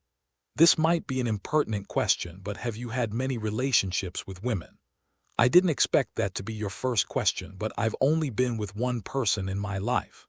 I know you had a fiancé. I'm just surprised. I quickly understood what she was surprised about, so I just smiled without saying anything. What I had just done was slightly crossing the line. Maybe it was because I was remembering the past a little, getting angry but then calming down when I saw her face. I wondered if I was a bit foolish too. I was just teasing a bit, because I was a little angry. I don't usually talk about this much, but I am a princess. You remember that, right? I remember, but do you want me to treat you like a princess? At that question, Merigen hesitated for a moment and then shook her head slightly. She probably thought this kind of relationship wasn't bad. I felt the same way. I could treat Merigen with the formality due to a princess, but if I really did that, I thought it would just make me feel uncomfortable. Anyway, it was time to hear her reasons. What relic had she come to find? Why had she secretly left the imperial palace? Thinking she wouldn't have come without any precautions, I asked, and fortunately, Merigen explained the various measures she had put in place. First, I created a doppelganger of myself. A doppelganger. As you know, I have many friends in the magic tower. If I ask the magicians, creating my doppelganger is simple, since I'm supposed to stay in my room during the house arrest period anyway. There's no need to make it move around much. What do you think His Majesty the Emperor would do if he heard about this? The others will handle that well. He doesn't come to see me that often anyway, and he's been quite busy lately. Come to think of it, it was a busy time for the imperial palace. Was it when the emperor and the crown prince were seriously discussing territorial expansion? Taking advantage of such a gap to personally come to the south, I couldn't understand where Merigen's courage came from. You won't tell me about the relic if I ask, will you? No, I can tell you, but the problem is that I haven't fully grasped it yet. Then why did you come here? It's one of the candidate locations. I originally planned to keep moving with magicians, but I guess it would be difficult for me to move alone now. I silently watched Merigen as she glanced at me. It was an obvious point. I was already shocked that Merigen had come here. Did she think I would let her move around alone? The magicians could be used when she returned, but at least while she was in the south, I felt I needed to keep an eye on her, if only for my peace of mind. When I stared at her, Merigen flinched slightly and then spoke while rubbing her arm. You're not thinking of watching over me the whole time, are you? It seems like everyone's learned mind reading lately. Everyone. Well, Adriana has always been good at reading people's hearts. I was talking about Adele. We'll meet her soon anyway. Merigen nodded at the mention of Adele, then paused and stared at me blankly. I wondered if there had been any problem in our conversation just now. As I pondered this, I realized the issue with Merigen's next words and let out a small laugh. "You're calling the Grand Duchess by her name. Ah, it just happened that way. I'm envious that you've made so many friends while I wasn't aware. Adriana and now Adele too. They came here with you, right?" It was the same when I thought about it in my head, but now I was calling them by name even when we were alone, so it seemed to have slipped out. I didn't think I needed to make excuses. It wasn't something that needed to be hidden, and what was the big deal about calling someone by their name? It was just evidence that we had become closer. However, Merigen seemed to think it was somewhat special, as she stared at me intently for a moment and said, "Will you call me by my name once?" "Your Highness, you won't call me by my name. As you said earlier, you are a princess, aren't you?" Strictly speaking, Adriana was also a saint and Adele was even a Grand Duchess, but neither they nor I cared much about such positions. However, it was certainly a contradictory feeling, trying to distance myself, yet feeling satisfied with getting closer to each other. Even though I knew it had to stop someday, I couldn't decide when that would be. "Well, I think it's uncomfortable to keep calling you Lord forever." When I raised my head at the sudden voice, Merigen was saying that while trembling slightly as if embarrassed. Was she bothered by the fact that I was calling others by their names? Well, she had always been the type to make a big deal out of small things, but it seemed she was now starting to want to call me by my name too. "From now on, it's okay to call me by my name. It might be different in the Imperial Palace, but isn't it uncomfortable for both of us to address each other as Lord and Princess when we're outside like this?" "I don't find it particularly uncomfortable." "Oh, I thought it was uncomfortable." I couldn't help but smile at her fumbling when she was at a loss for words. Calling Merigen by her name might be quite difficult for me. While calling someone by their name wasn't a difficult thing, Merigen was a special person in many ways. The problem was that I had often called her by name in the past. If I hadn't had much experience with that, I would have called her without hesitation. But the name Merigen was a name that made me recall too many things. For example, memories I didn't want to remember. Anyway, I didn't want to call Merigen by her name right now. After a little more time passed, when my mind had calmed down somewhat, then it might be okay to call her by her name. What was certain was that it wasn't now. When I kept calling her Your Highness until the end, Merigen pouted her lips as if displeased. I was a bit curious about how she would react if I called her by name later. Would she be embarrassed, or would she accept it naturally, saying it was about time I called her that? Of course, knowing Merigen, she would probably pretend to be fine on the outside while being extremely embarrassed on the inside. I think that was what I liked about her when we were together. Well, that was just how it was when she and I were lovers. When Adriana saw Merigen, she started pouring out her anger just as I had intended to do. As she asked if Merigen was in her right mind and why she had come to this dangerous place, Adele looked slightly interested. "It seems she gets angry sometimes too. They're friends. She seems to be more comfortable with friends. Has she ever gotten angry at you?" "Well, I haven't done anything to make her angry." Adriana tended to be particularly comfortable with Merigen. I thought it was probably because they were friends from childhood, but seeing her angry was very unexpected even for me. I smiled slightly as I watched Merigen cowering before Adriana. The sight of a princess being scolded by a saint, where else could you see such a scene but here? "So you really came for the relic. You knew it was dangerous, didn't you?" "I'm sorry, but there were records, so I could not try." "Right. Knowing I was here, you could have just asked me. Would the church just sit by and watch? If the imperial family did it, they couldn't say much." It was amusing to hear her say such things to the saint, who represented the church, but Adriana valued Merigen more than the church.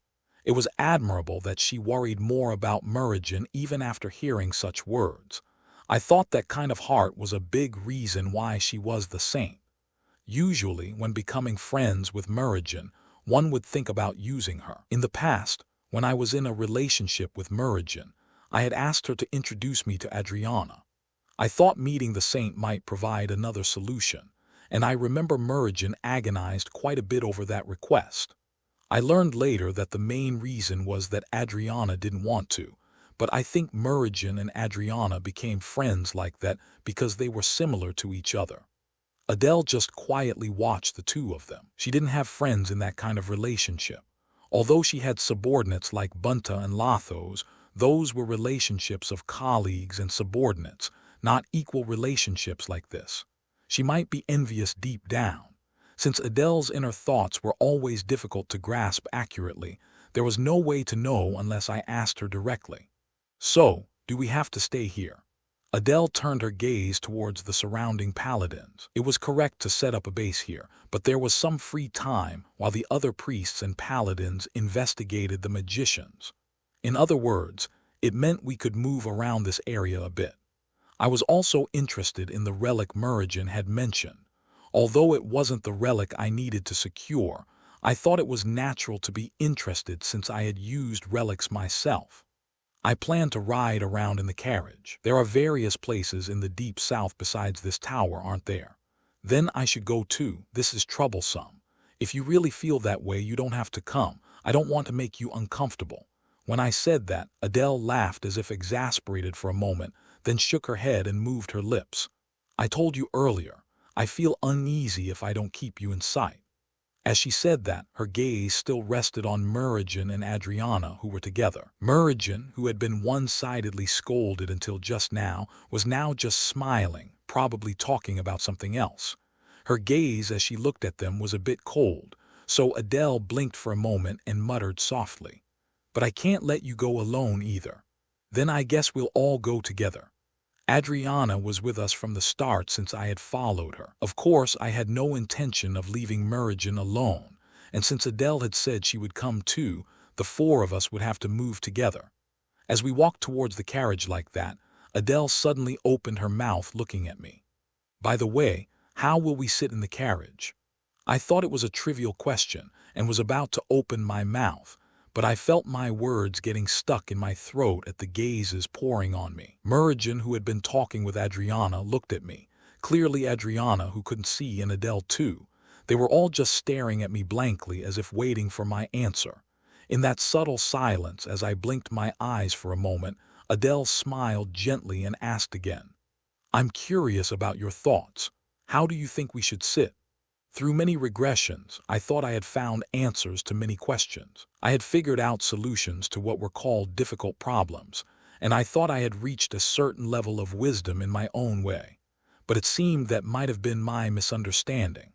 Police car light, important notice police car light, this text was ripped off from. Please only read it on the official website.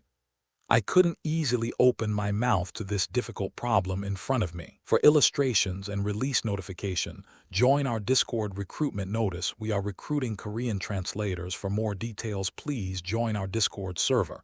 You seem to be deep in thought. How can I not be? The person sitting in the driver's seat is glaring at me so fiercely. It seems he cares a lot about the saint. When I nodded at Adele's words, Adriana in front of me seemed to be staring at me intently. I had no choice but to be cautious in many ways.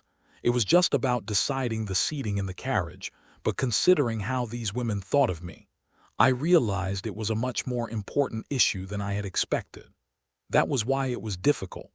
Adele sitting next to me probably didn't think much of it, but I had rarely agonized this much in this life, at least. I thought I had lived longer than others. I had accumulated more experience than most people with considerable years, and the wisdom I had accumulated over time was not insignificant. Yet I never expected to be troubled by such a problem. I should push them away, I should reject them, but I wasn't sure if I could do it. Even though I didn't want to appear indecisive, each of them was precious to me. Perhaps it would be best if I just disappeared. If everything worked out well and concluded, maybe I would go on a journey without telling anyone. I was a bit curious about how others would react. Adele would probably try to chase after me somehow, but surely she wouldn't come by ship. Anyway, I decided not to think about this situation. The more deeply I thought about it, the more complicated it became only for me. It was a relationship that would have to be sorted out someday, and even now it was precariously treading the line. But the moment to sort it out wasn't now, was it? No one had directly expressed affection for me, nor had any conflict arisen because of me. Murigen seemed to think it was rather fortunate that she wasn't sitting with me. When our eyes occasionally met, she avoided my gaze with a strange expression, so she might be feeling embarrassed about what happened earlier. We were still in an awkward relationship. It was the same with Adriana and Adele, but especially so with Murigen. We hadn't spent much time together, and the moments we had met were often short and intense. From her perspective, she might not understand why I was acting so devotedly. I hoped that when Murigen recalled her memories later, she wouldn't blame herself for killing me. That was just something that happened once. It was an accident, an unavoidable incident. At that time, didn't I rather wish for Murigen to kill me? As the people around me recalled more memories of the previous rounds, my feelings became more complicated. While I hoped they wouldn't be sad seeing me die, I was afraid they might look at me with different emotions than now. I used to sit there originally. I smiled slightly at Adriana's murmur, just loud enough for only me to hear. So, I wanted to live hearing such words continuously. I didn't want sympathy or pity just because I had died a few times. Adele was a great help when I had such thoughts. Wasn't she the only one who could help me at this point? As I gazed out the window lost in thought for a moment, Adele tapped my shoulder lightly with her finger. It's better not to think too much. Especially you tend to think in negative ways. Then I feel like I should say something. Are you willing to be my conversation partner? I could lend you my shoulder. Don't you plan to sleep? Sleep.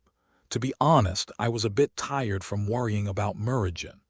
Adriana and Murigen had already fallen asleep leaning on each other's heads, so I rubbed my eyes slightly and looked at Adele. Adele grinned at my gaze, then swept her hair to the side and shrugged. You can just sleep. No, I can't just sleep.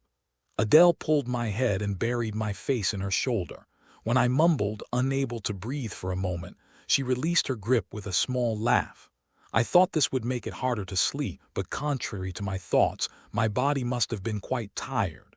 With my vision gradually closing, I glanced at Adele. There was a faint smile on her lips as she looked down at me, so I was able to fall asleep with some peace of mind.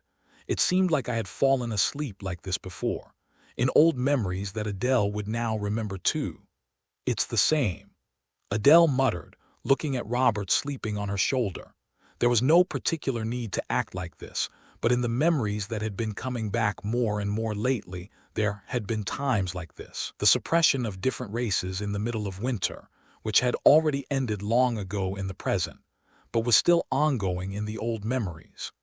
There had been a time when they relied on each other's body heat in a cave they had entered while fleeing from the different races, taking off clothes soaked in blood, wrapped in cloaks with only underwear remaining. When she remembered all of that vividly, it was a bit embarrassing, but the lingering emotions from that time gave Adele a strange feeling. Like when Robert was sleeping on her shoulder, leaning against the rough cave wall and herself silently watching him. She didn't mind his hair touching her, dirty and soaked in blood. Rather, she had only wished for that time to last a little longer. She had wondered why she felt that way then and found it wasn't a bad experience. She thought he slept remarkably well on someone else's shoulder. If it had been her, she wouldn't have been able to fall asleep easily, being wary of others. Was it trust in her, or was he just the type to easily trust others?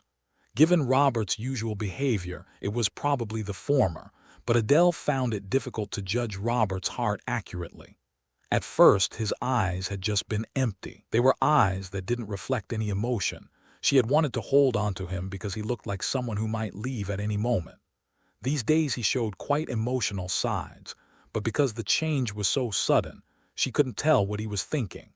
Sometimes he smiled gently as if he was truly happy. Other times he wore a sad expression as if he had lost everything in the world. Robert's face didn't usually show much emotional change. It was always just a small smile or a furrowed brow. But his eyes couldn't tell lies. He must have other memories. She didn't think that there were only memories of him being with her. There must have been times with that saint and times when he had deep relationships with the princess, but now he was by her side.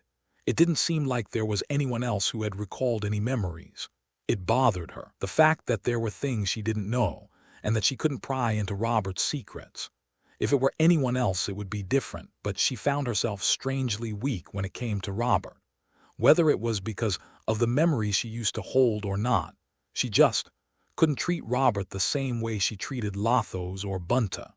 She could have threatened him by swinging her sword around, or used her position as Grand Duchess to make him talk. She didn't do it simply because she didn't want to. Lothos had said her attitude towards Robert was unlike her usual self. That was why he had spread that ridiculous rumor about them being lovers. When she first heard it, she thought she should bury Lothos in a sunny spot, but thinking about it again, it wasn't that unpleasant. It was just a baseless rumor now, but her thoughts had changed along with recalling her memories. In her memories, hadn't she even been thinking of proposing to Robert? Of course, it was different from the feelings she held now. That might be why she was confused. She didn't want to be swayed by the past and present, even by this incomprehensible past whose existence she hadn't known. Robert, sleeping on her shoulder, showed no small movements. He must have been sound asleep, as his steady breathing continued even with the slight shaking of the carriage. She stared blankly at Robert like that.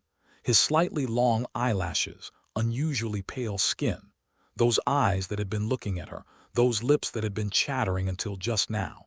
As the gap between their faces gradually narrowed like that. "What are you doing?" Adele's brow furrowed deeply as she was intently gazing at Robert's face. Her concentration was broken. In that moment of conflicting emotions, Adele finally regained her composure and raised her head. Robert was still leaning on her shoulder, and Merigen quietly stared at Adele.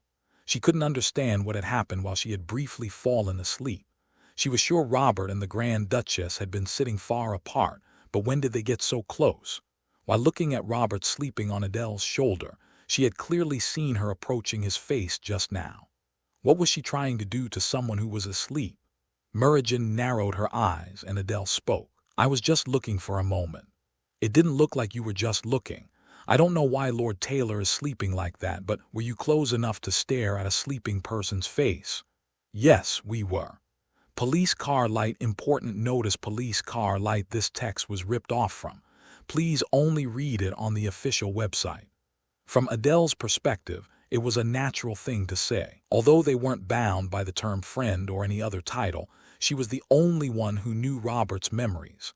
So what else was needed besides her saying they were close? Robert knew and she remembered. At least in this carriage, there was no closer relationship than between Robert and herself. Merigen was flustered by that confident answer, but then she calmed herself down. There was no reason to get angry. She was just a little surprised to see Adele and Robert so close. But if there was another question, it was about the basis for her claiming they were close. She knew Robert was Adele's adjutant, but it didn't seem to fit with the relationship she had seen between them in the north. "Was there something I didn't know about? You seem closer than before." Many things happened. When Adele laughed softly, Merigen glanced at Adriana, who was still asleep. There was still a lot she didn't know about Robert. It was the same with how he had become friends with Adriana without her knowing, but she hadn't expected anything to happen with the Grand Duchess either. "Well, we were even called lovers." Merigen stiffened at those words. Lovers. If what she heard wasn't wrong, the meaning was clear. She didn't think it was a joke, really. Unable to easily believe it, Merigen's eyes, which had maintained composure, began to waver. Adele grinned at that reaction. Whether princess or saint, seeing them shaken by such words made their inner thoughts quite transparent. It would be different from herself.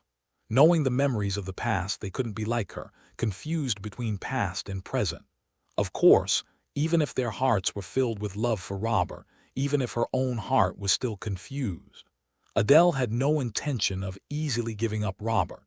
Hadn't she been the one who showed interest first? She met him first and was the first to tell him to come to the north.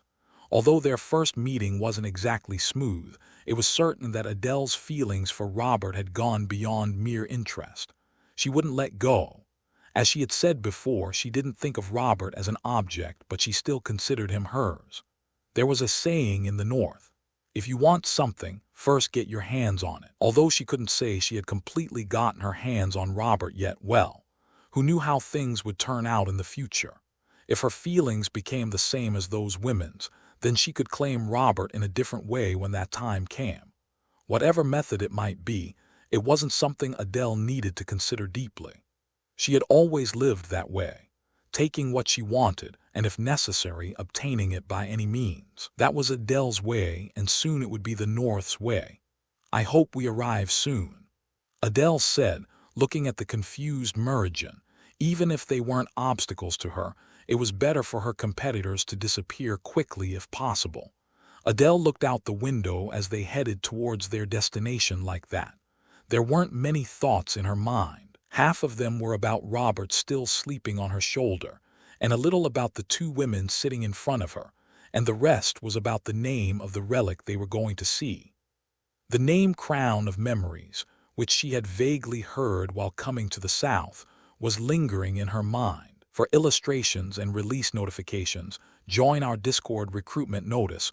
We are recruiting Korean translators. For more details, please join our Discord server. The Moonstone did not exist in this world. Only a few records remained that such a thing had existed, but the name Moonstone and its power had not left even a trace. Originally, there should have been two relics in this deep area. The Moonstone I possessed and another one. The existence of the other one was uncertain, but after receiving Arwen's letter, I was able to know what it was. There is a relic called the Crown of Memories. Unlike others, wouldn't you say it's a somewhat unique relic? The Crown of Memories. I had heard the name before, but its abilities had not yet been known in detail. I knew it was there along with the Moonstone when I was looking for it, but at that time, I had to focus on the regression ability of the Moonstone. So I had cut off my interest, but later, while searching for relics, I gradually learned what power it had. The Crown of Memories had a simple power, as its name suggested. It was a relic that restored forgotten memories. I had tried using it before, just in case, but hadn't achieved any particular results. I had entered alone sometimes, and with Meridian other times. I did hear some hidden secrets of the Empire, but that wasn't the effect I had originally wanted from it, so I couldn't help but be disappointed. I would probably go in this time too, but I didn't think anything would be different. It was better to give up expectations for these things. Even if it was something with sufficient possibility, I started thinking it would probably fail anyway. If there were expectations, wouldn't there be disappointment in the end? Even if it was impossible to completely avoid such feelings, it was better to let go than to be disappointed by something. The carriage was quiet. Probably because everyone knew we would arrive at our destination soon, they were each lost in their own thoughts. Meridian would be thinking about the relic, and Adriana probably the same, but Adele's thoughts were probably about me. I sighed, remembering that I had been leaning on Adele's shoulder until just now. It reminded me of the past. I had just fallen asleep because I was tired, but it was true that I had briefly recalled the past I had shared with Adele. Recently, the memories of the people around me had been gradually blooming. Like seeds waiting to sprout, they were finally blooming in my 101st life. I didn't know what this meant. Maybe I was just attributing meaning to it, and in fact, everything might just be coincidence. But what if? If this really had some meaning? I was curious about what I would face in the Crown of Memories, who I would go into that crown with, who would recall the forgotten memories through my regression. That was what I was most curious about. Clop clop, the carriage moved. Even as I was lost in thought, even as Meridian looked at me with a strange gaze. Regardless of such thoughts, it continued to move towards our destination. I felt like the relic called the Crown of Memories kept circling in my head. Thoughts about the two relics, the Moonstone and the Crown of Memories, which seemed like a pair, also continued. If there was such a thing as fate, where would it lead me? No matter how much I thought about it, it seemed certain that I couldn't find an immediate answer. There was a tower here too. This was originally the capital of the empire. Now there's only one saint, but before, weren't there several people with such abilities? The Deep South was one of the most prosperous places in the empire. If the national power hadn't declined, it would probably still be the capital. But now it was just the land of different races. a place where the Empire's power could no longer reach, the only consolation being that such towers were well preserved. Yet they still couldn't find some of the relics, could they? Adele nodded as she saw the tower stretching towards the sky. It wasn't as tall as the Moon Tower. The Moon Tower was built to commemorate the saint who had reappeared after a very long time. Compared to the past when saints were abundant, it had to be built even more grandly. It seems certain that there's a relic here. If we go by the records, it should be in the tower, but I'm not sure if it's the Crown of Memories. Merigen's eyes narrowed. The location of the relic would require us to examine the entire tower. It would have taken quite some time to examine the entire tower they first came to, so she was probably worrying about that. I thought it would take at least 2 days. The previous tower was a bit longer, but the space in this tower was very wide. If my memory was correct, the Crown of Memories was below here. I thought it probably wouldn't have much effect, but shouldn't we check it once anyway? Maybe this time it would be a little different. That was the possibility I wanted to confirm, if I had to explain why I was specifically heading towards the Crown of Memories. I'll go up. Last time it was downstairs. I nodded at Merigen's words. I was planning to go straight down.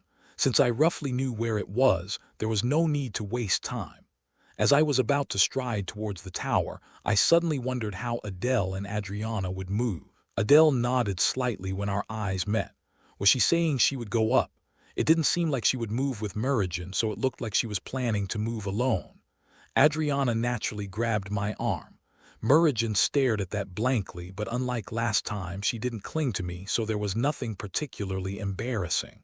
I'll go down with Robert. That seems to balance the numbers. All right, I'll take care of Adriana. I had no intention of leaving her alone anyway. Adele surprisingly didn't seem to have any particular thoughts about me going with Adriana. Merigen's gaze briefly touched on us, but that was all. With no one particularly stopping us, I walked towards the tower again.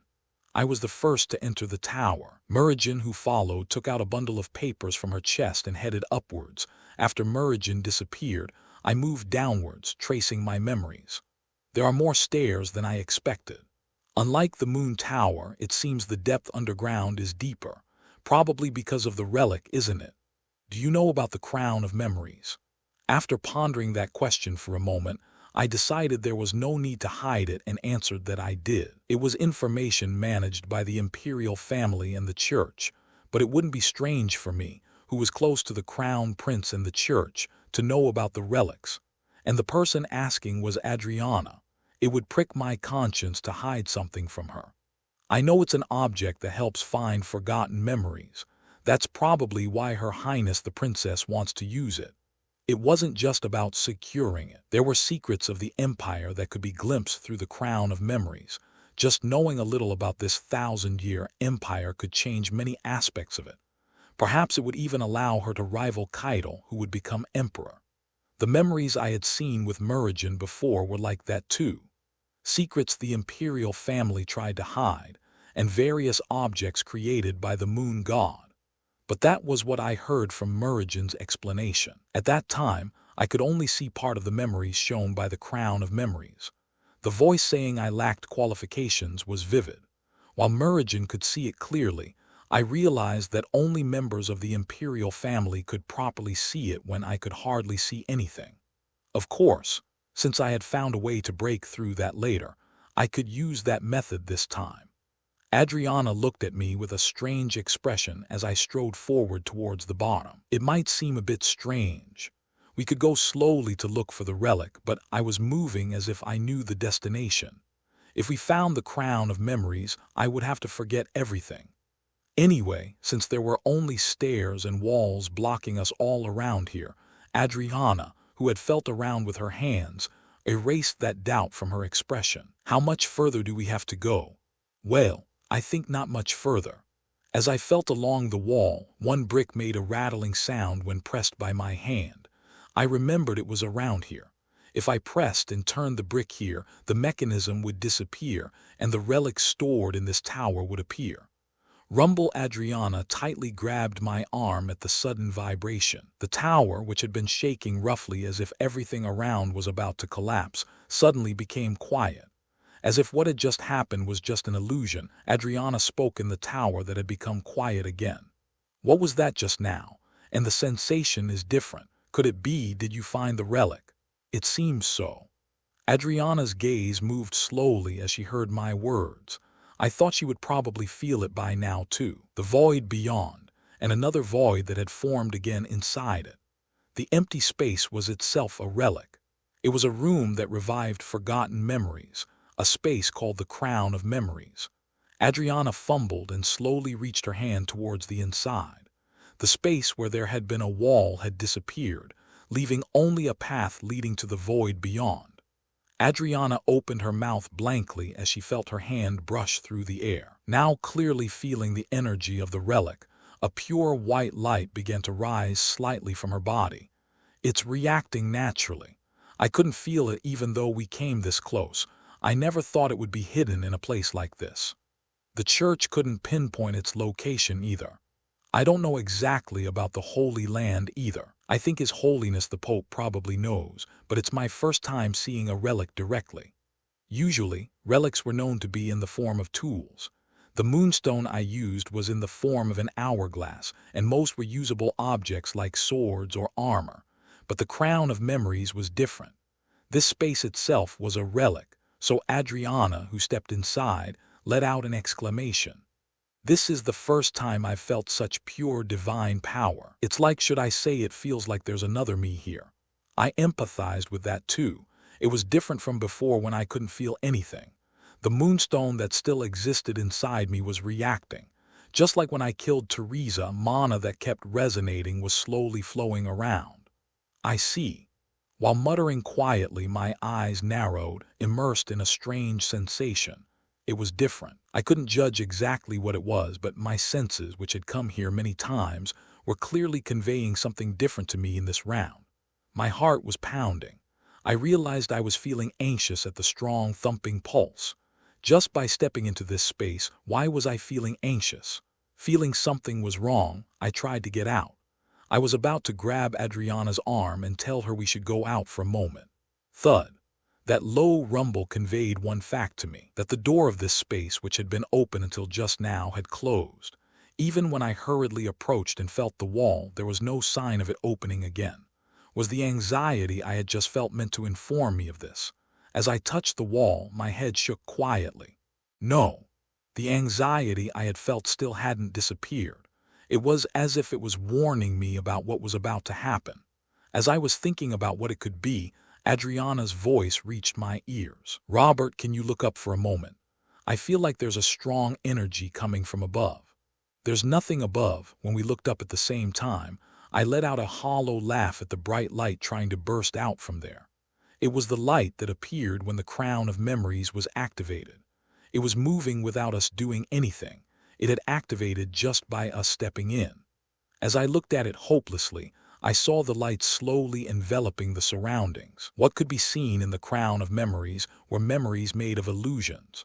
What that light depicted was about the forgotten memories of the empire.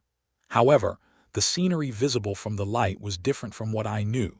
When it showed the secrets of the imperial family, I had seen the imperial palace, but this time it wasn't that place. The scenery was so familiar that for a moment I thought the crown of memories had malfunctioned. A forest I had seen somewhere, faces I had seen somewhere. No, it was me who thought I had seen those faces somewhere. Not the me standing here now, but the me from the past that even I only vaguely remembered. A laugh suddenly escaped me, and I watched that scenery blankly with my lips twisted. It seemed certain that this life was special. In this place where things that had never happened before were happening consecutively, I might have been foolish to try to deny it. Now, at last, I felt like I could acknowledge it. It was certain that this life was different somehow. The scenery shown in the crown of memories was about my death. It was about forgotten memories. Police car light, important notice, police car light. This text was ripped off from. Please only read it on the official website. Indeed, it wasn't wrong. For illustrations and release notifications, join our Discord recruitment notice. We are recruiting Korean translators. For more details, please join our Discord server. The sensation the crown of memories conveyed to Adriana was somewhat different. Unlike Robert, who could see with his eyes, when examining memories before, her sight had briefly returned. But this time, it was just divine power entering her mind and showing visions. As Robert caught Adriana's swaying body, she squeezed her eyes shut and exhaled softly. It was a different sensation from peeking at someone else's memories. It felt as if the memories were seeping in and enveloping her body. It was a floating feeling, as if she had just recalled something she had forgotten before. Adriana, who knew about Robert's regression, realized that these memories were part of the forgotten memories that the crown of memories was trying to show. "My head hurts. Is it okay if I lean on you for a moment?" "It's fine. If we're seeing the same thing, you can keep doing that." Robert's expression was complex as he looked at the scene before him. He thought he would face it someday, but it had come sooner than expected. He wondered what Adriana would think about these memories. He really hadn't thought that the crown of memories, which revived forgotten memories, would show something like this. He felt afraid. Maybe that was why his hands were trembling. As he rubbed his face, which had become paler than usual, Robert sighed and grabbed Adriana's hand. Adriana turned her head at the feeling of his hand grabbing hers. Though he wasn't speaking, it felt as if Robert was telling her not to let go. The emotions rising in her heart were fear, confusion, sadness, and loneliness. Robert didn't know that she had seen the memories. Was he afraid that if she knew about these memories, her attitude towards him would change? The memories that had settled in her mind were ones Adriana already knew. They were memories of countless repeated deaths, and memories she had already grieved over, having directly seen Robert die before. Hadn't she already made a resolution that if Robert ever fell into loneliness again, that would be the time for her to hold on to him? As Adriana gently wrapped her hand around his, Robert's expression became slightly more relaxed. The scenery before their eyes kept changing. Although it didn't show all of his memories in their entirety, it was showing his actions without any filter. It felt like he was being punished. The past he wanted to hide, the past he didn't want to repeat. The more he saw these memories he thought he had forgotten and overcome repeating before his eyes, the more his already complicated feelings felt like they were being sucked into a quagmire. Ugh! When he saw himself facing his third death, Robert unconsciously gripped Adriana's hand tightly. He didn't have the presence of mind to care that Adriana was in pain. He just wanted to avoid what he was seeing somehow, but he knew he couldn't escape. Even when he closed his eyes, the memories piercing through his eyelids were constantly tormenting Robert. When he died with his throat cut, Robert touched his neck and smiled slightly. When his heart was pierced, Robert sighed and let go of Adriana's hand. While muttering apologies, his expression remained pale. As the woman beside him remained silent for longer, his mind grew hazy, and eventually he slumped down, leaning against the wall. He saw himself in a memory where he was on a field where crows were cawing. He was smiling like that, looking at the spear that had pierced his body. When was it? Probably when he was fleeing from the pursuit of the Imperial army, when he was still far from being called a sword saint, still suffering from madness. It was evident that Adriana was seeing these memories. Robert grinned as he saw her face gradually turning pale. In reality, that complexion was due to worry for Robert, but he had no way of knowing that. His voice that leaked out was subdued. As if resigned, he quietly moved his lips while watching the continuing deaths. "I think you're probably seeing it. The past he didn't want to tell anyone about. The past he didn't want to talk about, that he wished no one would remember. There were too many lives where he had died pathetically because he was ugly and weak. The sight of himself unable to protect even one precious person was too unsightly, so Robert didn't want to reveal his past to others like this." "My deaths." Adriana didn't say anything. Although he had let go of her hand, she could clearly feel Robert beside her. She could tell just from his voice that his always precarious mind was on the verge of collapsing, that how Robert would act would be determined by her reaction. Even though she wanted to say something, her mouth wouldn't open. Even though these were memories she had already seen, it was because she couldn't even imagine how Robert had lived with this heart. Despite dying countless times, he still sought the same people, and despite such despair, he moved forward towards his goal. It wasn't a goal of killing someone. He had simply moved forward with the one wish that people would believe in him. When seeing his memories before, she had just been sad about his deaths, but now his memories were entering her. The emotions Robert himself had harbored, the memories he had recalled while dying, were entering her. Robert! Adriana's voice calling his name was choked. It was a voice that seemed like it might burst into tears at any moment. 100 deaths, and now his 101st life. It was impossible to fully understand and accept all those emotions, but still, one thing was clear. Not once had he blamed anyone else. The heart of the person who had shouldered all the guilt himself while dying 100 times. What state must it be in now? Unable to even imagine, Adriana tightly closed her lips that had been quivering. If she uttered any words, it felt like her suppressed emotions would burst out. She shouldn't cry. She was supposed to be the one holding him, so how could she be swayed by such emotions? Saint. She thought that name didn't suit her. She felt too young and immature to shoulder such a heavy mission. She didn't have such a benevolent heart to be called a saint, and she knew she harbored her own desires to be called good. She just thought she had received one role from God, that if she could embrace even one person, she would do so. No matter how lacking she was, if she could save even one person, she considered that her mission. Adriana thought that moment was now. In this space where only the two of them remained, wasn't she the only one who could reach out to the remaining person? Her feet, which had been frozen like a statue, began to move like that. She was the only one who could understand Robert's feelings. Adriana slowly took steps towards Robert. Though it was just a moment of silence, Robert felt it was truly long. Since he had died 100 times, it inevitably took a long time to see all of it. He wondered how Adriana would react when she faced all of this. Sometimes she might consider him a murderer for having killed people. She might see him as a cruel person who had extended his claws to others while trying to escape his own fate, or perhaps she might think he was a coward. Would she feel pity? Would she think his goal was futile and tell him to look for a different path now? It was a negative thought, but that had been the life he had experienced. A life where he wasn't trusted, where even those who had trusted him turned their backs on him. Maybe it was so frightening because it was the first time. The memories Adele had recovered weren't all of his memories, were they? If she saw all of this, he didn't know what emotions even Adele would harbor towards him. He clutched his chest at the sensation of suffocation that overwhelmed him. His complexion was pale as he painfully exhaled breath after breath. Robert. Even though he heard her voice, he didn't answer. He was afraid to respond. He didn't need sympathy or pity. He didn't want reproach for his actions either. He didn't want them to be sad about his deaths, just. It would be good if they didn't say anything. Despite his turbulent emotions, his expression remained impassive. His eyes, staring at some unknown void, were empty. Unlike recently when he had occasionally shown his emotions. Like a doll, they were eyes that didn't contain any emotion at all. Robert. Adriana's lips moved. Unlike his impassive expression, his inner self was shaking more than anything. It wouldn't be strange if he crumbled and collapsed at any moment.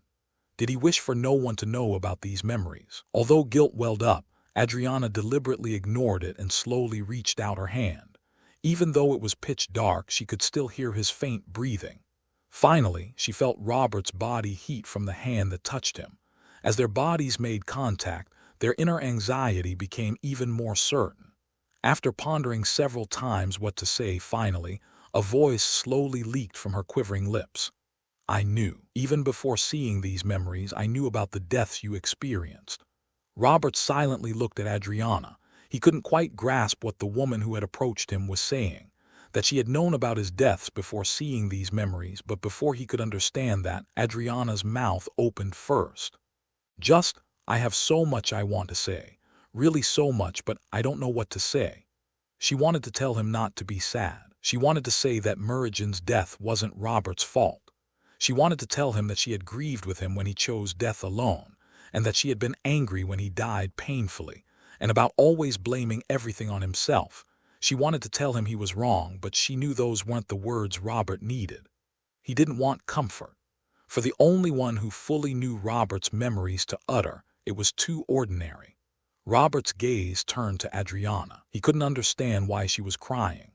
Surely she was speaking after seeing his memories, but he couldn't understand why she was sad.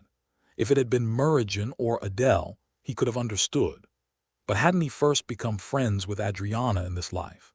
He had almost no contact with Adriana in his previous lives.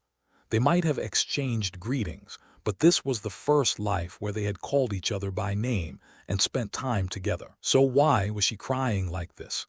It was an unfamiliar emotion for Robert. Rather than crying, he thought she would be puzzled or perhaps even pity him. Plop! He felt a clear warmth from the hand that touched his cheek. There was a hand gently wiping his wet eyes and softly embracing his body. Just like that day at the Moon Tower when the wind was particularly cold, Robert just blankly stared at Adriana embracing him. "I don't understand why you're crying. There's no reason for you to be this sad. Because I only know now I'm sorry for that." She reached out her hand and then embraced Robert. It was a different feeling from the day she first glimpsed his memories. Back then, she experienced sadness from seeing his deaths. She had been sad because she learned about his deaths which no one knew about, empathizing with that pain. But this time, it was an emotion felt from knowing his sorrow. "I'm here." She wanted to tell him that his loneliness, his sadness, his regrets were no longer his alone. She had resolved not to cry, but tears flowed unconsciously as she read his shaking inner self. "So don't be sad alone. It's not your fault, it's not a sin for you to blame yourself." She hesitated, then moved her lips again. "Just for a moment, can I hold you?" Robert's eyes looked somewhat hazy. He couldn't understand what emotions he felt at the words of the woman embracing him. But wasn't it warm? The negative emotions he had harbored until just now dissipated a little. He entrusted his body to that soft touch. The woman with whom he had first formed a bond, for the first time understood his emotions. Though it was still just a guess, Robert was certain that Adriana had seen all of his memories. If she said this even after that, if this was sincere, what words should he say to this woman? In that space where the 35th memory was flowing, Robert quietly embraced Adriana. For a long time, until their body heat was completely transmitted to each other. Translator notes, "Damn dude, the feels be good. I like this arc for illustrations and release notifications. Join our Discord gear system notification gear main quest God's Apprentice unlocked. You have been granted an opportunity by the arcane gods to become a Korean translator for arcane translations. Do you accept?" Yes/no. Adriana was warm. Perhaps I had been wishing for someone to approach me like this. Just being held in her arms made me feel like my anxious emotions were disappearing. Whether it was the saint's ability or not, I realized that the emotion she harbored for me wasn't simple pity. It was something closer to understanding, not pity or sympathy. Adriana was sobbing in my arms. I, who had actually experienced the deaths, was indifferent, but this person I had just met in this life was crying. What should I say? This was the first time I had felt this in my life. I didn't know what to say to Adriana. I hadn't known there would be someone who would be sad for me. I hadn't thought there would be someone who would understand the emotions from the deaths I had experienced and be sad because of that. Not because they pitied me, but just. I didn't know what to say to a woman who was crying simply because she was truly sad. The sound of my heart beating loudly echoed. That pulse, which was gradually quickening, slowly created heat, and eventually warmth enveloped my flushed cheeks. I stroked Adriana's hair, which occasionally twitched against my chest. I didn't know what emotion I was feeling now. It was so unfamiliar. Wasn't this the first time I had experienced this in all my lives? Maybe I had just been scaring myself. I had never talked to others about my past, so perhaps I had just been frightened and afraid in advance. Of course, most people would probably have different emotions from Adriana, but what was certain was, this incident had clearly had a positive effect on me. I slowly removed Adriana's head from my chest as she stopped crying. Carefully, so as not to be too rough, I just wanted to show her that I was all right now. I grinned and rubbed her cheeks around her reddened eyes. My fingers were soaked with tears. The fact alone that she had cried for me made many emotions cross my mind. Would there be anyone else who could cry like this for someone they had just formed a bond with in this life and had only met a few times? It was possible because it was Adriana. I thought that meeting her in this life might have been something like fate for me. Raise your head. I need to wipe your face. At my words, Adriana slowly raised her head. Perhaps because she had buried her face in my chest, I smiled at her thoroughly reddened face. The sight of her sniffling nose gave off a slightly different impression from before. If she had seemed more mature than anyone earlier, now she looked like a child. It wasn't bad. Rather, it was fine. Whenever I saw Adriana like this, I couldn't help but smile. Adriana, who didn't resist at all as I wiped her face, briefly raised her head towards my face and moved her lips. Is it okay that I saw your memories? It's fine. I thought I would have to tell you someday anyway. I was a bit surprised that it happened so soon, but I'm okay now because you hugged me. Ah, I didn't come to hug you though. As the tips of her ears turned slightly red, I shrugged and finished wiping away her tears. After I had completely wiped her face, Adriana, who was still looking at me, closed her mouth. As if pondering something, her lips that had moved several times closed again. It was probably about the memories being shown now. The 35th life was special to me in many ways. Can you see Meridian? Adriana was slightly surprised that I called the princess by name, but soon nodded in affirmation. I can't see, but it's flowing into me as memories. That's how I could see your emotions. If it made you uncomfortable, I'm sorry. It's all right. I don't mind if it's you, even if I might mind with others. I didn't really want Meridian or Adele to recall their memories. Especially Meridian, she might feel guilty about having killed me. If I had come to the crown of memories with Meridian, it probably would have been more serious than I thought. As Adriana hung her head at those words, I continued explaining about this memory. I was a bit naive until then.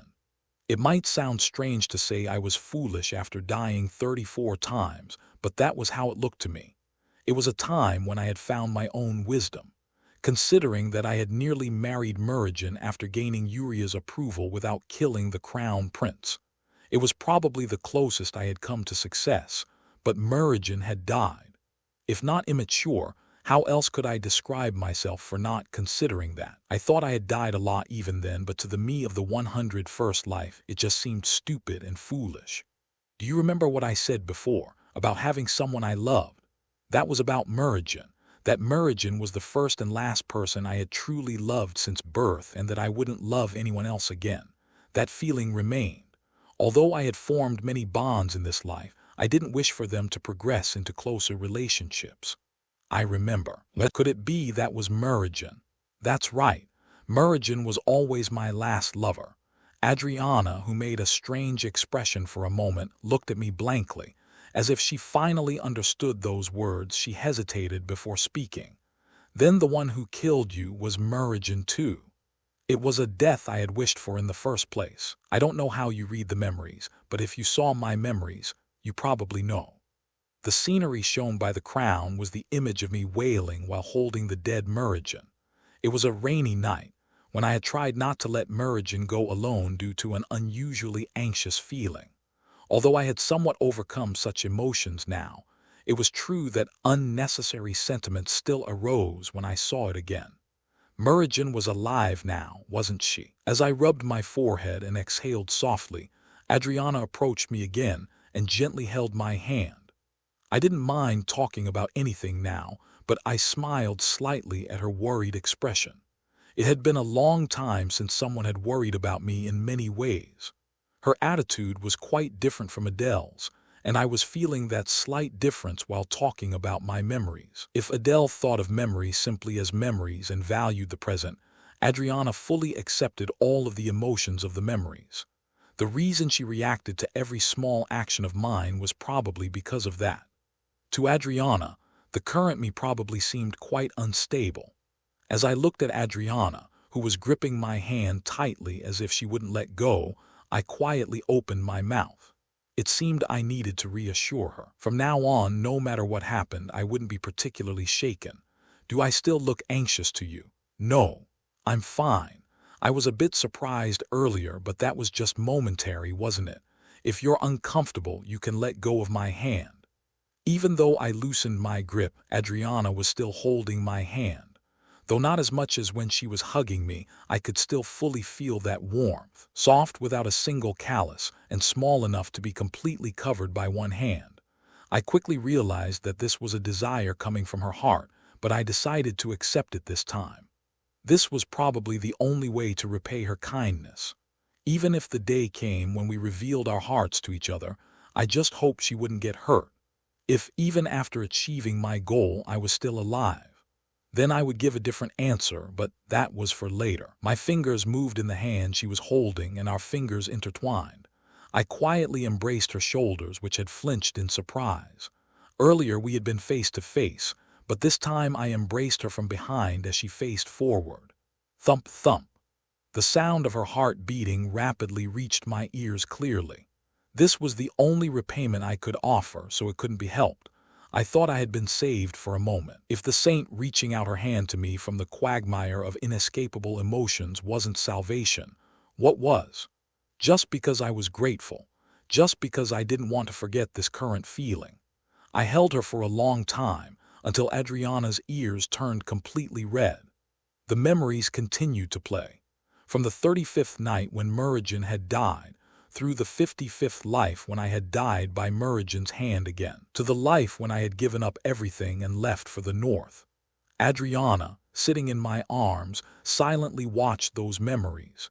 It was a bit unsettling to watch it without saying anything, but through our earlier conversation, I realized she understood my emotions. There was no need to be anxious. I was just watching in case Adriana might cry again. Was this when you first met the Grand Duchess? It wasn't the first time we met, but it was probably the first time we became close. I left like I was running away, without telling my sister or fiancé when I even abandoned my title. Thinking about it, it was surprising that Adele had accepted me like that. To readily accept someone who had fled without any connections. What would she have done if I had been sent to assassinate her? I was a bit worried, but my thoughts scattered as Adriana tightly gripped my arm. It was a strange position in many ways. She was leaning against my chest with my legs spread, watching the memories. Her hair, tied up in a ponytail, occasionally tickled my nose and my eyes narrowed at that sweet scent.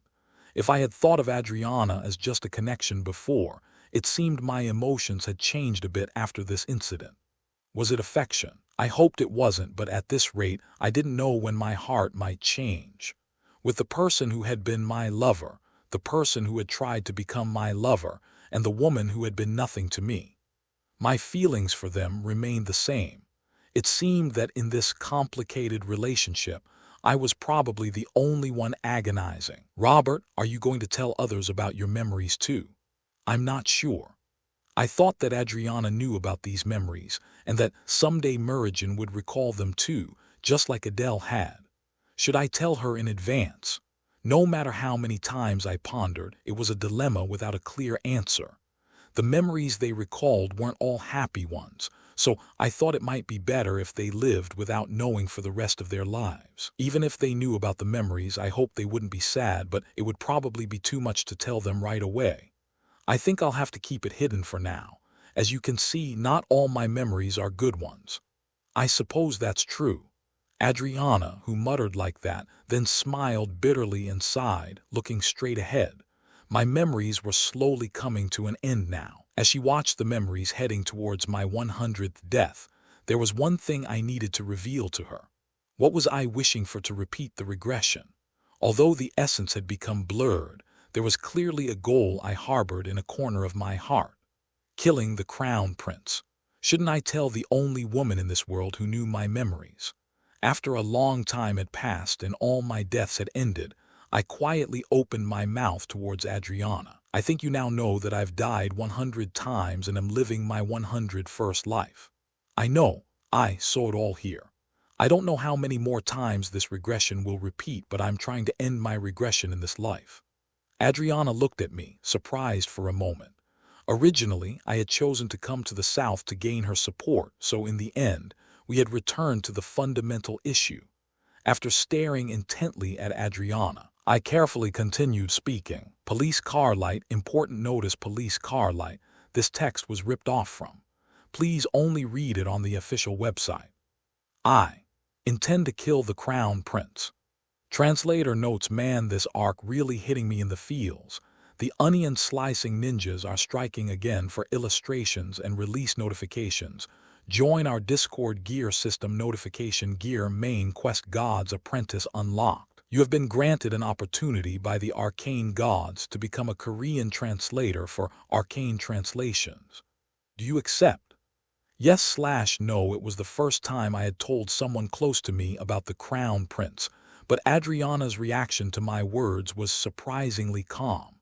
Was it because she had encountered it while reading my memories? Perhaps because I had already tried to kill the crown prince several times. Adriana didn't show much reaction even to the mention of killing him. What was certain was that her reaction wasn't negative. If she had thought negatively about it, she would have said something while watching the memories. After a brief silence, as the illusion of the crown of memories began to lift, Adriana, still in my arms, slowly moved her lips. I don't think it's the right thing to do. Before judging someone's sins, I am the saint after all. Adriana, who said that, swallowed slightly. She wasn't finished speaking. As Adriana opened her mouth again, her expression was full of hesitation, but her voice sounded resolute. But that doesn't mean I'm defending Keitel.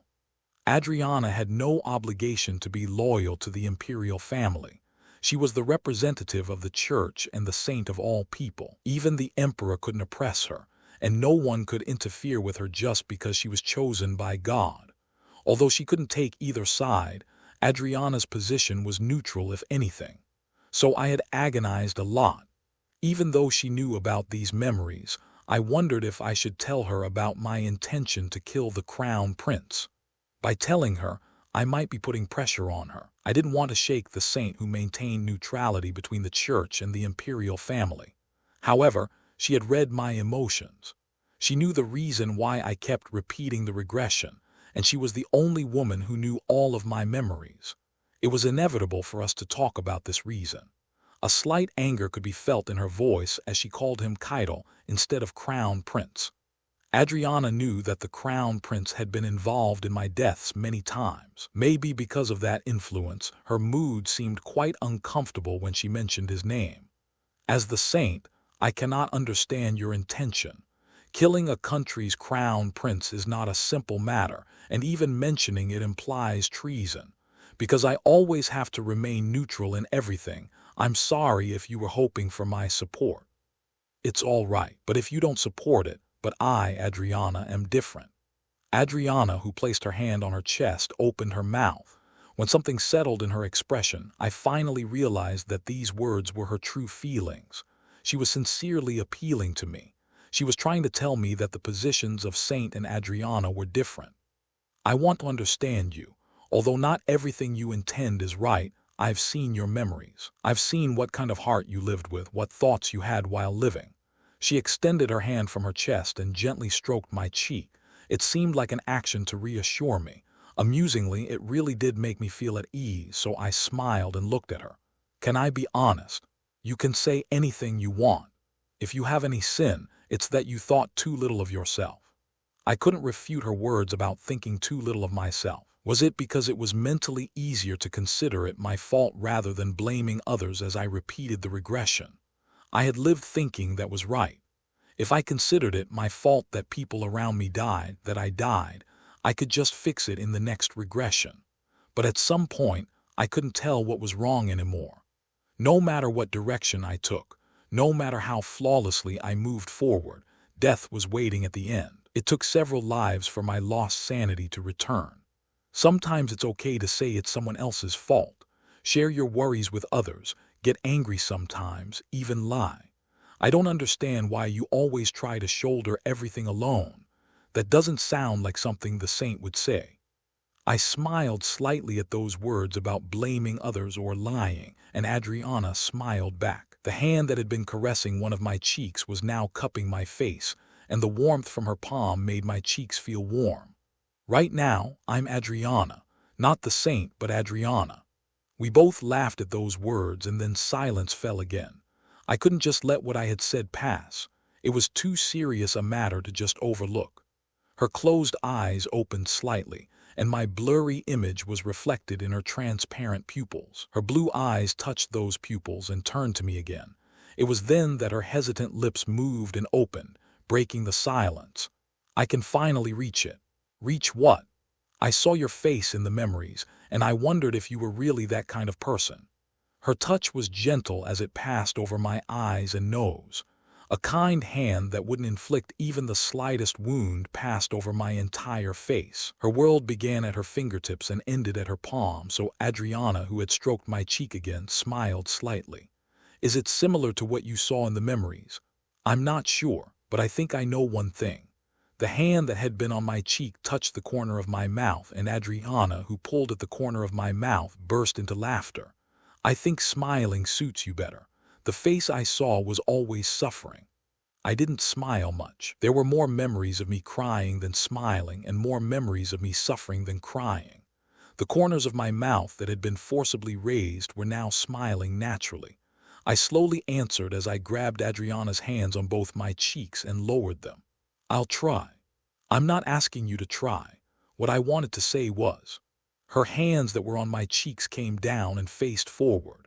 As we looked at each other, Adriana grabbed my hands and spoke. I mean, I'll be by your side until you can smile comfortably, or if that's not possible, until you kill Keitel and end the regression. I'll be by your side. Her smiling face asking, is that okay, made me laugh involuntarily. It wasn't as if someone had forcibly pulled at the corners of my mouth. I was just smiling at a woman. Why had I only met someone like this now? If I had met her earlier, I probably wouldn't have repeated my regression so many times. What Adriana said was simple. Police car light, important notice, police car light. This text was ripped off from. Please only read it on the official website. Even after hearing what I said, she meant she would stay by my side. There was no way I could refuse such words. More precisely, I couldn't refuse, but there was only one thing I could say. You're scarier than I thought. Perhaps it might be harder to understand Adriana's inner thoughts than Merijan's or Adele's. I blankly stared at the completely empty void, the crown of memories that no longer held its power. Although I had thought there was nothing to gain here, I was able to gain quite a lot. But if I had to choose the most valuable thing I had gained in there, wouldn't it be Adriana? When I offered my hand to leave, Adriana naturally took it and followed me. Things were going better than I had expected. Much better than I had thought. By the way, how do you plan to explain this to Merijan? Once used, it will probably be difficult to use again. Naturally, such powerful relics required a long time to be used again. If I recalled correctly from when I had researched the Crown of Memories before, it took about 10 years to reactivate. Even if magicians were mobilized to fill it with magical power, it would take that long, so it would probably need half a century to be used again naturally. The relic Merijan had wanted to secure was here, but now it was gone. I'll have to say it's not here. That will be more helpful for Merijan. I felt sorry about her coming up empty-handed, but I hoped Merijan would realize through this experience that things didn't always go as planned. How could everything always go her way? It was just an excuse, but Adriana, who knew that, chuckled and nodded. That's right. I wish Merijan would stop doing such dangerous things too. I feel the same. I was always worried. From now on, I'll pay more attention. You have a lot to worry about after all. As she said that, she swung our joined hands back and forth, and I could only quietly agree. After leaving the Crown of Memories, Adriana's attitude had become even more affectionate. If there had been a line drawn before, now she was trying to cross that line frequently. How would this relationship be sorted out? She said she would stay by my side until I finished everything. Although she couldn't support me as the saint, she said that Adriana, the woman, would be on my side. I was grateful for that feeling, but I wasn't sure if it would be okay until I reached the end. But the thing that had been constantly troubling me seemed to have lifted slightly. There was still a lot of time left before seeing that end. I still had to become the family head, and I hadn't become the Crown Prince's close aide yet. There was a lot to do. This relationship wasn't progressing anywhere, and Adriana, she wasn't trying to get closer to me either. I heard someone walking from afar. When I sensed Merijan and Adele, who had been examining upstairs, approaching, I let go of the hand I had been holding and offered my arm instead. At some point we had been holding hands, but there was no need to show that was there. Ah, Lord Taylor, was there a relic downstairs? We've searched upstairs quite thoroughly, but it doesn't seem to be there. If there's a relic, it would be underground. So, did you find anything? At Adele's words, I looked at Adriana, and Adriana also turned her gaze towards where my face was. As if matching our words, the answer we were about to give in that briefly crossing gaze was almost the same. It seems someone has used it. That's right. My divine power didn't react. Someone used it. Does that mean it's not here?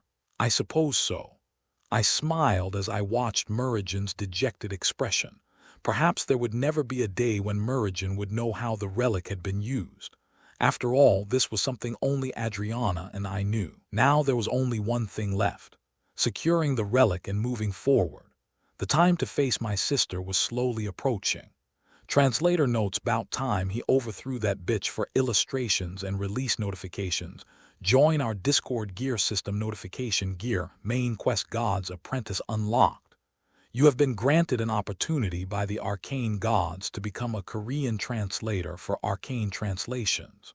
You accept? Yes/no. Is your schedule in the south almost over now?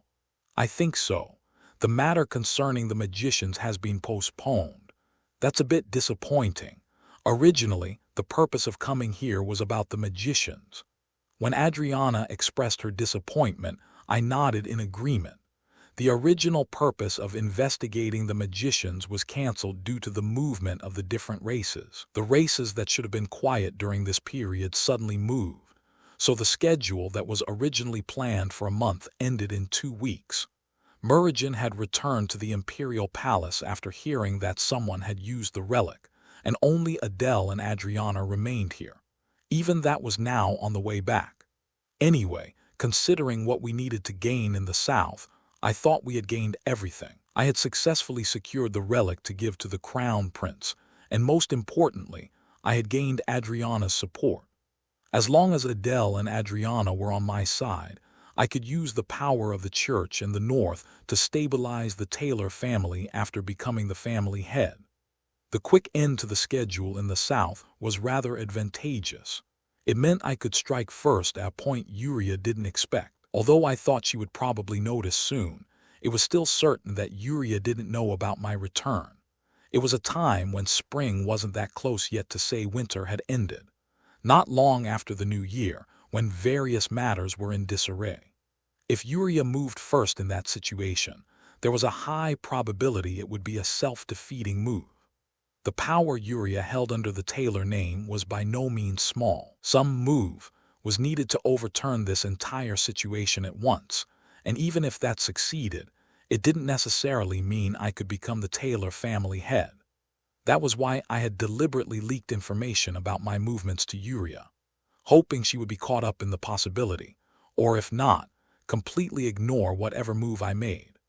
I had hoped for the latter, but I learned through Reynolds' report that Yuria was paying quite a bit of attention to my movements. If it comes to this, there's only one thing for me to do. To the maximum extent possible, clearly show my intentions through my movements. The fact that the Saint and the Grand Duchess were with me was enough to make her anxious. I would be able to judge more accurately after seeing Reynolds' next report, but even with just these movements, wasn't the advantage slowly shifting to me? It was still okay to take it easy. At least until I set foot in the central region, there wasn't much I could do right away. It was enough to wait until the news I was waiting for arrived. As I was lost in thought for a moment, I felt a gaze on me and turned my head to see Adele silently watching me. "Do you have something to say?" "No, I just looked for a moment. I have to return to the north now. When will you come next?" "I'm not sure. I'll probably be quite busy until summer." Becoming the family head by defeating Yuria was one thing, but first I needed to gain support from others, and considering the time for stabilization, it would take at least a few months. Delivering the relic to the Crown Prince and approaching him was also an issue. It had been quite comfortable while in the south or north in many ways. There were so many headaches waiting in the central region, so I knew well that this leisure time wouldn't last much longer. Adele frowned at my uncertain answer, but swallowed at the mention of being busy until summer. I had to go to the north within this year anyway. Keitel would call Adele sometime between autumn and winter. If I wasn't there at that time, she would be anxious herself. I intended to personally watch at least the events I knew about. Still, I'll visit once around autumn. By then I won't be Robert Taylor but Duke Taylor. Are you confident? The young lord's accumulated power won't be insignificant. I'm not without confidence. Didn't I go to the north and south to gain that confidence? If asked whether I had gained that confidence, I felt I could answer quite confidently that I had. It was doable. It wasn't an overwhelming difference like before. And the fact that I had gained more than expected in the north and south was significant. At least in terms of the names of those whose support I had gained, the advantage was probably mine. I had secured the 4 dragons relics, so I would have Keitel's tacit approval, and I had the support of the Saint and the Grand Duchess. As they were figures representing the Church and the North respectively, it meant I had the power to deal with it if Uriah made any reckless moves. Don't overdo it. You know better than anyone what Uriah Taylor might do. I intend to move carefully. I'm already receiving some reports, so I'll have to move immediately when I reach the central region. Is there nothing I can help with? At least until I become the family head, I must reach it alone. Legitimacy was a particularly important factor. No matter how little importance I placed on it, legitimacy and perception were more important than anything in this noble society. Even if I forcibly became the family head, wouldn't I just be a nominal head if I didn't gain the recognition of the nobles? For me, who needed to use the Taylor name, this was something that couldn't happen, and I had to maintain at least my current status.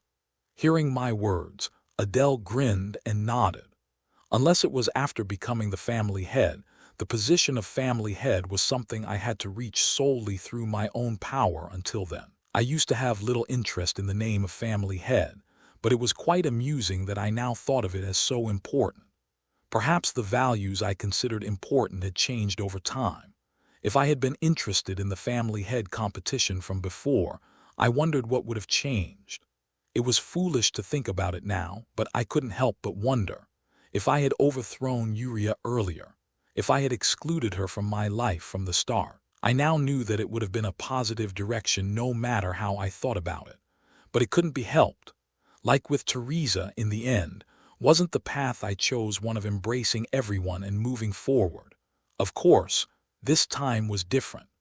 The purpose of this life was to move forward while discarding one by one the things that had no meaning to me. No matter how much I had thought of them as family before, in the end they were just stepping stones I had to tread on. Uriah was just one of them. An existence I would have to step on someday, to trample on so thoroughly that she could never rise again. The precedent of Teresa had left me many lessons. If I intended to exclude someone, I had to move quickly, and if I intended to step on them, I had to step on them decisively. I turned my gaze towards the window for a moment in the rattling carriage. The trees that had been stretching towards the sky disappeared, and instead, wide plains and cities began to come into view. From the north to the south, and now from the south to the central region. It felt novel. This would probably be the first year I would face in all my lives. What's your name? It was quite recent that the master he served had changed. Always showing a weak appearance and being swayed by others, Robert had been essentially completely ignored in the Taylor family. He had barely been alive because of the Taylor name, but even a mere butler like himself could ignore Robert without any repercussions. But suddenly one day, everything changed. The young master who had only been weak now had a coldness in his eyes, and hesitation disappeared from his actions. The dynamics within the Taylor family changed with his unhesitating movements. Even the steadfast Uriah Taylor wavered for a moment. The connection with the imperial family loosened, and Uriah Taylor's position, which had seemed certain to become the family head, was no longer the same as before. Although it was certain that there was still an overwhelming difference compared to Robert Taylor, rumors were circulating within the Duke's residence that anything might be possible. I spread those rumors, though. Renaud, who had turned up his collar, smiled slightly. At first, he had complained a lot about being tied to Robert Taylor's circumstances. No matter how he thought about it, wasn't it a rotten lifeline? Although he had no choice because of his family, he had intended to betray him and join Uriah Taylor at any opportunity. But now, was there any reason to join Uriah Taylor? Renaud was not a fool. He knew that his ability to survive despite ignoring the only son of the Taylors stemmed from his unique abilities. He knew when to retreat and when to advance. At first it had seemed like a rotten lifeline, but Robert's moves exceeded both Uriah's and his own expectations. He had formed a friendship with the Grand Duchess, was already openly friends with the Saint, and now even had a relationship with the princess. So now he had no hesitation in reporting on Uriah Taylor's movements. When the rotten exterior was peeled away to reveal gold, why would he do the foolish thing of running away? And now public opinion isn't bad either. The first thing Robert had done before leaving for the north was to send medical support to the territory, as if he had predicted that an epidemic would occur. In fact, an epidemic had spread in some areas, and thanks to the timely dispatch of medical support, it could be easily overcome. It was Robert Taylor who had ordered the medical support, although Uriah had tried to interfere. Renaud had spread rumors in his own way beforehand to make it known that it was Robert Taylor who had done this. Spreading rumors was what Renaud did best. It was natural since he was the one who had spread bad rumors when Robert was first ignored. He felt a bit sorry about that now, but back then, it was a time when he couldn't have imagined that Robert was hiding his true self. Police car light, important notice, police car light, this text was ripped off from. Please only read it on the official website. HMPH. Meanwhile, Uriah Taylor's actions had also become strange. He had heard that she had argued with Robert before going to the north, but he couldn't understand why it had gotten this bad, whatever she had heard. When she heard the news that Robert had reached the south and was moving with the Saint, what Uriah did was to call the nobles she had been friendly with to a social gathering. He only knew part of what had been discussed there, but what was certain was that she had declared she would soon become the family head, and at the same time, she had begun to check Robert Taylor. Renaud, who had written down these two facts, swallowed slightly. In fact, there was one more thing he needed to report, but he had to be careful about this. It meant the completion of a move that could overturn this unstable situation that was still disadvantageous to Robert Taylor. What would happen to him if this letter leaked? If Uriah found out, he would be as good as dead. Uriah's declaration that she would become the family head herself had two meanings. One was that she would really become the family head, but the position of Taylor family head only had meaning if the current head acknowledged it.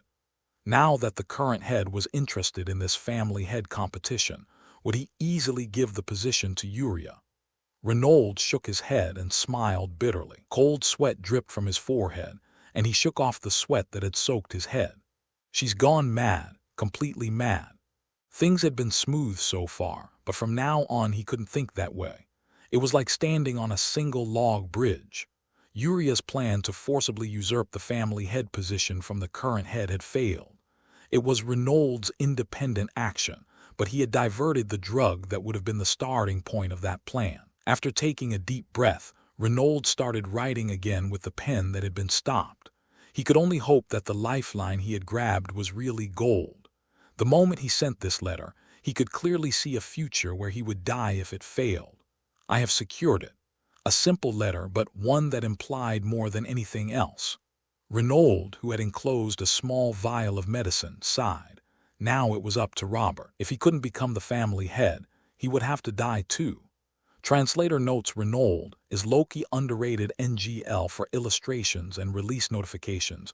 Join our Discord gear system notification gear main quest God's Apprentice unlocked. You have been granted an opportunity by the arcane gods to become a Korean translator for arcane translations. Do you accept? Yes/no, I have secured it. This short letter conveyed a significant meaning to me. When I shook the enclosed vial, a transparent liquid sloshed inside. I had expected it, but I didn't think she would actually try to harm Father. If she had succeeded, it would have been troublesome in many ways. Although there might have been some methods, if father had fallen along with everything else well, it would have been quite difficult. I had warned Renaud about this before, even though I had considered it the least likely possibility. If Uriah had moved like that and obtained the family head position first, things would have become complicated. Of course, now that this vial was in my possession, such a situation wouldn't occur. However, I had no intention of letting my guard down. I had only prevented the worst-case scenario. Since the vial had been secretly diverted, I couldn't use it as evidence, and it was just a preventive measure. What I confirmed through this incident was that Uriah was quite desperate. Although I would gradually understand why, it seemed things hadn't gone according to her plans while I was away. By now, news of my heading to the central region would have reached her. I wondered what she was thinking and what decisions she would make. It was still time to observe. My response would change depending on Uriah's movements, and the day I would leave the Moon Tower would probably be decided. Although I had returned from the south, I was still postponing my return to the Duke's residence. Renaud's letter didn't just contain that short sentence. It included a summary of what Uriah had been doing and the reason why I couldn't head to the Duke's residence right away. Uriah Taylor has summoned the nobles. It's an invitation to a social gathering, but the purpose is to announce her intentions. Political maneuvering will probably continue. Rumors are circulating questioning whether there was an ulterior motive in going to the south with the church, so it might be better for you to hide for a while. An ulterior motive. I didn't think she would say that even knowing I had connections with the imperial family. I didn't understand why Keitel didn't respond to such words. Perhaps he had no reason to kill me at this point, but why would he have a reason to kill me a year later? I had thought he would use this since the reason for killing me was always related to treason, but the imperial side didn't respond even knowing this. Merigen was ignoring it, saying it was nonsense. With the princess taking such an attitude, it would be difficult for me to do anything immediately. Even if the nobles raised an uproar, they wouldn't find evidence unless I made a move. That was why I hadn't headed to the Duke's residence. If I went to the Duke's residence, it would probably be after everything had been successfully concluded. Going to the Duke's residence now would be like walking into a tiger's mouth. There was no need to enter Uriah's stronghold unless I was certain. I think His Grace the Duke will move soon. I'll enclose his schedule, so I recommend you contact him secretly if you have anything to say. Renaud's abilities were quite unexpected. The reason I hadn't thought of utilizing them until now was because there hadn't been a situation that required it, but in this life, I was quite re-evaluating Renaud. I didn't know he would be this useful. Should I say I had stumbled upon this? I knew well what actions Renaud had taken towards me. However, I really didn't know if it would be effective when those malicious actions were used in a slightly different direction. So Renaud's help was significant in things progressing more smoothly than expected. The fact that I had even a small support base in the Duke's residence was probably thanks to the rumors Renaud had preemptively spread. Because of that, my reputation had improved much more than before. If I had been just a weak and incompetent young master before, now it was at least better than before. Although such a reputation would hold me back if I became the family head, I planned to work on it beforehand. The obvious task of spreading bad rumors about Uriah and raising my own reputation instead. I had no intention of becoming the family head in a fair and square manner. Although I needed to secure legitimacy, that was ultimately just the result. I had no intention of becoming a monster like Uriah, who would sincerely follow someone who had risen to power by killing people. I put Renaud's letter in my chest and quietly got up to prepare. From her perspective, I might look cowardly, but that was Uriah's circumstance. It wasn't for nothing that I had brought back a relic from the south. With Keitel's help, the situation would certainly improve more than its current state. With the support of these three powers, the imperial family, the North, and the church, I wouldn't lack legitimacy anymore. Once the fight started, it would be Uriah's side that would be in a hurry. So what I needed to do was prepare before the fight. To fight a battle that I would definitely win, I needed to meet the Crown Prince first. My steps leaving the Moon Tower were light. The preliminary skirmish might be starting now. So, this is the relic you brought from the south. Arwen, who had received a small spherical relic from me, muttered. Her legs floating above the chair swayed back and forth, and her eyes narrowed as she adjusted the glasses she was wearing. Although I had brought one of the relics from the list she had sent me, I thought it would be right to show it to her first. There might be functions of the relic that I didn't know about. It shouldn't be something that would hinder me in killing Kaido later. Even if it had such functions, if it was something I could overcome, it would be different, but it was most certain to ask an expert once. Arwen, who had been examining the relic from various angles, shrugged and placed her hand on the table. When the magic that flowed out touched the relic, a small light appeared along with a flame. Judging by its clear reaction, it's definitely a relic of the four dragons. Given this shape, it's probably the eye, right? If I didn't bring the wrong one, it should be sufficient. From what I know, it's a relic that nullifies magic-based attacks. I wonder if it's okay to give this. I deliberately sought it out. It just means not using magic, right? Nullifying magic didn't mean blocking magic. Even if I used magic when using a sword, what was nullified was only the sword aura. It was nonsense to say that I, who had seen the ultimate sword technique, couldn't kill Kaido just because I couldn't use magic. If I couldn't kill him because the magic was nullified, it would mean I couldn't kill him alone in the first place. At least as long as I held a sword, there was no one I couldn't kill. Even against Verod or Adele, killing them was possible. Kaido's physical abilities weren't as excellent as one might think. Of course, they were above average, but it meant he wasn't an opponent I couldn't kill now. If I gave him such a relic, wouldn't it clearly convey that I wouldn't harm him? Logically, someone planning to kill him wouldn't give him such an object. Arwen nodded as if she understood my words, and the reason Kaido needed the relic was to use the evil thoughts of the four dragons. When I asked about that, Arwen, who had been looking through some papers for a moment, carefully opened her mouth. The sure way to extract the evil thoughts is to destroy the relic, but research on extracting them without destroying it has probably progressed. If I found it in a few days, they're not fools, so they must have figured out that much. So they intend to use the relic as it is, and use the evil thoughts separately. The evil thoughts of the four dragons basically induce destructive impulses. Would it be easier to understand if I said it's a kind of adrenaline? It's similar to adrenaline, but it's superior in that the user remains relatively calm. I tilted my head at the word calm, but soon I thought I understood what she meant. It means impulses arise, but one isn't completely taken over by them. That was an even more dangerous state. If actions were impulsive, gaps would appear, but if reason remained in place, only enhanced abilities would remain. Considering the power contained in the evil thoughts as well, the idea of using the evil thoughts itself was quite dangerous. It was also unknown what effect using the evil thoughts would have on the four dragons. Arwen, who had been staring at me for a moment, slightly moved her lips. Maybe they're trying to use the four dragons themselves. If it's resurrection, that would be a problem, but we can't know for sure yet. For now, giving away the relic is the priority. Is it possible to resurrect the four dragons? I'm not sure. It's not something I've considered until now, so I'd have to calculate based on the influence of the evil thoughts. Arwen couldn't answer that question easily. The immediate conclusion I knew was impossible. Although there was a possibility that the four-dragon seal might loosen over time, the possibility of a seal placed directly by a god being broken was also extremely low. Even if one used the evil thoughts, it was just using them from a single relic. Not the whole, but just one. Even Arwen herself couldn't grasp whether that would have an effect.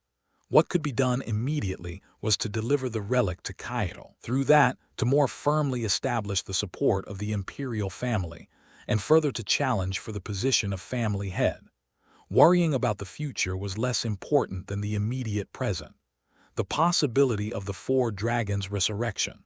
Of course, it should be considered, but there was nothing more foolish than stopping to consider such an almost fictional possibility. Calculating that was Arwen's job. When I handed over the payment for this job, Arwen's shoulders flinched. It's much more than I expected. It's a difficult task after all, and I'll need more information in the future. Renault alone wasn't enough.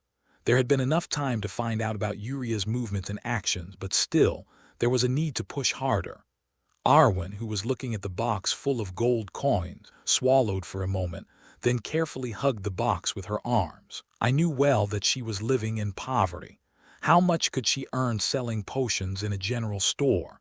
Although my circumstances within the Duke's residence weren't great in many ways, there was no problem in mobilizing funds. I could afford to pay this much. So, what do you want me to do? Should I proceed with research on the 4 dragons? No, this time I'd like you to watch Uria Taylor a bit. When you say watch, it sounds like you want me to monitor her. Isn't that what you're best at? I think monitoring would be easier than gathering information. Arwen smiled bitterly for a moment, but I could clearly read the confidence in her eyes. Police car light, important notice police car light, this text was ripped off from. Please only read it on the official website. She was more skilled than anyone in magic related to illusions and space. If Arwen could provide me with information that was uncertain from Renault, at least I wouldn't be caught off guard. It was time to move. Although I would probably have to move quite busily for a few days, I didn't feel any desire to complain about it. Rather, I should say I was a bit excited. How Uria would respond, and when all of that was thwarted and even the goal she had aimed for her whole life failed. I was most looking forward to seeing what reaction she would show me then. Uria and downfall, I thought they were truly mismatched words. It was even more amusing that I would be the one to create that future. Translator notes looks like shit is spicing up for illustrations and release notifications. Join our Discord gear system notification gear main quest God's Apprentice unlocked. You have been granted an opportunity by the arcane gods to become a Korean translator for arcane translations. Do you accept? Yes/no prev next please rate and review us on novel updates release schedule. Is 1 chapter every 2 days for each novel. Score 9. 8 status, ongoing type, Korean novel author, Ariat artist, Fusion X released, 2022 native language, Korean action adventure fantasy harem psychological regression romance. There were women approaching me who had decided to die. Login label plus email display name label plus email display name 0 comments oldest newest most voted inline feedbacks. It's been quite a while, and you seem to have become a bit more radiant. Not as much as your highness. It seems you've already heard the news. Keidel's expression looked quite pleased. Perhaps because he had already heard that I had secured the relic, he didn't hide his delight as he stood there when I entered. Maybe it was natural. Securing the relic this early could be considered a great result. Moreover, it was a relic of the 4 dragons.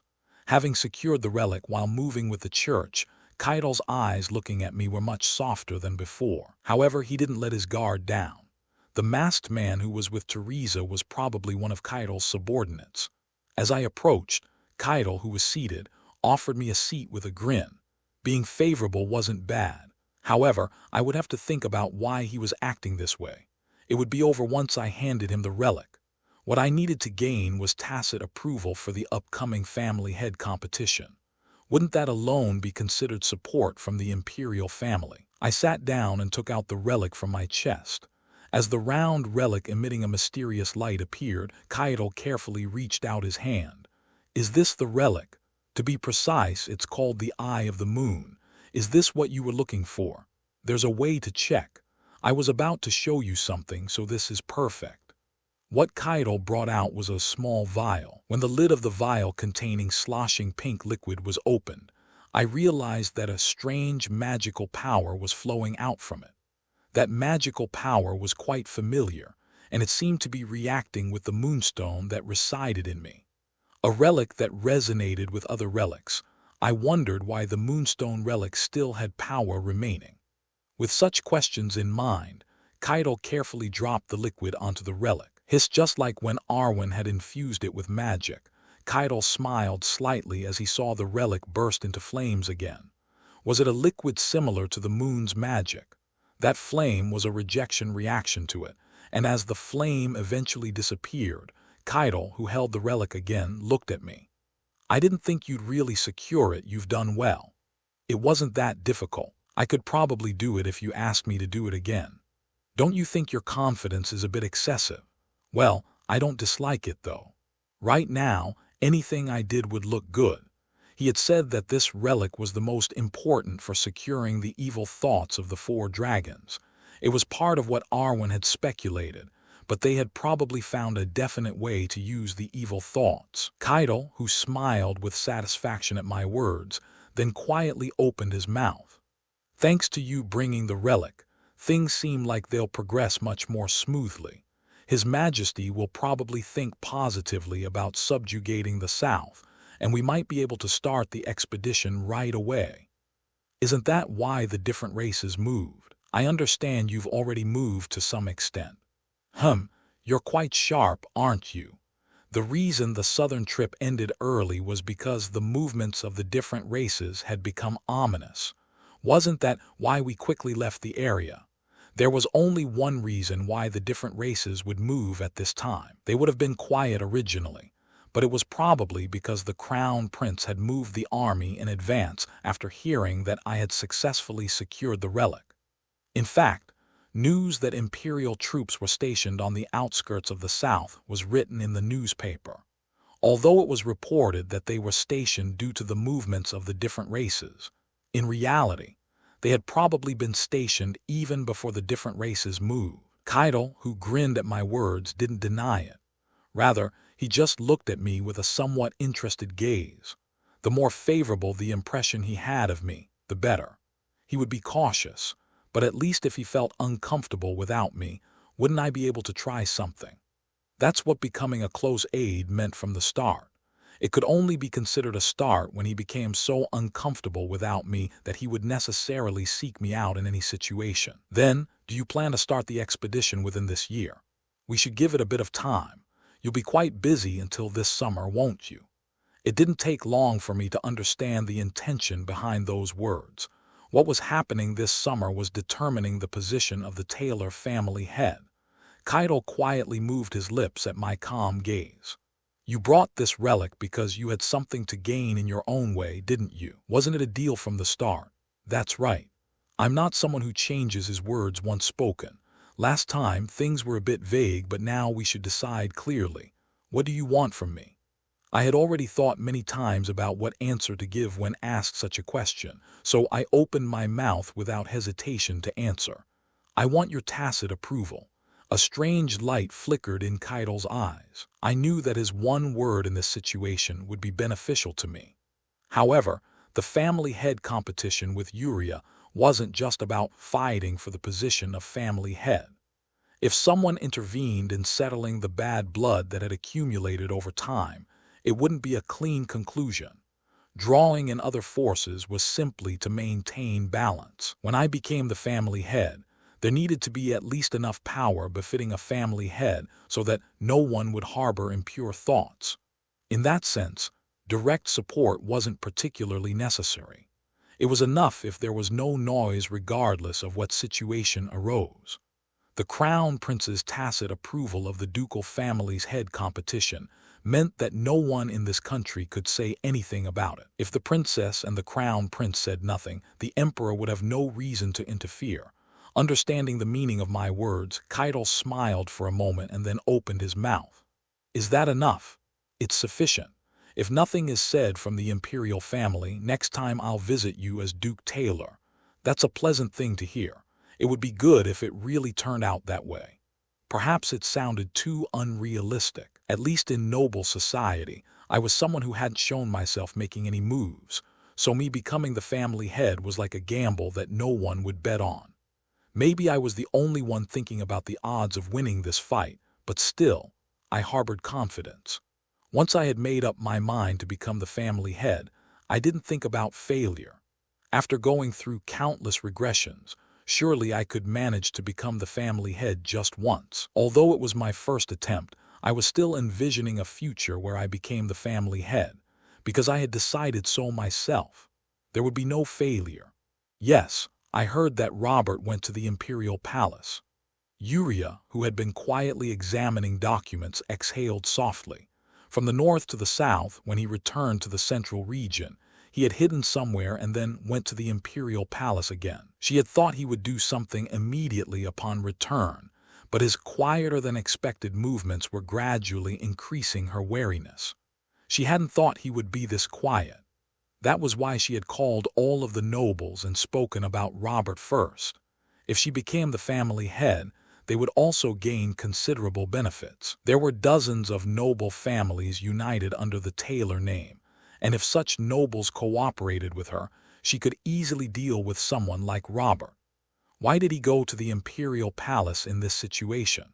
She knew that his purpose was either the princess or the crown prince, but Uriah guessed it was the princess. Hadn't it been the princess who helped Robert last time? It seemed he had helped the precarious princess and drawn her to his side, but that didn't change the situation. Is there still no reaction from the imperial family? No, I've heard there's still no clear reaction. Uriah frowned at the servant's words, but she couldn't know anything for certain. Rumors considering Robert's movements as impure would have already spread widely among the nobles. She had confirmed that rumors had spread to the imperial palace as well, so why was there still no reaction? Recently, things had been going awry in various ways. The poison she had planned to gradually administer to her father had disappeared due to some problem, and because of that, she had also failed to obtain the family head position before Robert's return. Although her father didn't know yet, she thought he wouldn't give her the family head position right away. What methods should be used to usurp the position in a short time? In Uriah's eyes, her father was no longer that important. The position of family head now felt like it was hers, so she thought that whenever she wanted it, her father should give up his position to her. Perhaps it was natural, since that was what she had learned from her father herself. As she tilted the wine glass, Uriah's eyes narrowed at the wine scent that spread. There had been a time when she was at ease, but not anymore. Although she was clearly in an advantageous position, she felt like Robert's movements were gradually tightening around her. Why? If he had returned directly to the Duke's residence, she had planned to use people to confine him somewhere in the basement. She had intended to make him rethink his openly displayed greed for the family head position. But how did he know and keep avoiding it? She was the one in the hunting position. Robert was just a little mouse. Uriah, who had tried to erase the gradually rising anxiety, rubbed her face. So, what is His Grace the Duke doing now? I heard he's out at the moment. Out, huh? Then it meant he was away. She knew that her father's outings had become frequent recently. How to use this was up to her. Uriah, who had been fiddling with the wine glass for a moment, smiled slightly and then quietly stood up. Has there been any servant who hasn't been doing their job well lately? Pardon, why are you suddenly asking about servants? Ah, it doesn't matter. There's one incompetent servant right here. Crash. The wine glass that hit the table broke lightly. With only the handle and part of the glass remaining, Uriah, holding the sharply broken wine glass, strode towards the servant. For her to become the family head, the current head should rightfully disappear. 30 years should be long enough. No matter if he was her father, wasn't it about time he vacated his position? Young lady, young thud. As the glass shard penetrated the soft neck, red blood began to flow from the throat of the servant who didn't even understand what was happening. It was truly a soft neck. Police car light, important notice police car light, this text was ripped off from. Please only read it on the official website. The blood that seeped out as it tore through the blood vessels dyed the servant's pure white clothes red. It seems the Duke has become senile to forget he killed a servant like this. Right? The more Robert moved, the more things she had planned weren't working out properly. It was a bad omen. To think an unexpected competitor would arise and try to take her position. Wasn't the family head position hers since she received the name of young lady in childhood? He had crossed the line far too much. Why didn't he understand that she hadn't killed him until now because he was her brother? Uriah's lips twisted as she blankly looked at the servant who had fallen, bleeding. She had heard someone mention a family head competition before, but that was the wrong term, because the family head position was hers from the start. Even if it was her father, if he became a hindrance, he had to be removed. If it was a senile family head who didn't even know he had killed his own servant, shouldn't he soon step down from his position? Uriah, who had naturally wiped off the blood, looked at the cold corpse of the servant. As if nothing had happened, only her frozen eyes were emitting a chilly light. Translator notes, "Welp ig, this settles it, he's definitely gonna kill her, 'cause she is a full-blown, unredeemable psychopath." For illustrations and release notifications, join our Discord gear system notification gear main quest God's Apprentice unlocked. You have been granted an opportunity by the Arcane Gods to become a Korean translator for Arcane Translations.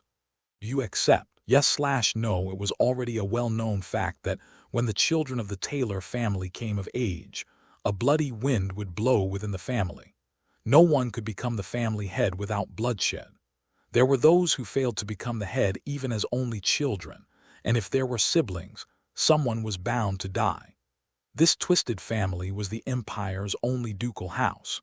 The fact that it still maintained its status was likely the result of this cruel meritocracy. Of course, there were certainly those who thought negatively about it. But in the end, the problem was that they had failed to become the family head. If those with such thoughts had become the head, perhaps things would have been different, but the fact that this tradition had continued until now, it meant that it was time for some change. Even if I became the family head, I didn't think that kind of chaos would be necessary for the Taylor family going forward. Thinking back on what I had experienced myself, could anyone else endure it? If a sibling like Uriah tormented someone again, it would simply result in one person's life being ruined.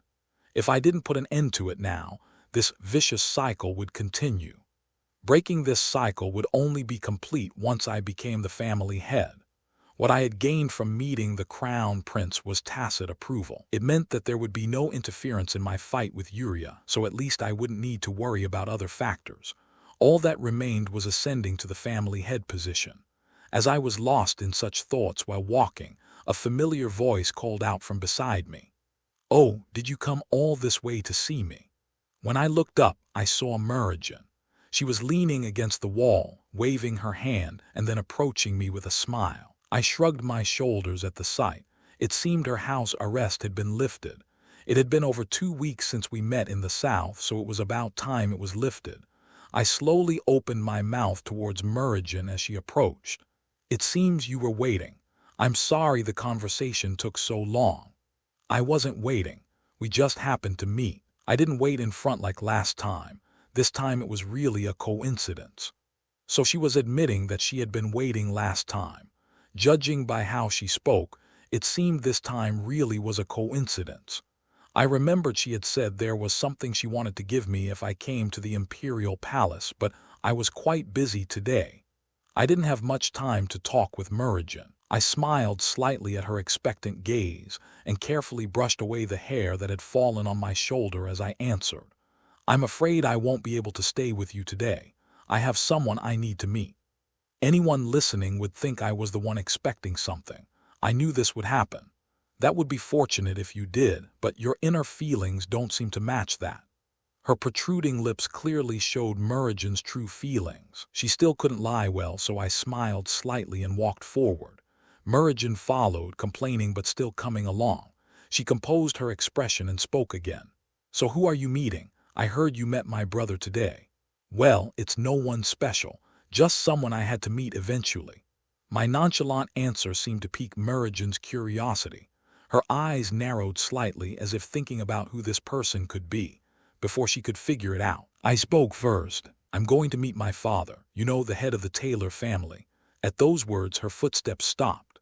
Her eyes met mine above our simultaneously halted feet. She had a very different gaze from her usual smiling one. Of course, such a reaction was natural upon hearing that I was meeting my father. After all, meeting the family head at this time could only mean one thing. "So you're starting now." I had hoped the rumors I heard before were false. It was inevitable. Well, at this point, telling the young lady to become the family head, hasn't she crossed the line too much? Merijan was not a fool. She probably understood well the meaning of my father and I meeting, and what would happen this summer. That's what the name of family head meant in the Taylor family. When all the children born came of age, and the current head began to grow senile. At such times, the mention of the family head's name was certainly closely related to blood. "You're free to support or oppose me. His Highness the Crown Prince said he would turn a blind eye no matter what happens. That's an easy thing to say. Do as you please, but you do know I'm the princess, right?" "I know. That's why I also know you'll have to think about our family." I didn't want to force her to choose. At first, I had certainly approached her with a purpose, but at some point our relationship had continued with a different meaning than that purpose. There was no need to use this relationship now. Murigen silently looked at me, then let out a deep sigh and walked forward. I followed her for a while. Without saying anything, we walked for quite some time until we reached the entrance to the Imperial Palace. Murigen stopped again. "What would you like me to do?" "I'm not sure. At times like this, if you just asked for help, I could help you. As I said before, you do know I'm the princess, right?" I did know. I knew that if she openly supported me, it could cause a major shift in the current situation. However, now that the nobles had sided with Yuria, even Murigen's support for me could lead to the nobles taking some kind of offensive against her. After all, since Murigen was already isolated within the imperial family, attacking her wouldn't give the nobles any meaningful damage anyway. I had created a connection with Murigen to receive help in situations like this, but somehow I hesitated. Perhaps many things had changed now. Yuria had moved more hastily than expected, and thus revealed many vulnerabilities. At this point, I could probably turn the tables without anyone's help. Receiving help would certainly make things easier. I could probably advance much more easily, gaining more benefits than I thought. It's all right. I decided to be a fool once again. I didn't need Murigen's help anymore. Although that had been my initial intention, now I didn't want to cause her any harm. Even if others might see me as a fool for not taking the advantage right in front of me, even if they might be disappointed in me for hesitating again after saying I would use any means necessary. Your tacit approval is enough.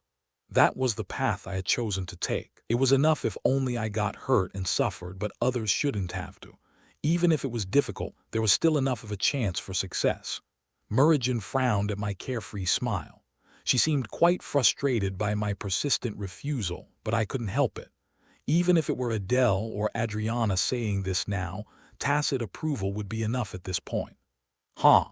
Murigen let out a small sigh and messed up her hair carelessly. She closed her eyes tightly, then opened them and looked at me intently as she moved her lips. "Don't regret this. I'll really stay quiet." "All right. When I become the Duke, I'll visit the Imperial Palace." "Can you really do it?" I stared blankly at Murigen asking that, then grinned as I answered, "Of course I can." The reason I had sought support from the north, the imperial family, and the church was simple. It was to avoid suspicious gazes when I ascended to the position of family head. When someone with little power becomes the head, those below are always bound to be skeptical, and it was to make Yuria aware of my support base. When I had garnered the support of these three powers, even Yuria wouldn't be able to take me lightly, would she? That was probably why she was now trying to directly make a move against Father. But since that hadn't worked, Yuria might move even more hastily now. In any case, Father's position was indeed precarious.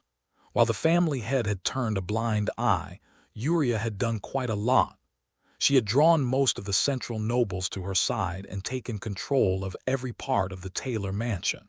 It meant there was nowhere within this territory that she couldn't do as she pleased. Perhaps by now, the title of family head itself was nothing more than an empty shell at this point. It was a time when the young lady's status had become almost equal to that of the family head. Of course, if Yuria simply became the head, it would be a natural progression, but I was her competitor. I was no longer as weak as before, and in fact, I had the potential to pressure her with even greater power.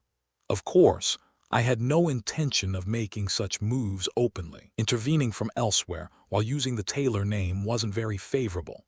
It could blur our standing, and even if I obtained the title of family head, we might not be able to serve as the focal point for the nobles as before.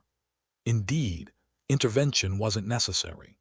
That was why I had only asked for tacit approval from the imperial family. While their intervention would benefit me, It would set a precedent for future imperial interference in Taylor family matters. This was something I had to resolve on my own. As I straightened the crumpled collar of my shirt, I slowly walked forward. It had been quite a while since I had dressed so formally. Rather than clothes easy to move in, I wore refined attire befitting a noble. I wasn't meeting father now as just a son. I was meeting the family head as a member of the Taylor family qualified to become the next head. The sound of my shoes clicking echoed on the street. As I passed by numerous people, I walked along the brilliantly lit streets under the darkening night sky. The Duke's schedule today isn't very complicated. He'll attend to state affairs until the afternoon, then go out alone in the evening to the restaurant he always visits. I think you know, but there's a place the Duke always frequents. The schedule Renaud had sent me was something I already somewhat remembered. It was natural, since I had accompanied him a few times in my previous lives. It was quite a humble place for a duke to visit. I knew the layout in detail from having been there several times before. No one would expect the Taylor family head to come to such a place. It was probably father's own sanctuary of sorts, but I couldn't let him rest easy in this situation.